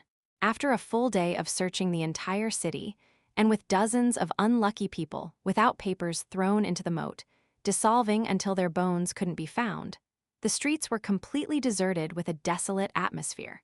Activate the bloodline imprint. In the small courtyard next to the flower bed, Leylin looked at his right arm. On his wrist were 10 small white snake imprints lying side by side. These were naturally the bloodline imprints he had made using the alabaster devil snake bloodline. HSS, a rank 5 beast spirit tattoo appeared before his eyes, making Leylin's control over the bloodline imprint much easier. The beast spirit's power has an effect of resisting suppression and can maximize the imprint's effect. There was a trace of a smile on Leylin's face, and soon he saw the brand on his hand fading rapidly and disappearing. Beep. The host has consumed the alabaster devil snake's bloodline imprint, initiating connection with Dreamscape. The innate skill of the alabaster devil snake was the ability to travel to Dreamscape. Leylin himself had acquired this ability through the bloodline imprint. However, in his heart, he had some doubts about it. After all, this was something he gained from the thousand-eyed woman on his previous adventure in the Dreamscape. As a result, when his true soul connected to the monstrous and dazzling world, Leylin did not choose to immediately enter it. Instead, he attempted to draw on some Dreamforce. SSSS, the air seemed to shimmer and warp-like in a hazy heat, and traces of dark red Dreamforce began to fall in without end, sinking into the earth of the flower bed. The green seed of wisdom seemed to welcome it and absorbed the Dreamforce. It even budded a little green shoot and seemed to be filled with the breath of life. The dark red Dreamforce was like a fog and lingered on around the small bud. It was continuously absorbed by the bud and appeared to have become a nutrient source. At this moment, it sounded as if a bowstring had snapped in the void. An oppressive voice sounded, and the Dreamforce rapidly faded, disappearing in a flash. What's going on? I used the bloodline imprint to pull Dreamforce in, and it's just this little. It's not equal to the previous times I've used it. Don't tell me. Leylin's expression immediately turned gloomy. Beep. Dreamforce has rapidly decreased, determined to be at the nadir. What bad luck, to think that it also had this uncertain and deceptive characteristic. Leylin could only laugh bitterly. Although Dreamforce at its peak phase could be compared to the power of laws, it was full of uncertainty.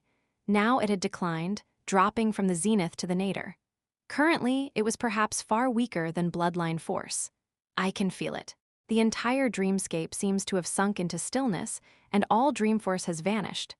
Leylin had a solemn expression. He could feel a lot of things through the alabaster devil snake, beast, spirit, and bloodline. Not only had Dreamforce fallen into its weak phase, even the dreamscape itself had sunk into silence, meaning that if he wanted to draw out Dreamforce, he needed to waste even more power than before, and its effects would be greatly reduced as well. As expected, choosing not to rely on Dreamforce was the correct decision. This random and uncertain behavior is basically used to cheat people. Leylin shook his head, and at the same time he suddenly understood. No wonder the Snake Dowager's performance today was so poor. She seemed evenly matched with the divided Trussel clone of a rank 8. It was because Dreamforce had fallen into its trough phase and reduced her strength. The weakness of Dreamforce was both a blessing and a curse for Leylin. The best advantage was that the Snake Dowager clearly could not use Dreamforce without restraint, which was the same as cutting off an arm. If it's like this, the advantages of Dreamscape entering its silent phase outweigh the disadvantages for me. Leylin stroked his chin. Besides, I have my reserves of chaos power and so many bloodline imprints. I can afford to use them up a little. I can still complete the plan. From Leylin's point of view, if one bloodline imprint from before could draw over 10 units of Dreamforce, then now it was only enough to draw over 1 unit. For those who primarily used Dreamforce, this terrifying reduction was a complete nightmare. Once Dreamforce grew weak, perhaps even existences on the level of the God of Evil could only withdraw into Dreamscape or even take the initiative to lie dormant and reduce their consumption until Dreamforce was restored. However, Leylin staked it all on his abundant bloodline imprints. Even if he wasted a few, it wasn't as if he couldn't make up for it. In any case, he had reaped many bloodlines from Belinda's family, and it was enough to support his consumption, and it wasn't as if the Alabaster Devil Snake bloodline was limited to that family. When you think of trouble, trouble will arrive. Leylin's brows pressed together, and he sighed helplessly. With a wave of his right hand, a whirlwind of energy particles appeared and swept across the flower garden. Although he had already prepared for this, the energy aura from earlier could leak out some things, and Leylin naturally would not leave such a huge leak without caring. After a moment, a dreamlike figure came out from the moonlight. Nick, she looked at Leylin with a complicated expression on her face. She had long golden white hair, which shone with vibrant luster under the moonlight, scarlet eyes, which were as beautiful as rubies. She seemed like the very personification of beauty, and she had a strange attractive force about her. "You've come," Leylin greeted her without even turning his head. "I already left a message for you earlier, you know this." Belinda went directly to Leylin and looked at him with her beautiful eyes that were devoid of restraint. "I know that the outsiders from earlier could have given you trouble, so I've come secretly. The others don't know. Did Thomas, that disgusting fellow, pressure you?" It had to be said that Belinda was a very intelligent girl. She was after all a senior sacrificer for the Trial's Eye who even mercilessly exacted vengeance on her own family. How could she not be scheming? Leylin's transformation was far too obvious, anyone could see the difference. Even if he did, so what? Leylin spread out his hands helplessly. "In the Holy City, do we have any other choice? I'll kill him." Belinda let out a murderous aura, and it wasn't faked. "And after that, after becoming a wanted criminal of the Holy City and really flee to the other end of the world." "How childish," Leylin coldly refuted her. "So what?" Belinda bit her lip, and her eyes seemed to sparkle a little. "Even if I don't kill him, we can just move out and become mercenaries and do missions. We will still be able to live in the Holy City.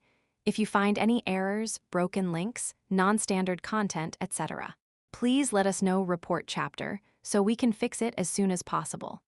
Chapter 748, Tacit Understanding at the end, Belinda's voice was choked with sobs.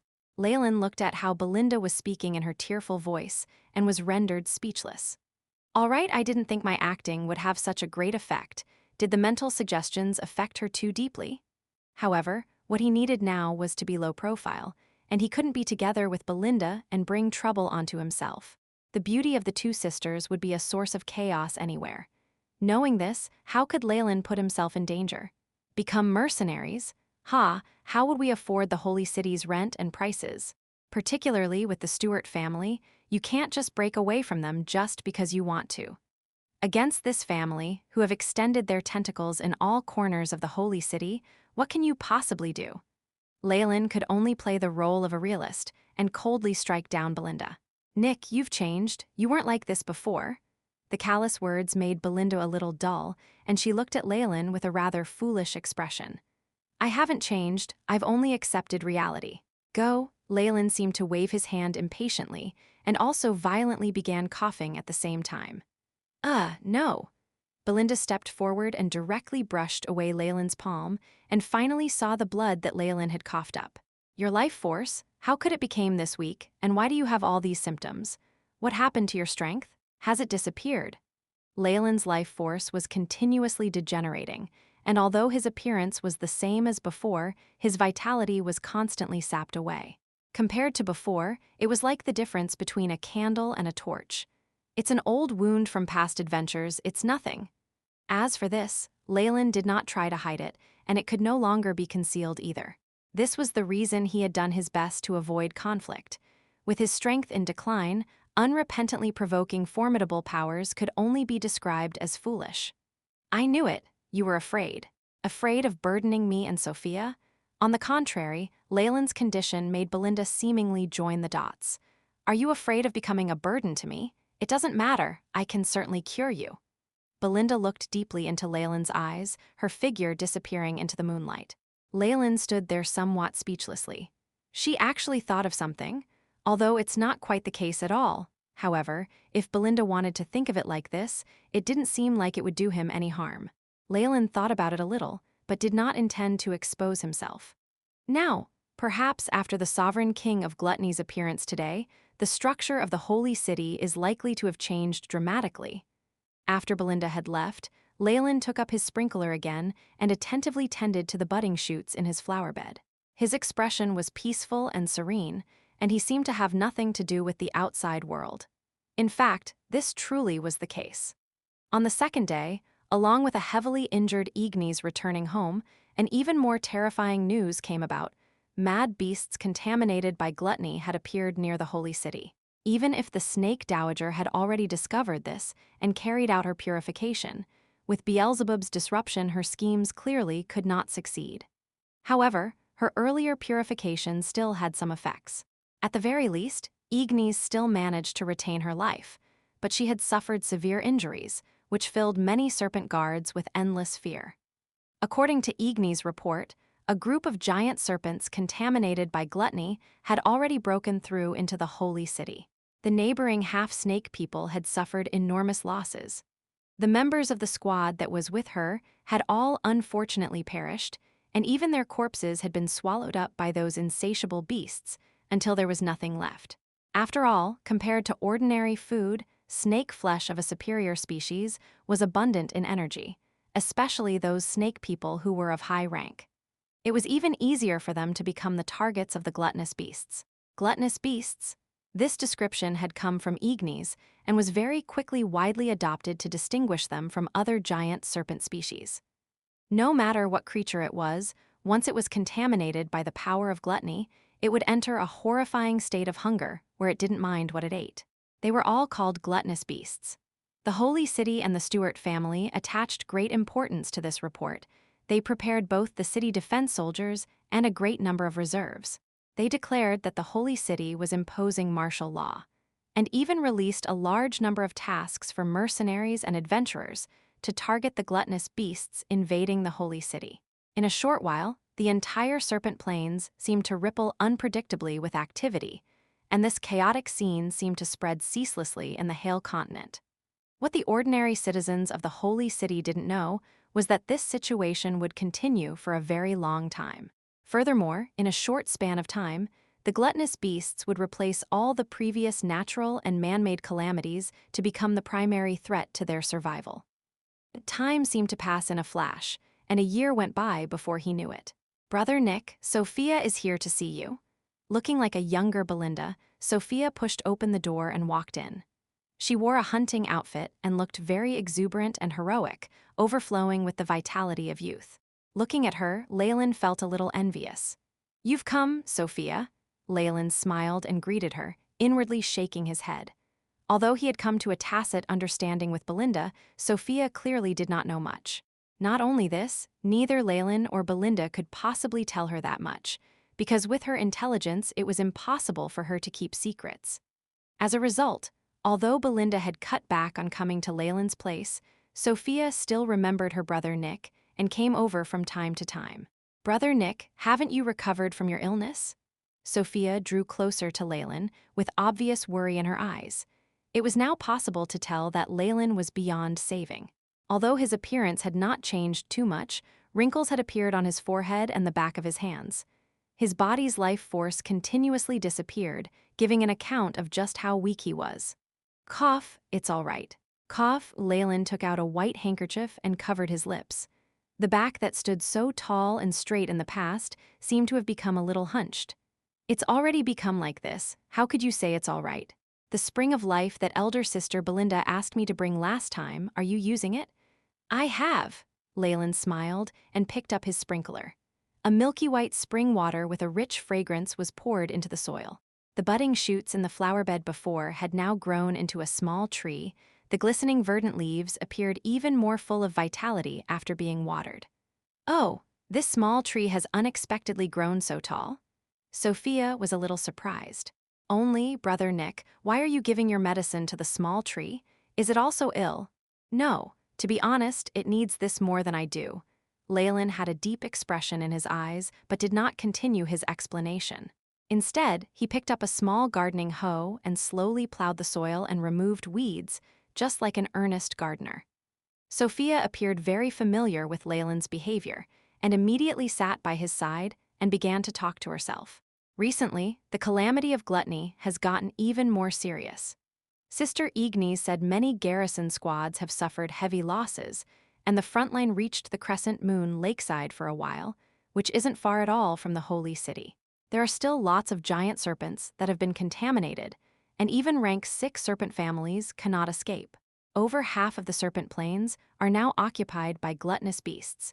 The entire serpent plains already does not have many places for us to live, and recently even a lot of the Holy City residents are beginning to flee, which complicates things for Sister Ignis. And Sister Belinda, she recently keeps on accepting missions.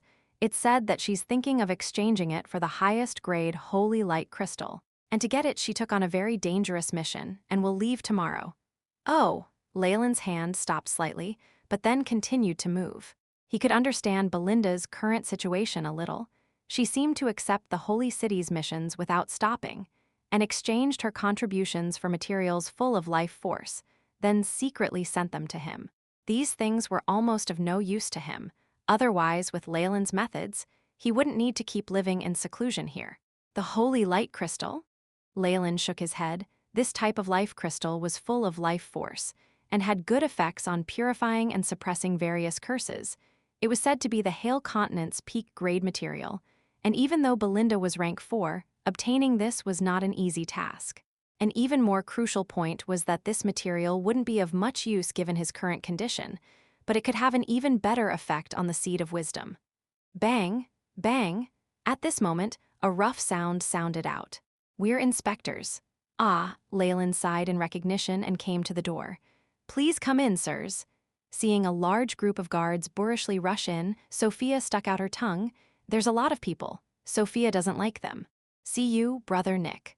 The young lady prepared to say goodbye and left, and soon after the guards did the same, fully explaining that they were absolutely not here for inspection, but to serve as a reminder and a warning. Leylin could only bitterly laugh. Although in the space of this year, borrowing the Stewart family's and Thomas' names saved him a lot of trouble, Sophia was still an enormous problem. Leylin had already felt that as Sophia came to visit him more often, that Thomas had the tendency to become even more impatient. Ah, just how is Belinda managing her sister? Leylin helplessly massaged his temples. He had a very bad feeling that if Sophia's vague affection for him was discovered, the good relationship that he had with Thomas would be gone forever. He'd already failed at shutting her down after several attempts. He was afraid that his position would go back up in Thomas' mind, from the tool he was currently to something along the lines of a love rival or competitor. If you find any errors, broken links, non-standard content, etc., please let us know. Report chapter, so we can fix it as soon as possible.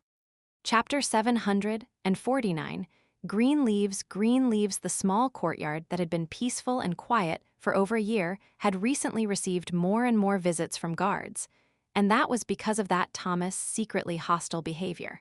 Perhaps he will come and have a showdown with me soon, Leylin sighed, This sort of situation is so troublesome, especially at this crucial moment. Shortly after, Leylin shut his eyes. In this situation, even if I don't fight back and make some vows instead, Thomas won't ever believe me again. After all, I've done that many times already, and having Sophia pretend is also not desirable. With her intelligence, she'd be found out. Unless I directly take over her consciousness, but that would demand too much from me, or I could send her over to Thomas' bed. No, Belinda would probably go crazy. It's fine if she does, but if she mobilizes Ignis, that'll be more troublesome than that moron Thomas. In just a moment, Leylin had completely thought over the outcomes from the situation and discovered that it seemed as if he had no other option apart from running away. But that would be impossible. After entering the holy city and planting this seed of wisdom, Leylin had not taken one step out of the courtyard. After all, the thing that held the power of life or death over him was here. How could he possibly divert his attention to something else? Besides, if he left his camp for too long, with all these hidden rats around, he wasn't sure he would be able to continue hiding in the holy city. I can't show weakness. It looks like I can only demonstrate my strength. Leylin stroked his chin. Sometimes a reasonable show of force could still be put to good use. However, he would definitely face Thomas' counterattack afterwards, but from Leylin's perspective, he only needed a little bit of time for his plan to succeed. This period of hesitation, I think it can still be obtained. Leylin's eyes flashed. Keek Sophia, wait a moment. After thinking clearly about his plan, Leylin immediately called out for Sophia. Brother Nick, is there anything else? Sophia jumped and hopped to Leylin, the fragrance of a young lady mixed with the vitality of youth lingering in Leylin's nose. Shortly after, the warning gazes from the guards from earlier could be seen. Oh, I have something that I need you to give to your sister. Leylin acted as if he hadn't seen the warning glares from the guards and smiled at Sophia. What is it? Is it delicious food? The roasted meat that Brother Nick made last time tasted good. Sophia's eyes lit up. It isn't something to eat, you little glutton. Leylin shook his head and smiled. He never thought that his cooking skills from his previous world would have fans in a different world. It's a protection amulet. Take it to your sister for me. Perhaps it will be of assistance to her in her mission. It needn't be said that a mission where the holy light crystal could be obtained would have a frighteningly high difficulty. Just relying on Belinda, even if she was rank 4, even if she had support from Ignis and the Stewart family, it would still be extremely dangerous. However, in his current situation, it was not suitable for him to go out by himself, so he could only entrust it to Sophia and believe that no matter how naive she was, she would be able to hold on in the face of her own sister being in danger. All right, Sophia will definitely bring her this thing to her. Sophia clenched her fist and nodded her head. I believe in you. Leylin immediately went to the side of the flower bed and plucked a single leaf from the small emerald green tree. It's this, help me pass it to your sister. The dark green leaf had a faint luster, and Sophia's eyes lost a little of their spirit. I know. Sophia put away the leaf like it was something precious, and even her eyes seemed a little more quick-witted. It appeared that coming into contact with the leaf for such a short time had already changed her a little. This was beyond Leylin's expectations. Let's go, unless you want to be scolded by Brother Thomas.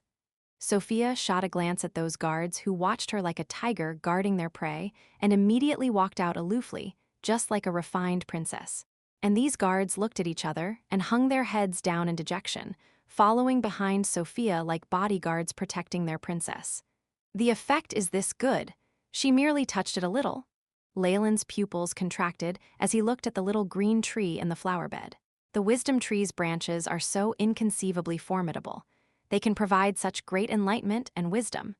No, Sophia was so diligent in coming here, so perhaps she had been influenced by it. Knowing that this place could bring her great benefits, she did not hesitate to disobey Belinda's guidance as a result. Slowly, Leylin suddenly understood the reason behind Sophia's determination to visit him, and it seems that her previous goodwill was only a small part of it. To break through her sister's command, perhaps only the craving for wisdom could do that. This is good, it gives me more confidence in my own plan. Leylin secretly clenched his fist. At the same time, next to a street not too far away from the courtyard stood Thomas, with a gloomy expression on his face. That slut! Seeing Sophia leaving Leylin's courtyard with a brilliant smile, Thomas' expression grew very dark. And that Nick, he actually dared to ignore my warning and continue to meet Sophia. Bang! Thomas' fingers directly left long marks on the nearby wall, and a lot of powder fell from it. Get ready to go down there. I want to properly teach that Nick a lesson. It looks like I have been far too lenient to him this year. As you command, young master. The other two appeared to be captains of the garrison, but they respectfully knelt before him. Also, carefully investigate his background and strength, Thomas added. As a descendant of an influential family, although he was infatuated with Sophia, he couldn't lose his head over her. After all, he understood restraint before power. As a result, if he was prepared to fall out with Nick, he would first investigate him as much as possible. However, his influence as the heir of the Stuart family, as long as Leylin wasn't the top of a small family of descendants, he could easily be crushed like a little ant. Still, he would first investigate, just in case. An alabaster devil snake bloodline. Even if you are rumored to be the purest white devil nobility, I'll still send you to hell. Thomas looked at Leylin's courtyard, with a cold light flashing in his eyes. Sister, sister. Sophia threw herself into Belinda's arms and began to act spoilt, but Belinda's expression was like ice. Did you go to Nick's place again? Haven't I told you many times not to do that, or you will bring him a lot of trouble? Why don't you ever listen? Belinda rarely spoke so strictly. But I wanted to go. Sophia felt wronged. She twined her fingers as she said, I feel comfortable and very happy in brother Nick's place. Oh, what did he do to you? Belinda's expression suddenly grew alert, even her finger joints began to crack. It's not like that, it's the small tree, just smelling it makes me feel good. Sophia's face flushed red. Nick's darling tree? Belinda shook her head, and felt that she had thought too much. Belinda could not understand why Nick treated that tree like a precious treasure, and because of it, she had consulted many resources and almost considered the seed of wisdom as some demonic thing that could bewitch a person's heart. She felt somewhat dissatisfied by his continuous attention to the tree without even a care for himself. Also, brother Nick let me give this to you and said it would be very useful to sister's mission. Sophia's expression seemed a little reluctant, but she still gave the leaf to Belinda. What is this? Is it a calming amulet? When the leaf touched her palm, Belinda did not feel any powerful sensation, only a slight chill from the leaf helping her mood to calm down a lot. It's just some calming amulet. It doesn't seem to be of much use. Why did he give this to me? Belinda's eyes seemed puzzled. No, Sophia feels that this leaf will be very useful to sister, so you must bring it. Sophia nevertheless had an imposing expression on her face. All right, I really can't deal with the both of you. Belinda's face was brimming with a warm smile. She put away the leaf safely and stroked Sophia's head, then her expression changed. This is wrong. She looked Sophia up and down and stared at her sister without pause. Sophia, why do I feel like you've gotten smarter? Due to an accident in her childhood, Sophia's intelligence was like a child's, but today her speech was very orderly, which was a ceaseless surprise to Belinda. I've always been very smart. It must be that sister has gotten it wrong. Sophia smiled sweetly, but a crafty light flashed in the depths of her eyes. What? Perhaps the stress of tomorrow's mission is too much. Has it driven me insane? Belinda touched her own forehead. Belinda! At this moment, another figure charged towards her with an expression of unconcealed rage. Why did you take that mission? Don't you know that the Crescent Lake has already become a dangerous area of gluttonous beasts? Ignis asked. The armor on her body hadn't even been removed and was still stained with blood as the leader in charge. Ignis spent almost every day active on the battlefield with the gluttonous beasts. I'll leave first. Seeing this situation, Sophia stuck out her tongue and slipped out of the door at lightning speed. If you find any errors, broken links, non-standard content, etc., please let us know. Report chapter so we can fix it as soon as possible. Chapter 750, Crescent Lake, what mission are you talking about? Belinda said, with a blank look on her face. You're still trying to deceive me? Ignis' voice rose an octave higher. Don't forget that as the leader of the Holy City's garrison, I have jurisdiction over both the adventurer and mercenary guilds. The Crescent Lake acquisition mission is extremely difficult and has a rank 5 danger level. Even those who are rank 5 will have to face certain dangers, and you think you can do it? Ignis bitterly exhorted her. If you're doing this for that holy light crystal, then just leave it to me. Thank you, Ignis, but I have my own reasons. Belinda forced a smile on her face. I know, is it because of Nick? Even though you haven't gone to find him for over a year, I know all about how you ask Sophia to bring things to him. Is it because of him that you aren't willing to accept me? Ignis said in a dark voice. It's not what you think it is. Belinda didn't know whether to laugh or to cry. It's exactly because of him, that bastard. Sooner or later, Ignis slammed her fists together fiercely. Ignis, I only consider you my good friend. I'm giving you a final warning. If anything happens to Nick, you'll definitely regret it. Belinda's expression grew darker. For him, you're acting like this for a filthy man. You dare to actually argue with me? Ignis emanated a terrifyingly powerful aura, and many shadows converged at her back to become the likeness of a three-headed python. Precisely, even under the innate oppression of her race, Belinda still staunchly looked Ignis in the eye. Seeing Belinda acting this way, Ignis' chest heaved violently. As you wish, she panted out vulgarly. The sound of armor dropping to the floor rang out, followed by the distant footsteps of Ignis as she left. Once she had left the villa, Ignis' expression grew completely dark. Bang! A snake whip slashed out suddenly, and many rose petals and tulip petals flew into the sky. Nick! Ignis ground her teeth in frustration, but it soon became a cold laugh. I promised Belinda not to harm him, but Thomas hasn't agreed. However, shall I go about this a little more secretly? It should be here. Belinda looked at the map in her hand and appeared to be very cautious. Currently, she was in a wasteland which had an aura of death and decay, which made her unconsciously become nervous. Ever since the calamity of gluttony broke out, the entire Serpentes Plains was not how it used to be. War, hand-to-hand combat, and gluttony spread with incredible speed, leaving the plains covered in blood. Even the Snake Dowager's radiance could not move those savage gluttonous beasts, because they were also protected by an exemplary, the sovereign king of gluttony, Beelzebub. Although it had not been 2 years since Beelzebub's descent into Purgatory World, his name was known by everyone. It was to the extent where it could immediately make little snake children cry. In this situation, because of the gluttonous beast's terrifying consumption, food shortages had broken out in the Holy City. In the past, this would have been an absolute joke, but now it was something that had really happened. In fact, the gluttonous beasts were facing the same food shortages, which were even more serious for them than the snake people. They were already at the stage where they were killing each other for food, otherwise they would have already invaded the Holy City. It was different from previous calamities. Belinda had a feeling that once the gluttonous beasts had occupied a territory under the sovereign king of gluttony's command, it wouldn't easily be relinquished ever again. The Snake Dowager's large-scale purification that had happened in the beginning could never happen again. When she thought of this, a fog immediately shrouded Belinda's mind. Once I pass through here, I will be very close to the Crescent Lake. Belinda muttered to herself. Although she had disguised herself, she felt very unsafe in this sort of place. If Becker and the others had come, perhaps I would be able to relax more easily. It's a shame. Belinda smiled bitterly.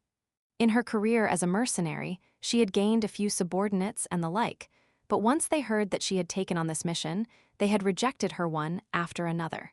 If Belinda had just a little more time and used her own methods, it would be effortless to unite some powerful and loyal subordinates. But just a year wasn't even enough to bind them to her through familiarity, and certainly wasn't enough to persuade them to take risks with her. However, my mission this time is just to collect blue quartz within the Crescent Lake. If I don't disturb those gluttonous beasts, the danger should be quite low. Belinda pondered over this in silence and soon passed through the plains. Past the sloping fields, the scene ahead was reflected in her eyes. A blue lake shaped like a crescent extended across the plains as far as the eye could see. A sparkling radiance and a hint of chilliness was emitted from the Crescent Lake. This was once the Holy City's valued resource point, but after falling to the gluttonous beasts, it has already grown wild. If the Holy City wasn't so short of resources which they urgently need to replenish, perhaps they wouldn't have put such a high price on this mission. Belinda bit her lip in distress. With Ignis there, she simply did not need to come out and take risks. If she was willing to forget her pride and plead with Ignis, a piece of holy light crystal would easily fall into her hands. However, Belinda did not want to owe her so much, and moreover, she was not willing to give up her dignity to do this. Because of this, Belinda had not hesitated to risk her life to do this mission. If only the gluttonous beasts weren't here, then I would have more of a chance. Belinda's eyes lit up. A tattoo of a white eyeball appeared and flew up to a high altitude, and images of the scene were transmitted to her. Roar, hiss!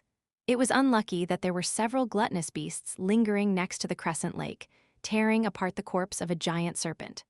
Powerful undulations that were on par with a rank 5 were emitted from a gluttonous beast that was the size of a small mountain. Oh, damn it.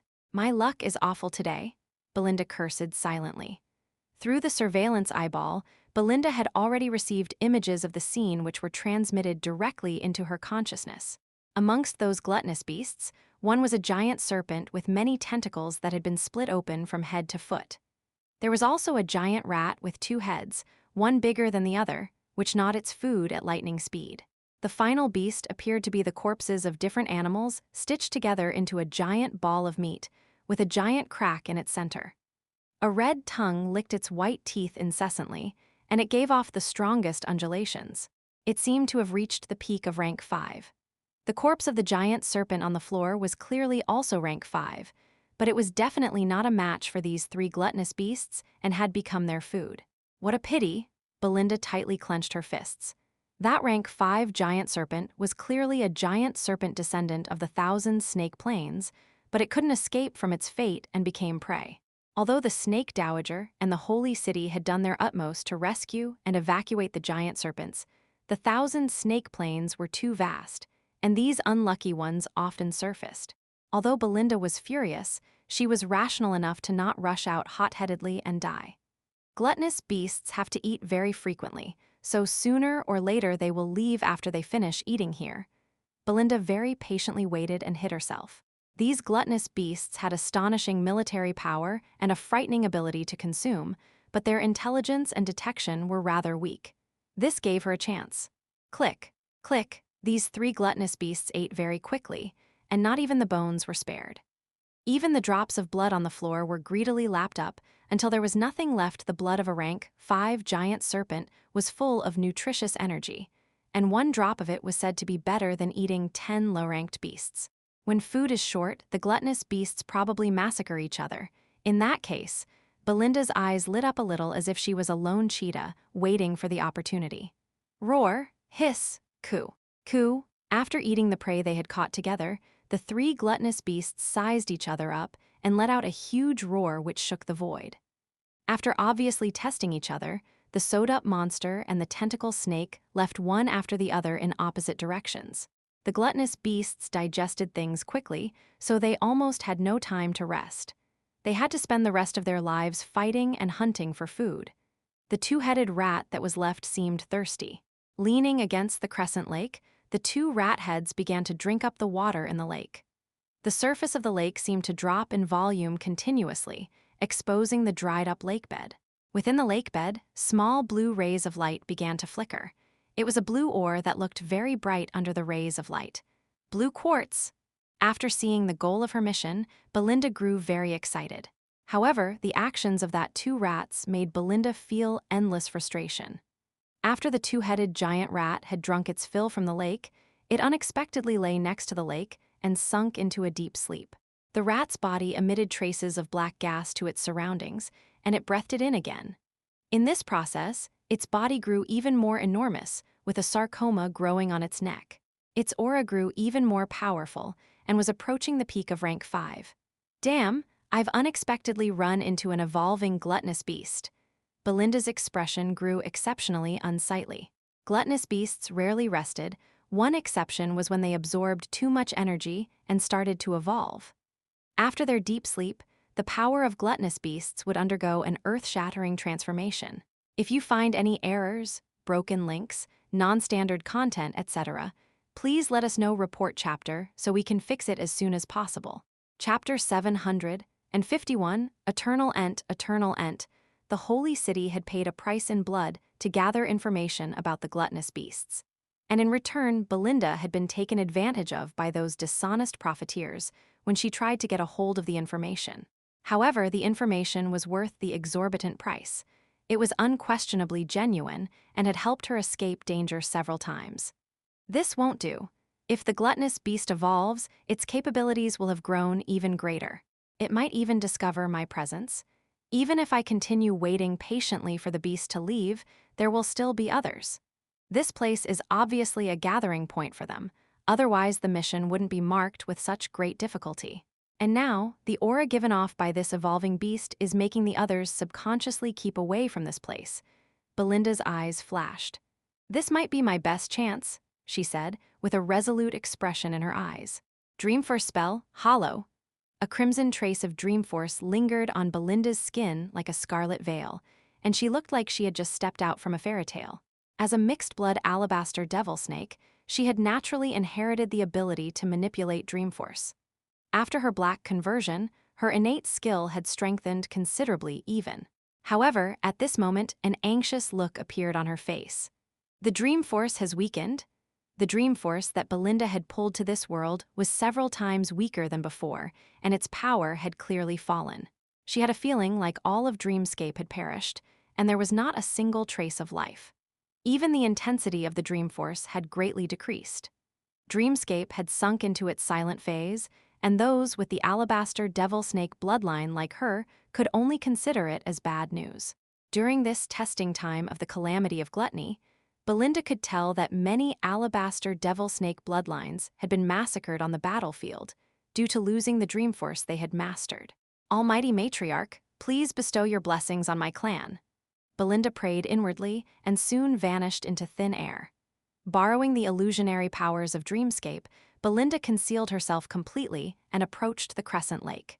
The nearer she drew to the two heads of the mountainous rat-gluttonous beast, the more she could feel its ghastly energy that cared for nothing in the world, as well as its sinister will to satisfy its appetite at all costs. Her skin prickled with fear, as if an edge of a sharp sword was pressing against her soft cheek. It's going to be all right. The gluttonous beast's ability to respond to this type of invasion had diminished, and as Belinda drew closer to the Crescent Lake, her eyes glimmered with joy. Belinda warily passed by the two-headed giant rat and reached the Crescent Lake's lakebed, and the precious stones, which radiated a blue glow, disappeared without a trace into her hands. Blue quartz. After the success of her operation, Belinda had a feeling that things had gone beyond her expectations. Excellent, with the holy light crystal Nick should be able to carry on for a bit longer. Belinda clamped down on the excitement in her heart, stowed the blue quartz away safely, and prepared to leave immediately. A monstrous cawing suddenly filled the air. It was at this moment that the two-headed rat's body suddenly transformed. It opened its eyes in a flash, revealing 4 green irises filled with an oppressive manic insanity. The purple veins on its body throbbed explosively, and innumerable blood clots and tumors pulsed beneath its skin in a horrifying manner. The gruesome sarcoma on its neck was enclosed in a crimson light and was steadily shrinking and swelling. Its evolution failed. Belinda was astonished. It was clear that the gluttonous beast had not accumulated enough energy, leading to a failure in its evolution. This was the worst-case scenario.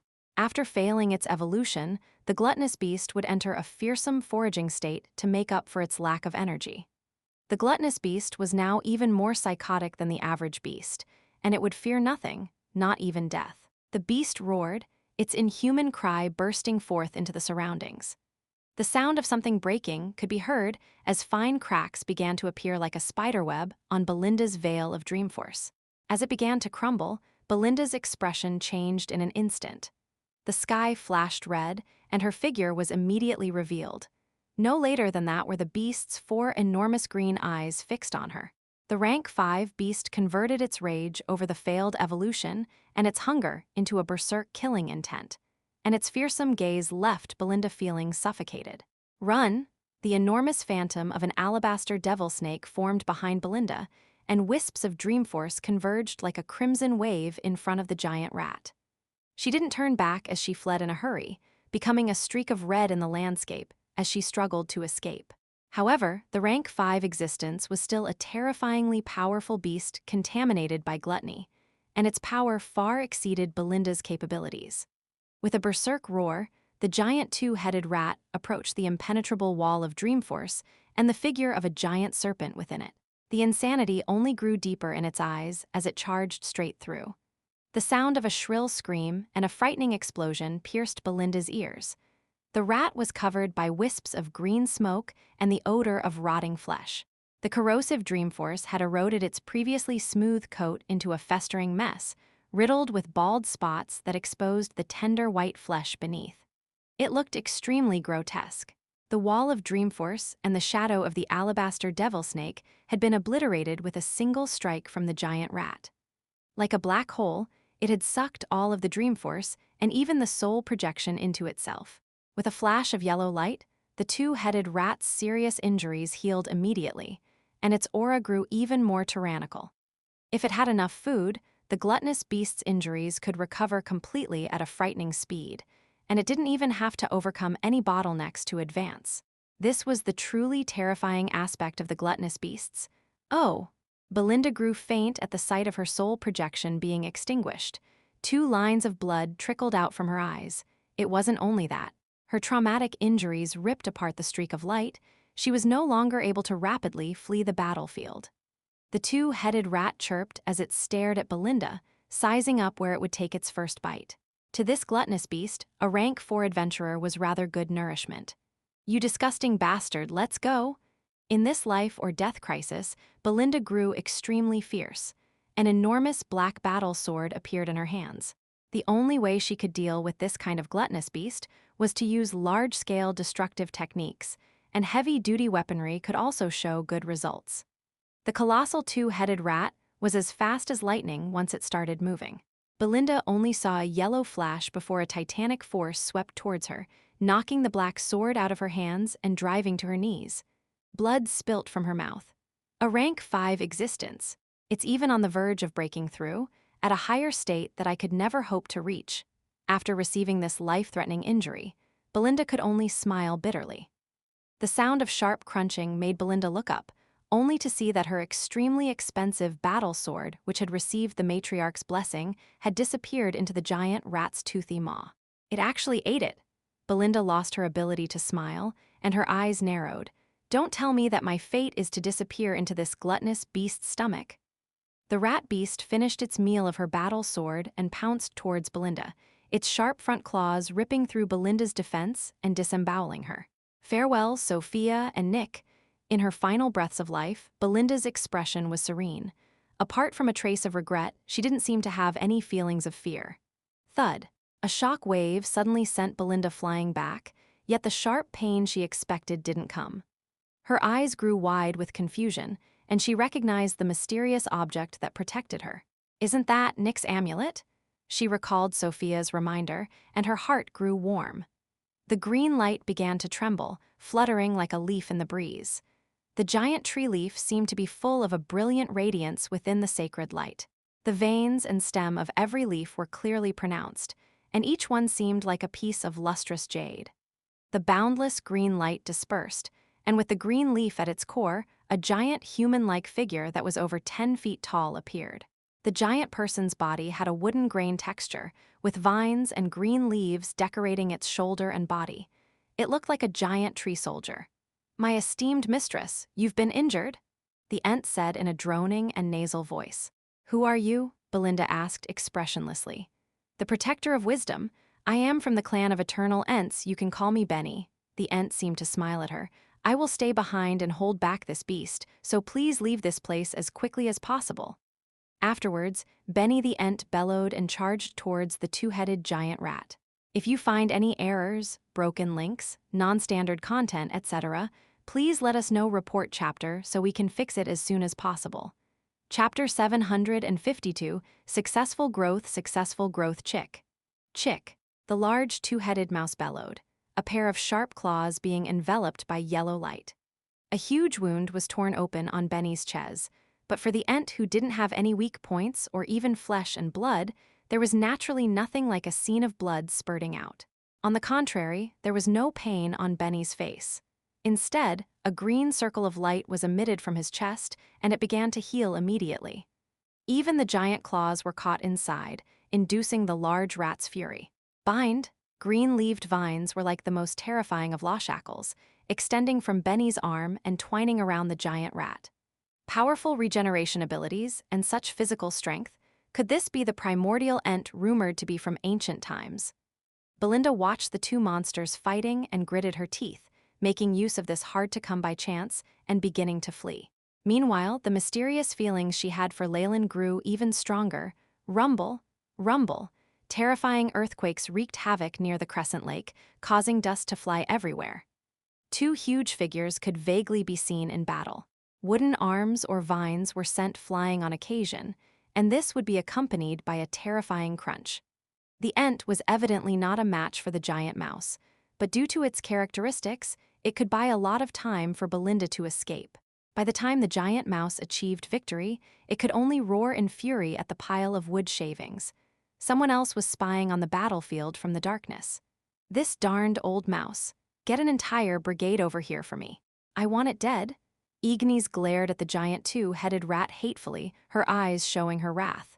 The few soldiers behind her could only agree meekly. Thankfully, Belinda's fine. Ignis patted her chest, a pondering look in her eyes. She was obviously worried about Belinda going on a solo mission and had followed her secretly. If not for the appearance of the ent, she probably wouldn't have been able to keep from acting herself. Nick seems rather interesting. Are otherworldly summoning techniques his trump card? While sacrifices and beast spirits were the norm in the purgatory world, there were also other paths to power. Even Magi existed here, hence Leylin's summoned ent didn't surprise Ignis too much. At most, she would think he'd inherited some relatively obscure abilities. But this ent that he so casually summoned has the power to hinder a rank 5 gluttonous beast for a while. Ignis stroked her chin. I should warn Thomas and get him to stop his plans for now. I should look up Nick's history. He might be someone who will give us a huge surprise. However, Ignis had no idea that when Leylin's true identity was revealed, she wouldn't be surprised, but horrified. Yes, ma'am. One of the guards immediately bowed and withdrew. Next up, it's you, you disgusting old mouse. How dare you harm my adorable Belinda? I'm going to tear your bones apart and use your brain juices as gravy.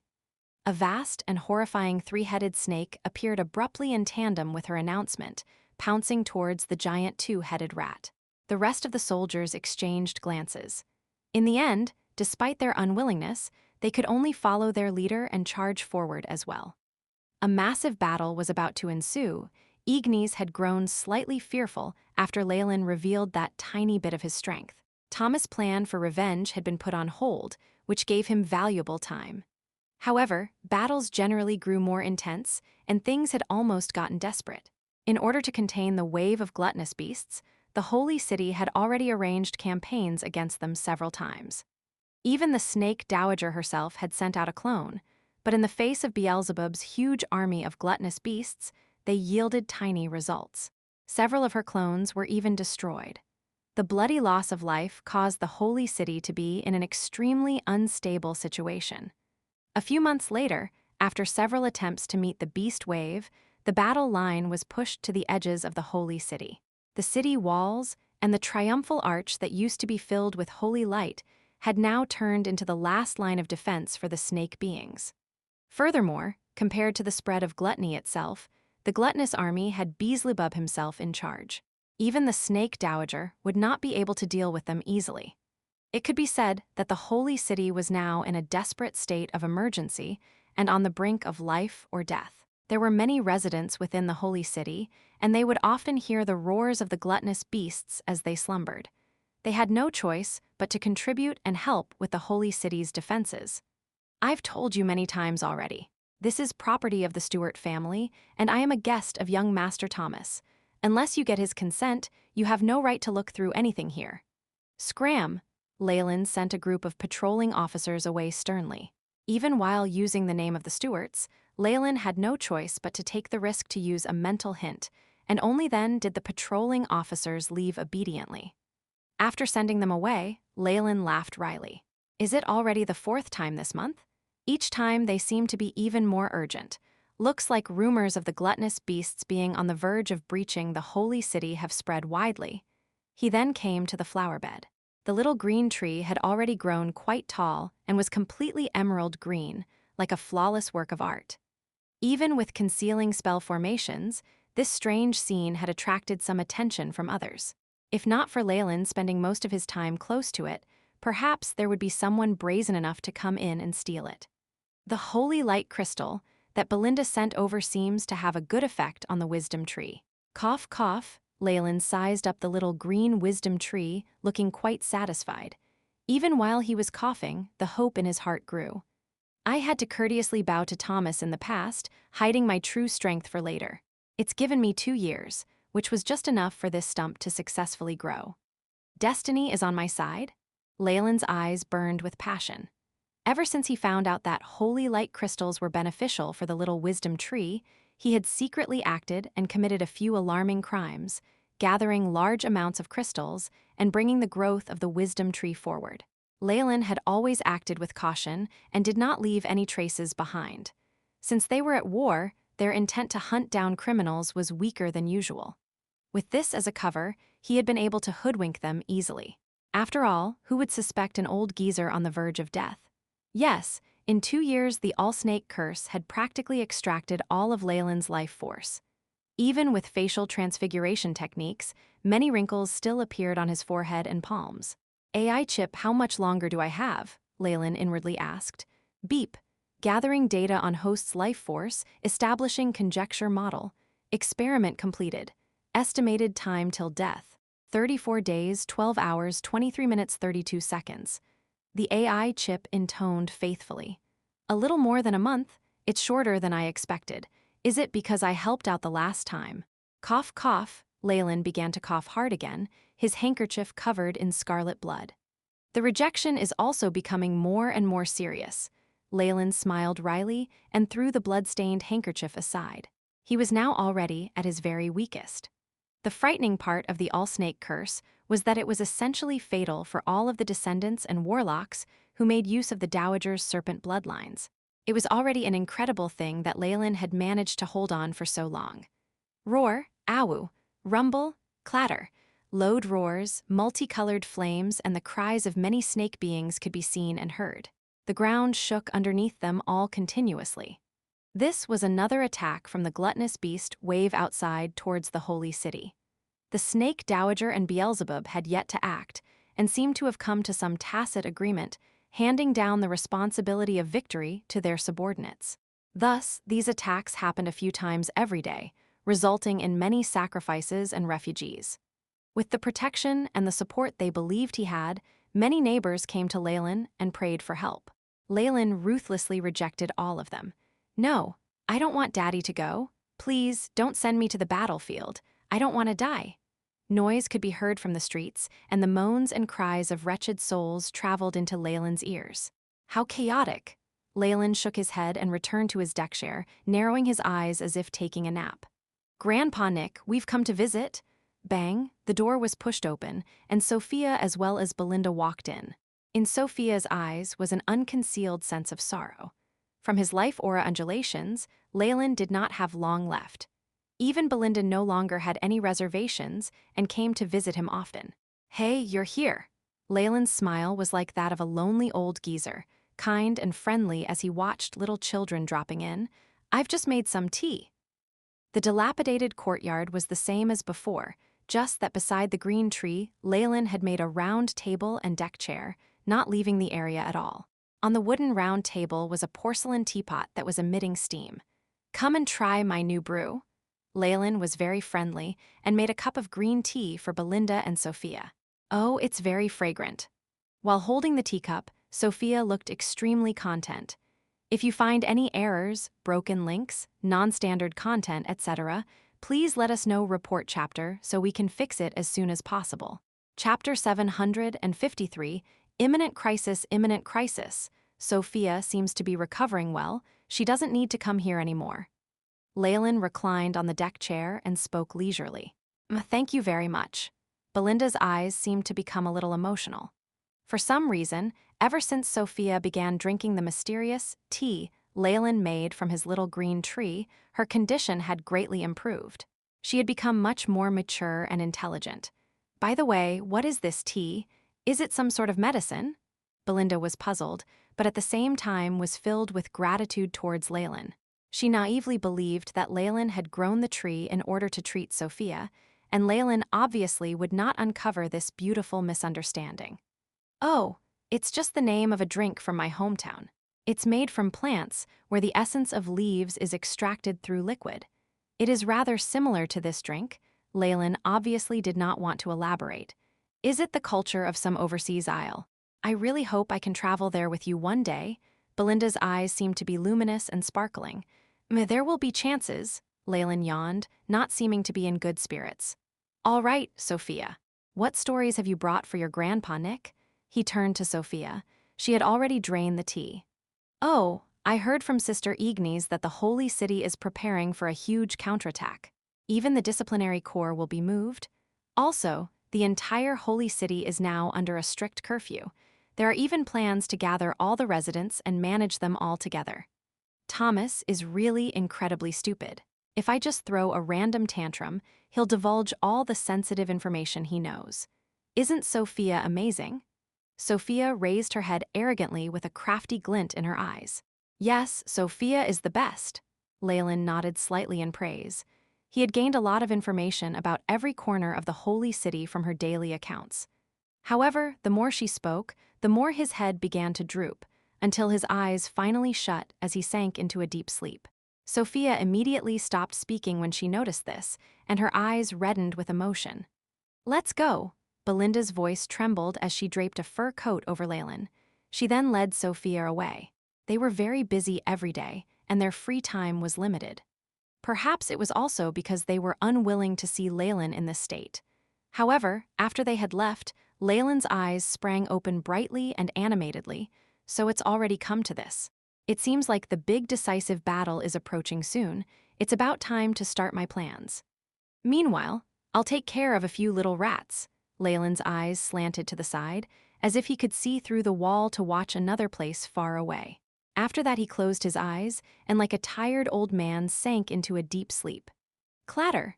A valuable crystal bottle fell to the ground, shattering into fragments. At a time like this, as a noble of the Stuart family, even I have an obligation to fight on the battlefield, and yet he stays there doing nothing. "I have no idea what Sister is thinking," Thomas huffed.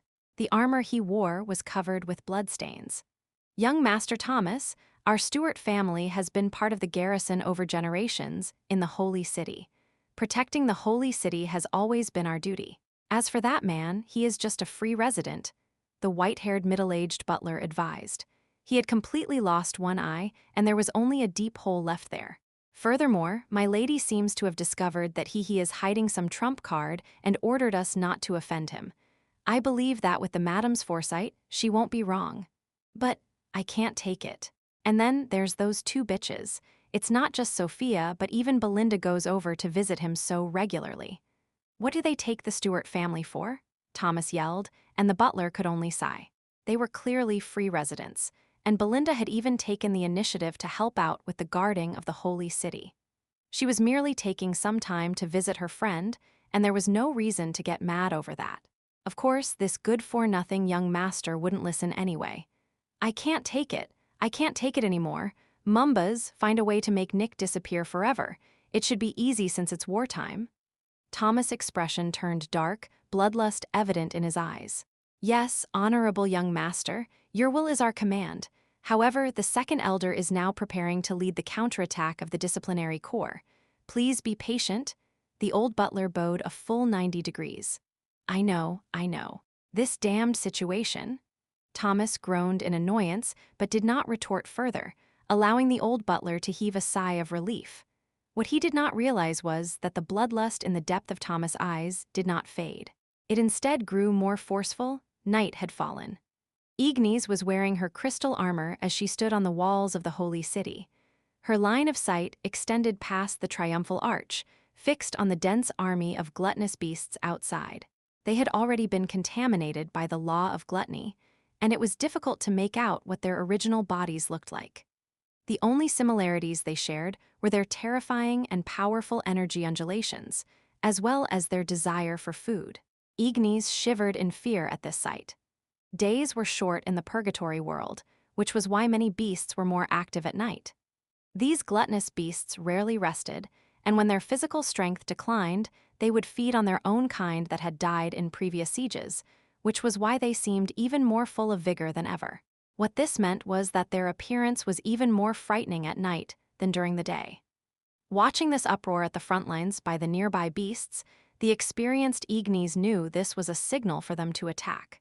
She abruptly turned to watch the soldiers on the city walls with her. They were mostly the troops that the Stuart family were in charge of.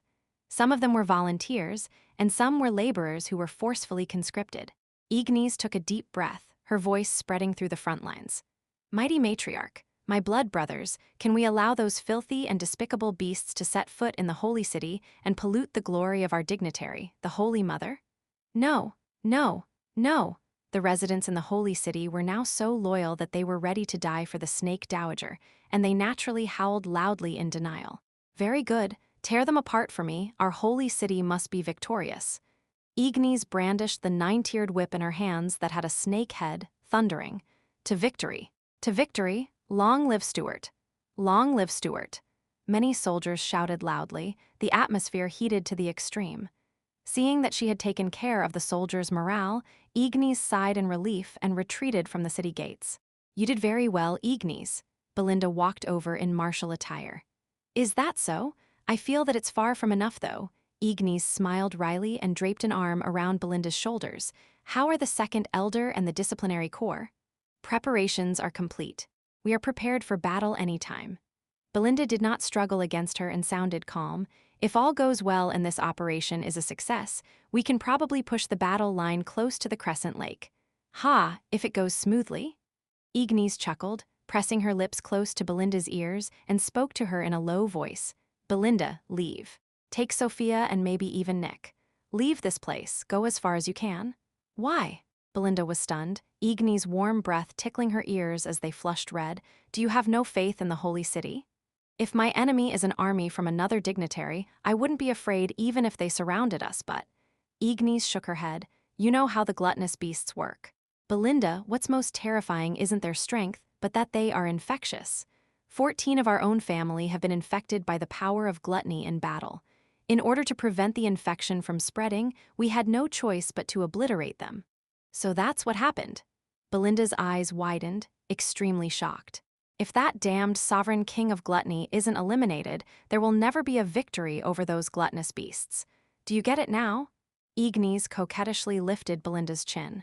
"Then come with me." Belinda gritted her teeth. After all, she had treated Belinda and Sophie quite well, and Belinda wasn't willing to watch her die here. "Hee hee, you can all leave, but I can't." Ignis laughed, though this gave a bad feeling. "For your family?" Belinda's expression was complicated. "Yes, our Stuart family has been protecting the holy city generation after generation. As the next in line, how can I leave now?" Ignis pushed Belinda while laughing maniacally. "Go. Pursue your freedom." "This is giving me an ominous feeling." Belinda's eyes reddened, on the verge of tears. So many things had happened recently, and even this strong girl could not really endure it. "Mighty matriarch, please show mercy and save us all." Belinda looked towards the statue erected at the heart of the holy city and could not help but kneel piously, making a silent prayer. The mighty statue watched everything expressionlessly, as if it had seen through everything with a slight smile. It seemed like everything was guided by her hand, but nothing really changed. The wind blew, and Belinda felt a chill come on, a sense of terror rising within her. "If you find any errors, broken links, non-standard content, etc., please let us know. Report chapter so we can fix it as soon as possible." Chapter 754, The Great Thief. The Great Thief. Outside the Holy City, the Great War was on the verge of beginning. Leylin was also caught up in the imminent crisis. A guard with slanting eyes and a sullen face reported to Thomas. "Young master, our people in the coastal division have sent news. There isn't the least bit of information on this Nick, and he seems to have appeared out of thin air. In addition, the other pure-blooded Alabaster Devil Snake clans have been contacted, and they couldn't find this Nick Wither. Perhaps he is from some remote branch clan? You couldn't discover his origins. That's fine, arrest him on the charge of espionage. Set off immediately." Thomas stroked his chin, with a trace of menace in his eyes. He couldn't bear it any longer. "As for considering the bigger picture, He chuckled gently. This was not something that young Master Thomas would ever consider. Yes, sir. The slant-eyed guard immediately accepted his order. If the butler from earlier, Mumbas, was still there, he would perhaps try to dissuade Thomas. However, this guard clearly did not intend to do that, and even seemed to add fuel to the fire. After all, small fry like them only wanted to seize all opportunities to climb up, and as for the overall situation, what about it? It made one want to laugh. A squad aggressively arrived in front of Leylin's building, pushing the door open smoothly. Nick, you are being arrested on the crime of espionage. Thomas raised his head with a carefree smile on his face, as if he had already seen Leylin's panicked expression. Oh, he's really restrained himself until now, it looks like Igni's doing. Only, it seemed that Leylin's response had gone beyond Thomas' expectations. After hearing this, he unexpectedly showed no fear and only thoughtfully stroked his chin. What's the matter? An awful sense of foreboding suddenly enveloped Thomas' heart. He felt faintly regretful and felt that he had done something extremely foolish. Capture him? The slant-eyed soldier next to Thomas, however, didn't think too deeply. After seeing how senile Leylin looked, with his life force at its very limits, he immediately issued an order without thinking. Several soldiers charged forward immediately, and there were even sparks left in the air. The guards of the Holy City were naturally all outstanding. The minimum requirement to enter the garrison was rank 3, and even the captain had the power of a rank 4 Magus. Leylin was half-seated on the couch. Without even budging his fingers, he spat out a single word, obliterate. The sound of something breaking filled the air, and everything seemed to still as the loud crash of crystals shattering echoed in the room.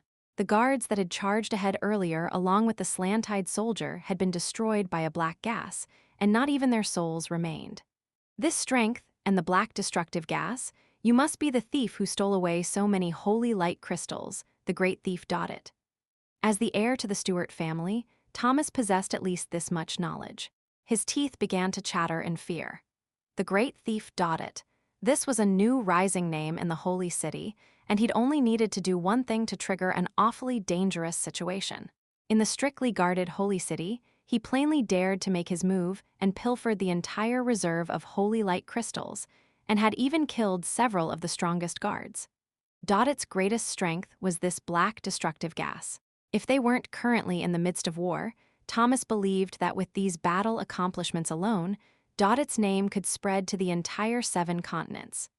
Dodit's actions were clearly an insult to the Stewart family who guarded the Holy City. Even Thomas' sister Ignis had vowed to apprehend the thief, but unfortunately, there wasn't even a single clue for her to follow. Thomas could never have thought that this frightening great thief Dodit was unexpectedly hiding in his own home, and he was actually Nick. The strange difference between Dodit and Nick made Thomas feel a strong sense that none of this was real. You're the great thief, Dodit. Then why? Thomas took several steps back with a panicked expression and felt utterly humiliated. He had already realized that, when Leylin had so easily tolerated him and conceded the sisters to him, he was actually being used as a shield. When he had been so immensely pleased with himself before, he was actually being played for a fool. You really, really dared to treat me like this. I will absolutely get my revenge on you, I swear it. Of course, on the surface Thomas still had a fearful and humiliated expression on his face. There was a ring laden with a huge red gem on his hand, which was secretly emitting unknown undulations. Do you know why I acted so directly today and didn't hesitate to expose myself? Leylin calmly asked. He seemed as if he hadn't sensed Thomas' secretive action at all, but was still half lying on the couch. I don't know. Thomas leaned against the wall, extremely afraid that if he went a few steps further, he would be pursued by Leylin. In his heart, he was wildly roaring to himself. Yes, yes. Just like this, before you catch your prey, you'll humiliate me a little? Very well, come. Give me a bit more time, until my family's reinforcement arrives, and I'll pay you back 100 times the humiliation you've given me. Perhaps you are thinking that I'm acting like I've just caught my prey, and first I'll humiliate you a little before killing you, Leylin indifferently said, right at that moment. His voice was teasing, and his bright eyes seemed to have completely seen through Thomas' actions. No, how would I dare to think that? Thomas knew that it would be harder to laugh than to cry. This feeling of being seen through made his heart sink a little. Isn't it almost time? Leylin didn't bother with Thomas anymore, but looked at the position of the triumphal arch of the holy city. Just as Thomas began to feel suspicious, a violent earthquake began to shake, and Thomas nearly fell. With a great rumble, a loud sound came from the city gate. With the cries of countless gluttonous beasts and the sound of killing, a violent commotion began to spread within the city. Do you know why I didn't respond to your little secret action earlier? Leylin stood and ridiculed Thomas, who was anxiously wringing his hands. Thomas' face paled immediately, as if all the blood had drained from it. It was because the Stuart family or the entire holy city will become history after tonight. How could I care about your cry for help? How? How is that possible? Our holy city is under the protection of the matriarch. Thomas' voice was very hoarse, as if he was a desert traveler about to die from thirst. With a whistling sound, 2 black daggers shot out from Thomas' sleeves like 2 concealed vipers in a flash, baring their fangs at Leylin. Even though Thomas was a playboy, as Igni's fellow clansman, and with a pure rank 6 bloodline, even if he hadn't really practiced, he was still in the Morning Star realm. Thomas' twin daggers, which were pitch black with a dark luster, emitted undulations which were not inferior to any high-grade magical equipment. Swish! Swish! In an instant, the daggers were already flying towards Leylin's eyes, and he could even see Thomas' malevolent smile behind them. With a crackling sound, countless sparks appeared, and shortly after a huge force could be felt. Thomas even felt like the daggers had pierced into steel and could not even move an inch more. How is this possible? Thomas' expression changed in an instant. It felt like he had been sent flying after being hit head-on with a train. As his chest caved in completely, he threw up a huge amount of blood and fragments of bone. Thomas fell to the floor like a dead dog and seemed to have lost most of his fighting strength in that moment. However, his pupils dilated abruptly, as if he had seen something unfathomable. The daggers are rather fine. It's a pity I can't use them. Leylin looked at the daggers he had caught in his hands and sighed. The powerful magical equipment that Thomas had shot out had been caught by him in both hands and hadn't really been able to inflict any damage to him. Thomas' astonishment was not because of this, however. He was surprised to find that phantoms of tiny snakes began to appear within the twin daggers, charging towards Leylin's hands to bite him. Sizzling sounded, and several wisps of white smoke appeared which caused Leylin to wrinkle his eyebrows and throw the dagger away. With 2 puffs, the twin daggers slammed into the ground, and 2 traces of what looked like burn marks appeared on Leylin's hands. My daggers are my family's treasured heirlooms and have even received the matriarch's blessing. You dared too? Ha-ha, ahaha, you're definitely dead.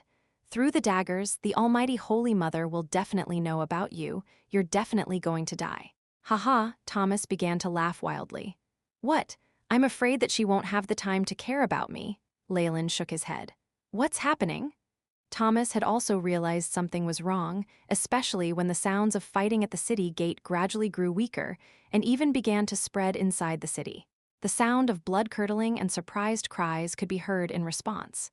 You still don't know? The city gate has been broken. The gluttonous beasts have murdered their way in, and what the snake dowager needs to consider now is how to confront Beelzebub instead. Leylin looked down arrogantly at Thomas, his eyes filled with pity. Since the Stuart family is full of trash like you, no wonder you couldn't guard the holy city. A little into the past, after she had bid Belinda farewell, Igni's expression grew firm and resolute. What's the situation like now? She asked once she'd reached the city wall. The preparations are complete, the disciplinary corps have been dispatched. Judging from the beast's response, our chances of success are very high. A secretary-like snake man reported to her. If you find any errors, broken links, non-standard content, etc., please let us know report chapter so we can fix it as soon as possible. Chapter 755, Another Clash, the disciplinary corps was the most elite squadron in the entire holy city. Every snakeman there was a blood descendant of the Stuart family and possessed strength at least at Morning Star. The leader of the disciplinary corps was the Stuart family's esteemed second elder, who had no faults as a commander. If these troops were appropriately deployed, they could indeed reclaim the perilous situation they faced, and would at least bring the battlefront to the same level. However, Ignis felt a fluttering feeling lingering in her chest. What's happening? She climbed onto the tower and immediately saw the disciplinary corps. Compared to the last few times she had seen them, the disciplinary guards had an even more tyrannical aura around them, and Ignis could not help but breathe a sigh of relief. The preparations for the Guardian technique have been completed. Activate the technique and initiate activation of the Holy City Protection Matrix. Rank 2 Alchemy Cannon is ready and can fire at any time. Commands were continuously issued, and a spell formation that permitted free movement into the Holy City was engraved onto the disciplinary core armor. Attack! At the heart of the guard's square formation, where a large golden flag waved in the wind, a gentle but firm voice rang out. Disciplinary core, move out. Standing at the very front was a white-haired elder shouting, an explosive aura at rank 6 undulating from him. No, this is wrong. Ignis finally realized that something wasn't right. All of a sudden, her eyes widened and even her voice became shrill. Second uncle's aura, how could he have suddenly grown so strong? Even if he used forbidden magic, it wouldn't be possible, unless... Ignis suddenly roared out, "Be careful!" However, it was too late. "Disciplinary force, with me!" The numerous soldiers of the disciplinary corps roared. Their bodies secretly swelled, and ghastly demonic energy erupted from them in an instant. With a loud rumble, many spells were fired out, and the power of the guards were concentrated into one force, merging together in the second elder's hands. "Thunder of discipline!" The second elder cried in a frenzy, and a massively destructive attack landed straight on the city gate. Several deafening crashes could be heard, and black lightning swept across the area with a blazing radiance.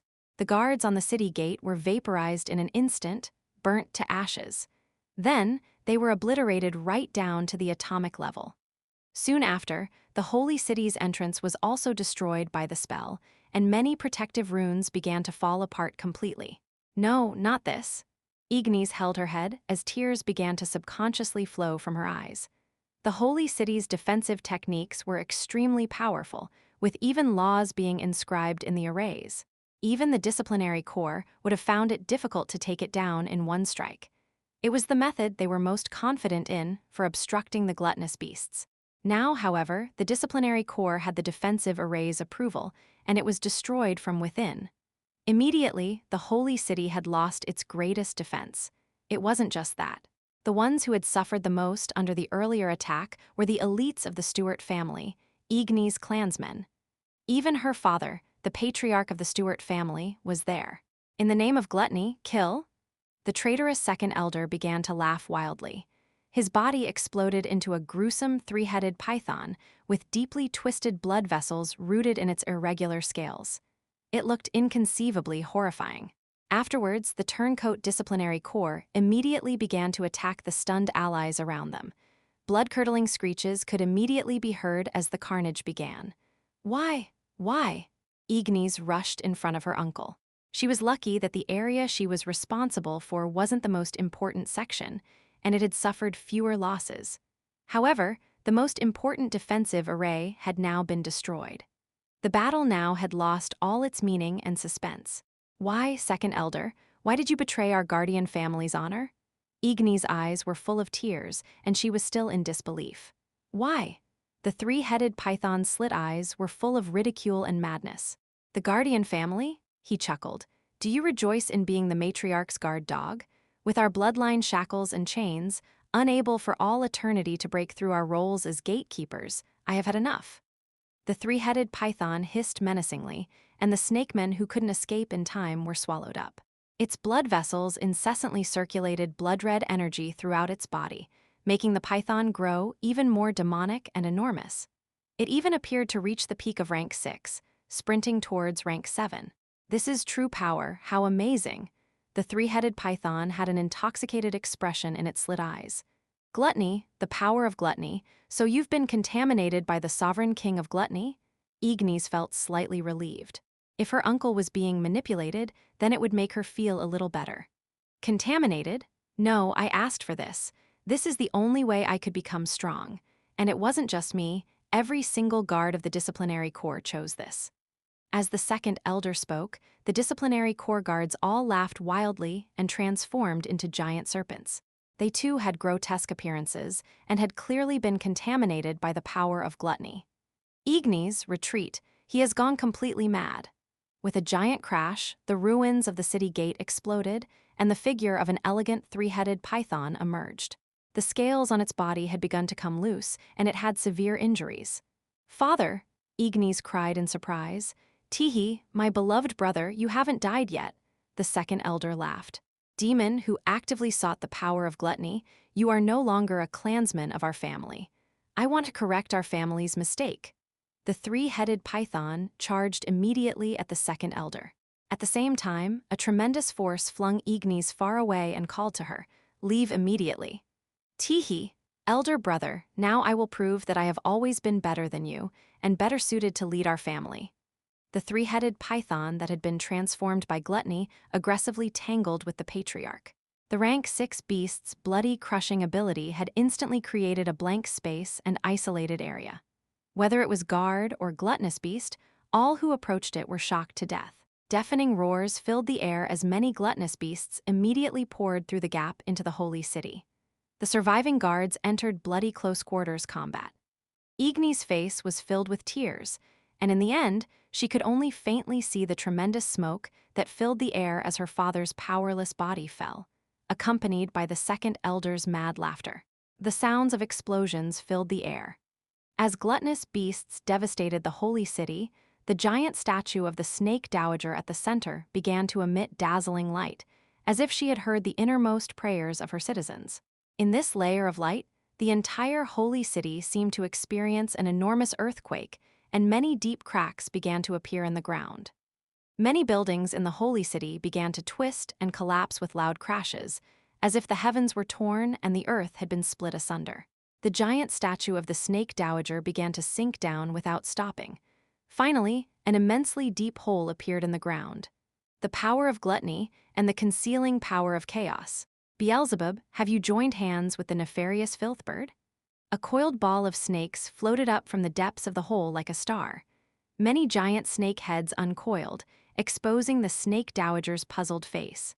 Overwhelmingly powerful undulations spread out at rank 8, and the entire holy city grew quiet in an instant. Many gluttonous beasts were engulfed by the shadow and burnt to ashes. At the holy city's most critical moment, the snake dowager finally appeared. The matriarch, almighty dignitary, invincible ancestor. The surviving inhabitants of the holy city immediately knelt down, and tears of joy began to overflow from their eyes. The one who had just appeared wasn't a phantom image or a clone from sacrifices.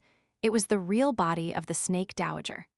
Every scale on the matriarch's body had the most realistic feeling of true flesh, and even exhibited the aura of laws. Just the aura that emanated from her body gave innumerable benefits to her descendants. "Dowager, it was you who first violated our agreement and began to meddle with my affairs." Accompanied by wild laughter, a demonic python emerged from the gluttonous beast army outside the holy city. No, calling it a giant python would be inaccurate, as it had only the body of a python. However, it had grown a pair of extraordinary demonic wings, and its purplish-brown muscled arms had sharp talons at the end of its legs. It had many compound eyes, just like an insect. It looked as if Beelzebub had fused his soul with a mixed-breed snakeman's body, whose power had reached the limit. It could even meet the snake dowager as an equal. After seeing Beelzebub's form, the snake dowager's eyes flashed with amazement. "Ha ha! This body's raw material appears to be your descendant, but my gluttonous power has made it even more perfect than before. That's all thanks to a gift from a certain little fellow." Beelzebub split open his huge mouth, a purple-black barbed tongue licking his sharp white teeth, and said, "In return, I'll swallow him up later and let him forever be part of the almighty Beelzebub." The impulsive power of gluttony and the omnipresent power of shadows began their confrontation with the holy city's walls as its boundary. In a moment, many guards and gluttonous beasts turned into ashes. For 2 rank 8 existences to cross swords, it could be said that this bout decided the purgatory world's future to an extent. Many powerful conscients descended here, and the faint chirps of the nefarious bird and traces of the trial's eye's power appeared. "That crafty little fellow, I didn't think that he would bring me this much trouble." The snake dowager's eyes became a little dispirited, and she looked directly into an area within the holy city. If you find any errors, broken links, non-standard content, etc., please let us know report chapter so we can fix it as soon as possible. Chapter 756 Completely Unleashed. Since the people involved have arrived, it's about time for me to make my appearance. Leylin watched the enormous sphere of snakes rise up, and as he saw the terrifying figure of Beelzebub flapping its large fleshy wings, he suddenly laughed. Thomas, who was still on the ground, had already been scared out of his wits. The Second Elder and the Disciplinary Corps had rebelled. The Holy City was under attack. The true bodies of the Snake Dowager and the Sovereign King of Gluttony had emerged. Every single one of these events were terrifying changes for him, and when they had all happened at once, Thomas was simply at a loss as to what to do. "Oh, aren't you responsible for public security in this area during wartime? I'm sorry to trouble you, this place will only descend further into chaos from now." Leylin apologized to Thomas like a gentleman, yet this messed with Thomas' mind even more. Greater chaos. What do you mean? But Thomas didn't have time to think. An enormous beam of gray light suddenly shot out from the walls and the floor of the loft, heading straight towards the sky. This was the last scene that Thomas witnessed. Soon after, he was melted by the horrifying energy, left without even a corpse. "We meet again, Snake Dowager and the Sovereign King of Gluttony." A smile was plastered on Leylin's face as he saluted them smoothly, just like someone greeting good friends whom he had not met in a long time.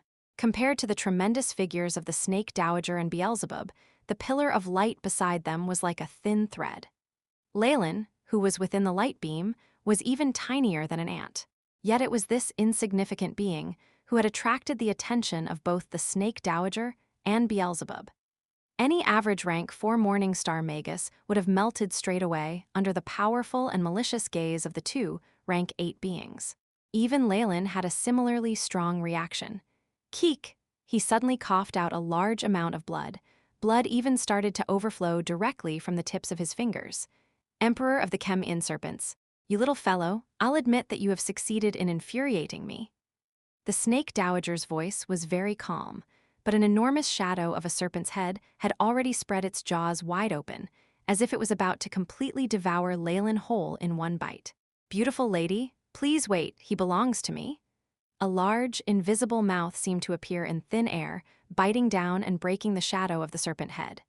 Beelzebub flapped its dreadful wings, his numerous compound eyes all fixated on Leylin. "Thank you for letting me discover this world. But what a pity, Magus. An ordinary mortal like you cannot pry into the power of laws. Are you thinking of sowing discord between this lady and I, and benefit by being a third party? Such a strategy is destined to fail. With your mortal intelligence, how could you think of becoming a god? According to the agreement between Mr. Nefarious Filthbird and I, this Magus belongs to me," Beelzebub proclaimed while facing the Snake Dowager, as though he was declaring his sovereignty. "Indeed, you and Nefarious Filthbird are in cahoots, and you have shielded yourself with the support of his chaos power, cough." Numerous gray lights shot out from Leylin, weakening him further. At this point, the chaos power from the Nefarious Filthbird that had previously been accepted began to rebel. It was as if it was going to imprison Leylin and send him as a present to Beelzebub. "Heh, what a pity." Leylin appeared even more fragile, as though he would die in the next moment. However, a stream of laughter came from his lowered head. "What's a pity?" Beelzebub clearly wanted to continue teasing its prey. "Hee, it's such a pity that I've never once thought of depending on either you, and I didn't place my hopes on the fact that you would fight each other. I set up all of this just so that both of your true forms would be attracted here." Leylin laughed maniacally, his gaze filled with intent. "You are all my prey." "What? This premonition? A new fork has appeared in our path of destiny, a variable has appeared. No matter what, stop him at all costs." The sweet smile that had always been on the Snake Dowager's face suddenly changed. "Heh, it's too late," Leylin laughed wildly. Numerous sacrificial ritual runes emerged from his body. "Initiate established program," he suddenly commanded. "Beep, program number 1 has been activated, initializing forceful expulsion of chaos power." The robotic voice of the AI chip sounded. When he had made his first sacrifice to the Nefarious Filthbird a long time ago, Leylin was already on guard against it. Afterwards, He had even ordered the AI chip to monitor it at all times. During the few times he'd been baptized by chaos power, he hadn't directly come into contact with it, only using it as a raw material. He had been saving it all just for this moment. Oh, Leylin's face instantaneously flushed red. A gray layer of filth suddenly emerged from the hair follicles beneath his skin. Even the chaos power that had dug its way into his cells had been forcefully removed. In just a moment, he was clean. Bang! A sacrificial spell formation emerged. The rune of the nefarious filth bird in the center suddenly shattered, and an enraged cry of a bird could be heard. I offer the power of the nefarious filth bird as sacrifice. Mighty purgatory will please descend. Leylin's gaze was incomparably fervent, yet it was also filled with his extremely calm judgment. These completely contradictory emotions made his eyes look highly demonic. Buzz, an incomparably vast sacrificial spell formation with complex patterns began to surface, with the room that Leylin previously resided in set as its center. This particular sacrificial spell formation was much bigger than those for the previous few dignitaries. The one receiving the sacrifice in the center was, impressively, a rune representing the Purgatory World's world will. Whoosh! In a flash, the entire Purgatory World seemed to have come to life. A mighty conscient, which was like the projection of the whole Purgatory World, suddenly turned its attention to them. As the violent winds howled, an enormous funnel cloud appeared in the sky, taking on a chaotic formless mass. A gray radiance instantly descended from the heart of the chaotic mass and collided with the Snake Dowager's attack. Although it turned darker, it still protected Leylin from harm. In the Purgatory World, sacrificers who practiced the ways of sacrificial rituals only cast their sights on the 7 dignitaries, yet forgot that there was one more alternative. While this being was exceptionally disordered and often neglected, no one could deny that it was the origin of the entire Purgatory World. Ha ha, so this is what you're counting on, Magus. A chaotic will? Beelzebub laughed maniacally. Judging by the strength of such a defense, it can't even resist any being of laws. Indeed, the Purgatory World's will is extraordinarily chaotic, and it doesn't even possess the slightest ability to respond. Even if I use a portion of the nefarious filth bird's energy to attract its attention, the protective powers that are cast on me will not be able to protect me, much less defeat all of you. Leylin's voice was gentle, almost serene. However, the Snake Dowager and Beelzebub didn't seem to think of it as a good sign. However, what if it awakened? A green glimmer of light gently rose from the light beam. It was the seed of wisdom that Leylin had been cultivating before. A splendid green brilliance rippled from above the little dewy green tree. Even those gluttonous beasts who had lost all semblance of intelligence seemed to have an expression of intense desire for this tree. Is this the ancient wisdom tree? Don't tell me that he's thinking of. Stop him, quick. A humongous gray bird spread open its wings. Its voice was full of anxiety, as though it had flown over from an endlessly chaotic place. Almighty Purgatory will, I offer the wisdom tree to you as a sacrifice. Awaken! Leylin's eyes were glistening with resolution, and his hands moved strangely quick. Following his sacrificial song, the little green tree transformed into a ray of green light, becoming one with the chaotic sky. Whoosh, whoosh! A wild beast seemed to be hiding within the gray, chaotic mass. The intensity of its undulations increased exponentially, and the area was slowly filled with a green radiance. Almighty Purgatory will, you are the master of the Purgatory World, the original power of the Purgatory World itself. You are the epitome of all that exists. Please open your eyes and take a good look at these thieves. They willfully plundered your strength and polluted your world, causing the entire Purgatory World to continuously sink into ruin. I, Leylin Farlier, a lowly Magus, sincerely beseech for your strength to get rid of these filthy beings and return the Purgatory World to how it used to be. With Leylin's prayer, the numerous undulations from the chaotic mass stopped, revealing a pair of cyan pupils. Shortly after, the entire world seemed to have come to a standstill. The gluttonous beasts and the snake men not far away had all been rendered immobile. The gigantic cyan pupils represented the world's will, and its gaze was fixated on the Snake Dowager, Beelzebub and the others who were still mobile. Rage, rage, rage, the entire world seemed to have come to life and was venting its anger. making the hearts of the Snake Dowager and other formidable beings palpitate. The world's will has awakened. The Snake Dowager's face was deathly pale, as though she had seen the most frightening thing ever. A hole ripped open in the sky. An unending stream of the original power of the world gushed forth and surged violently, much like the turbulent flow of a river. This amplified Leylin's growth rate, even making him feel as if he was the world itself. Whoosh! In a flash, Leylin's figure sharply grew, and he became a giant who was able to support both heaven and earth. The previously enormous holy city now looked like a miniature model to him. Success! Power that exceeds rank 6. Now I'm at least a rank 7 sacrificer. Large quantities of chaotic cyan runes appeared on Leylin's body. When he clenched his fist suddenly, even the very air seemed to shudder. This is what I truly relied on. The joy of having his plan succeed almost made Leylin shriek wildly into the sky. From the beginning, his trump card and all that he was relying on was the purgatory will. In order to break through the bloodline shackles, Leylin required a bloodline origin and the power to surpass it, both of which he didn't have. When he had still been bound by the all-snake curse, searching for enough strength to defeat the Snake Dowager was practically only a fantasy. But through the purgatory world's path of sacrifices, Leylin discovered a glimmer of hope. The path of sacrifices was originally used to pray for the strength of highly ranked beings, and was a method that would allow the weak to defeat the strong. The passing down of the sacrificial strength system inspired an even more fearless idea in Leylin. Instead of offering sacrifices to a few dignitaries, why not offer sacrifices to the entire purgatory world's world will? After all, the world will, which was just like a programmed intelligent being, was much more trustworthy as compared to the temperamental dignitaries. And speaking of offerings, what else would be more suitable than the roots of the ancient wisdom tree that could bring about enlightenment? If you find any errors, broken links, non-standard content, etc., please let us know. Report chapter so we can fix it as soon as possible. Chapter 757, 3 Strikes. The purgatory world was a bizarre world. It was extremely vast, second only to the few strongest worlds such as the Magus World, World of Gods, and Dreamscape. The world had originally been full of power. Yet what was strange was that the purgatory world had always been rather muddled.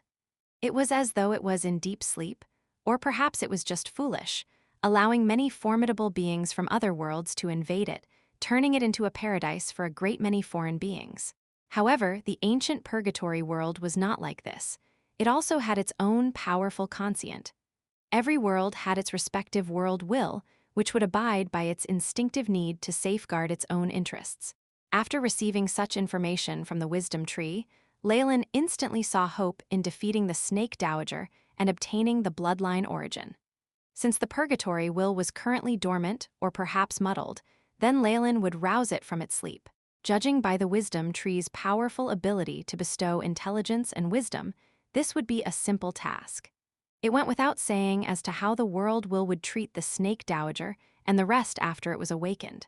To visualize it, the purgatory world will was like a swarthy man guarding his house. While he was asleep, a gang of bandits had broken into his house and were acting like tyrants to his people. What would he do to them once he woke up? Furthermore, the purgatory world was an exceptionally strong world, unlike the small worlds where rank 8 beings could not fit in.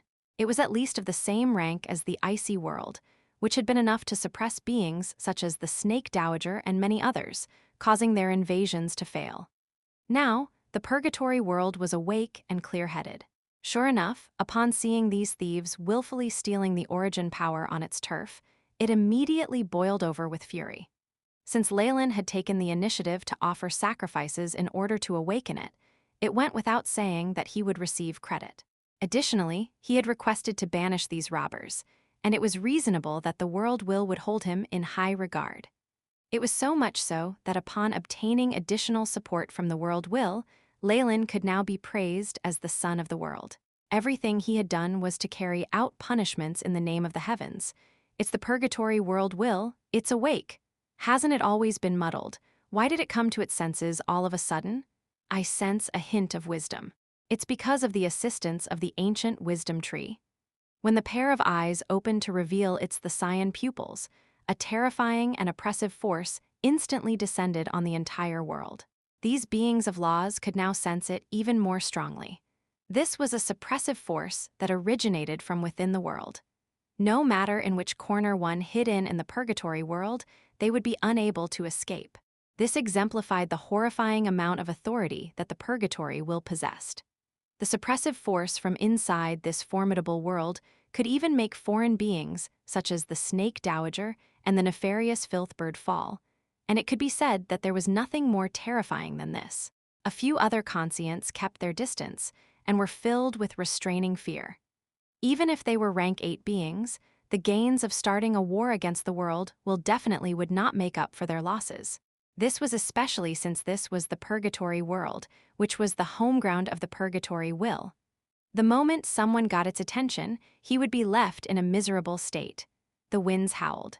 Numerous powerful conscients and spies from the deep sea immediately disappeared without a trace, cowering in fear. Chirp, chirp. The nefarious Filthbird, which seemed to have flown out of nowhere, hastily made an elegant turn upon seeing the situation, trying to escape. Get lost!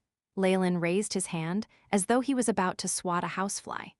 Each and every move that he made seemed to bear the strength of the entire world, making the nefarious Filthbird fly far away in the opposite direction as it wailed. Numerous gray feathers floated to the ground. Even though the strength is only temporarily borrowed, it's relatively horrifying. Leylin could sense that every single cell in his body was filled with the tremendous energy. Furthermore, as compared to the other dignitaries, who only allowed rank 6 sacrificers at best, the purgatory will was clearly much more generous. The energy that Leylin had temporarily drawn support from had been amplified to the realm of a rank 7 sacrificer. Even though it could not last for long, and had to be returned afterwards, at least it gave him enough external strength for the time being for him to be on par with the other contenders. The fellow who has been such a hindrance has left. Seal, Leylin spread open his arms and cast vast amounts of cyan chaos chains on the purgatory world. It seemed that this region had been sealed shut, and a horrifying amount of lightning was attached directly to the chains. This was an enclosure formed by the chaos chains and lightning laws. Beelzebub and the Snake Dowager were about to make a run for it, but their expressions turned gloomy. With the aid of the AI chip as well his full moon trussel, Leylin had a detailed estimate of his own strength. 3 times. With the assistance of the World Origin Force, I'm left with 3 times at most to exhibit this peak of power, he thought to himself. He knew inwardly that rank 8 beings had the power to contend with the suppression of the world will. After all, it too was an intelligent being, and its support for Leylin couldn't possibly be inexhaustible. Even if Leylin was willing to work under it and defeat the others on its behalf, the world will might be reluctant to expend so much energy. If they declared war against so many rank 8 beings at once, they would be devastated even if they emerged victorious in the end.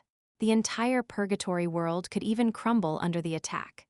However, with Leylin's current rank as a sacrificer, it would still help him get rid of these few if Leylin cashed in all his contributions. The sacrifice of the wisdom tree contributed to the world while regaining its clear-headedness once more. With all of that, I only received these few chances to take action. Leylin was very clear about this sentiment. As expected, rank 8 beings are extremely powerful indeed, but 3 chances will be enough. Currently, the Snake Dowager and Beelzebub were both suppressed by the world will in this region that had been sealed shut. They had fallen by a rank and were now about rank 7 or so. On the other hand, Leylin had been amplified to rank 7 and even exceeded that slightly. The tables had turned instantly. Kemhin Emperor, my descendant, although you have the support of the world will, you will not be able to deal with us. I can lift your curse and even help you become the new progenitor of the All Snakes. All I want is for you to vow your allegiance to me. As they both shared a common enemy, Beelzebub and the Snake Dowager had gotten a little closer. The Snake Dowager had also given a suggestion to bring about peace. Haha, before I possessed such power, I wasn't even eligible to talk to you. And now you're actually appealing for peace? What's the use of such a weak alliance? Leylin laughed maniacally. The original power of the purgatory world wouldn't be entwined with him forever. Once this sacrificial ritual was over, he would still be that tiny rank 5 warlock from before. Then, would he still entrust the security of his life to the snake dowager's benevolence? All living things in the world will collapse eventually. Only strength is eternal. It was now that Leylin had gained a profound understanding of how the law of the jungle worked. If he didn't want to be assaulted and sacrificed, the only thing he could do was to make himself powerful. Everything else was bullshit. First strike. After laughing to his heart's content, Leylin brazenly made his move. The entire purgatory world seemed to boil.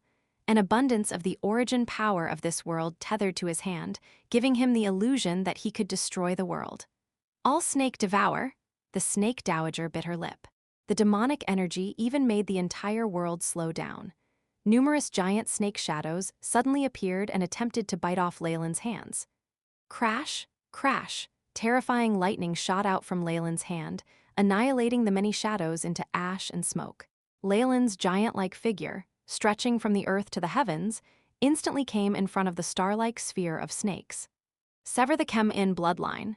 An attack that transcended time and space made the snake dowager's face turn lifeless in an instant.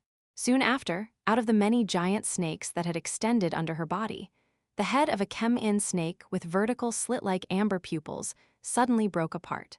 HSS, the many snake heads started to tremble at once, and anguish was apparent even on the snake dowager's face. This was an injury suffered by her real body, something which even damaged her bloodline origin. The head of the enormous Chem-In serpent tumbled in midair and continuously dissolved to form a large ball of purplish-red blood with hints of cyan. The bloodline origin. Leylin's eyes lit up. He could feel the longing in every single cell of his body. He suddenly went forth and swallowed the large amount of blood. Beep! Host body has consumed the origin blood from the snake dowager. Gene strands have been broken apart and recombined, recalculating data. In practically an instant, the genes of the Chem-In Emperor broke apart from their limit. His bloodline accepted the fens from the great amounts of origin blood. Under the AI chip's command, these recombined genes did not follow the conventional path of the snake dowager. They instead underwent greater evolutions under Leylin's command. These changes eventually extended to his soul. The barbed iron chain on Leylin's forehead cracked apart instantly. The head of an enormous black giant serpent suddenly emerged from within, hissing excitedly behind Leylin as its body seemed to undergo even greater changes. Beep. All snake curse has been lifted. The sensation of removing the chains in one move made Leylin feel entirely free from worry. Beelzebub, do you know why I released the Trial's Eye and the nefarious Filthbird, but insisted on keeping you behind? Lightning flashed violently. The origin power of the world encircled Leylin from head to toe as he came in front of Beelzebub. In comparison to the gigantic Leylin, the devilish body of Beelzebub was as insignificant as a rag doll. Without waiting for Beelzebub to answer, Leylin continued, "Because I have my eye on the laws you hold. Your laws of gluttony are just too compatible with my own innate skills. I can't help but wish to take action.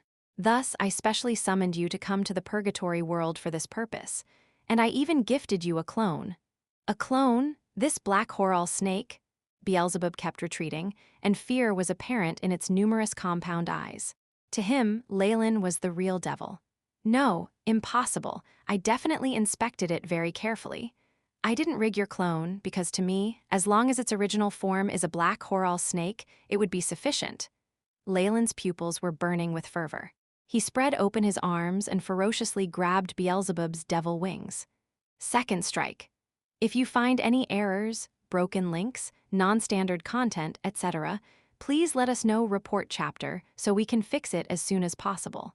Chapter 758, halfway to rank 7. Halfway to rank 7, your wings of gluttony will belong to me. Along with Leylin's announcement and Beelzebub's miserable cries, the monstrously dark wings were forcefully torn off, splattering blood everywhere. HSS, the phantom Chem-In Emperor behind Leylin, opened its mouth wide, and it seemed like there was a black hole at its depths. It immediately devoured the entirety of the devil's fleshy wings. Pila, pila. 2 lumps of flesh surfaced on the snake's back. It then spread out a tremendous pair of fleshy wings that looked similar to Beelzebub's own. The law of gluttony, Leylin sounded rather bewitched by them, combined with my own abilities, what kind of result will there be? the terrifying black hole wreaked complete havoc, devouring Beelzebub's entire body. In front of the Chem-In Emperor's innate skill of control, the devil's mortal body, which had been created with the black Horal snake as its source material, was suppressed to a huge degree. Beelzebub's body gradually disappeared as the Chem-In Emperor devoured it. The Chem-In Emperor easily digested the power of gluttony that came from the source body of the black Horal snake. A comprehension of the power of gluttony combined with Beelzebub's memories as it surfaced in Leylin's sea of consciousness, surging towards Leylin's true soul barriers like a raging tide. Keek, I am the true master of the law of gluttony. Its contamination isn't something the likes of you can resolve. Thank you very much. This body is great. A barely visible shadow appeared above the Chem-In Emperor, and Beelzebub's voice sounded from within the blazing demonic flames. Under his influence, the Chem-In Emperor quickly digested that large bundle of energy. Even as it evolved, Leylin's own will was being eroded. Beelzebub had completely comprehended the law of gluttony, and to steal this power, Leylin would first have to face the retaliation of his conscient. It released a large amount of power that mixed with the laws of gluttony as they approached Leylin. Gluttony's corruption. Seeing that demonic palm, Leylin maintained an icy expression. He didn't look to be in pain, only releasing a powerful green lightning containing the power of the world origin force in his body. His cold voice sounded, "Strike 3, crackle." "No." Leylin's gigantic body immediately disintegrated, and an unwilling bellow rang out. Under the suppression of the purgatory world's will, Beelzebub's conscient melted away like snow in the sun, leaving behind only the purest energy and comprehension of laws. Beep, genetic recombination complete. The AI chip's voice sounded, and the Chem-In Emperor behind Leylin began to transform once again. Two sharp claws stretched out, and the horn on its forehead protruded even further. The devilish wings became increasingly mystical, and black rhombus-shaped scales covered its body, emitting a mysterious luster. A new bloodline? No! The snake dowager who watched this scene from afar could no longer keep her calm. Even though she was afraid of the protection of the world will, she still attacked. All snake shadow? The murky shadow world almost appeared to have been summoned by the snake dowager, attacking the purgatory world. Leylin did not counterattack. Instead, he spoke a few words. I am Leylin Farlier, Lord of all Chem-In. As of this moment, all of the Chem-In bloodline shall leave the control of the snake dowager. Leylin's eyes held traces of turmoil within them as he made this solemn announcement. His voice practically rang throughout the world. As long as it was a descendant of the giant Chem-In serpent bloodline, they heard his voice and couldn't help but kneel respectfully in subservience.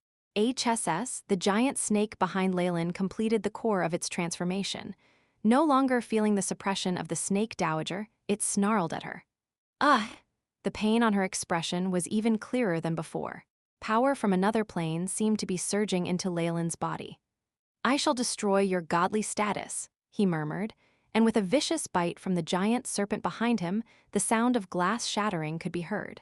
A huge gap had formed in the network of blood vessels on the snake dowager's back. The excruciating pain caused the enormous serpents in the sphere of snakes to groan piteously below the snake dowager. And the faint image of the shadow world promptly crumbled. Losing a part of her bloodline force caused great damage to the dowager's authority. It was enough to grievously injure her and force her into a deep sleep. Leylin, the snake dowager snarled, no longer daring to stay here. The gigantic sphere of snakes rammed against the shackles of chaos.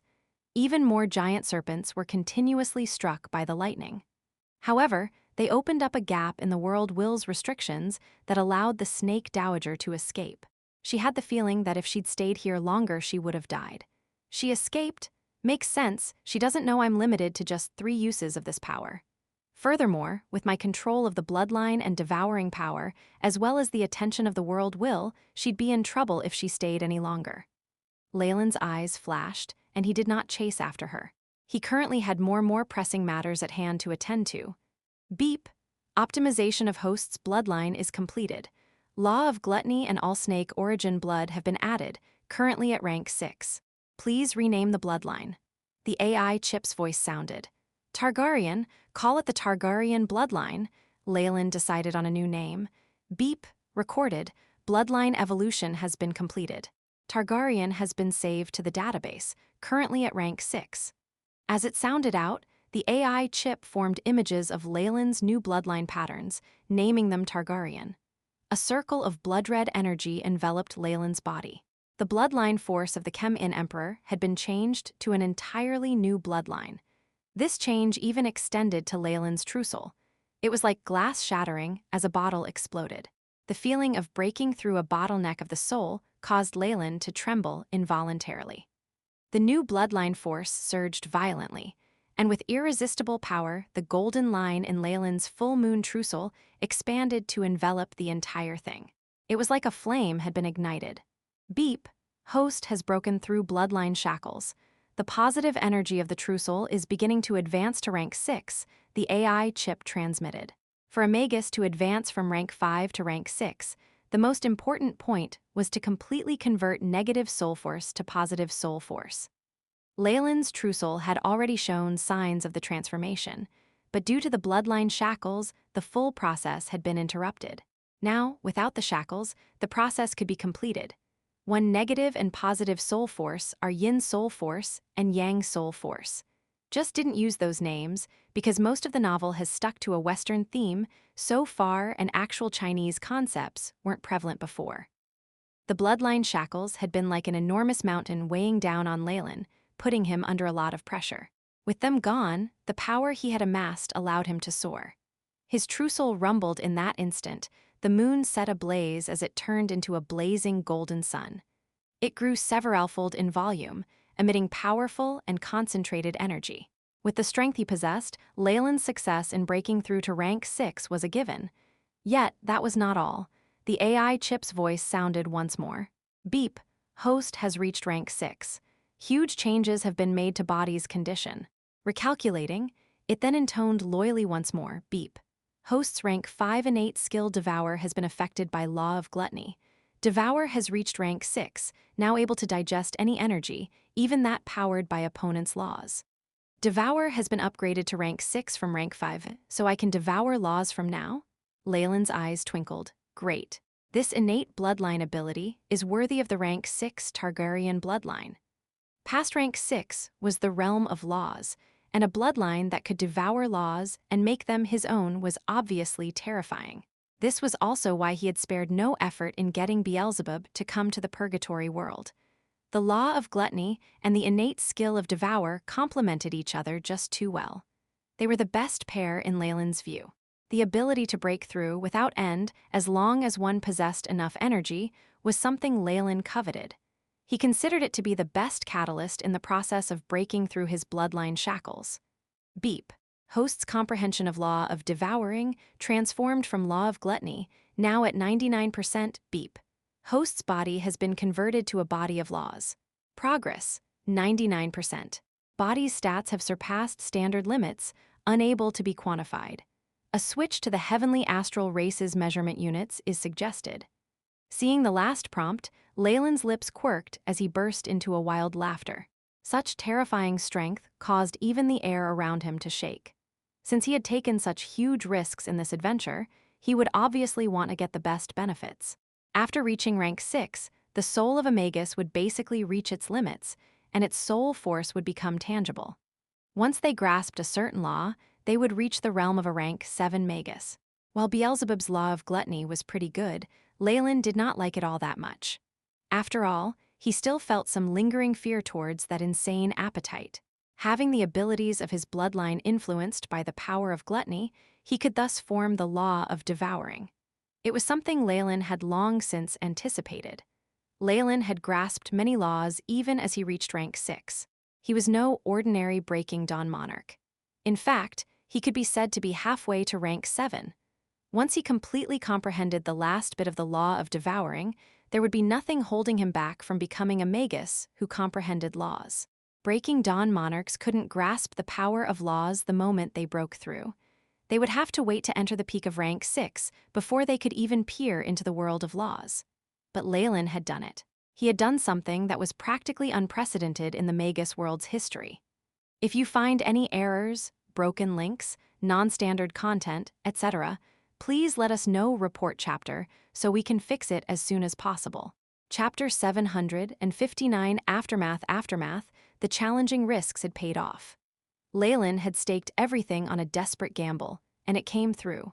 Not only had he broken through his bloodline shackles, he had even grasped the power of laws. He was now comparable to a rank 7 law-wielding Magus, and there was only a small barrier to his advance.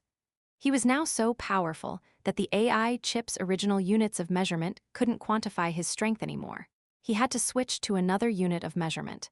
Near rank 7 in power, if I stay in the Magus World, I won't even need to be afraid of the Snake Dowager. Leylin was now completely relaxed, and he even had the urge to yell out into the heavens. It's a pity that I couldn't lure Beelzebub out completely, and the law isn't complete. However, just the damage to his soul is enough to cause him to go into a deep sleep or even die.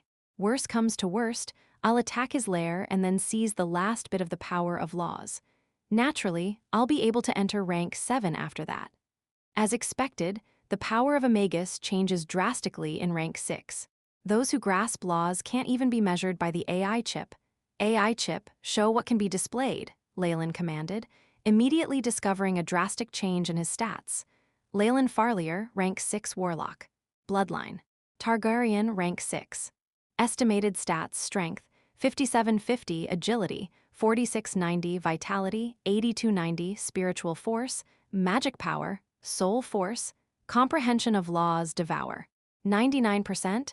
Ha, what a change. Leylin's eyes narrowed. This boost is much greater than that of my previous advancements. It's basically tens or even hundreds of times. The boost from the power of laws is so terrifying. Based on the calculations, I must have over 10,000 spiritual force, causing an overflow. Leylin stroked his chin and commanded, "All right. Recalculate with the stats of the heavenly astral race as the model." Beep.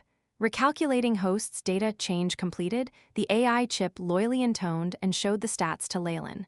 Leylin Farlier, rank 6 Warlock. Bloodline. Targaryen, rank 6. Strength, 172.52, agility, 125.07, vitality, 253.77, spiritual force, 449.42, state of soul, peak-breaking dawn, comprehension of laws, devouring, 99%. The units of the new data were based on the heavenly astral race. Every unit was more than 10 times its previous standard. The numbers in spiritual force had condensed 100-fold, allowing it to be quantified. Because Leylin's soul force and power of laws had been merged into one, it was not shown on the AI chip. The AI chip's method of calculation is rather direct. Doesn't this mean even the slightest of my actions equate to hundreds of heavenly astral morning stars? Leylin stroked his chin. Our strength might be similar, but the boost from laws hasn't been calculated into it by the AI chip. Things would have been different if he was an ordinary breaking dawn, but Leylin had already stepped into the realm of laws. The boost from the power of laws caused his strength to increase so violently that it was terrifying.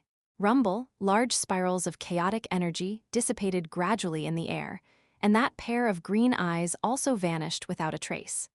The sacrificial rune on Leylin's body disappeared quickly, crumbling in practically the blink of an eye. The will of the purgatory world has left, Leylin muttered to himself, looking slightly desolate. As he had already reached rank 6 and comprehended laws, the world will had sensed that Leylin had already surpassed many monarchs. While I helped the world will to gain some wisdom, it has helped me defeat my opponents and allowed me to advance. Where even now, Leylin could tell that his status as a sacrificer had dropped as quickly as it had risen. He was now back at square one. The purgatory will is merely a robotic intellectual body. The help before was merely a transaction. If I want to become a child of purgatory, I'll have to join its side and allow its intent to pervade my body, becoming half a puppet. Leylin stroked his chin. World wills were rational and unfeeling. Even if Leylin had helped it before, were he to reveal even the slightest intent to harm the purgatory world, it would still treat him as an enemy.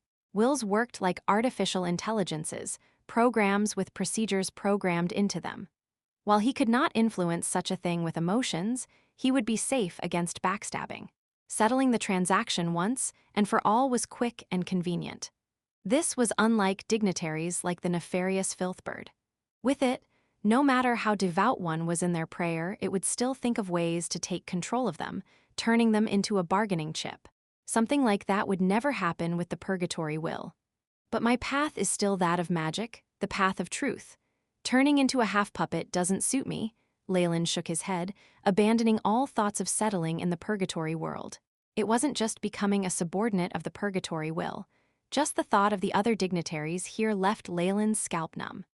Leylin may have grown close to rank 7, becoming an existence that was thousands of times stronger than before, but he was still no match for a rank 8. He might have seemed courageous and unstoppable, but that was because he had the cheat that was the Purgatory World Will. With the World Will around, those rank 8s had to deal with its suppression. They would only have about 50% of their original strength, and on top of that, they had to deal with Leylin, who had reached rank 7 as a sacrificer with it. That obviously made things dangerous. However, Leylin had depended entirely on an offering of the genetic clone of the ancient wisdom tree, which had given him great support from the Purgatory Will. In the future, he would not have an offering of that grade. If he were to meet with the Snake Dowager and duel fairly, even escaping could be difficult. I've awakened the will of the Purgatory World. That's akin to finding an owner above those rank 8 existences who's constantly thinking about ways to expel them from the Purgatory World. Leylin felt pins and needles on his scalp. In order to break through the bloodline shackles, he had roused the Purgatory Will from its slumber. That had had a great effect, but also thoroughly offended all the foreign dignitaries of the Purgatory World. However, if the situation were to repeat itself, Leylin would still make the same choice. Still, staying in the Purgatory World was now a very irrational thing. With so many rank 8 existences hostile towards him, and with him being an arch-enemy of the Snake Dowager, not even the tiny bit of him would be left behind if they joined hands. The only choice is to hide in the Magus World. Leylin's eyes were filled with resolution. He was a native of the Magus World, and the powerful Magus World would naturally not suppress him. If foreign beings like the Snake Dowager were to enter, the suppression would be more terrifying than in the Purgatory World. After all, the Magus World was one of the 2 most powerful worlds. Weighing his options, Leylin was confident the rank 8 existences could reach the Magus World, but they would not be able to leave. Of course, there was a higher possibility that they would just give up. After all, they were no fools and would not seek death.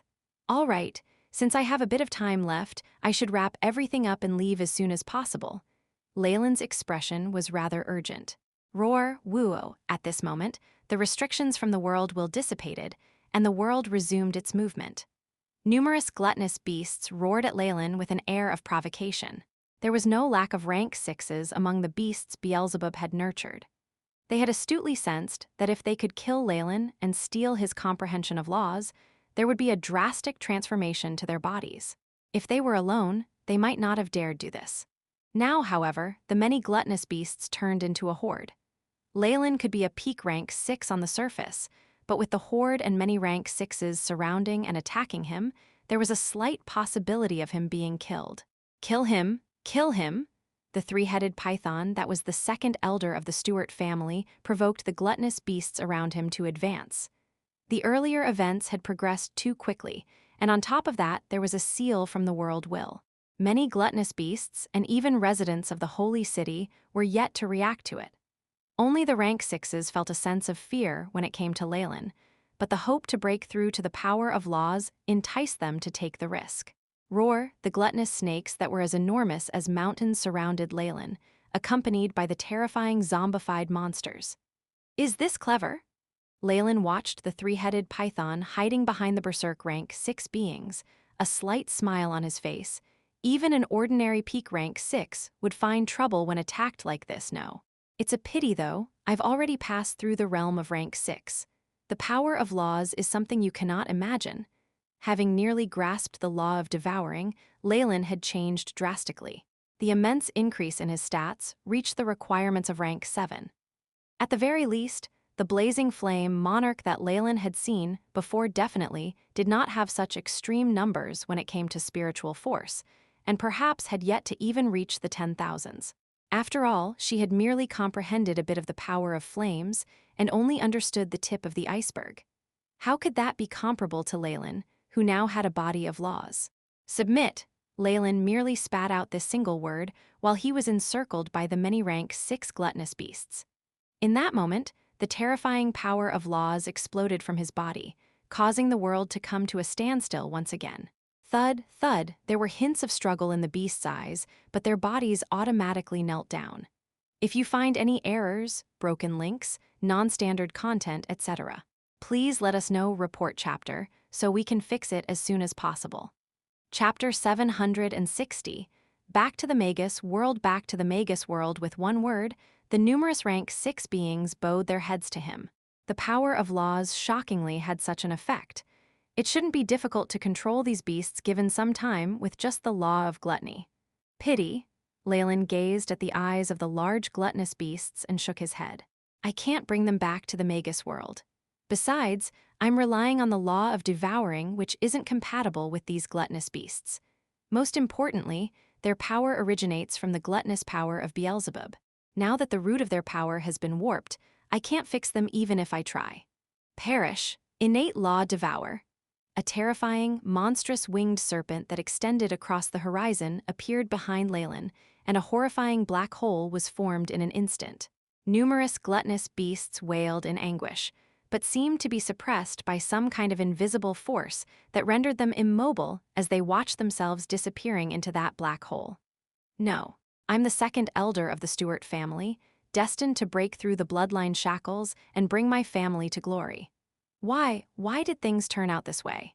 The enormous 3-headed python discovered something was amiss when the black hole appeared, and he began to flee for his life. However, that wasn't enough to escape the fate of being devoured. Along with howls of indignation, his voice slowly disappeared into the black hole. The invisible pull spread across the plains, and the many gluttonous beasts were thrown into the black hole while howling in anguish. Their rank didn't matter. Minutes later, all of the gluttonous beasts surrounding the holy city were completely gone. I feel a little full now. Leylin touched his belly, speechless. After devouring so many gluttonous beasts, the bit of heat that he felt surging through his body had disappeared in an instant. At this moment, the AI chip's prompt was transmitted. Beep.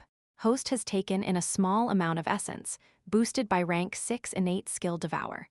Strength has risen by 0.001.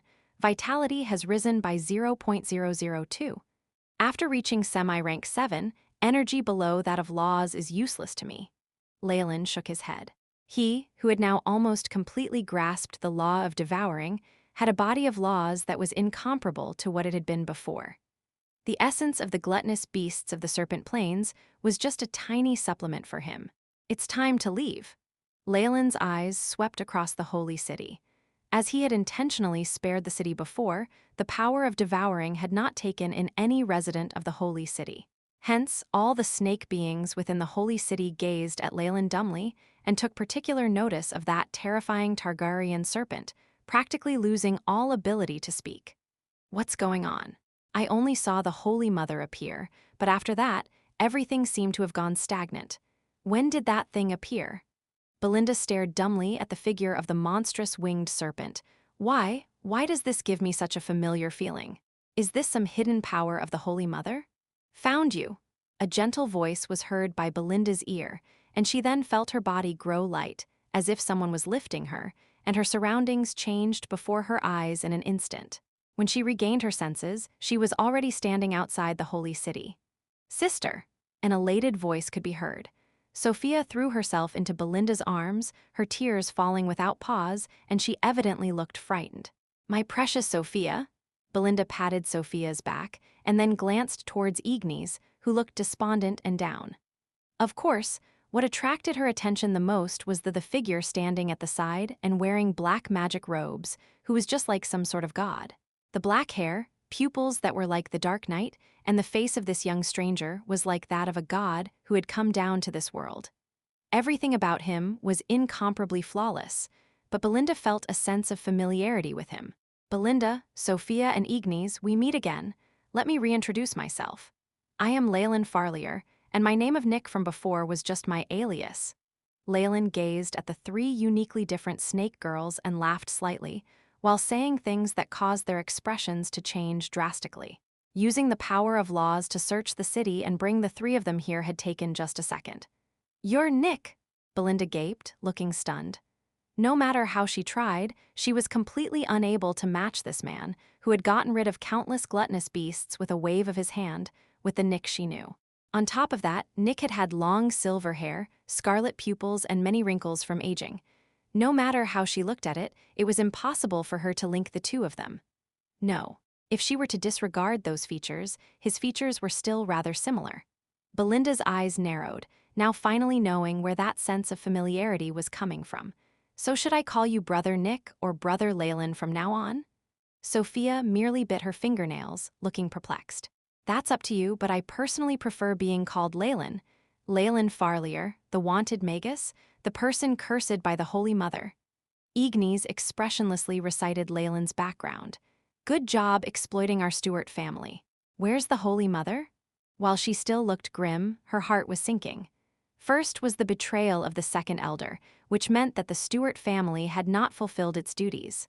It was because he had the protection of the Stuart family that he had been able to cause so much damage to her. After this disaster, would the Stuart family have a chance of revitalizing itself? Not exterminating the whole Stuart family should already be considered magnanimous on the Snake Dowager's part. The mighty mother of all snakes is obviously fine. She just left temporarily. Leylin chuckled subtly. He then glanced towards Belinda. "So, have you accepted this yet? You've been using me. You've already accomplished your aims, so why did you get me here?" Belinda stood up, a dead look in her eyes. "I can't deny that." Leylin nodded and then noticed Belinda's body swaying. "Then why?" Belinda's eyes were full of complicated feelings. "It's obviously so that I can take you away," Leylin laughed. "Take us away?" Belinda never imagined there would be this sort of answer. "Where are we going? Will it be fun?" Sophia's eyes twinkled, her focus evidently quite different from the others. "That's not happening. I need to stay here. My family needs me." This was Ignis' reply. "I'm afraid that's not up to you," Leylin said calmly. Belinda and Ignis suddenly realized that they had lost all their strength. Whether their elemental affinity or bloodline force or even power as a sacrificer, everything descended into stillness and could not be used at all. "You can hate me, Belinda, but you must obey me and leave this world with me." Leylin sounded serene, but there was an intent there that could not be resisted. "My actions here, how do I put it? I've completely offended the Snake Dowager. I'm obviously not afraid of her, but she might take her anger out on you guys. Hence, you'll need to leave the purgatory world. This reason is very applicable to Ignis' situation." Leylin stared at Ignis, who now looked dull. If not for the fact that she had taken care of Belinda and her sister, Leylin wouldn't even have cared whether she lived or died. However, the Snake Dowager would absolutely take out her anger on the Stuart family, and they would be destroyed. This was a matter already set in stone, and if she were to stay behind, she was most likely doomed. Offending the Snake Dowager and having her anger taken out on us. "Oh, mighty dignitary, what have you done?" Belinda was immediately stunned by these affairs, which were like that had only happened in legends. "It's nothing. I just made her bleed a little and also tore her godly status apart." Leylin shrugged his shoulders. "All right, enough idle talk. It's time to go." HSS? The enormous monstrous winged snake hissed and struck at the air, opening up a huge black hole. Leylin flew into the air and, bringing the other three along, abruptly entered the spatial pathway. Whoosh! Many fresh flowers bloomed to full flower on the grassland, turning the area into a sea of flowers. The wind whistled and brushed past, sending petals flying as beautiful music was heard, as if the purgatory will was sending Leylin off. The snake beings in the holy city could only watch on cluelessly. The faith of some of them wavered, beginning to worship Leylin. This began the legend of a winged serpent dignitary, spreading in purgatory world, Illa. A terrifying spatial storm was formed, and much lightning formed an arched door. 4 figures traversed the lightning gate and descended to another place. The sky was dark and gloomy and gave a repressed feeling. The air was full of negative energy and earth-type elemental particles. The localization was rather successful. Though the astral plane coordinates long since stopped working, I'm not the same person I was before. Leylin surveyed his surroundings, finding that this was close to the laboratory from which he had traversed to the purgatory world, and he could not help but nod in satisfaction. An existence of laws could wander around in the astral plane, and he'd long since known of the Magus World's coordinates. There was no trouble in getting back. Powerful solidified soul force and the power of laws allowed Leylin to get a deeper understanding of the Magus World. Like a mother whose child who had been traveling had returned, the Magus World received Leylin with open arms without the least bit of suppression. The Magus World's will? Leylin closed his eyes, the figure of a Targaryen serpent emerging at his back, so it's already sunk into a slumber. However, Leylin glanced at the three whose auras had obviously become weaker. Even deep asleep, it still subconsciously rejects existences from other worlds and even causes fear amongst rank 8 existences. How powerful could the world will be at its peak condition? If you find any errors, broken links, non-standard content, etc., please let us know. Report chapter so we can fix it as soon as possible. Chapter 761, King Arthur, where is this? Belinda looked bewildered, the energy undulations on her body suppressed to below morning star. Sophia, on the other hand, was much weaker, and she did not change very much. Is this your original world? Ignis was no better, having almost fallen to morning star herself. The more powerful a world was, the more its residents would be suppressed in the Magus World. Since those like Sophia posed no threat, the suppression she faced was the weakest. Upon seeing this, Leylin looked to be deep in thought before he clapped his hands. Ladies, welcome to the Magus World. This is the first level of the underground world. I hope you like it. Now that their attention was on him, Leylin rubbed his nose. Now that you're here, you're free to do as you please. Of course, if you follow me, I'll take care of you. One more thing, I've already gotten married here. Still, although I have more than one wife already, I wouldn't mind having a few more. Oh, so brother Leylin is already married. Can Sophia meet the other sisters? Sophia spoke in a manner as if she knew Leylin well. While her disease had been healed, she was rather childlike in her everyday manners. Of course, while watching her crafty eyes, Leylin knew what she was thinking. You scoundrel! Belinda cursed once at him, but did not leave. Ignis watched her and followed expressionlessly. All right, so you're not planning to leave yet. Follow me for now. I'll teach you some general things about the Magus World and the language. Next, we'll visit the Arthur family and have you settled. Leylin laughed and brought the 3 snake girls along. While they were leaving, his eyes slanted towards the east, a hint of a smile within them. This was a place very far from Leylin's laboratory, in a huge kingdom's capital city. Many beastmen, dwarves, elves, and subterranean humans coexisted in peace, and the place seemed to be very prosperous. The aura from another world? A streak of black light burst out from a secret room in the capital of the Arthur Kingdom. Flickering in the air a few times, it howled towards the heavens. The many defensive spell formations seemed not to notice the black ray of light, allowing it to enter without any resistance at all. King Arthur, many powerful beings exclaimed. Within the palace, a middle-aged man wearing a crown was completely shocked. Has the ancestor been awoken from his slumber? Have there been any major changes? An outsider from another world has invaded and is even in our kingdom, said a fair, blonde man within black light. His eyes were blue, and his features so sharp he seemed chiseled. He had an aura of hot-bloodedness and firmness. What is this faint feeling that makes my heart beat so quickly? A trace of concern surfaced in the white man's eyes, but he quickly drowned it out. As a peak-breaking dawn monarch, he was like a lightning flash.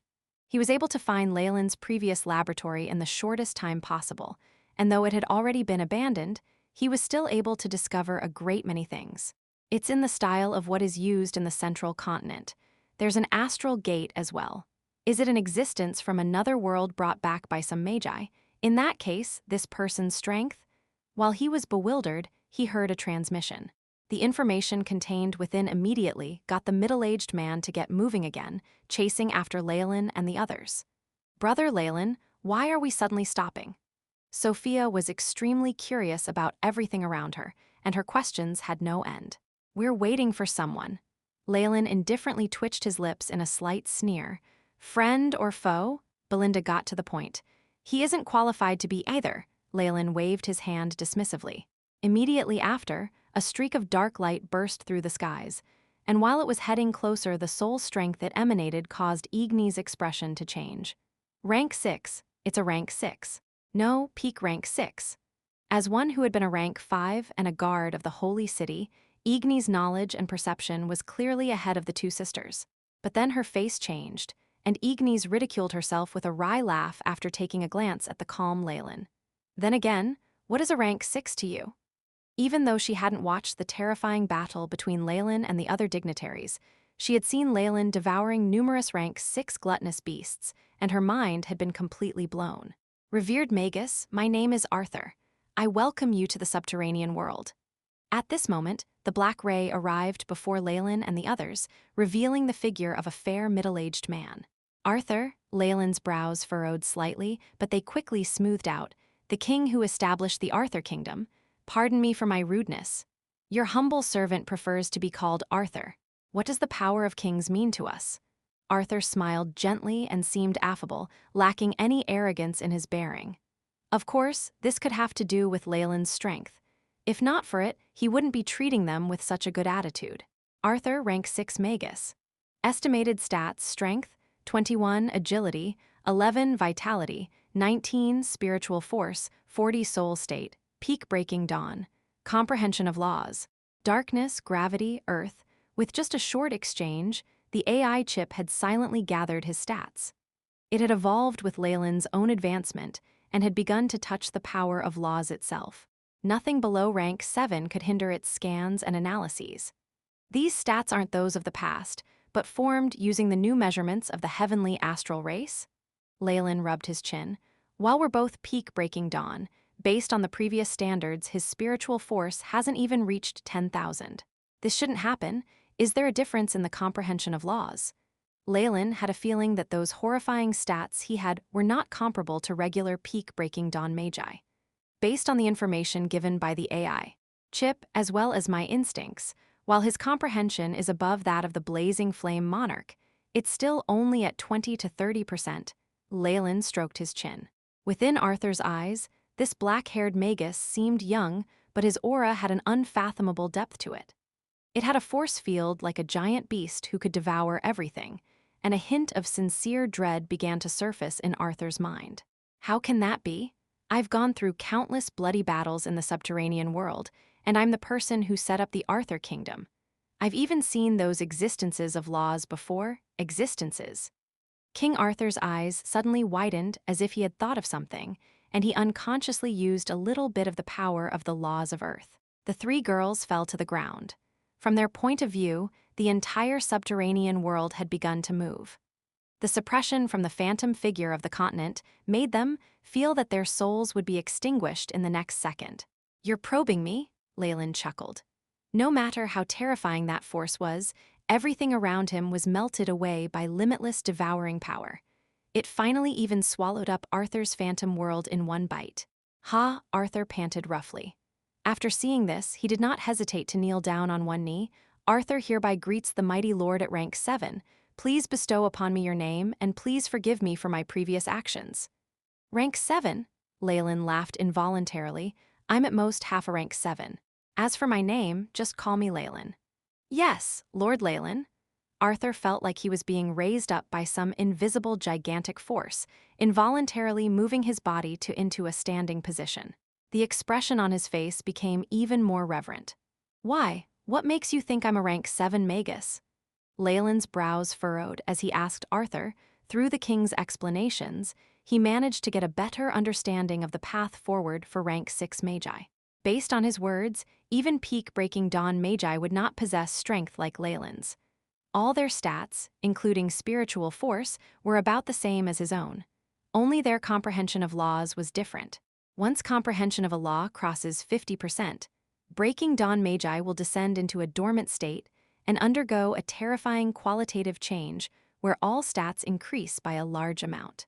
If comprehension of the law cannot be completed to reach rank 7, one will be unable to wake up for eternity. Leylin touched his chin, thinking back to his own situation. His situation was extremely unique. His law of devouring had completely captured Beelzebub's law of gluttony, but because the true body still existed, there was still a bit left before the law could be completed. He was now right at the boundary of rank 7, but I've basically passed through the stage of the qualitative change that rank 6 magi go through, and my body has already begun to be infused with the power of laws. The distance to rank 7 is paper-thin. Leylin instantly thought this through. He basically had 1 foot in the door to rank 7, and his stats were definitely comparable to regular beings of laws. Those rank 6 Breaking Dawn monarchs, whose stats were similar to King Arthur, would only undergo a huge increase in strength after the period of deep slumber. At that point, they would either die or successfully reach rank 7. Leylin was a special exception. Only Breaking Dawn magi who comprehend above 50% can undergo a qualitative change due to the power of laws, he asked indifferently. Yes, my lord? Arthur glanced at Leylin bewilderedly. From his perspective, this person was definitely a rank 7 Magus of laws, but for some reason he couldn't understand he denied it.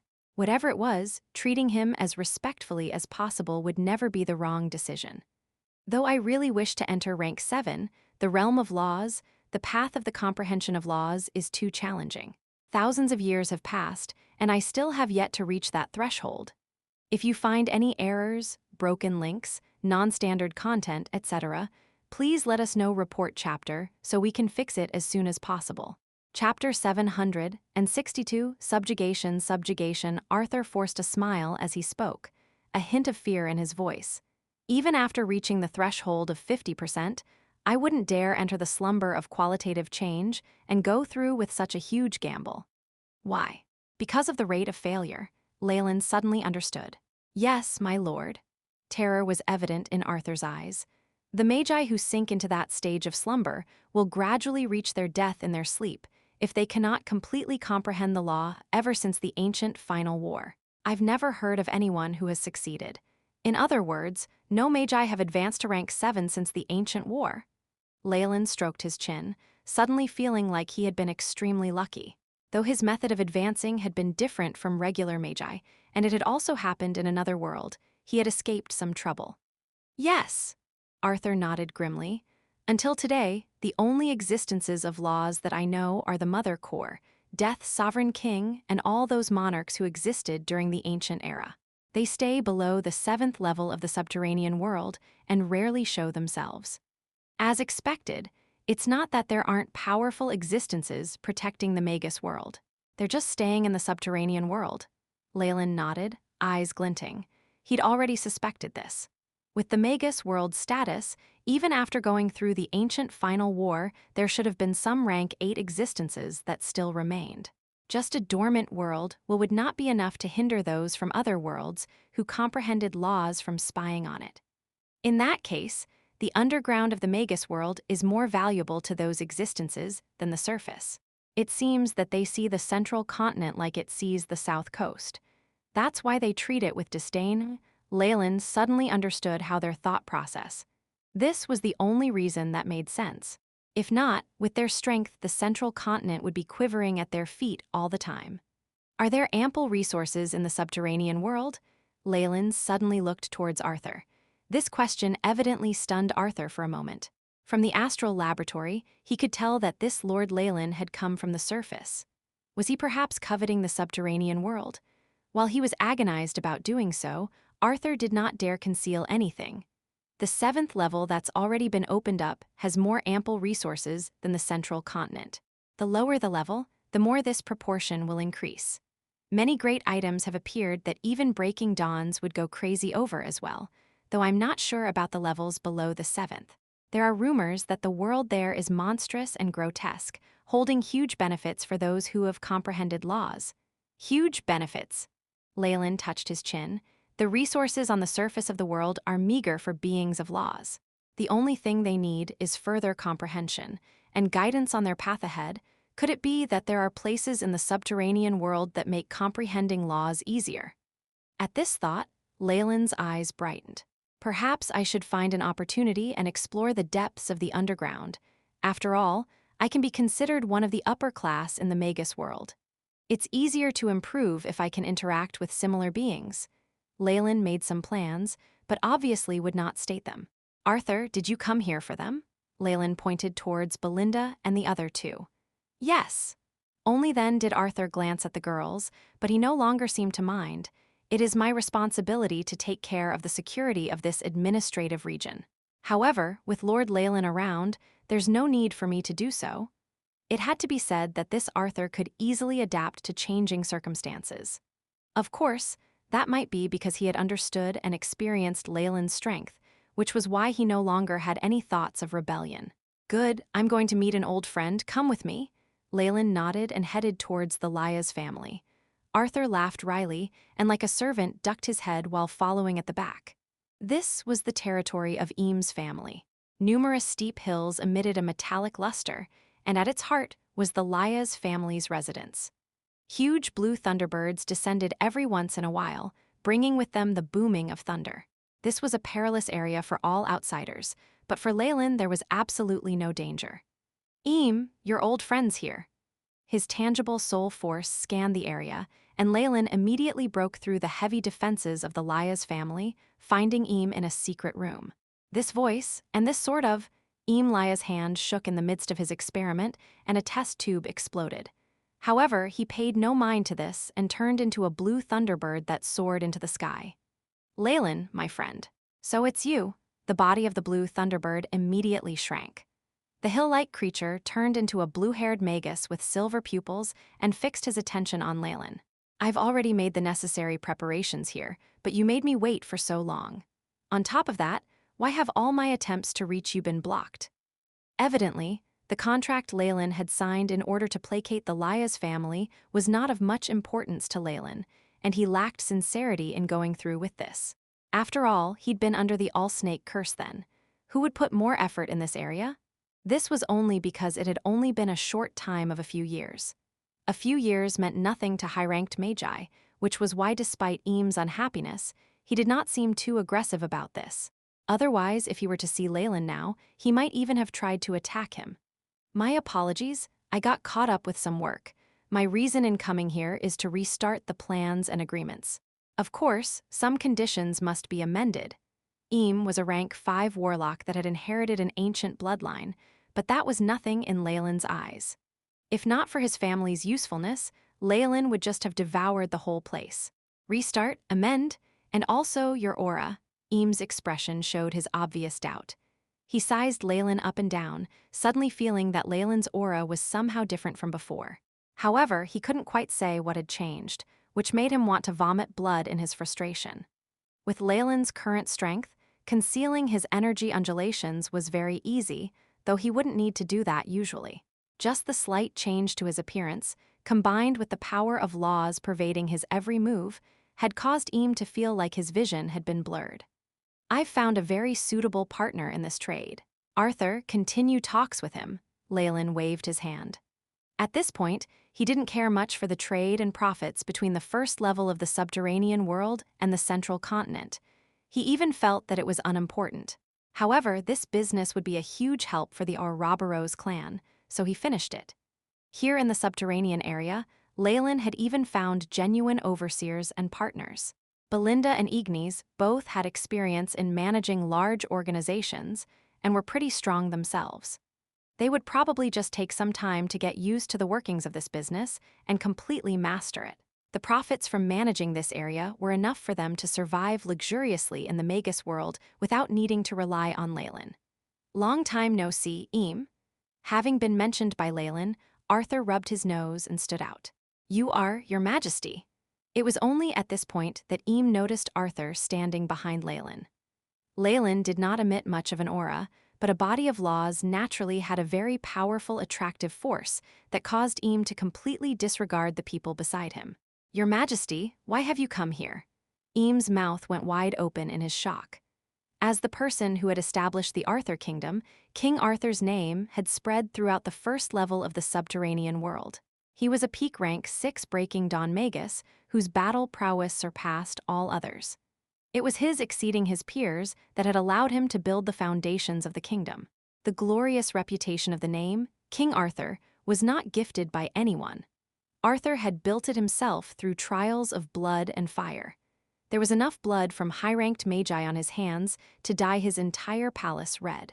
As the leader of the Laya's family, Eam was King Arthur's vassal.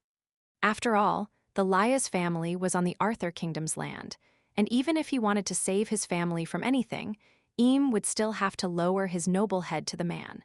"I obey Lord Leylin's instructions and am here to assist, as well as be a witness," Arthur bowed very deeply. He had long since treated Leylin as a rank 7, and just a mere thought from this existence could consign him to eternal damnation. He obviously would not dare to slight him by appearing even a little arrogant. After hearing these words, Eam's eyes were filled by shock. Lord Leylin? For even the peak-breaking Don King Arthur to call him a lord? Eam looked frozen, but he already had an inkling of what was going on. Leylin, whom he had seen years before, probably had an earth-shattering transformation in strength, or perhaps, had he hidden his true strength right from the start. Meanwhile, with the support of the Arthur Kingdom, and with King Arthur as the witness, it was necessary that they proceed with the trade with no reservations. However, perhaps the entire Laia's family would now sink to a subordinate position under Leylin's strength. Eam smiled wryly and knelt before Leylin. "Eam Laia's greets Lord Leylin. If you find any errors, broken links, non-standard content, etc., please let us know. Report chapter, so we can fix it as soon as possible." Chapter 763, Ignox multicolored carpets and pieces of furniture gave off a slight aroma within a luxurious room, as if there had been some special incense burnt here that gave a simple yet elegant feeling. Leylin surveyed the surroundings and nodded in satisfaction. Though he had been a guest here before and already experienced the VIP rooms of the Laia's family, the grandeur of this room had reached a whole new level. This had once been Eam Laia's mansion. Of course, once Leylin revealed his intentions to stay overnight, he had arranged this place for him with the fastest speed possible. Leylin currently stood before a huge oil painting, observing the portrait of a blue-haired warlock. The man in the portrait looked somewhat similar to Eam. It was probably the founder of his family. After being focused on for a period of time, the portrait's eyes flickered, revealing an expression full of terror as if it was alive. However, it could not speak nor move, and only watched Leylin imploringly. "The slight remnants of a conscient?" Leylin nodded, taking in the oil painting. "There seems to be a secret semiplane as well, with the bloodline and body of an ancient mature, thorned thunderbird. Looks like this must be the final trump card of the Laia's family." Eam had no way to withdraw this important mechanism in such a short time. He must have been counting on Leylin not discovering it, or caring for the more luxurious items, which was why he'd failed to conceal it. Interesting. Leylin stroked his chin while sitting on the sofa, allowing the portrait to heave a sigh of relief before it returned to its previous frozen expression. Leylin truly held no malicious intent towards something like that. Though a rank 6 bloodline would have been very attractive to him at rank 5, he had currently reached the peak of Breaking Dawn, almost entering the realm of laws. He cared nothing for it. "Brother Leylin, this couch is so comfortable." Sophia was holding a little bare bolster, rolling on the sofa like a mischievous little child. However, the crafty glint in her eyes made it clear that she had other intentions. The sisters had always thought well of Leylin, especially Sophia. She had practically glued herself to his side. Furthermore, even though Belinda had her doubts about this, it was a matter of time before she accepted him. Perhaps there was another one coming his way. Of course, Leylin naturally accepted benefits that fell at his feet. He stroked his chin, his lips arching at an angle. With a wave of his arm, the surface of the oil painting was covered by a layer of darkness. "Sister Sophia, do you want to play a fun game with me?" The time of pleasure soon passed. Sophia's legs had gone weak, and she had to be taken away by Belinda. While leaving, the snake girl glared hard at Leylin, a myriad of emotions hidden in her look. Ignis herself had watched on like it was all a show, but she too didn't understand why a blush had appeared on her cheeks. "What clever women they are," Leylin thought in evaluation as he closed the door apathetically. These women had been smart enough to leave him in privacy. "Come out." Leylin now looked extremely calm as his eyes shifted to the cupboard. Plop, blop, the ground seemed to melt in an instant, emitting black bubbles. A layer of orange appeared, crawling through the room. In the blink of an eye, the room had changed around Leylin. Watching it, a thought sprang to his mind. "Is this some space folding apparatus?" He stroked his chin. In this new environment, a black door of light appeared from the cupboard and was pulled open. A magus wearing a swallow-tailed coat and a hat slowly walked out with a walking stick in hand. The man wore a pair of golden spectacles with round lenses, a complicated and intricate chain linking to them from behind his ear. "Nice to meet you. This humble servant here is called Ignox." The magus who came forward took off his hat and bowed elegantly. "A being of laws who has only just reacted to me now? That's beyond my expectations." Leylin sized up this person with interest. Through his comprehension of laws, he had evidently realized that the body of this person was merely a form that the other party had chosen at will. The main body, on the other hand, was merely a bundle of mist with a complicated black ring of light at the middle that had some unique rhythm, enveloped by the dense power of laws. A deep and dark aura emanated from it like a bottomless abyss, intimidating and overwhelming. This was a true rank 7 magus, a being that had completely grasped a certain law. "I am Leylin Farlier. Greetings, my lord." Leylin was not that surprised that this being had arrived. The sole force of those who comprehended laws could scan the entire central continent in an instant. Though it could not be used to scan every single ant on the ground, immense energy waves could not escape its detections. Leylin himself hadn't concealed the aura of his laws, something that allowed him to easily be sensed by others who at such ranks. This encounter was his goal. For better or worse, he was from the Magus World, and he had to make contact with the original beings of laws there. Tisk tisk, the power to devour all mass, and such a terrifying bloodline force. I hadn't seen such a bloodline source before. Ignox's eyes showed his astonishment. Even without having passed through the boundaries to become an existence of laws, Mr. Leylin's strength isn't lacking at all when compared to us. Leylin accepted Ignox's flattering without hesitation. His body was now incomparably close to rank 7, and on top of the mysteries of his devouring law, his other abilities put him on par with a rank 7 law-wielding magus. Our Magus World hasn't given birth to a new rank 7 since the ancient war. Mr. Leylin's existence is truly a cause for celebration. Ignox seemed very excited. "I'm only a minor warlock from the south coast, and I know little regarding the world of rank 7s and higher. I hope Mr. Ignox can properly guide me." Leylin's words were humble. "But of course, as the higher ranks of the Magus World, it is our duty to help each other." Ignox nodded solemnly. "Also, there are some things that I need to warn you about. While you've yet to completely enter rank 7, your strength has already reached that point, which is why some restrictions apply to you." "That's reasonable. I won't go against them," Leylin nodded. Ignox noticed there seemed to be a loophole in Leylin's words, but he paid no heed to it, laughing while not the least bit concerned. "It's very simple.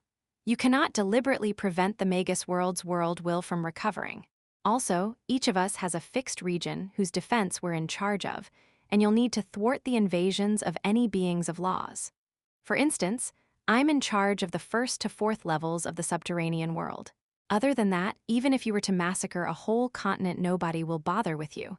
Leon's eyes twinkled. "Is the world will still dormant? Is it because of the ancient final war?" "Yes, the ancient final war. The dusk of the gods and the fall of the Magi's glory," Ignox narrated in a singing voice, a trace of fear in his words. "What exactly happened during the ancient final war?" Leylin asked urgently. "You will find out the specific details soon enough. To sum it up, the two worlds fought in order to achieve the chance to reach rank 9, and a large number of existences of laws fell." While Ignox said this in a relaxed manner, Leylin could picture the mountains of corpses and seas of blood. Even at its peak, the Magus World wouldn't have spawned an existence of laws in 1,000 years, but so many had died. After the war, our world will sank into a deep sleep. The combined conscient of the world of gods and the higher gods was the same. They even engaged their crystal system and prevented any outsiders from spying on them.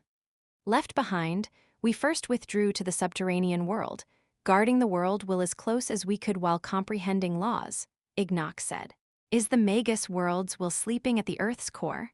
Leylin stroked his chin.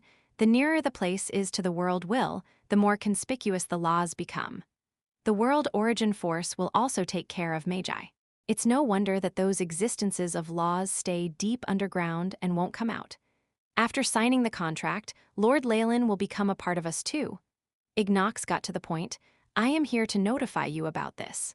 There's about a decade, until we're done with the preparations for the contract, and when the time comes, we'll send you an invitation." He seemed to never have considered Leylin's rejection.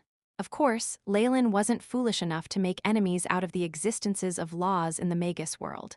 "I understand," Leylin nodded solemnly. "And the area of governance?" Ignox rubbed a large ruby in his hands. "Lord Leylin came from the surface world, so how about taking care of that area? The danger is at a minimum there, and there aren't any other existences of laws guarding it anyway." Danger at a minimum? Leylin had no idea whether to laugh or cry at this point. Perhaps getting him to guard the surface was purely from Ignox's good intentions. Of course, this matched Leylin's plans, and so he agreed without hesitation. Of course.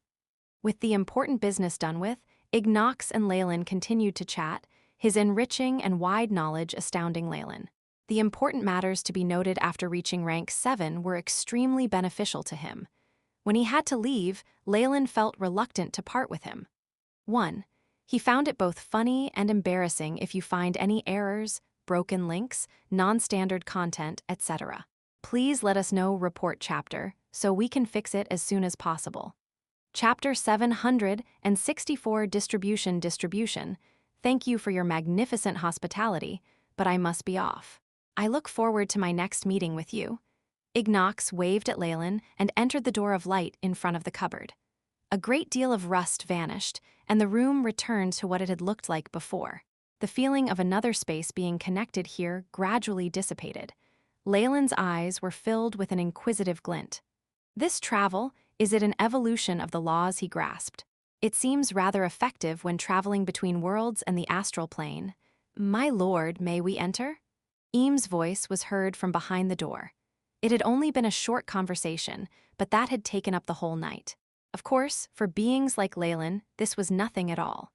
Even laboring for 10 years without any rest would not give rise to feelings of exhaustion to someone with a law body. Is it an innate upgrade of the body itself, or just part of a sequence of transitions? Leylin gazed at his pale palm, looking lost in thought. He could sense that he was coming into a more powerful state, which was what he was aiming for anyway. "Come in," shaking his head, he no longer dwelled on these matters. He ambled over to the sofa and took a seat while watching Eam, Arthur, and the rest enter. "I hope Lord Leylin had a good rest yesterday." Eam gave him a smile, trying to flatter him. For someone like him, who was incomparably arrogant, making such an expression was difficult. His facial muscles even twitched uncoordinatedly. However, after learning from King Arthur that Leylin had already passed the realm of Breaking Dawn and reached rank 7, becoming a Magus of Laws, Eam no longer had any arrogance left in him. That bit of bloodline and strength that he possessed was nothing at all in Leylin's eyes. The Lyas family could only quiver under Leylin's gaze. Their life or death could be decided in just a mere second with a single thought from the Warlock. It was natural to bend and try to curry favor with the strong when it came to the life or death of the family. He was the one in charge after all. "It was okay," Leylin nodded, answering indifferently. "If we can satisfy Lord Leylin with our service, then it will be an honor for the entire Lyas family," Eam said with a smile. As a noble, he had taken lessons in etiquette before, and while most things were long forgotten, it hadn't taken long for him to master it again. "All right, I'll tell you the arrangements for the passage and trade deal," Leylin said, as he gesticulated. He'd long since gotten tired of hearing these words of flattery, but he had more important things to do than insult this family head. "Please instruct us." Arthur and Eam immediately bowed respectfully. Belinda and Ignis nearby seemed despondent as they viewed this scene. No matter how they felt, being able to subdue a rank 5 bloodline warlock and a peak rank 6 monarch had already proved Leylin's incomparable strength. "All right, I'm planning to open up a plane that serves as a passage for trade between the two sides. The supervisor here will be Eam, with Arthur assisting. Any questions?" "The Lord's will is our command." Eam and Arthur lowered their noble heads deferentially and appeared exceptionally docile. They had no resistance towards Leylin. "Good. Your rewards shall be 30% of the net profits of the trade." Leylin did not hold back at all and disregarded the previous agreement. With his strength, the two of them would not even resist even if he got them to work without any benefits. 30% of the profits was already very kind of him. No, it wasn't quite kindness either. Leylin sincerely wanted to keep the trade here going. And as a huge source of revenue for his organization, it was necessary to give the two supervisors here some benefits that would motivate them to work harder. If not, if he put too much pressure on them, things would only work out in the short run. There would definitely be long-term problems. While Leylin would be able to suppress and pressure the others to keep control, was it necessary? His own organization would live well and eat well, while the scraps would be given to those outside. That was the way for things to maintain like this in the long run. Understood, Eam immediately agreed. While it was much lower than the previous agreement, he was already very satisfied. With such differences in their strength, how could they come to a fair agreement? The Laya's family's benefits had shrunk by a large amount, and he would still need to share it with King Arthur. The other man would take most of the profits, but there were still benefits for himself. He wouldn't need to invest anything at all, and it would still be considered a source of income for the Laya's family. In addition, Eam peeked at Arthur beside him. With benefits as the reason to tie them down, it was already quite a good situation for the Laya's family, as this would give them a connection with King Arthur, not to mention the more terrifying Leylin. That's not a problem. Arthur naturally did not oppose this. He, who had already reached peak Breaking Dawn, knew even better how terrifying existences of laws were. If Leylin were ever to rage, the Arthur kingdom could very well be destroyed in a single night. Hence, no matter how harsh the conditions were, Arthur could only agree. Leylin was evidently not using his strength to force him to work without any benefits, so he would not consider resisting. Leylin had guessed what they might be thinking, and since everything was within his expectations, he nodded. Though the two Magi definitely had their own selfish motives, they definitely wouldn't dare show their unhappiness under the knowledge of Leylin's crushing strength. As long as they could maintain their distribution of benefits, that is. Another thing, Belinda and Ignis will become my representatives and supervisors in the subterranean world, managing the matters here. Leylin then looked towards Belinda and Ignis. In his calculations, these two snake females would be the main people in charge and the key to expanding his organization. The two levels of trade profits from both the subterranean world and the surface could be used for expansion costs for the organization, but would also be more than enough for these three to lead a luxurious lifestyle with resources for their cultivation. The trade they were talking about, both sides exceed a continent of the purgatory world in surface area. The benefits we'll be getting? Ignis made a quick calculation in her mind. Just a thought of the future profits left her wavering, unable to contain herself. She had easily deduced that the profits of such trade would be an astronomical number. Even her previous family would go crazy over it, and yet Leylin had merely tossed this over to them easily. It only made the gap between them more obvious. Is this the way a dignitary thinks? Even the wealth of 2 continents is dispensable to him?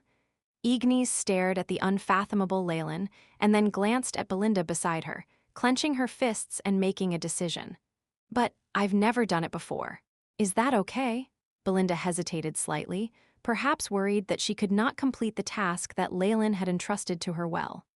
However, this attitude resulted in a smile on Leylin's face, because this meant that she had already accepted the task. You don't need to worry about that. I've always had faith in your capabilities. Besides, Ignis, Arthur, and the rest will help you. In that case, I'll agree to it, Belinda nodded. Good, Leylin nodded, and numerous rays of lights were emitted. Boom. It was as if the world stopped in that instant. Even the most powerful amongst them, King Arthur, felt like he was a little boat in the vigorous, furious waves of the ocean, about to capsize at any moment. A streak of light shot in his direction, and he instinctively caught it. Arthur retreated several steps, looking stunned as he saw a black rune sizzling in his hands. The illusions had vanished. Now, he found that everyone around had the same rune in their hands. This is my mark, and also a token that can be used for all trades. You can also use it to contact me. It'll go through as long as I'm in the Magus World. With strength incomparably close to that of Law's, all sorts of miracles appeared about Leylin. A Law rune that represented himself was just a part of it. Being given this symbol was tantamount to being branded by Leylin. Even if they met with other existences of Laws, they could get special treatment. Of course, That did not include his nemesis like the Snake Dowager, in which case they would meet a fate worse than death. After this ceremonial procedure, those with the runes could even make sacrifices to Leylin, getting boosts in power from his law of devouring that could fill their bodies. Though the Magus World isn't suitable for the large-scaled path of sacrifices, it should be able to sustain my unique method of passing on my power.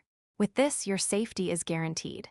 Leylin briefly explained the usage of the rune, while Arthur and Eam knelt in elation. Why are there only two? How about Sophia's? Belinda questioned without any restraint. I gave it to her last night. Leylin's lips quirked in a slight smile, but Belinda immediately turned red as she cursed. All right, you can return and make all the necessary preparations.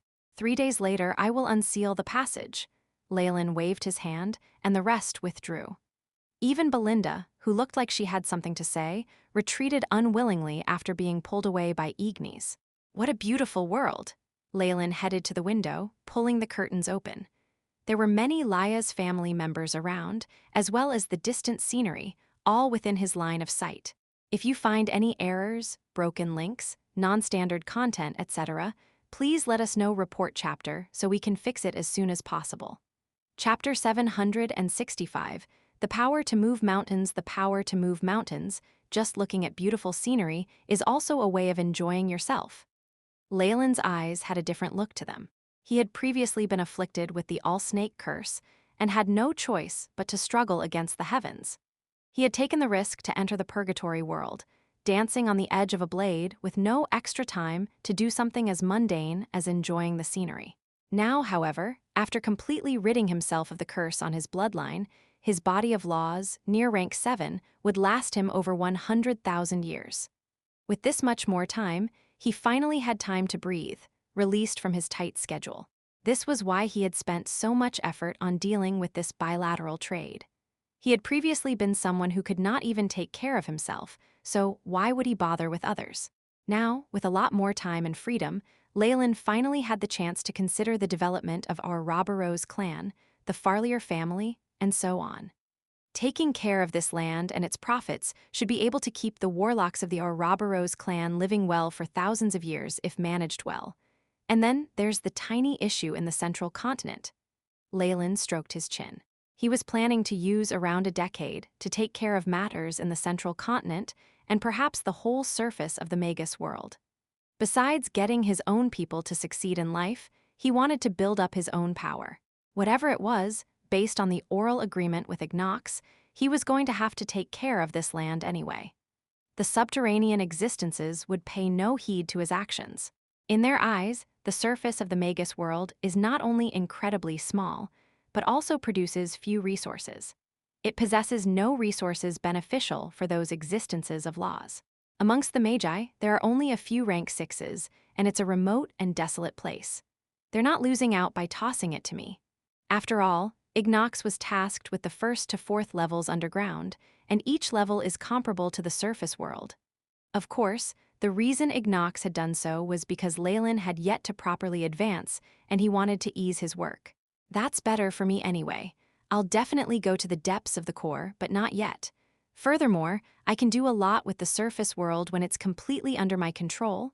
3 days later, in front of the Thunderbird Hollyland, numerous members of the Laya's family, under Eam and Arthur's lead, gazed at the figure before them with respect. Leylin had long since gotten used to this and continued to discuss matters with Ignis.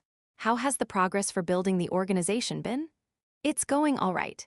Ignis tucked her long hair behind her ear. She had changed into feminine attire, which made the lines of her body more gentle, as if she was trying to show off her feminine charm. In terms of manpower, the Laya's family and Arthur Empire have already provided me with a lot of authority and help. Of course, I hope to use my own people. Ignis seemed very capable and experienced as she said. Trixis, for instance, is the second in command of the subterranean organization Shadow Toro. He recently eliminated the head and brought the whole organization to us. His earth elemental spells aren't half bad, and he has some experience commanding organizations. He's been a great help. Oh, Leylin's Trussel force swept forth in an instant, and all the details of this Trixis that Ignis had pointed out appeared before his eyes. He recognized the power of our side so quickly, and his acts were so brazen, he has pretty good foresight. It was a pity that this was all. No matter how smart he was, he barely entered Leylin and Igni's sights. In the face of absolute crushing strength, scheming lost all effect. You can decide on that with Belinda. I'm giving you free rein. Now, let me completely remodel the ruins. The current place just isn't suitable as a trading base. Leylin floated into the air like a god. An awe-inspiring might like that of a divinity descended in that instant, causing many low-ranked magi to faint. A howling Targaryen appeared, with a pair of monstrous wings, single malevolent horn, and pair of sharp claws growing from its belly. A unique spiritual force wave was transmitted to every Magus in the surroundings. HSS, I am the king of devouring, the ruler of chaos and the void. Devouring, the king of devouring, is this the power that the Lord wields? King Arthur murmured to himself, taking the initiative to kneel. This was his aspiration, the end he desired on his path. With his lead, the magi behind him all sank to their knees one by one. Immediately after, they heard Leylin speak softly in midair, innate skill, devour, crash. It was as if a terrifying invisible mouth swept through the sky, large enough that once it passed, the entirety of the ruins had disappeared. Whether it was the defensive spell patterns of the ruins or the seals and reinforcements added by the Laya's family over the years, they could not affect it at all. There was no lightning, no flames, nor was there a backlash from any of the mechanisms in the ruins. It was as if the place had never existed. A wide expanse had opened up in the ground. An aerial view would show that the ruins had gone missing, replaced by a terrifyingly deep pit that looked like something had eaten into it. Many of the magi were dazed, but some of the younger ones grew zealous as they cried out, "The master of devouring, the devouring ruler." All the unnecessary facilities have been destroyed, only the sealed pathway remains. A dark door brimming with light appeared slowly deep within the pit, seeming desolate. "Let there be soil," Leylin spoke faintly, and the earth howled. The ground trembled violently, and large amounts of earth squirmed upwards to fill the deep pit. The power of an existence that comprehended laws was divine, terrifying beyond belief. Moving mountains and suppressing seas with just a single thought. Is this the ability of a rank 7 Magus of laws? Leylin was very satisfied with his current control over laws. Through his comprehension and usage of laws, he even had the misconception that he was the world. Everything in the world is composed of and affected by laws. With my control and influence using my law of devour, even if I have less than 0.01% control over of other laws, it is enough to unite the laws to form a fundamental change in everything. Leylin looked intoxicated by this. Rank 1 to 3 magi might be more powerful than regular humans. Those at and above rank 4, the morning stars, radiant moons, and breaking dawns, had all grasped the power to massacre and destroy countries. Those at rank 7 and above at the realm of laws lived and breathed with worlds, like the gods that overlooked all life from high ground. The radiance of eternity was already beginning to appear before Leylin. Let everything that exists in this world continue to exist for all eternity. Leylini's voice seemed to hold within holy light, scattering all over the beautiful surface of the earth. Rumble, a brand new construction with multiple buildings, rose, encircling the spatial passage at the heart of it and creating a gigantic triumphal arch. Numerous green stones flickered with dazzling lights on the construction. This is everlasting solidification spells, reinforcement runes, conscient runes. The effect from this combination is enough for all the buildings to last without corrosion for above 10,000 years. That's the effect of only one sentence from my lord. A white-haired magus with thick presbyopic glasses twitched as if he had epilepsy, eyes even glimmering with tears of happiness. This is the pinnacle of magic, to be able to directly leverage the power of the original laws. All seals shall corrode, and only the passage between the two areas shall remain eternal. Hualala. The arched door of light immediately emitted elegant and beautiful luster. The layers on the seal crumbled one after the other, and the door of light unceasingly expanded until it merged with the whole triumphal arch, emitting shining rays of light. The spatial passage that has been reinforced with my laws should be able to be maintained for thousands of years, even if it works in overdrive every day. Blue rays flashed in Leylin's eyes, giving him this information in an instant. After grasping the power of laws, his thoughts were not lacking at all to the ultimate brain of his previous life, and perhaps even exceeded it. Only the AI chip, which had been with Leylin all this while and merged with his body, had gained immense benefits, and could therefore surpass Leylin's mind when it came to calculations. The tremors of the ground continued, and numerous buildings kept rising from the ground. In the blink of an eye, a whole Magus city had been established. This area shall be the base of your organization, and the name, let's call it Alabaster City. Leylin smiled at Belinda as he spoke and saw the glint in her eyes. With Igni's command, the many Magi before surged into the city, beginning more meticulous work and alterations, as well as any moving required. Leylin was accompanied by Belinda and Ignis and came to the heart of the spatial door. "You're not going back with me?" Leylin glanced at Belinda. This pair had already accepted him long ago, and even Ignis seemed to have an inclination to do so too. It was just a matter of time. "No, I won't go." "Don't you have a wife there?" Belinda bit her lips stubbornly. "I want to stay here in the city you made for me to guard all that is yours." Leylin had already guessed Belinda's thoughts. That matched with his wish anyway. "As you wish. This place will belong to you. Even the organization on the surface will have to heed your words after coming here." Leylin nodded while he stepped into the spatial door. "If you find any errors, broken links, non-standard content, etc., please let us know. Report chapter, so we can fix it as soon as possible." Chapter 766, Return and Meeting in a flash of light, Leylin's figure disappeared immediately and reappeared in the Eternal River pocket dimension. "Let me think." Leylin's expression was rather intrigued. "The Twilight Zone, Central Continent, South Coast, and now the new subterranean world. It seems that I have more and more companions too. Could it be that this is the realm for me to spread my seed across the world and father many illegitimate children?" Leylin thought, rather speechlessly. However, in terms of diversity, the more base samples there are, the higher the probability of mutated bloodlines cropping up. Belinda and the others' alabaster devil snake and three-headed python bloodline combined with my own Targaryen bloodline is something to look forward to. Leylin's followed the customs of, when in Rome, do as the Romans do. He had already accepted the Magus World's traditions and did not feel like he was doing anything inappropriate. Only, compared to gathering them together and forming an enormous harem, perhaps scattering them across the continent like this would be easier for them to accept. Leylin stroked his chin and had a slight headache, and soon stopped thinking about it. The essence of his soul force began to slowly spread along the laws that were everywhere around him, making Leylin grasp everything around him in an instant. Afterwards, his mouth slightly fell agape, and he made a small sound of surprise. "I never thought that they would arrive so quickly." Accompanying Leylin's thoughts, several figures appeared in the main hall. The first was Freya, carrying an infant. She looked rather more mature now, with the bearing of a young married woman. She looked as if she could only see Leylin and nothing else. Gilbert, Emma, and the other higher ranks in the Ouroboros clan also appeared immediately. Even the Bloodline Alliance's rank 5 Geoffrey appeared, who couldn't stop staring at Leylin with a bewildered expression.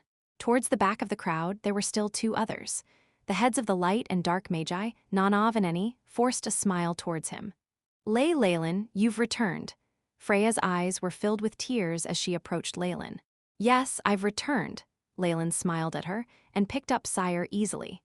His child was now a few years old, and he sized up this rather familiar stranger with an inquisitive expression. After seeing him, Leylin immediately thought of his eldest son in the Twilight Zone, Daniel, who was being raised by Selene. He was presumably as big as Sire. "After I received your news and was made aware of the teleportation spell formation here, we immediately brought the elites of the Ouroboros clan and came here. We took control of this pocket dimension on our way, and all of the entrances have been guarded by our Chem-In Warlocks." Emma smiled at Leylin and Freya and told them their reason for coming before, with a strange glow in her eyes. Only Nanov and Eni stood at the back and exchanged glances with each other.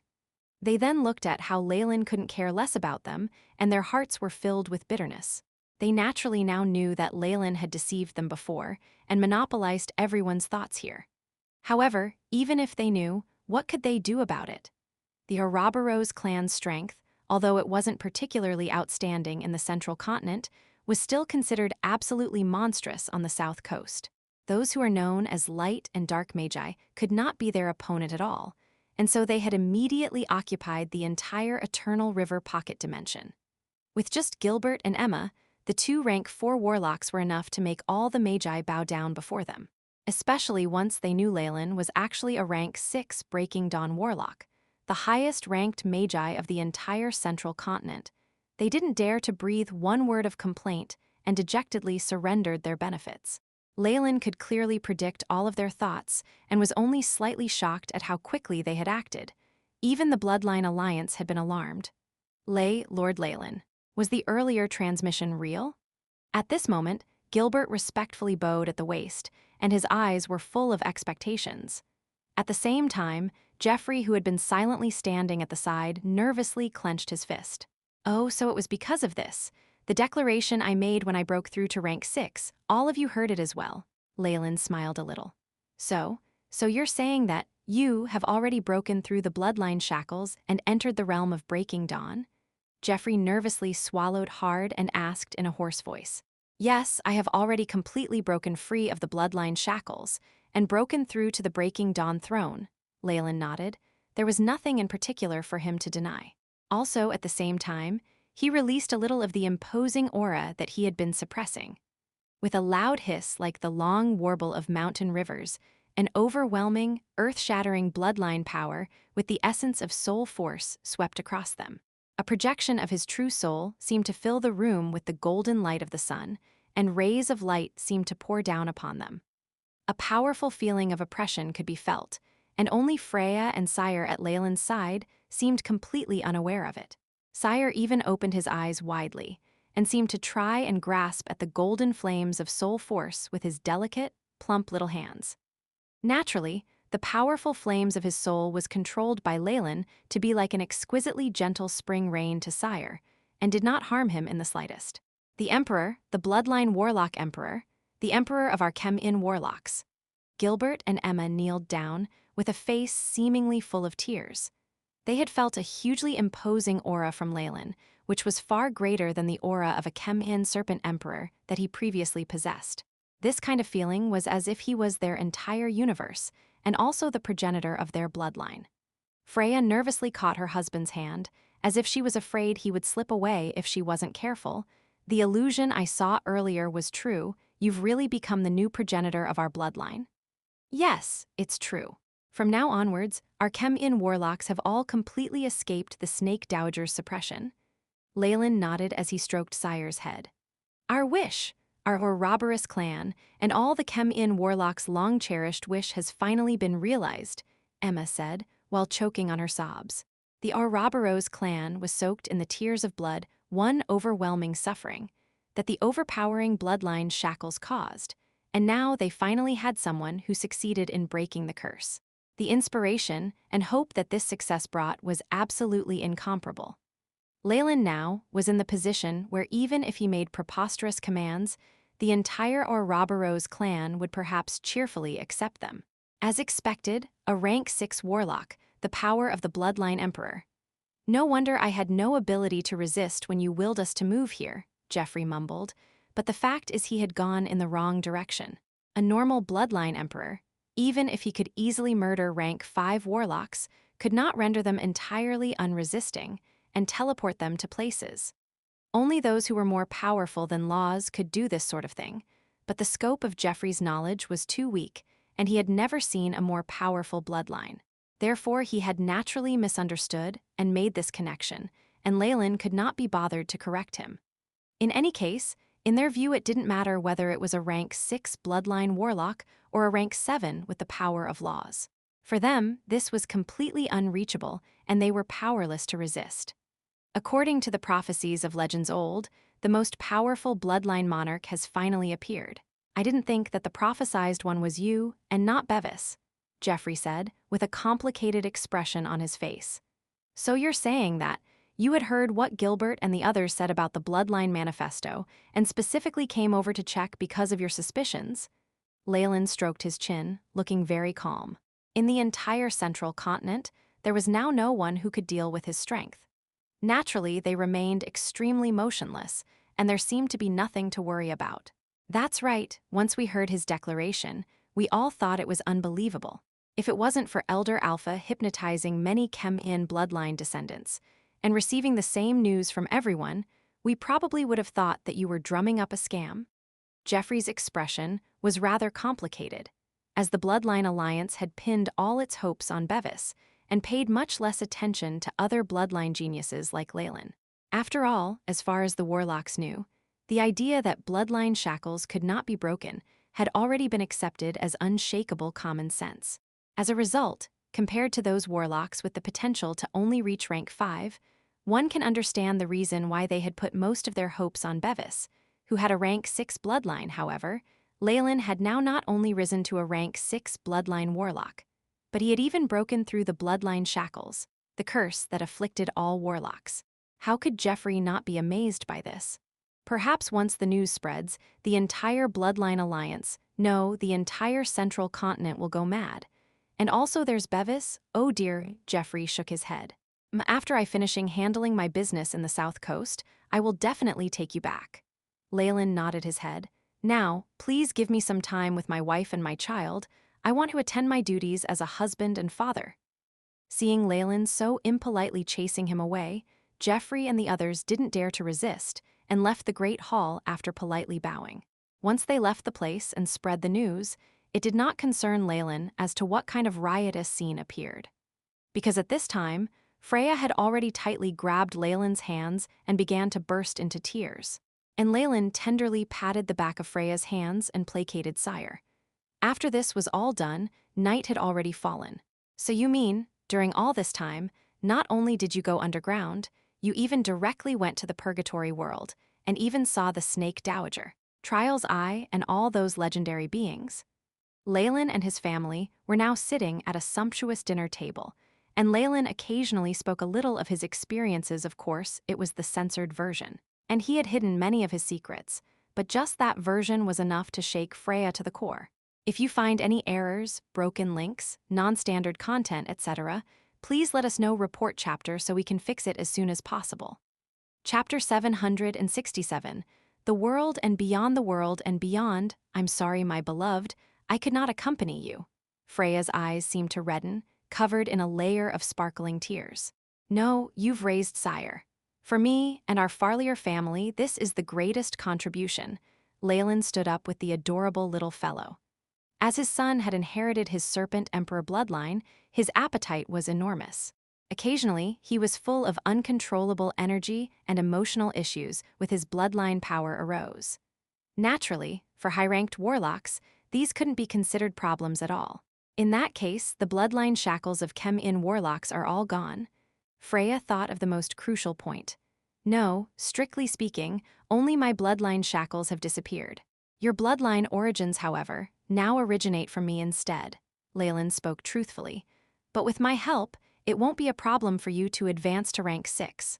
As for Sire, since he has my bloodline, there's an even greater probability for him to advance. What do you mean, an even greater probability? Sire, come here. Leylin smiled as he waved Sire over. Father, the little boy ran to Leylin, with traces of fruit juice and grease still on his hands. Hug. All right. Leylin smiled as he hugged the boy to his chest. Sire, my blood, I give you my blessing. You will be blessed with incomparable glory, and the holy light will be at your side forever, Leylin declared. At that moment, the world seemed to come to a standstill.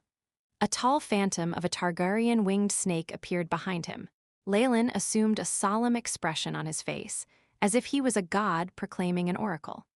It was a pity that all of the maidservants had long fallen into a dead faint, and only Freya was able to stubbornly remain clear-headed. However, the powerful phantom behind Leylin was also faintly trembling. Sire was already fast asleep, but a small phantom of a Chem-In Serpent Emperor appeared on his skin. Although I could do this after you've grown up, but it would be easier to advance the bloodline when you're small, there was a tumultuous expression in Leylin's eyes as he said, My son, Sire, thou shalt inherit my endless and eternal strength, and become the Ouroboros clan's king. From today onwards, thou art Ouroboros, the serpent of infinity Ouroboros, with a hissing sound. The Targaryen winged snake behind Leylin opened its jaws widely and poured out a great deal of smoke, which engulfed the phantom of the Chem-In Serpent Emperor completely. The smoke finally transformed into a cocoon that had the phantom of the Serpent Emperor wrapped up within it. It seemed to be undergoing some mysterious metamorphosis. Sire was still sound asleep, but his aura had clearly changed. This is... As Freya saw this, she had completely lost her ability to speak. He must be very tired. Do take him away and let him have a good rest. Take care to increase his milk by several times today and tomorrow. Leylin smiled as he withdrew the phantom snake and his immense power to the point where he appeared to be a normal warlock. He had a gentle smile on his face, but the way he spoke made it clear that his orders were to be obeyed. Yes, of course. Freya absent-mindedly carried Sire away, and one could tell that she was mired in bewilderment and shock. The power that Leylin had shown was already beyond the mortal realm. Even the blazing flame monarch was infinitely inferior compared to him. After completing this, Leylin walked to the window alone.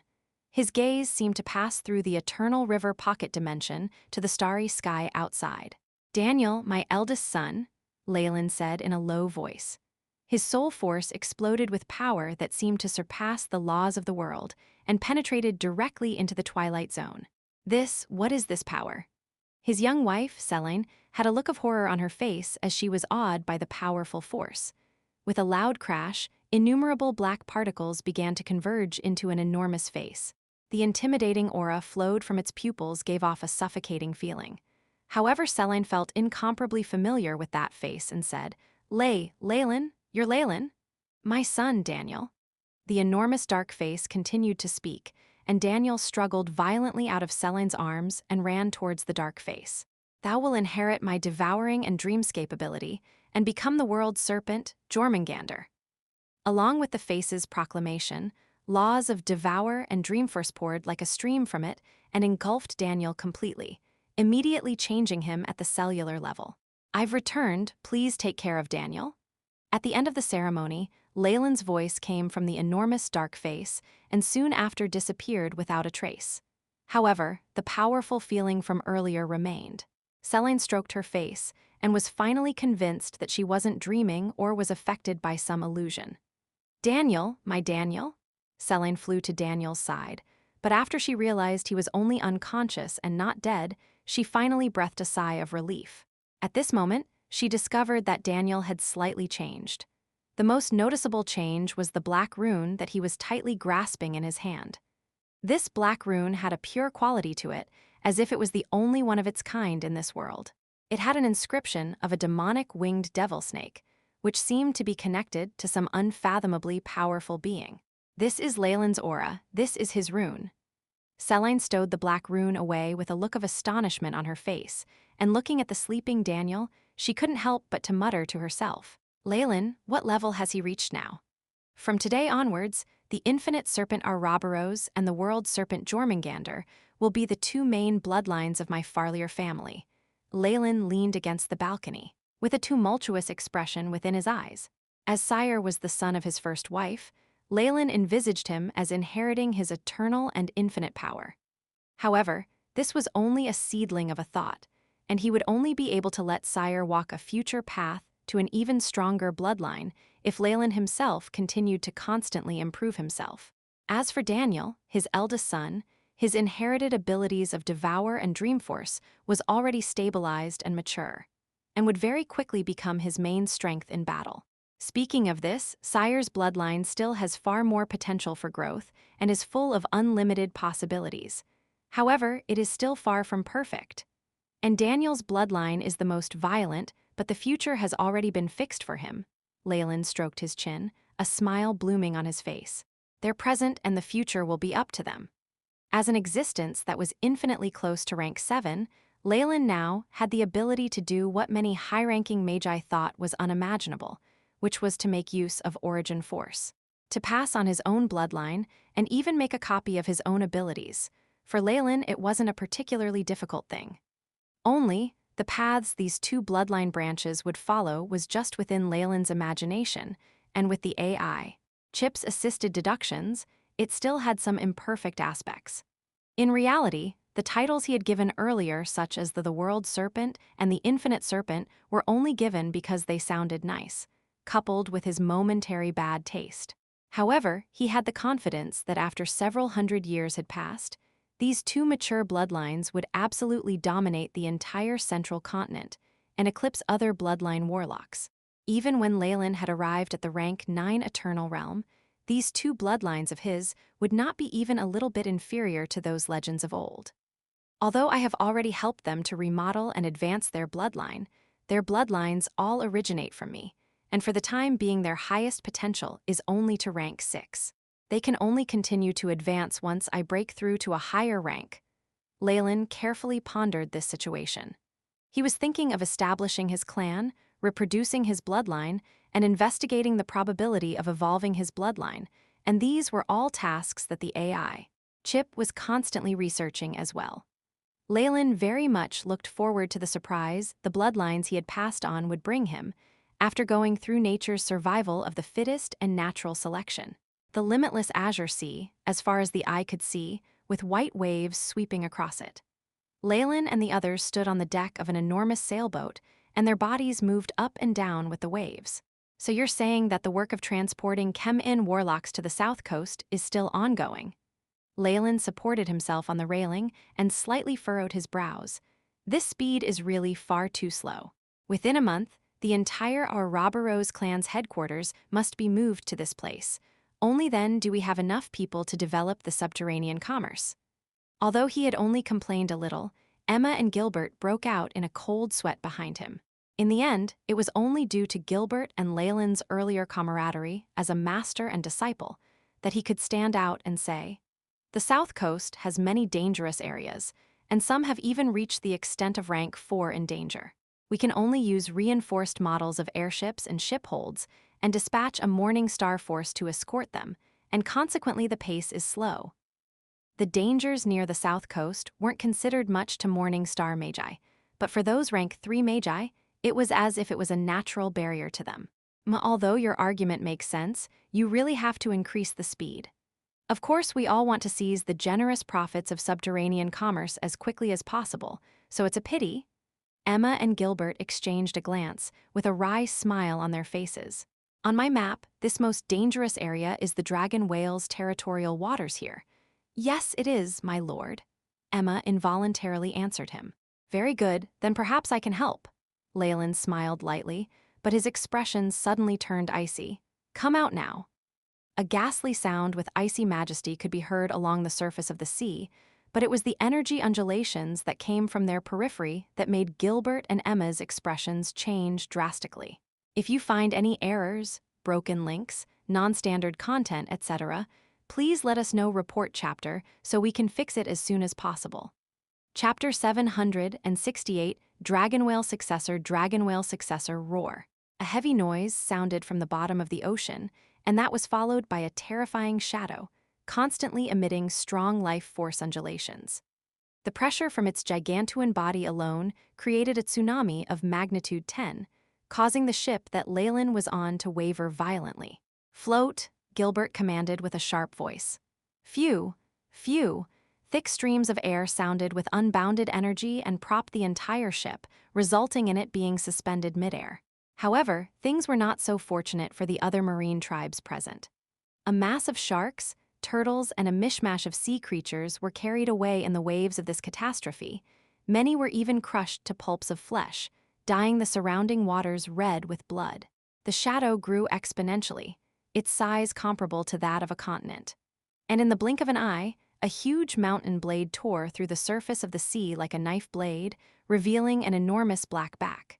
This is the dragon whale? Emma's jaw dropped. The leader amongst them, more accurately, and it could be the totem of the marine tribe. Leylin's smile faded quickly. Keep the noise down. The boundless sea calmed in tandem to Leylin's order. Two eyes the size of planets roamed in the deep sea, with beams of light projecting out of them. A phantom appeared, and it showed a middle-aged marine tribeman. Ulaz is here to meet my lord.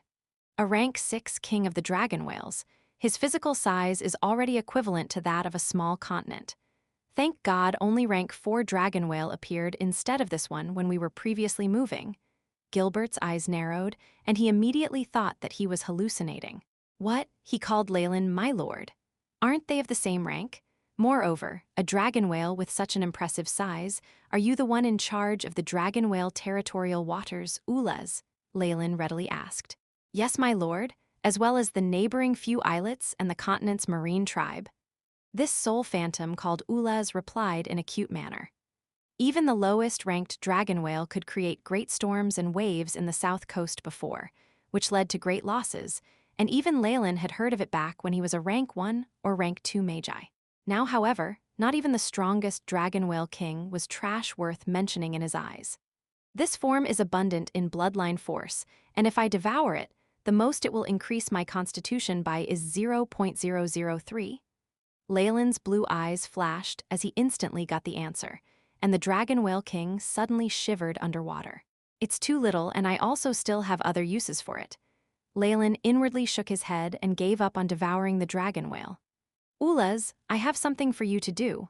A powerful force from Leylin, who possessed power over the creature's life or death, naturally began to speak to it. My lord, please command me. Your humble servant will not refuse under any circumstances. For the same reason, after sensing Leylin's unfathomable power and knowing its life was in Leylin's hands, the dragon whale king answered with the utmost respect. Very good, I am the Ouroboros clan's elder, and should you see the flag of the Ouroboros clan hung on any transportation, you are not allowed to attack them and must even protect them, do you understand? I will follow your command, almighty expert. I will also send my children as escorts for your ships. Ulas delightedly agreed. Very good, Leylin nodded. After he showed his intent to try to catch him, the enormous dragon whale disappeared from the ocean's surface, as if it was being chased away by some powerful magic. For the south coast, the rank 6 dragon whale king is an undefeatable existence. Leylin stroked his chin and said, Fortunately, it didn't pay much attention to the south coast in the past, or perhaps it had been dormant. Otherwise, the entire south coast could not endure its fury. Just the gathering of the dragon whale's children could isolate the south coast from the outside world, and if the dragon whale king itself personally attacked them, looking at its form, it could have easily devastated the entire continent. After all, although the south coast liked to toot its own horn as a continent, from the view of those magi from the central continent, it was only a slightly larger island. Did you hear that? Move everyone as soon as possible. I trust that there won't be any dangers from now on, Leylin said to the 2 Chem-In warlocks after following the dragon whale king's departure with his eyes. You understood. Gilbert wiped the cold sweat from his brow. Just seeing Ulnez from earlier made him feel fearful in his heart. And the person who could send the powerful dragon whale bending its knee, what rank had Leylin reached? Lord Leylin, would it be possible for you to tell us your current rank? Geoffrey, who had been equally terrified, stood at the side. He was more powerful than Gilbert and the others, and was already a rank 5 Radiant Moon Warlock. However, because of this, he could understand the dragon whale's power even more. At the same time, he began to perceive Leylin's change. In any case, even if it was the entire central continent's strongest monarch, could not be on the same level as the rank 6 dragon whale king, and this gave Geoffrey an enormous shock. Me, I'm still a rank 6 warlock. Leylin smiled and hid nothing. How could this be? However, I am only half a step away from rank 7. The latter half of Leylin's sentence sent the warlocks on the deck into a sluggish state. 7, rank 7, the rumored god with the existence of laws?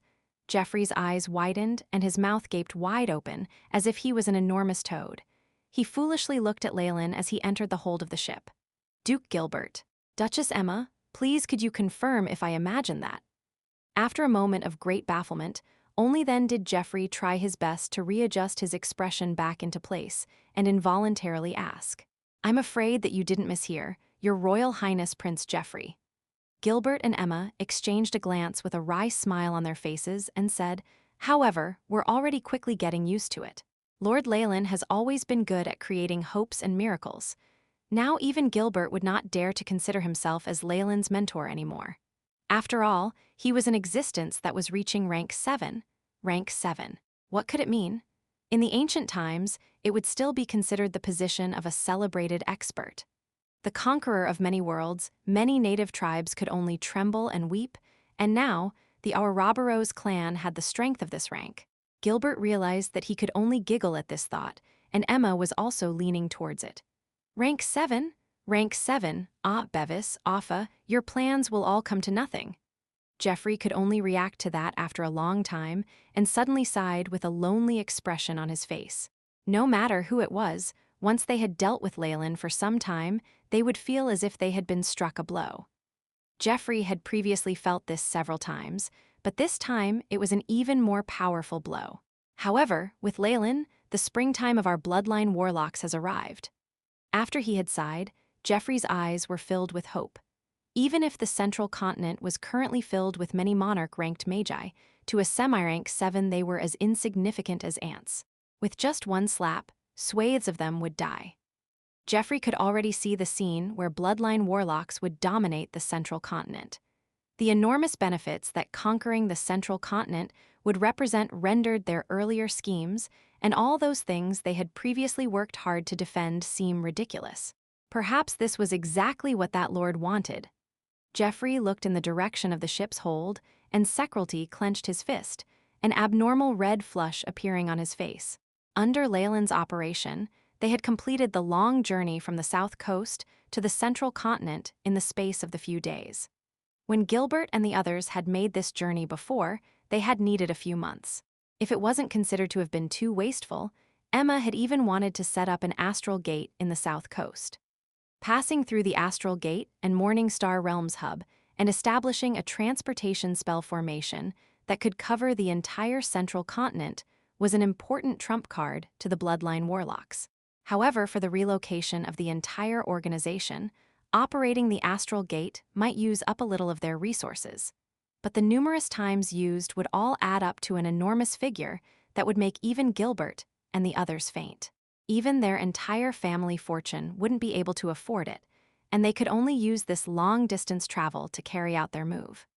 The astral gate's transportation could only be used to transport several people or several important goods, and wasn't suitable for the work of large-scale relocation. However, after everything was settled, Leylin was already prepared to construct an astral gate on the south coast.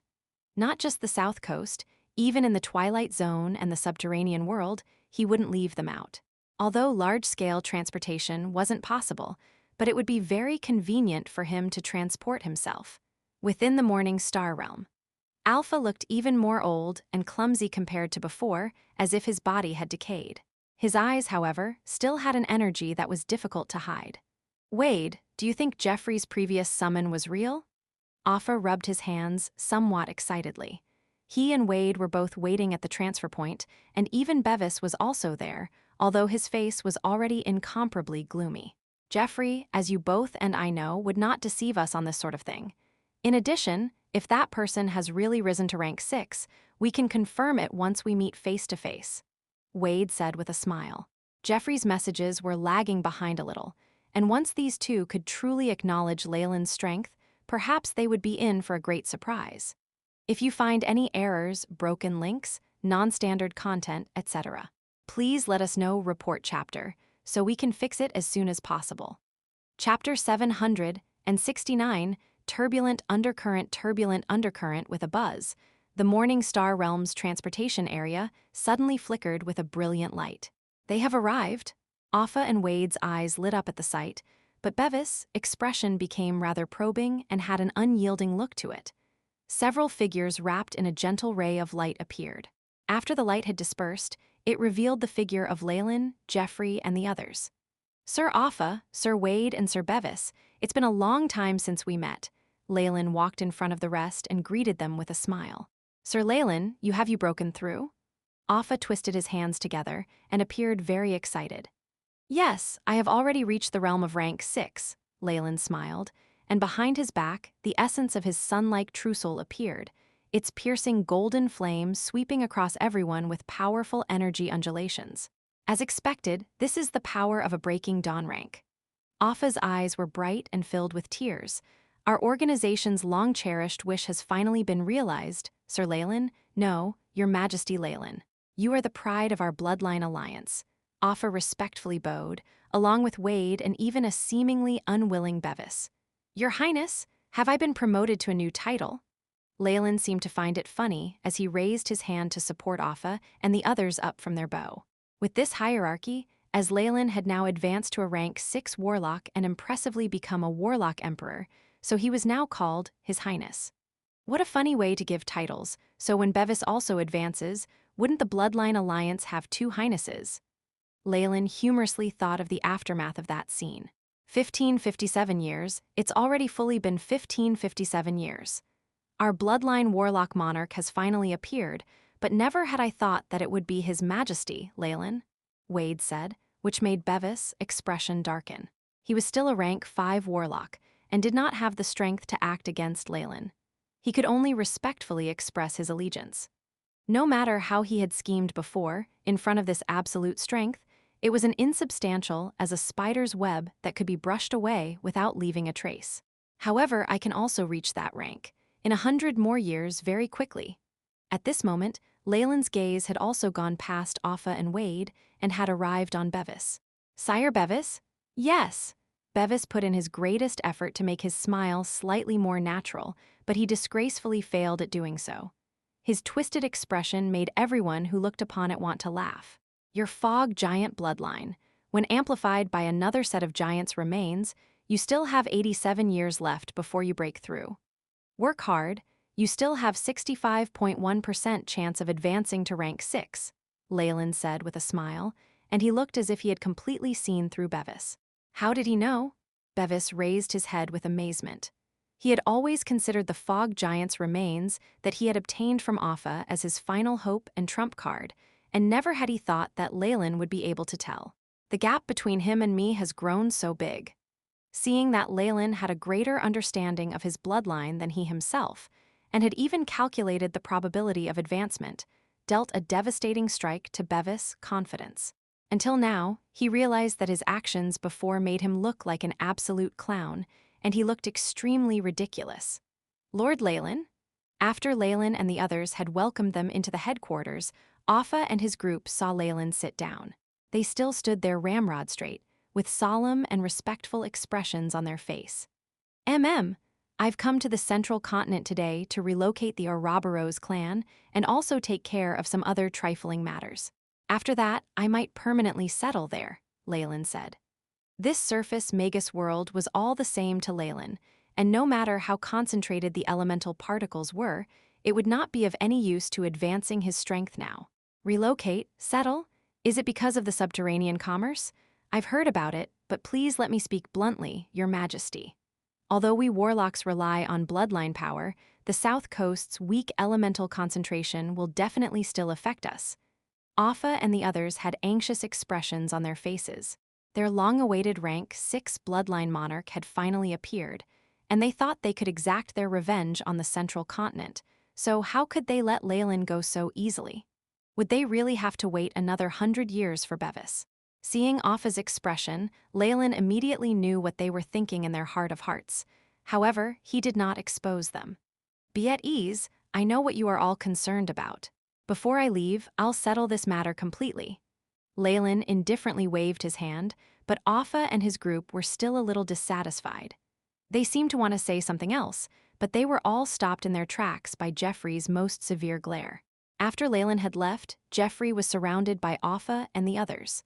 What's the matter? Why did you stop us? Offa asked very calmly. They had been comrades for a very long time, so he was very clear about how Geoffrey was as a person and knew that he definitely had his own considerations. The earlier situation shocked me a little too much, and the news from the distant continent was rather delayed, so I couldn't tell you all about the latest situation, Geoffrey said with a wry smile. Lord Leylin is not an average rank 6 monarch. He is the person that we must pin all our hopes on. Afterwards, the shocking news began to spread throughout the entire Central Continent. The Bloodline Union's Warlock King, Leylin Farlier, had already stepped across the threshold of breaking dawn and entered the realm of rank 6. After the Morning Star Space had verified this news, they immediately invited other organizations to attend Leylin's celebrations. Many powerful Magi organizations, and even some monarchs had one by one expressed their intention to come themselves and meet with Leylin. In a short while, the entire phosphorescent swamp once again became the gathering point of the Central Continent, and it seemed like all the Magi were discussing this matter, and how it would affect the central continent. Sky City, the drifting garden. What? The parchment in Weir's hands dropped to the floor. How is this possible? He's already advanced to rank 6 and reached the same status as the Monarch of the Skies. How long has he taken? The Monarch of the Skies has already accepted Leylin's invitation and will definitely personally attend. This news is very trustworthy. This is reality. You must get used to it and accept it, my child. A middle-aged Magi that looked rather similar to Weir's helplessly said. He knew, of course, how great the shock this news would pose to a genius like Weir's. His small achievements were nothing compared to Leylin. That terrifying fellow's speed at advancing made all the central continent's geniuses despair and crumble. Being born in the same century as him is your greatest misfortune, but also your greatest fortune. I hope you can step out from his shadow. The middle-aged man looked at Weir's with undisguised concern in his eyes. I want to go as well. I want to see exactly how far the gap is between me and him. Weir's gnashed his teeth with an obstinate expression all over his face. Ah, you, the middle-aged man helplessly sighed. The reconstruction of Dew's city had happened. Under the blazing flame monarch's direction, many slaves put out their utmost effort and had completely rebuilt from the original ruins in the shortest period of time. The sacred flame had been relit to represent the blazing flame monarch's strength and might. Inside the city, within a giant sphere of flames, the golden blaze's boiling hot temperature had the power to melt the surrounding buildings. This phenomenon continued for nearly a few hours, and afterwards a slender figure emerged from the flames. The person was wrapped in a red cloak and had a small crown of flame upon their head. It turned out to be Melinda, who was now the blazing flame monarch. Over the years, after consuming so many precious materials and the power of dreamscape elven stones, finally I have mended my soul to 80% of its original self. The present Melinda had not only regrow a new arm, her aura had also reached the stage of rank 6. Leylin Farlier, you really have given me a huge shock. Melinda's expression was very complicated. She had previously been able to take revenge thanks to Leylin's help. However, he had attacked at the most crucial point and made her suffer enormous losses. Only now had she been able to recover. He's already broken through to rank 6? How interesting. Even bloodline shackles and the snake dowager couldn't stop him. As an old monster who knew of many ancient secrets, Melinda naturally knew what it meant to break through the bloodline shackles. He had the strength to resist the originator of his bloodline. It looks as if I can't take my revenge now, and I even need to try to mend our relations. Melinda licked her lips with a rich smile on her face. Just as well. That freshly caught little fellow would be a rather good gift. With Melinda's thoughts and a loud clap, a fire elf immediately appeared before her. Almighty Master, please bestow your orders upon me. The elf knelt on the floor with a respectful and humble attitude. That freshly captured witch, I think she's called Natasha, command the others to erase her attitude and make her compliant. Put her as one of our guards. Your orders will be put into effect. The elf spread its blazing wings on its back and flew out from the door. I really am looking forward to the ceremony. Melinda laughed brightly, and the fire in the rear hall suddenly grew several times more intense, as if it wanted to scorch the entire sky. In just a moment, the entire central continent was full of hidden undercurrents as everyone turned their gazes towards the phosphorescent swamp. If you find any errors, broken links, non-standard content, etc., please let us know. Report chapter, so we can fix it as soon as possible. Chapter 770, Beginning the ceremony in the phosphorescent swamp. Due to the withdrawal of numerous warlocks of the Ouroboros clan, the space had become empty. They were replenished with warlocks that had been urgently dispatched from the Warlock Union, which was why everything seemed to be in order. After long talks with Jeffrey, Offa and the rest were now completely subservient to Leylin. A huge palace constructed to last for eternity, a building which could hold 10,000 people, was now urgently in construction. Large amounts of precious resources were used without fear of the expenses. You did well. Leylin's arms were behind his back as he gazed at the high mountains in the distance while speaking to Offa and the rest behind him. It is our honor to be able to toil for your majesty. Offa and the other answered respectfully, the gratitude in their eyes genuine. Their true bodies had already arrived at the phosphorescent swamp, rather than staying in the Morning Star area. The Warlock Union in the past was far too weak, and could only protect itself by having the rank 5 Warlocks banding together, coupled with the battle might of the fort. For this reason, the true bodies of these rank 5 Warlocks could not leave, and they could only move about using clones. This was the greatest humiliation to the Warlock Union. Now, with Leylin around, they had the confidence to exhibit their true bodies under the sun and not having to sneak around like mice in the Morning Star area. The feelings of gratitude they now had were true. By the way, Your Highness, are you really going to develop here? There may be benefits of the underground trade here, but the central continent is so much more vast. Offa spoke slightly hesitantly, but with obvious hope in his expression. Though the resources on the central continent are exceptionally plentiful, they've long since been taken by the many other organizations. Leylin watched Offa with a half-smile on his face, as if he had completely seen through Offa's thoughts. Of course, our organization can eliminate all those in our way and even launch a Magi hunting campaign and burn them all at stake and then? Offa's face flushed red, evidently being stirred up by Leylin's words. After I disappear, what's going to happen to you all?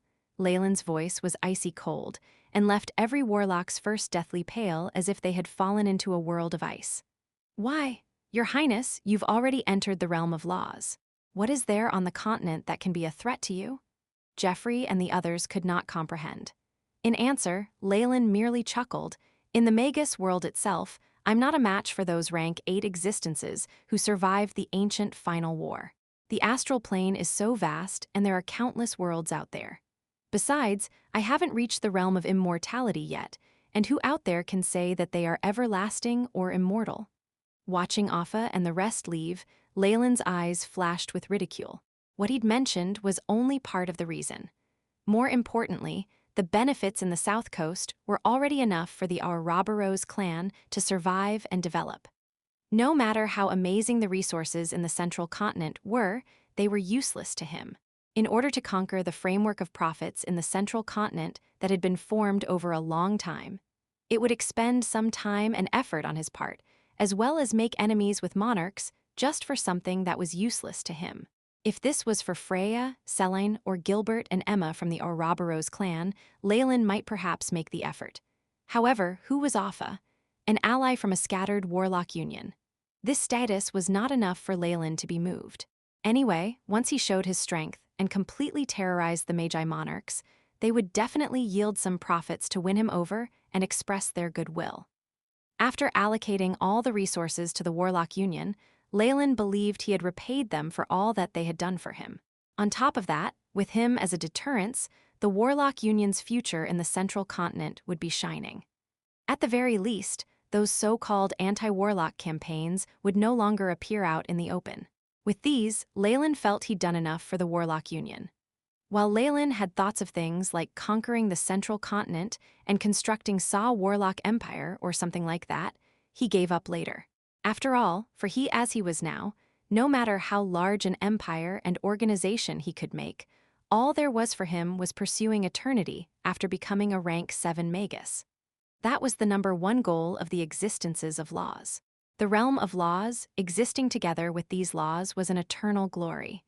Eternity was no longer but an excessive hope, but there was now a chance. For this little chance, these existences of laws were willing to give up everything, and Leylin was no different. Once this ceremony's over, I'll meet those existences of laws in the Magus World, sign the agreement, and then settle down. Leylin's eyes were profound. He had advanced by leaps and bounds and had even made contact with the wide-ranging and deep power of laws. The various mysteries held within as well as his long lifespan gave him the urge to seclude himself for thousands of years and concentrate on researching, regardless of everything. With a higher status and more power, at a point where everything was easily obtained, all worldly things in the world did not seem as important to Leylin. It must be the same for those other laws of existences.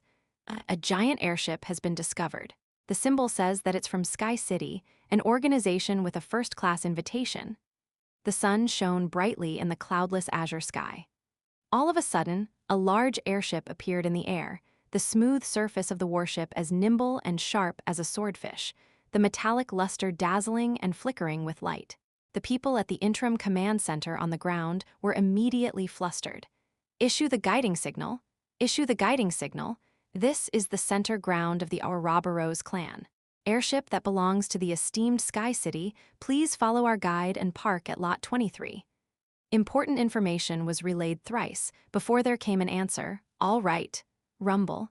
The giant airship landed on the ground.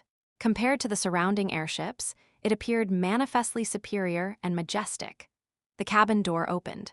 The first person to exit was a winged person with 3 pairs of wings, the pure white wings making him seem like an angel descending, full of a holy feeling. It's the monarch of the sky's true body.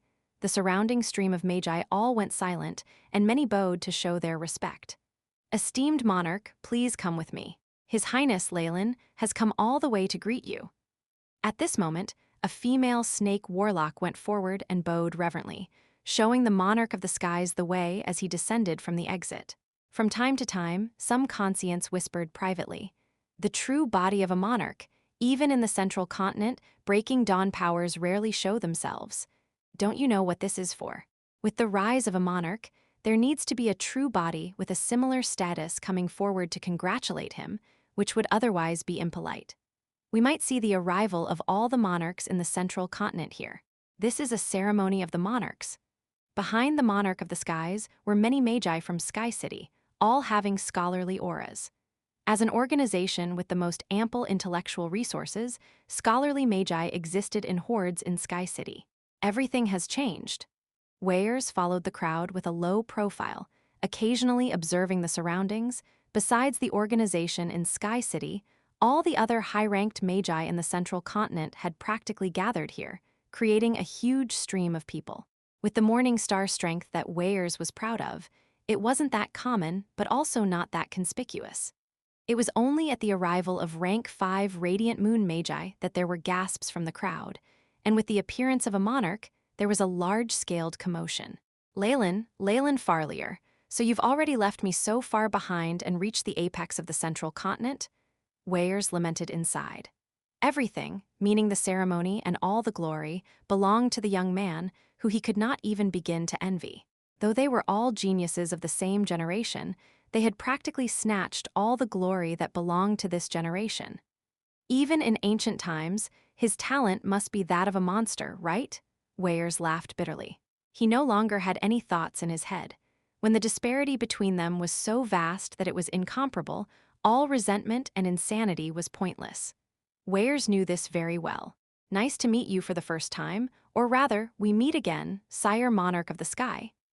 The procession suddenly stopped, and Weyers lifted his head, seeing a young man wearing black Magus robes standing in front, a gentle smile on his face. He was young. No, rather than that, he was extremely young. At this age, one would be lucky just to be at rank 2 or 3 at this age. We're not on the same level anymore. Seeing his appearance, not one person in the procession dared move and bowed as they retreated, giving up the area to the 2 monarchs. Weyers might be unwilling to do so, but he had no choice but to follow the card. "It's great to see you, Sire Leylin. I must say that you truly gave me a surprise." The monarch of the skies spoke up, voice gentle and full of a magnetic force. "My name is Zaboful. You can just call me Zaboful." "All right, Zaboful, please come with me. The blazing flame monarch and others of the continent have all arrived." Leylin led the way. So fast! Shock was evident in his eyes. He'd thought he had come rather quickly, but to his surprise, there were others ahead of him. It seemed like the shock and interest from everyone towards this newly advanced monarch was terrifying. While they were conversing, Leylin was observing Zaboful's true body. He'd seen Zaboful twice before, once in Sky City and during the besiege of the blazing flame monarch. All he'd seen were clones. In a sense, this was the first time they were truly meeting. If you find any errors, broken links, non-standard content, etc., please let us know report chapter so we can fix it as soon as possible. Chapter 771, Fame, the magnificent ceremony held in Phosphorescent Swamp was a very successful and influential meeting. Leylin had not done much in preparation, and instead left everything to Afa and the others, at most just showing his face when greeting guests and accepting gifts. He also displayed his Breaking Dawn abilities. This whole process meant that the time that Leylin had showed himself was meager, causing many high-ranked magi to grit their teeth in frustration. However, Offa and the rest were very experienced and made sure the ceremony was very lively, and even held several auctions and private trade meetings amongst many others. It had to be said that due to the vastness of the central continent, it was inconvenient for magi from various regions to make connections. They could interact and exchange services through this ceremony, which was definitely a nice surprise for them. Even centuries later, there were still magi who still constantly recalled this ceremony. Of course, the higher-ups in large organizations were focused on something else. While Leylin had not shown himself often, the rank 6 Breaking Dawn strength that he showed, the soul-defied soul flames, were definitely not fake. This meant that the prophecy that had been circulating for a long time regarding the most powerful bloodline monarch amongst warlocks had been realized. Many magi had complicated feelings towards the rise of warlock organizations, and there were plenty who were dissatisfied. However, before they could join forces or plot something, Leylin did something unthinkable. Under the fervent stares of the audience, Leylin requested a battle with the Breaking Dawn monarchs. This wasn't just a one-on-one match. He was going to go up against all the monarchs by himself. When Leylin first suggested this, practically everyone thought that he had gone insane. Even as a warlock with a boost from his bloodline, how could a rank 6 warlock who had recently advanced be a match for the many Breaking Dawn monarchs? There were even many magi who believed that the monarchs wouldn't accept Leylin's proposal and felt that this was an insult. However, the way things progressed shocked them. For some reason, the Breaking Dawn magi actually agreed. Due to the sight and the destructive force, they did not choose to have the battle in the main world, but in a spatial crack. This prevented many low-ranked magi from looking in, and the bare minimum to enter was raised to rank 4 Morning Star magi. The battle ended quickly, and practically the moment the rank 2 and 3 magi began to get anxious in their wait, numerous high-ranked magi returned from the spatial crack. However, they all looked extremely pale, and some even began to mutter under their breaths, as if they were under shock. The few Radiant Moon and even monarchs had the same expression, followed by Leylin, who looked carefree. The results were obvious. The shock this gave to all the magi was terrifying beyond relief. Leylin had confronted all of the monarchs alone and actually achieved victory, and in such a short time at that, and with such ease. Numerous magi exchanged gazes, having a feeling that there would soon be a drastic change to the central continent. After this, while many Morning Star magi did not dare breathe even a word of this, there were quite a number who had watched the battle and had close friends or family they shared this with. The details of the battle gradually leaked. From what they had said, Lord Leylin had displayed extraordinary strength from the very beginning. Whether Morning Star, Radiant Moon, or even Breaking Dawn monarchs could only quiver before his energy undulations.